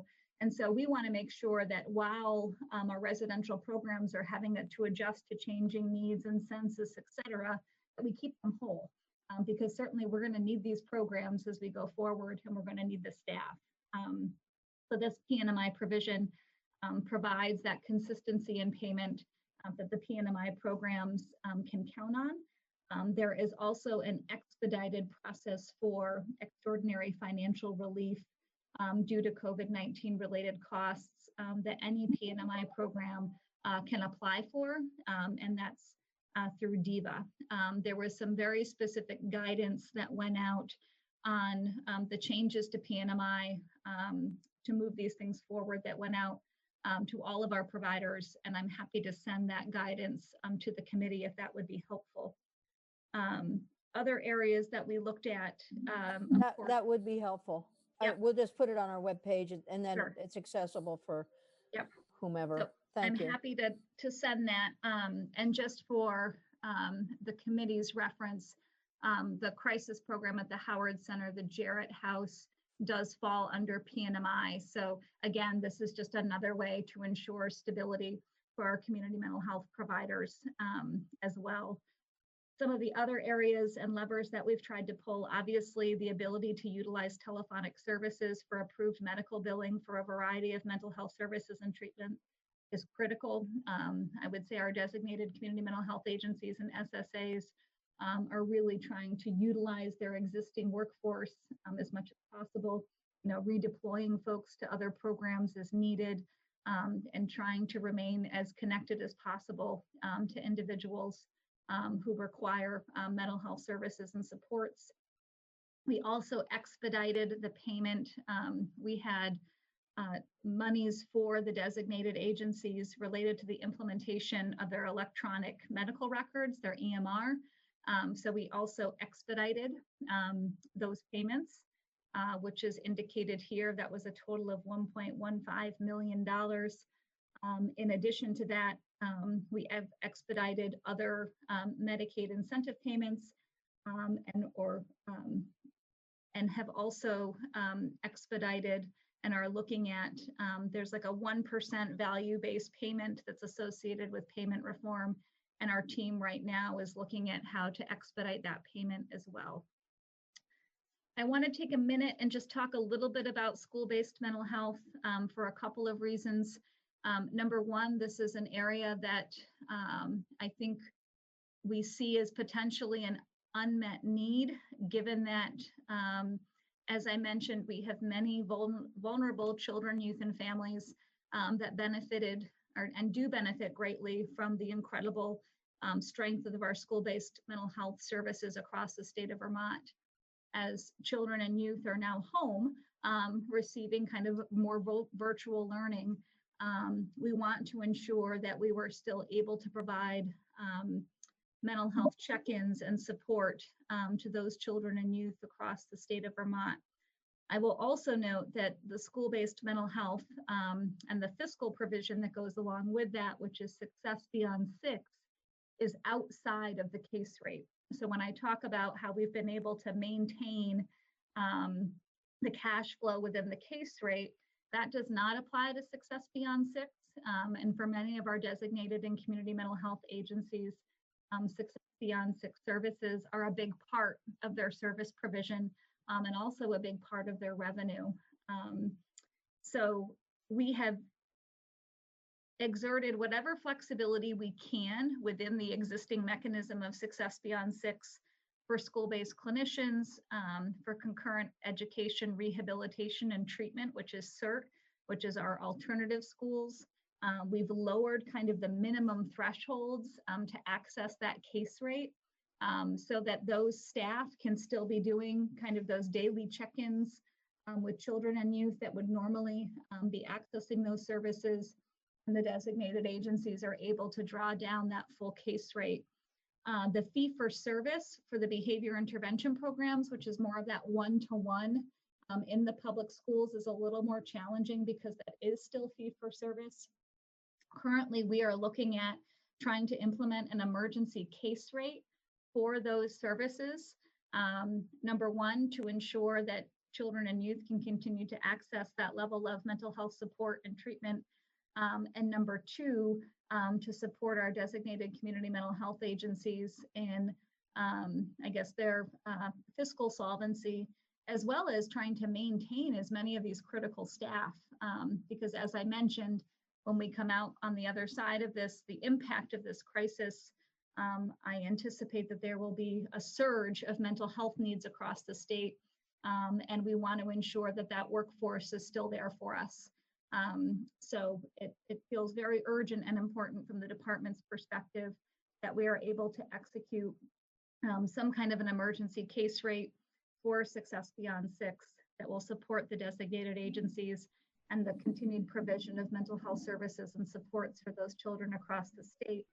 It is complicated by the fact that the match for school-based mental health services is not general fund match from the Agency of Human Services. It actually comes from the local education agencies at the local level. So I have been in communication with the Secretary of the Agency of Education. We will be issuing some joint guidance, which is still being vetted through AOE right now, but will essentially the guidance is that we respectively across DMH and AOE want to see the provision of these mental health services continue. We want our local education agencies to continue to support those contracts that they currently have with their local DAs, which will allow us to then implement this emergency case rate, and again, ensure that we can retain those staff and ensure that we can continue to provide those services, albeit in a different kind of format. Commissioner. I'm happy to update the committee. We are a work in progress right now. We hope to have that finalized within the next 24 to 48 hours, so I can update the committee. Good. That's exactly what I was going to ask for. Okay. We've been very concerned about the issues that you're talking about, and especially with regard to what's happening to kids and how the AOE and our Agency of Human Services are responding. So if you can get us the information, we can put it on our webpage. If you send it broadly to the committee, and then our Nellie or Julie will put it up on our webpage. We'll have it. And if we need further information from you, we can always ask for you to come in, but I think your time is better spent elsewhere, frankly. The other thing I was going to say is, no, but I do want to say that this is extremely helpful. The update that you're giving us is extremely helpful. Great. And I think if we could move on to the area of your presentation that is next steps, unless you think there's something in the phase 2. No, I just want to, I want to just flag the phase 2 for the committee, just to bring to your awareness that while we've worked within existing resources to implement phase 1, phase 2 is really evaluating the fiscal pressures that our designated community mental health agencies and SSAs are experiencing that would be above and beyond costs that we need to look at. So we have implemented a process for the DAs and the SSAs to submit what financial pressures they are currently experiencing due to COVID-19. We are prioritizing one of those areas to look at, which is related to the provision of hazard pay or incentive pay for direct care staff, as well as staff who may be working with COVID positive patients. So we did receive all of the information from the designated agencies yesterday, We have a fiscal team here that is working on that analysis right now. But just important for you to be aware that that process is in place. And of course, there are a lot of providers across the state of Vermont that we want to ensure that we support during this crisis. And so we have to look at all of these fiscal requests and evaluate them in coordination with other relief efforts across the Agency of Human Services. That's very good. I think our Jenny, I have committee. a question. Senator Cummings has a question. Just let me finish my comment and then Yeah. Senator Cummings. I think the committee is very much aware of the need for what one of our DAs calls hero pay. So rather than hazard pay, but it's either one works. And as we go forward with the funding that's coming in from COVID-3, I think this becomes a very important discussion. This is where the whole idea of setting priorities and establishing criteria might come in.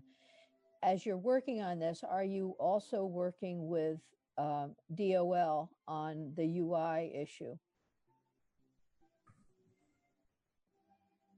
Department of Labor related to what, Senator Lyons? The unemployment insurance issue where folks can earn more by not working, and are you linked in with that whole conversation? Yes, we are aware of that and working with the Department of Labor. That's good. Senator Cummings, go ahead. No, I just wanted to stress the urgency of coming to some hazard pay for these frontline workers. Once they get they lay themselves off because of hazard, it's going to be twice as hard to get them back.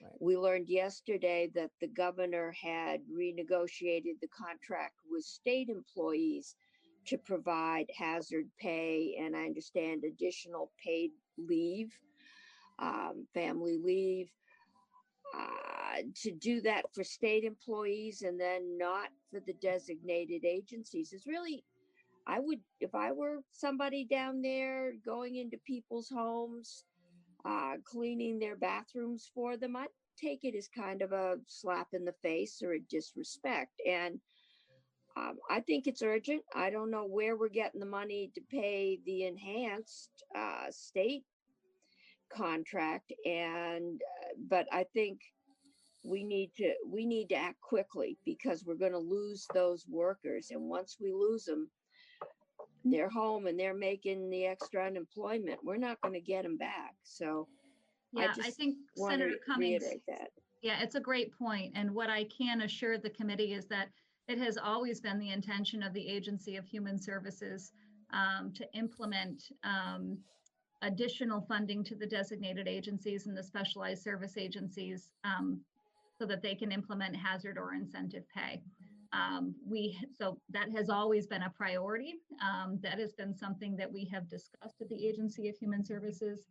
That's why we have prioritized it in terms of the information that we asked for from the DAs, because the state of Vermont did just implement a methodology for state employees, which is inclusive of $1.50 per hour extra for someone who's doing direct care. So that would apply to, you know, my folks who are working at the Vermont Psychiatric Care Hospital, for example, those mental health workers, and then an additional 20% for individuals who might be working in a COVID positive environment. The request from the designated community mental health agencies and SSAs is different. It is more. So I think the request that they have made is for time and a half for those direct care personnel and double time for individuals who are working in COVID positive environments. So I think what we're trying to do right now for the committee is get all the information related to the direct care providers across our DAs and SSAs, focusing on the residential direct care. You know, how do we look at that within the context of what has been offered to state employees?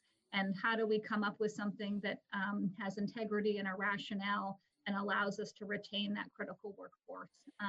I think the issue that Senator Cummings is bringing up is absolutely critical. If the time and a half or the double time covers what they're going to get if they are not working. I mean, that's one of the issues. So there's going to have to be a check and a balance there, determining whether or not the amount that is available and what we're offering is going to cover what they would get if they stopped working. So and also remembering, I think we're all very concerned about the level of reimbursement that we've seen in our DAs and our SSAs over time. We want to make sure that they are compensated adequately, and especially now, we want to keep them working. So I think we're glad to hear that this is a priority for you as well as it is for us, and we'll stay connected on this one.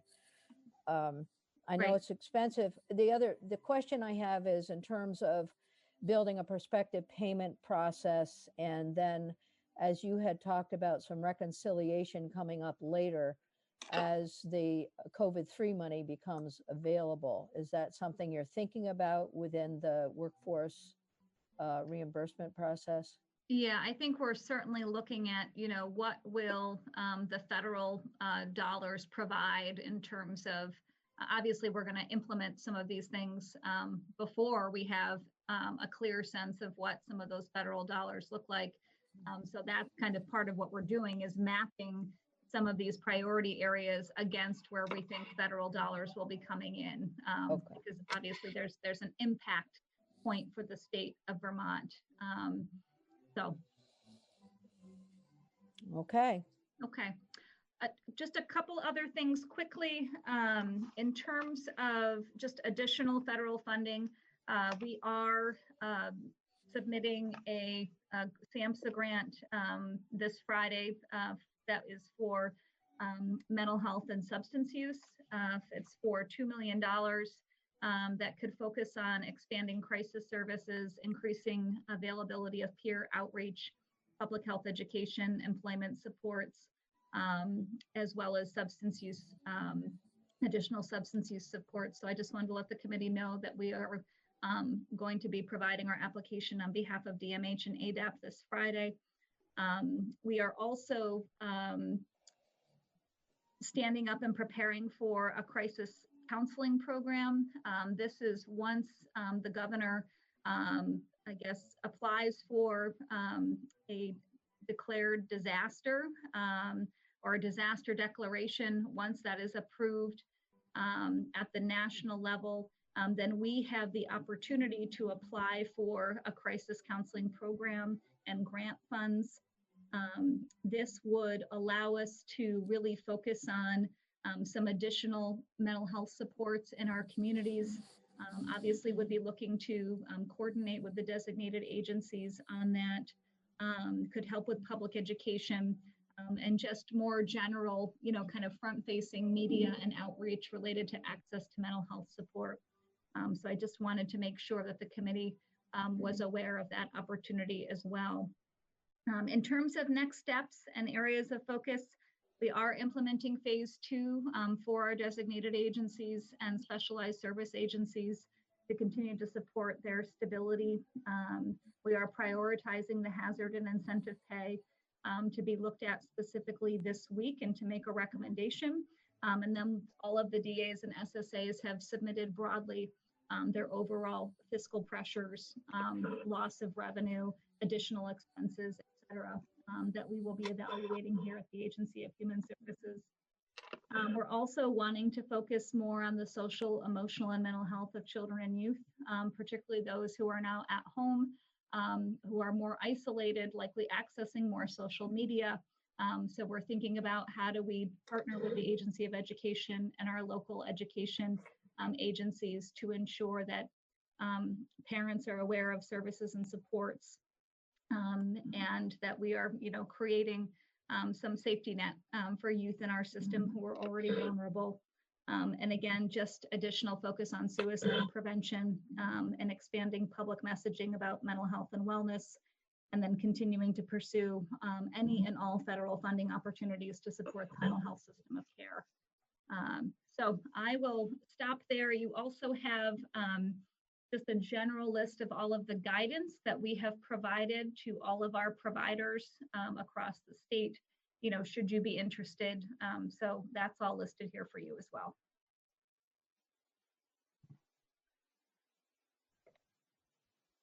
Oh, I think you're muted, Chair. Thank you. Yep. Some people would like me to stay muted, I guess. No. I just want to say thank you, Commissioner. This has been a good overview of all the work that's going on. And it does dovetail with the interest and the information that we've been hearing from our DAs, SSAs, our AOE. And then as we're going forward with COVID-3, we want to make sure that we stay connected with you so that we can facilitate whatever needs to happen. You know, if we need to put some legislation in, some policy recommendations in, we will be working closely with our appropriations committee and as well as our other committees. So thank you for this. We thank you for taking the time. Of course. Question, I'm going to ask Julie, you can take the off and questions committee. Our time is getting crunched, but we have time to hear from everyone we have on the agenda today. So if you have a question, please let me know. Okay, I guess I have one, and then Senator McCormick has one. My thinking right now is we've been trying to gather data and what's needed. And now I think we're moving into a phase, and I think you are as well. What are the solutions? And so that's what we're looking for. How can we solve some of these problems? So yeah. Thank you. I think that's right. Senator McCormick. No, I apologize. I was actually waving it off. Oh, okay. Okay. I obviously should not. I need another symbol other than that. Oh, we need to use our hand raising capacity, but we'll be fine. Yes. All right. Thank you, Commissioner. Of course. We're staying on the same topic, and we're moving on to Bob Bick, who is the executive director at the Howard Center. And Bob, thank you for being here with us this morning. Are you there? Yes, I am here. Terrific. Go ahead. So I was under the impression that you wanted me to talk about substance use services. That is one of the areas, yes. We had you down for substance use areas, substance use disorder, and because we haven't had sufficient testimony in that area. And if that's what you're prepared to testify on right now, we would welcome it. You've also heard the testimony from Commissioner Squirrel and some of the comments that we've made as a committee on what are the solutions for some of the problems that you're facing. So you can have an addendum if you have any comments on that, but please go ahead with substance use disorder. Thank you. Okay, thanks. If I can, I'll take a moment to just use the addendum in the front end, just to acknowledge Commissioner Squirrel and Hutt have really been incredibly present in terms of helping us to try to figure out not what the roadblocks are necessarily, but how we're going to overcome them. I especially appreciate the comments from Senator Cummings with regard to the staffing issues and the necessity for acknowledging really the incredible work that our direct service staff are doing in terms of maintaining face-to-face services across the system, whether we're talking about mental health or developmental disabilities. A good portion of what we do needs to be face-to-face. There's certainly a lot that we've been able to turn to remote work, and there are obviously adaptation challenges that we're overcoming, but the work that we need to do face-to-face has really been an incredible challenge. And when we recognize the compensation challenges that we faced before this, even with the enhancement of whether it's time and a half or double time, it still only brings us up to just under what the state is offering individuals for some of the new programs that they're rolling out for individuals that are either homeless or COVID positive. So on the one hand, we don't want to lose our folks to critical state programs, which we recognize are in fact critical. But I don't think that it's unreasonable to recognize that in a lot of circumstances, we have staff who are struggling, either because they see themselves in a quote high risk category, although with the changing information that we constantly get from the federal government, it's not clear if there really is any one high risk category more than another. And just the anxiety and fear that staff have in terms of being in a face-to-face situation, in many cases with individuals who are chronically ill anyway. And so trying to make the determination of whether they're ill from their chronic situation or whether they're exhibiting symptoms of COVID-19 and placing them at additional risk is a pretty significant challenge for us. So I think the system has truly stepped up. It feels like, to use the metaphor, trying to drink through a fire hose. I think at this point in time, if we can feel and believe and know that not just the administration, but the legislature too, is truly understanding what's happening out there in the field, I think that's offering some significant support and comfort to our staff. I know just personally, the idea of going remote has been pretty difficult to do. It's just hard to get used to it. I don't know if you wanted to say something about that, Senator Lyons. No, I was just I'm agreeing with you. It's hard to go remote. Well, here we are. Yes, we are. Yeah. If I could just move to just talk about substance abuse services specifically. Sure. Do you mind if I ask you one question about your addendum? You just did. I have another one. Okay, you did. So you mentioned that the state is putting in place new programs, and it sounds like those are in direct competition with some of the work that the DAs, or at least Howard Center, is doing. Can you just expand on that a little bit? Sure, I would not define them as in competition. Okay. I think they're designed to support the work that community agencies, not just the DAs and SSAs, but all community agencies are doing. So there's a site at Goddard College that they're rolling out. There's a site at Harbor Place in Shelburne that they're rolling out. They're having conversations with a hotel in Burlington.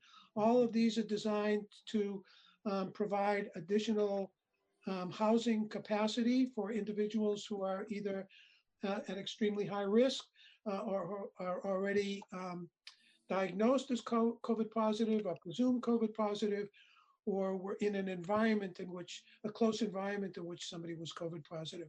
So I don't see them as being competitive. However, the reality is that there's a limited number of individuals in the workforce who are willing to do this work. And, we want to support them as much as possible. But given that we are challenged with staffing our own programs, I mean, as an example, Howard Center has 23 residential programs with 162 people in beds. So, and while we can combine some programs for organizational efficiency, most of them are small operations within the community. I would just point out that one of my colleagues made a great comment the other day. Legislators, the community at large, are very much aware of the critical challenge that is confronting hospitals in our system, because it's on the news every night and it's visible. And everybody in the community is very aware of the challenges that our educational system faced, because you drive by all the schools and the parking lots are empty. There's no traffic jams in the morning or in the afternoon. But many, many people are not aware of the challenges that our system is facing, because our system is so embedded in the community that in many ways we are appropriately invisible in the community. We're just part of the community. But under these circumstances, that strength has made it more difficult for us to convey some of the challenges that we face.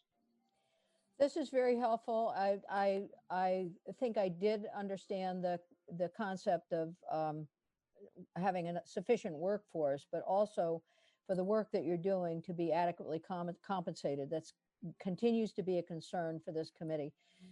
And that is we're moving into a need for increased reimbursement because of COVID emergency.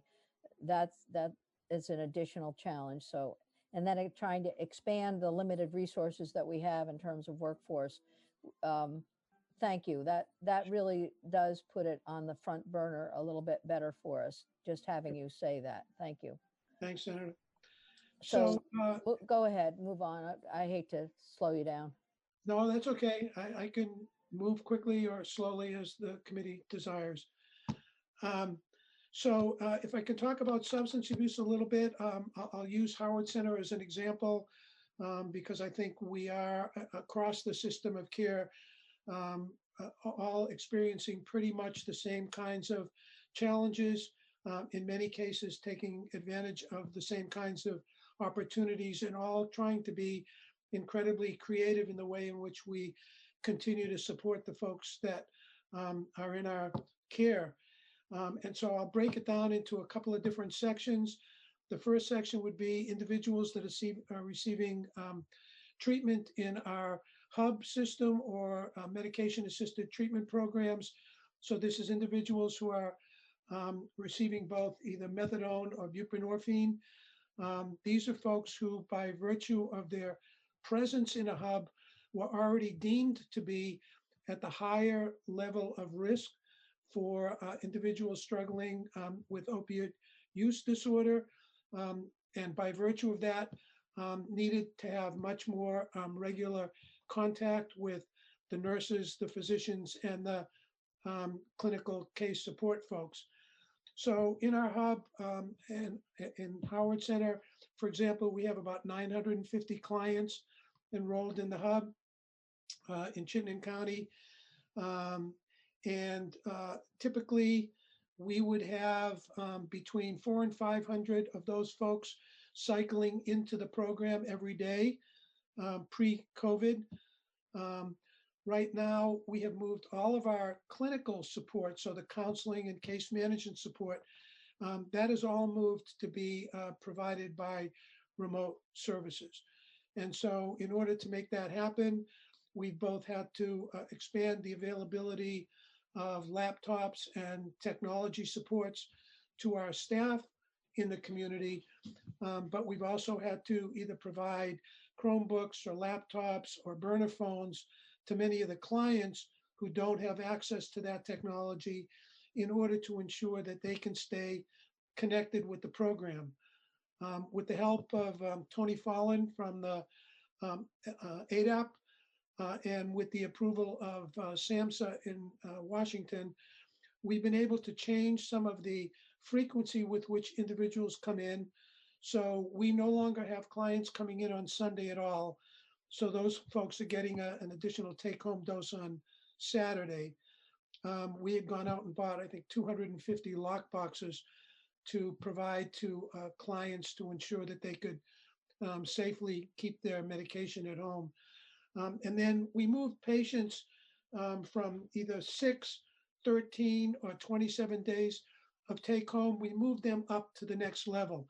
So if we had some folks who were on 6 days of take-homes, we moved them up to 13.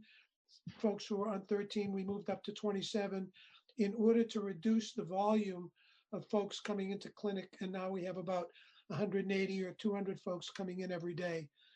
We've split our nursing shifts so that half the nurses come in and are face-to-face with clients.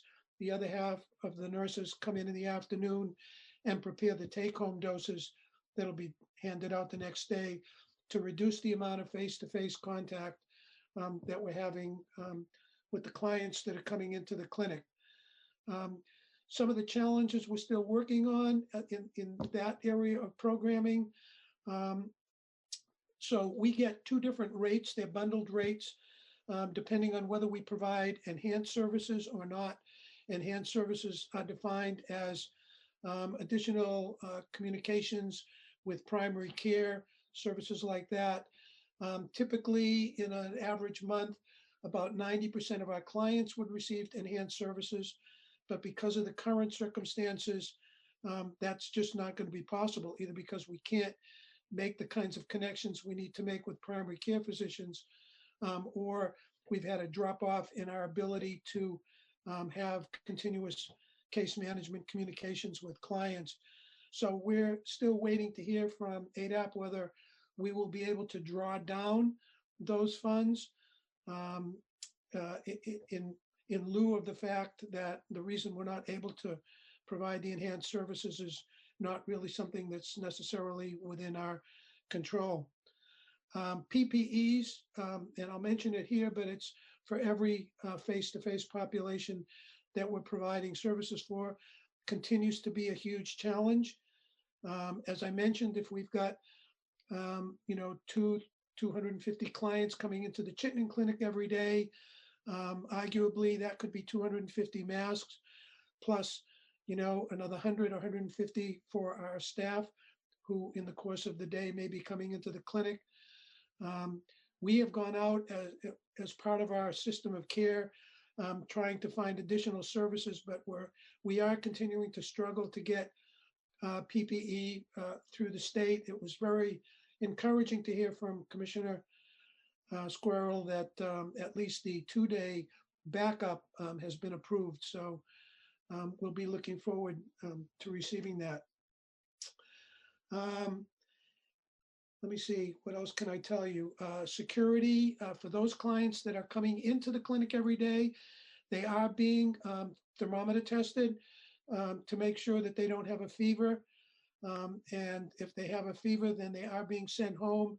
And then we have to find a way in order to transport the medication to them. So when you as legislators are thinking about all the folks that are out there that are exposed in some way, that are at some greater risk, the obvious population of folks who are working in bed-based programs, but all of our system, whether we're talking about DAs or SSAs, have a lot of folks that are out there going into people's homes, picking up medications for people, picking up food for people and bringing it to them. And so folks at our medication-assisted treatment program are also providing those same services. I feel like it's important to mention, I'm sure you know this, in all of the populations that we serve, our clients are afraid.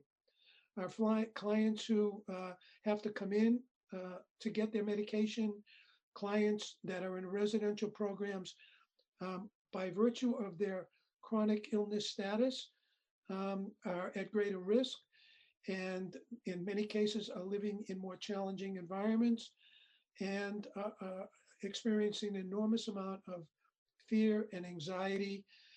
And while Commissioner Squirrel appropriately acknowledged that we will be dealing with a PTSD experience after the acute phase of this current pandemic passes, that we will be challenged to meet. But we can't lose sight of the fact that even right now we're dealing with individuals who are having that experience.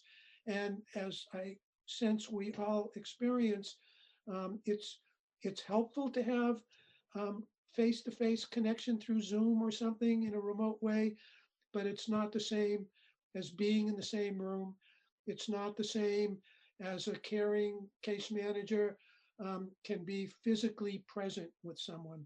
And so this is going to continue to be an issue for us. Outpatients, can I continue to move to outpatient? Yes? Very briefly, I'm sorry to say that we're starting to run over on the available time that we have, but if you don't mind, maybe consolidate some information on your outpatient, that would be very helpful. Sure. So basically, I think the key message obviously is as much outpatient as possible has been converted to remote. I will point out that we've had drop-offs in the number of clients that are able to take advantage of outpatient services, whether by virtue of them not being necessarily personally motivated, but they're as a result of their connection with the Department of Corrections or Department of Children and Families. They've taken advantage of this as an opportunity to drop off. Interestingly enough, we've seen less drop off in our court-related clients, both in terms of their engagement and in the number of services that they are receiving. Economically, I would be remiss to not acknowledge the financial challenge. We are right now projecting in our agency alone roughly a $3 million shortfall to the end of the fiscal year. That's absent some of the initiatives that Commissioner Squirrel talked about on the DMH side. There continues to be a little bit more ambiguity on the ADAP side for substance abuse services. For example, IOP services, we've not yet been given permission to reduce the number of sessions per week in order to be able to bill that. And so that's challenging for our crash clients or the IDRP clients, the individuals who need to take the course in order to get their license reinstated. We've not yet been able to get an elimination of the face-to-face as part of that process, which I think could be handled legitimately telephonically or, by Zoom. Is this this is an administrative, this is a rule change or administrative change, not legislative change? Well, and that's a great question, Senator, and I don't know the answer. I believe that these would be administrative changes. Can you send us some information on that? Sure. Please, that would be helpful. Yeah, be happy to. Good. The only other point I guess I can just add it in is so our Act One bridge program. So we have two public inebriate programs, one in Franklin County and one in Chittenden County.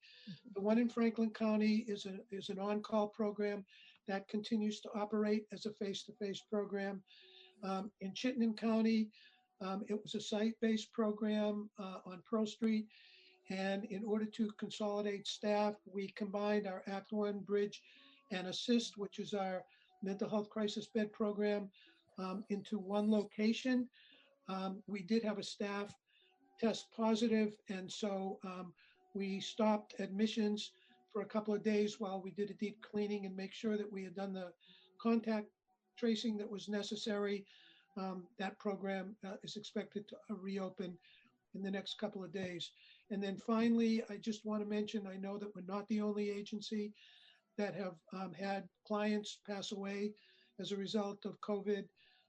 And while the numbers, the statistics are eye-opening and everyone is responding to them, I know that we all recognize that every one of those statistics is an individual who had family members, and in the case of our clients, had often longstanding interpersonal connections, and those losses are really starting to have an impact on our staff. Thank you. Yeah, we can't forget the emotional needs of staff as they work with these folks who become ill and then eventually die. So thank you. Yep. Thank you for mentioning that. Sure. All right. I think that it's important for us to move on. You've given us a lot of information. And if you can send us the information about the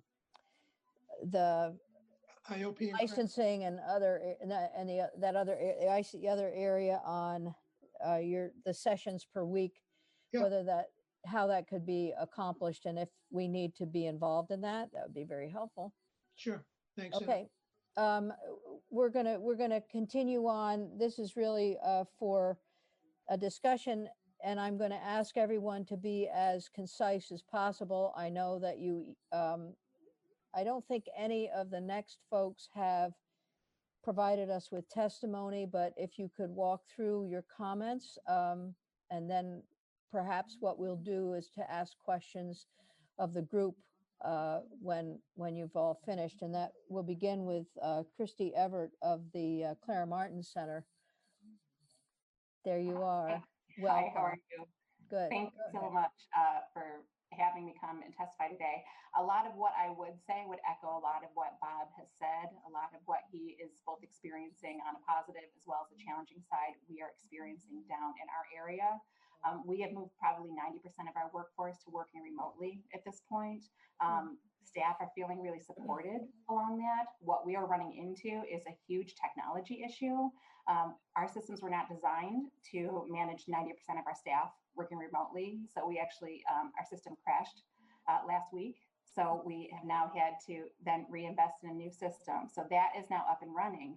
The other issue that we are running into, and I appreciated Senator Lyons, what you said about $100,000 for older adults being a drop in the bucket. We have a huge percentage of our older adult population that we have not been able to connect with through this crisis at all. Either they don't have the technology capability, they don't have the awareness of how to use the technology. So we're having to do some education where we can. In the rural area, we don't necessarily have the broadband that we need to be able to connect with people. So at least for our older adults program in substance, we're looking at almost 100% loss in that program because we just can't connect with people. We do still have a good percentage of our folks going out into the community, doing case management, like Bob said, picking up groceries for people who cannot shop, who are in a high-risk category, delivering medications, still doing injectable medications. We do have a small supply of PPE that's slowly trickling in. I would say in our residential program, all we have is the 2-day supply right now. And that program is really working with almost a house of cards of staff right now, that if sort of one thing goes wrong, then we're going to have major issues in being able to continue to. You froze. A survey of the staff that we have. 160 staff, we've got about 10 people who would be willing to jump into a residential setting with some quick training that we can give them.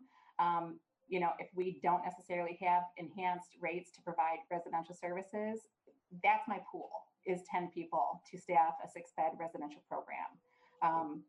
That's not going to be feasible for me. So I think, if the Department of Mental Health can actually work on increasing that rate to be in line with what state employees are getting, that would be a huge help to us. And we just have one residential program, not the number that Howard Center, Washington County, and all the SSAs are running too.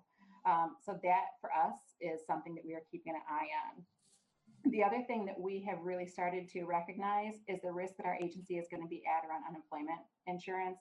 I think we got 7 requests yesterday already from staff, and very, very basic projections right now. We're looking at least $100,000 as a cost to our agency, and we're only how many weeks into it at this point. So we expect that is going to increase as well. On the good news, there's been a lot of community organization. We have been a part of a number of mutual aid discussions in a number of our towns there. So, when Bob says we're kind of the invisible work that's being done, we are right embedded into every single community that we have. And we are providing services as much as we can in whatever capacity we can. We have been working with Gifford Medical Center. We have not had to be in the emergency room for about 3 weeks at this point, but we have been able to do all of our assessments through telehealth, both voluntary assessments as well as involuntary assessments. So that process is really working well for us. We've had the same coordination with our law enforcement, so we don't necessarily need to go out into the community. We do have the capacity to do that through telehealth as well, provided there is internet capacity in some of those communities to do that. So that has really been working fairly well too. The other thing that I would say, we're probably have about a 25% drop off in services now, but we still can do almost same day intake assessments. So even people, we got a call from Dartmouth yesterday wanting to discharge someone, and we were able to do an intake assessment that same day and start services in them. So the staff that we do have are really committed to maintaining the client's contact that they do have. So that's gone really, really well. And our system, I think, in some ways is, because we have done this work for so long in this capacity, are able to really, wherever need is, step up. And we're going to quickly develop some type of a solution to try and address the needs of the community that's there. And I think that strength of the DA system is really showing through itself through this whole process. I am encouraged by the comments that the funding needs for the DA system do not need to be looked at for just through this crisis, but what is long term. And I know we have the commitments of DMH to at least get us through, FY20, but we really need some assurances past that there is going to be, this intent to really solidify the system that's there. I know I did provide some written commentary to a few of you through email earlier the week. I can send that on to the rest of the committee if you need that as well too. But I know we are. Nellie, Christy, if you send it to Nellie Marvel and Julie Tucker, our committee assistants, then we'll put those comments on our webpage, and that I think would be extremely helpful. Okay. Yeah, I can definitely do that. Sure. Okay. And I think unless you have something that is critical. No, I think trying to just give a brief overview, so I can step off now and let someone else go. I just have one question. What is your internet provider there in Randolph? We're using Consolidated Communications. Okay. I believe. So Randolph, I think, is pretty set. When we get into sort of like the Bradford areas, that gets more choppy, and down in Tunbridge and stuff like that. Unless you sort of park at Ward's Garage, you don't necessarily have, internet connection. So that's the situation we're in. Okay, thank you. So we're going to move on to Rachel Cummings. And Rachel, thank you for being here. And why don't you give us your testimony, but from your perspective in Addison County. Great, thank you so much. And if you see my kids Zoom bombing, I apologize. Like many of my staff, I'm a part-time single mom and homeschooling while running a designated agency. So CSAC is a resilient agency, and I believe that this has allowed us to transform our entire care and delivery model to adapt to social distancing and to do our part to flatten the curve during this health crisis and pandemic. And while it's been bumpy, our transformation includes ensuring staff have the tools and the technology they need to be able to work remotely. We're a rural county, so staff don't always have access to reliable internet and sometimes have to continue to come to the office. We've implemented safety and safe distancing protocols to accommodate these staff and provide a safe work environment. And I'll send more details in my written testimony. Our finances and service hours have been impacted because of increased costs, including tech and PPE purchases. We've had a drop in service hours across all payers, school closures, and clients who are struggling to adapt to this new way of receiving services. We also have a large amount of staff, as I said, who are struggling working and caring and homeschooling their children. Our service hours have already dropped by about 33% since this started, compared to our pre-COVID days. And I'll again include more details in my written testimony. I wanted to say that we are very concerned about school mental health contracts. We understand that there is a statement pending from both DMH and AOE to support the continuation of school mental health contracts by school districts. This will be important for legislators to understand and support. These contracts serve Vermont's most high-risk youth across the state. When schools are not in session, we have lost a valuable safety net to protect our kids. Our most stressed families are now taking on additional stressors, including worry about illness, income loss, and expenses, and new roles with children of full-time teachers and parents. With families that were already experiencing tension, trauma, and risk of abuse and domestic violence, the odds have now increased for more harm to come to children. Mental health staff are working differently now, but we are still connecting and bringing support to children and families. We are having more parent contact than ever before, which we hope can mitigate these risks. These school contracts give us the staffing capacity we need to continue this work. If contracts are reduced or cut, we can expect to see that reflected in the well-being of our children, and this will only create a situation of more need and expense in the future. These contracts are an investment in mitigating that risk. I want you to know that we continue to provide essential community-based services and staffing to our residential homes. We have staff who have volunteered to provide care to clients should they become infected. One community support worker with over 20 years of service who also has a family of 4 children has made a commitment to our DS residential program to provide ongoing supports at the risk of his own health because of his commitment to clients and community-based services. And we have many stories like that, but not enough to really fully staff what's needed in our agency. I want to say staff who continue to do face-to-face work with high-risk people are nothing short of heroic. However, the fragility of our programs, including our ability to maintain staffing, is what keeps me up at night. Many of our clients are at high risk for severe illness from COVID-19 because of age and a multitude of chronic conditions. Some clients struggle to adhere to social distancing, putting everyone at risk. Many staff are scared about becoming exposed or infected and scared for the people they support, and they're worried that we won't have enough PPEs to work safely.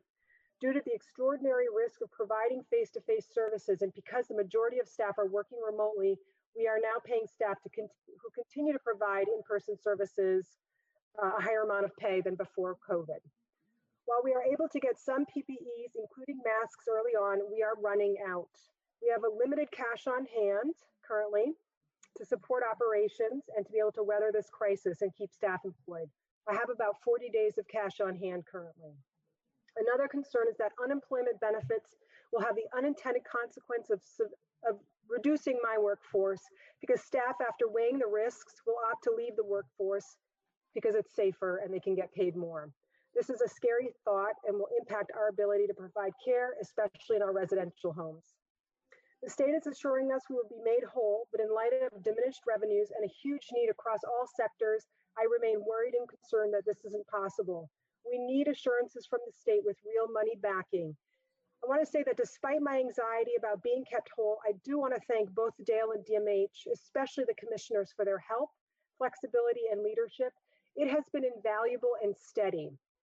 CSAC has also continued to fully pay our staff to work, even though some might be providing less billable service or are not working their full amount or regular hours. We are working to leverage all federal and state benefits for staff compensation. We have a strong culture and we continue to retain most of our staff.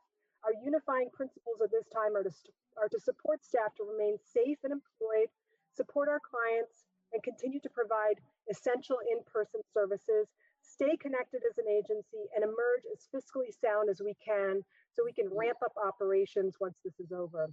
We aim to come through this pandemic together with our adherence to our practices of quality work and positive culture. I want you to know that we are considered essential healthcare workers, and please frame however the conversation and recognize this. We will need your help and assurance that any federal dollars coming into the state also come to community mental health and specialized service agencies, and that we are not left out in the cold. I can't emphasize enough how crucial this is to our system of care and to CSAC. If there's any way you can tackle some of these issues on the state level, please do help us. Thank you so much. Thank you very much, Rachel. And I want to say that you have asked us to do something that we're very happy to do. I appreciate that. Yes. If you have your testimony in writing and can get that into Julie or Nellie, that would be very helpful. I'll send it to Nellie. Thank you so much. Great. Thank you. And we're going to move on to Beth Seitler, and we do have your testimony on our webpage. So thank you for that, Beth, and we'll listen to your information. Okay, thank you. Appreciate you having me, Senators. And I'm sorry, I know we're running out of time. I'll try to go through this as quickly as possible. I also want to point out that I changed my virtual background, so I'm not going to be confused with Bob Bick anymore. Wait, so, but we have the Aurora Borealis on one side, and wait, that's a Corona on the other side, right? That's right. That's right. I was in outer space with Bob, but then I moved back down to Earth for a little bit. Okay.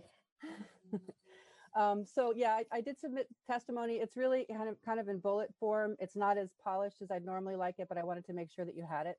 Nope, that's fine. Okay, so I'll just go through, and this comes from, this is not specific to CCS. I spoke with all the developmental disability services agencies and sort of got their perspectives. I'm answering a few questions that we had. Hopefully I'll be doing this right. So what have the agencies done? What's working well? What are the challenges that we're encountering and the financial risk? I won't go through all of these, I promise, and I certainly won't just read them off the screen.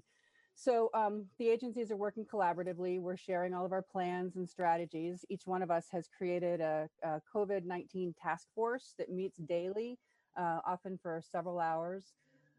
We're all looking at accountability, and like the other agencies, we're about 90 to 99% remote. I think most of us are working from our homes with our pets and our children interfering. We've each created backup plans for people in services, so individualized responses to each person to, in case they develop COVID-19, how we'll support them, because over half of the people we serve are in residential supports. We've also, a lot of us we've had to identify our high-risk people and the high-risk homes, either due to behavior or medical issues. So we're trying to make sure that they're getting everything they need. We're also reaching out to people who don't have internet. A lot of the people who we serve are remote throughout the state. So some of those are through phone calls. Some of those are really through just going to the house and checking to make sure that people are okay. There's a lot of cross-training and redeploying of staff, especially around group homes. As my colleagues have pointed out, there's a lot of staff insecurity about the safety in performing their work and what it's like to be going out in the community right now. So we're trying to work with those staff who have said that they're willing and able to work, and keeping them busy. We at CCS did a poll for all of our staff. We have 70 staff, and we had 9 who replied that they would be willing to work with someone who's COVID-19 positive. So we're, the strategy that I think most of the agencies are doing or deploying is just trying to keep people safe and keep them from getting ill. All of us are gathering PPE either privately. We've had some deliveries from the state Department of Health. Some of us are making masks on our own or being creative about what PPE we have. Each one of us is developing safety and communication protocols. We're also sharing them throughout the network with each other. So someone might have a plan for communication, someone might have a safety plan. We are developing, some of the agencies are developing safety kits. We've sent out safety kits to our shared living providers and staff and families and people in services that are just very simple. N95 masks, if we have them, homemade masks, gloves. Some of us have been able to send out more than others. We're all having staff meetings and town halls via Zoom. I had my highest attended staff meeting that last week. I may just move to remote staff meetings from now on. And the self-advocates are still meeting via Zoom as well, which was really cool. I was able to sit in on their meeting yesterday, and it's great to see how many people are really embracing this. There's a lot that's working really well. I definitely want to emphasize what my colleagues have said, that Dale has been providing really excellent support and communication, especially around flexibility in terms of making us feel supported and confident that they'll be there for us. What we heard very, very early from Commissioner Hutt was that she wanted us to make sure that we're supporting the staff and we're supporting the shared living providers, and that they were going to support us in doing so. I have no reason to believe that's not true, but obviously we're looking for a solid commitment around the financing for that. Agencies have created individual COVID-19 crisis teams. In general, I think that remote work is going pretty well. Each one of our agencies have created novel approaches to service delivery. I have at the end of my testimony, there's a list of sort of fun things that have been happening. I won't be going through those, but you can look and see some interesting and creative Zoom activities. you know, I have to say that it's wonderful that Vermont doesn't have congregate settings for people with intellectual disabilities and autism, because it's, I think what I've seen nationally is that there have been some, you know, outbreaks in COVID-19, and because we have people in individualized setting, I think that's going to prevent some more of that. What's interesting is that I've spent most of my career trying to prevent isolation and push for community integration. And right now it's pretty ironic to be really pushing for isolation and no community supports right now. But this has, as has been said, it's putting tremendous pressure on shared living providers and the direct staff.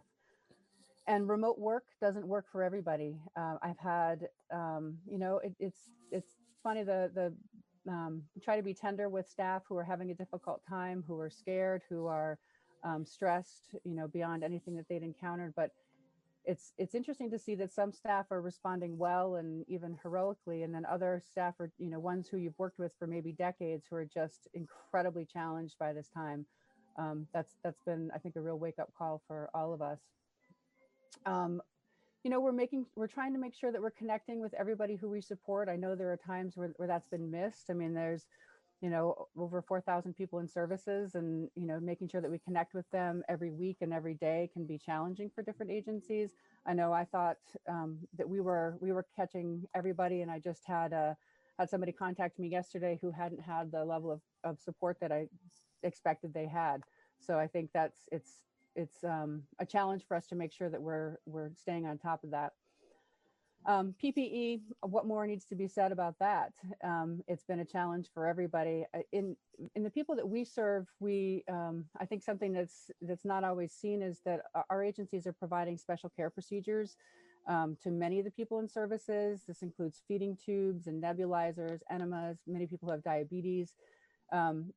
And getting the PPE for that on a regular basis can be a little challenging. Right now, it's even more so. And these people still need to have the direct support.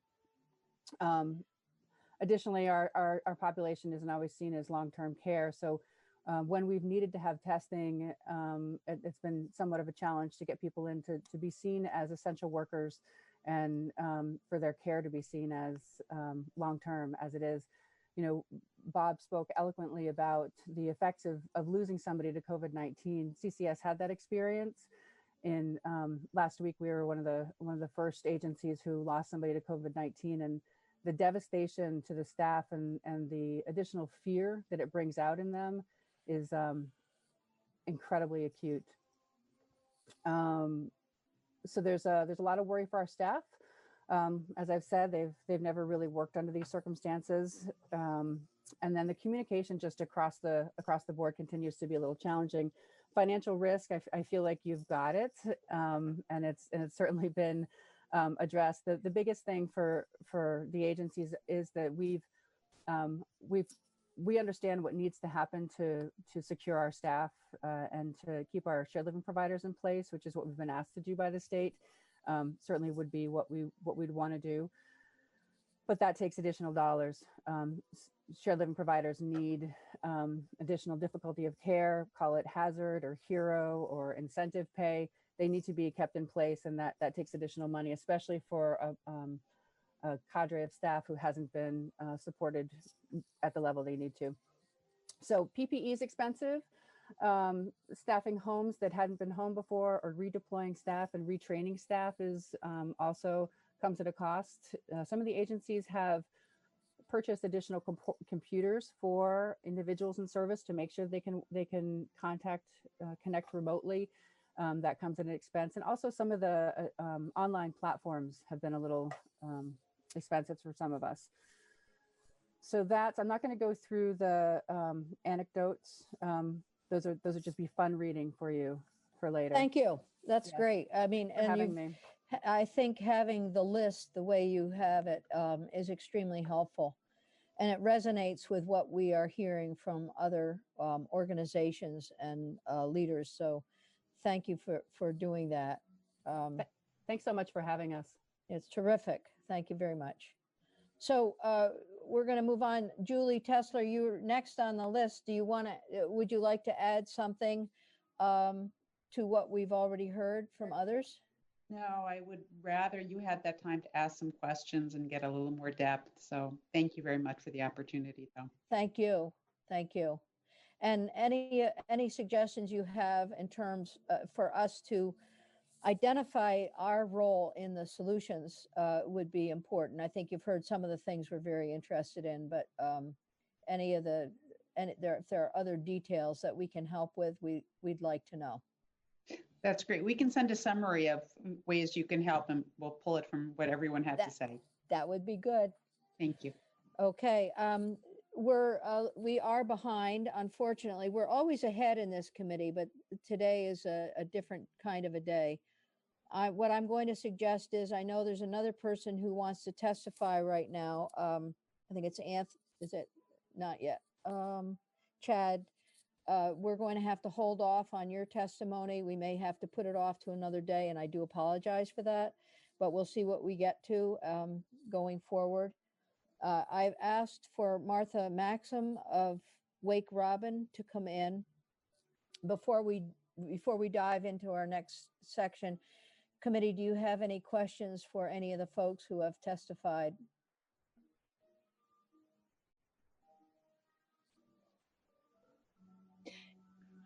Jenny, I don't have a question, just a heads up. Money chairs is at noon, so I got it. I will be leaving the meeting at noon or thereabouts. We'll see what we can do. I think everyone who is on the call, on the Zoom, understands the predicament that we're in, but we should be able to cover most of what we have before us. Let's hope.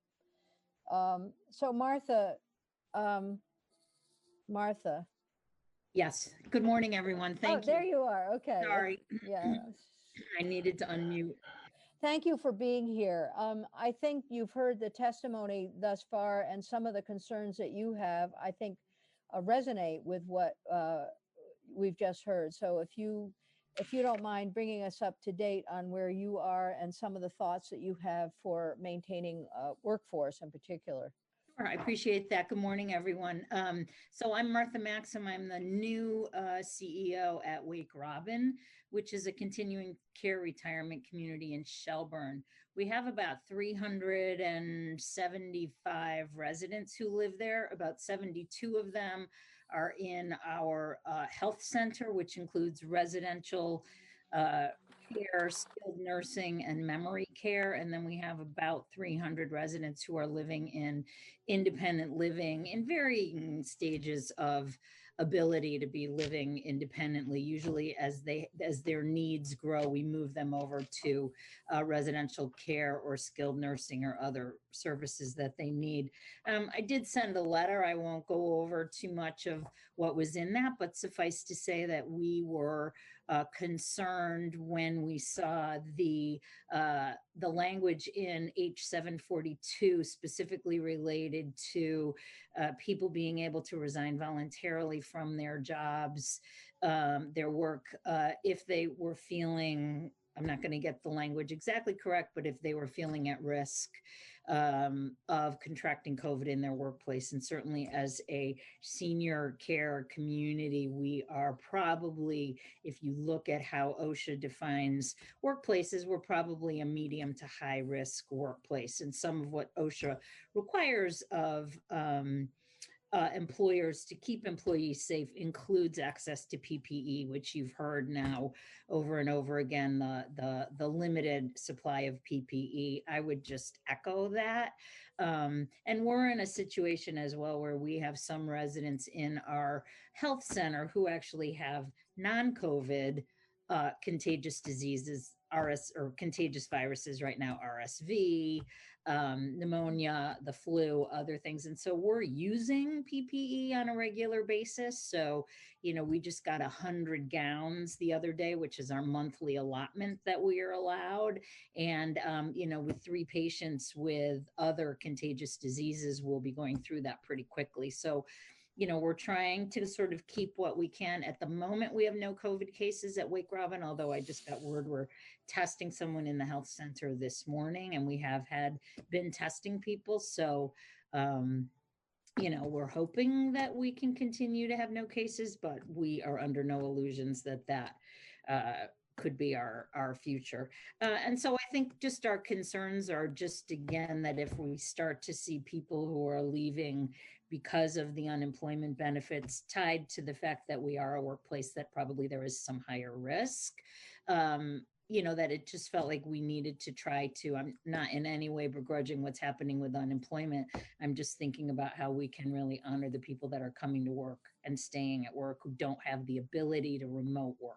Certainly where we have employees who can be working remotely, we are, but we need housekeepers and dining staff and security staff and others to be on site every day. And so we really need to keep our staff. Something that we have been able to do, we had received a grant from a foundation to use for transportation assistance for some of our employees, which is one of our highest needs that employees have articulated. And we got permission from the foundation to repurpose that grant. We just got that permission late last week to repurpose that grant to use for a salary bonus of, we went $3 an hour for anyone who is actually coming in every day and working on site, which is sort of a start. That's still for our, you know, we have salaries, the group that I was referring to in my letter is anyone earning between $12 and $24 an hour. You know, the unemployment is more advantageous for them. Even with the $3 an hour bump, we don't really get there, but people absolutely appreciated it. We've also applied for one of the payroll protection loans through the SBA.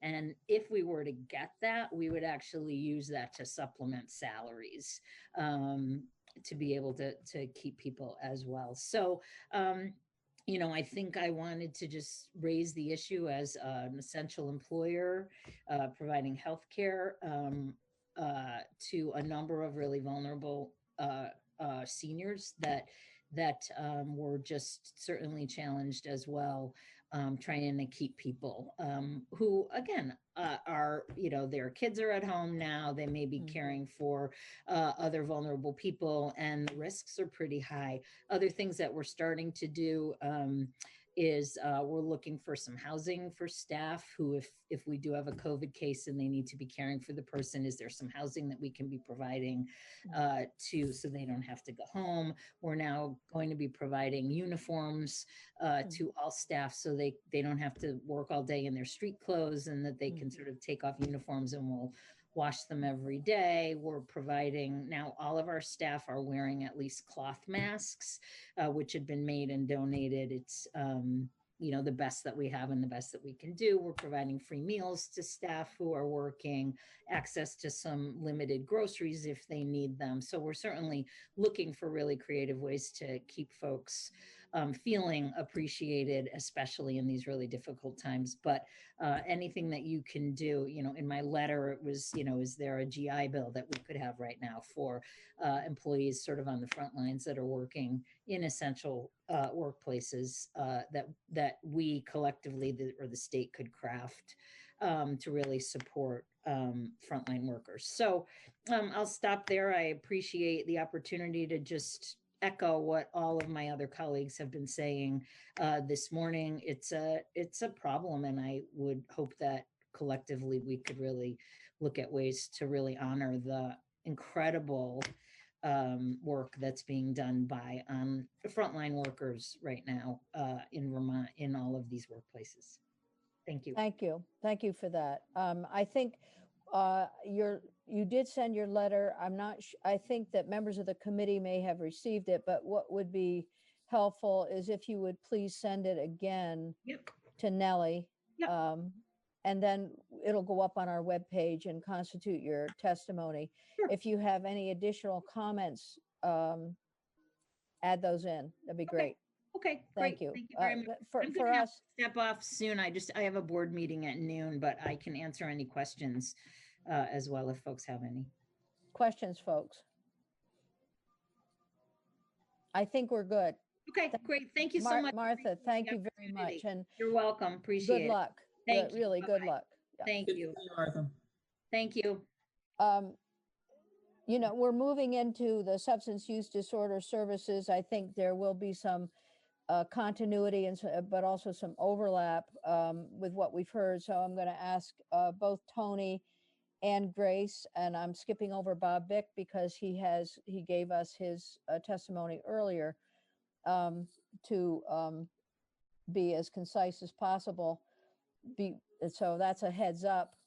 Before we get there, I asked Laura Pelosi to come in and provide any updates on workforce issues within your area. So Laura, why don't you go ahead? Good morning, Senator. Thank you. It's nice to see you all again this morning and all looking healthy. So far. Yeah.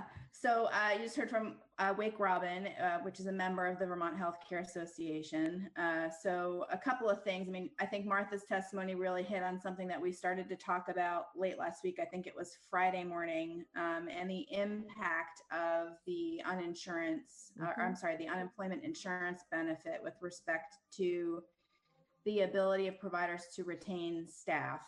So we are seeing that this is becoming more and more of an issue. I have been in communication with the administration because these are additional costs and burdens on top of PPE, on top of sort of normal preparatory things, but these potentially significant labor-related costs that facilities have to invest in to try to retain staff is an immediate need.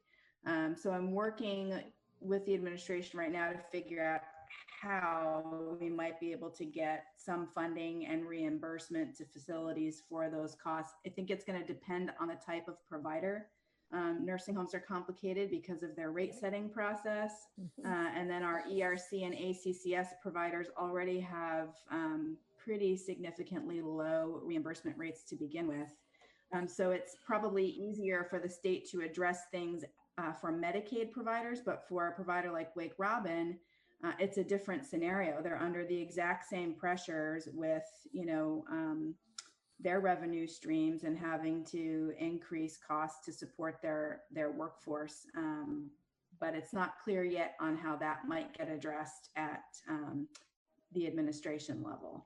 So the question I would have is some of this will definitely, I would say, definitely require some kind of legislative action, either in reducing pressure and in reducing pressure. So as you're working with the administration, that's very valuable, I think, to everyone who's in on this call. But also with your expertise, it would be very helpful to know what you identify as legislative fixes. And we're going to be looking at that as well. But it's nice to have a little team approach going on, and we appreciate your investment in this. No, I appreciate that. And I think part of what we're trying to do is identify what can be done under the existing structure and what we might need your help with. So that's the purpose of the conversations. And just FYI for everyone who's listening in on the call, that whatever we learn, we have to do. It becomes an emergency piece of legislation. This has to happen yesterday. So that just a heads up. And I will just quickly pipe up on, I represent Bayada Home Health and Hospice. As you know, it's a similar issue for the home health agencies, and Jill Olson and I are continuously talking about it there as well. So it's a continuum issue for sure. All right. Thank you, Laura. Thank you very much. And please keep us posted. I will do that. Great. Thank you. Thank you. Okay, so we are going to be able to move on to substance use disorder, and Tony Foland is here as well as Grace Keller. So let's start with Tony.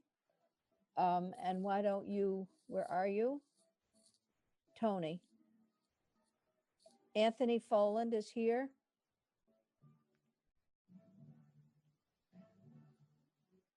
I see your name on the screen.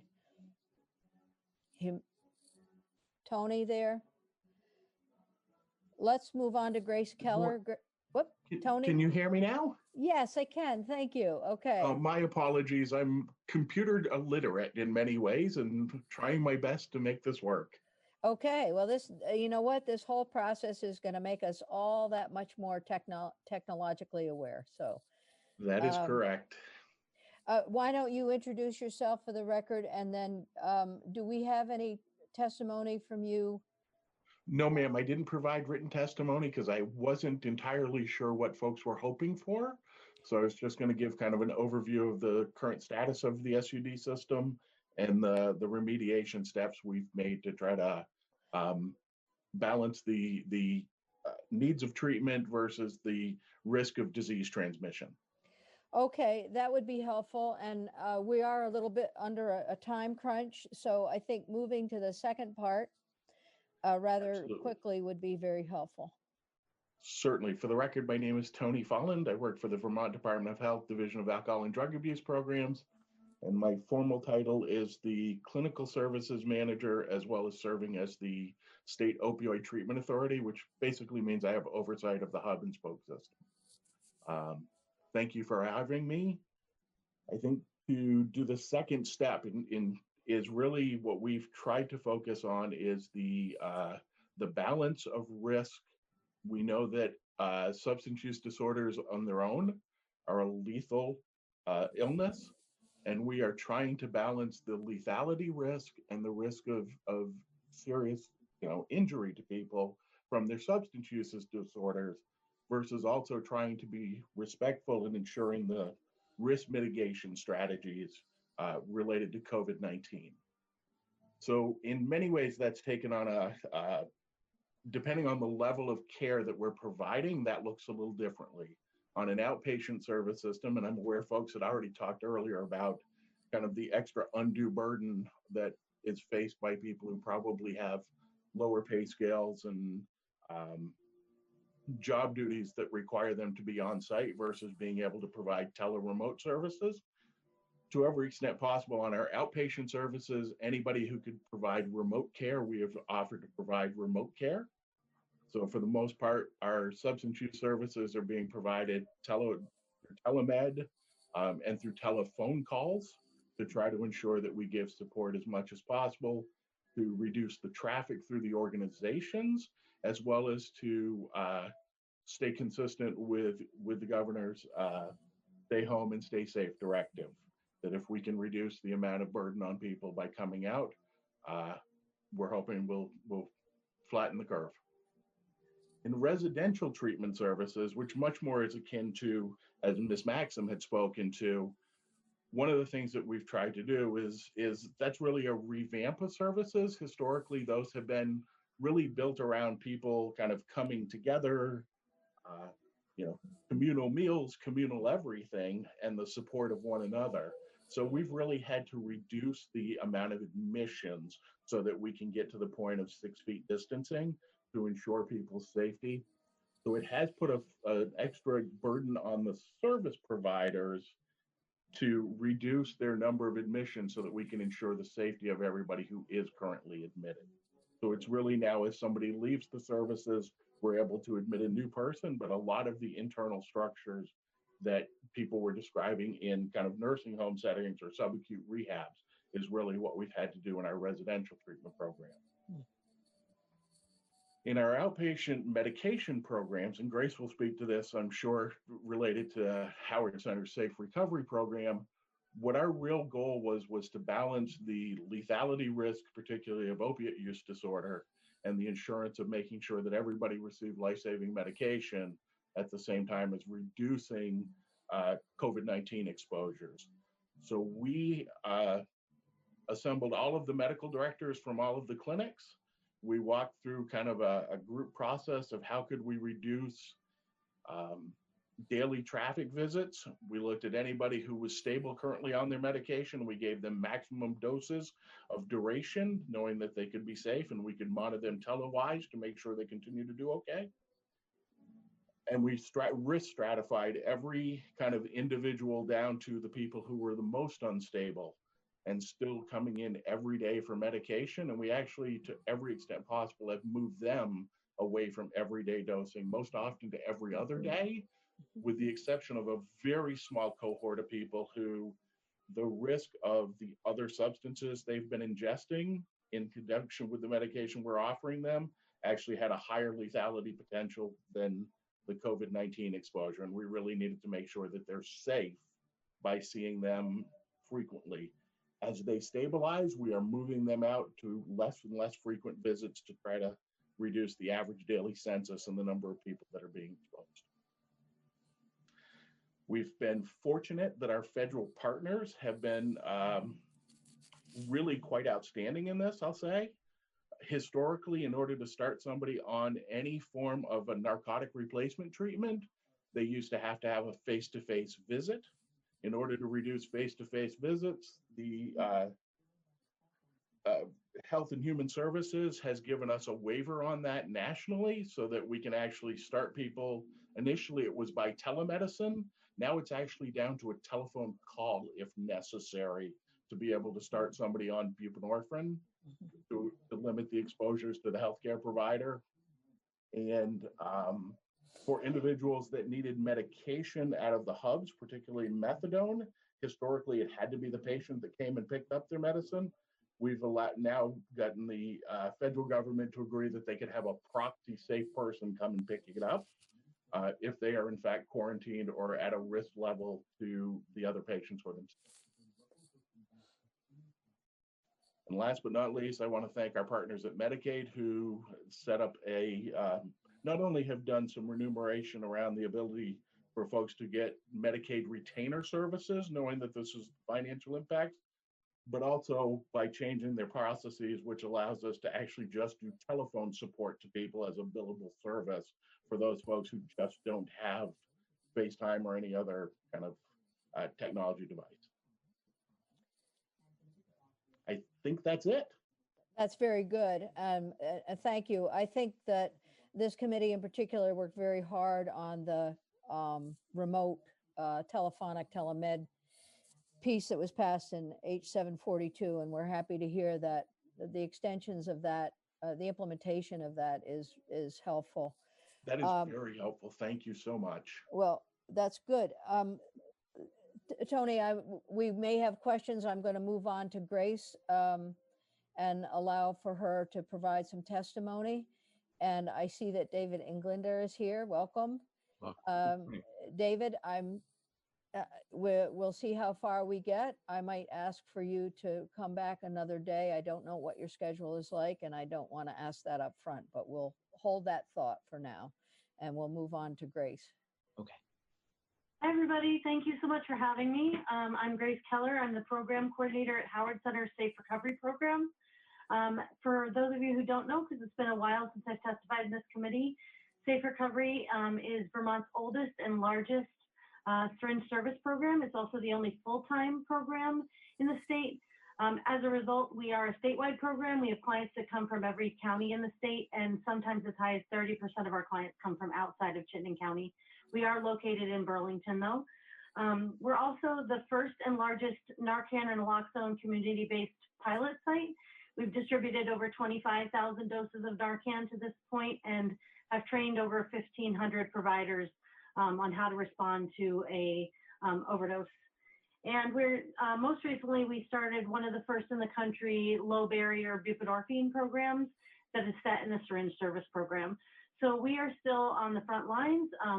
We have our syringe service program is open as the same hours it was previously, 9 to 5, Monday through Friday. We outfitted our back window, so we are operating out the back window and doing safe distancing, and we moved to that quickly. We have a high volume, and we have 85% of our clients have been homeless. A lot of them have a lot of other health issues, so we really wanted to make them feel safe as well as staff feeling safe.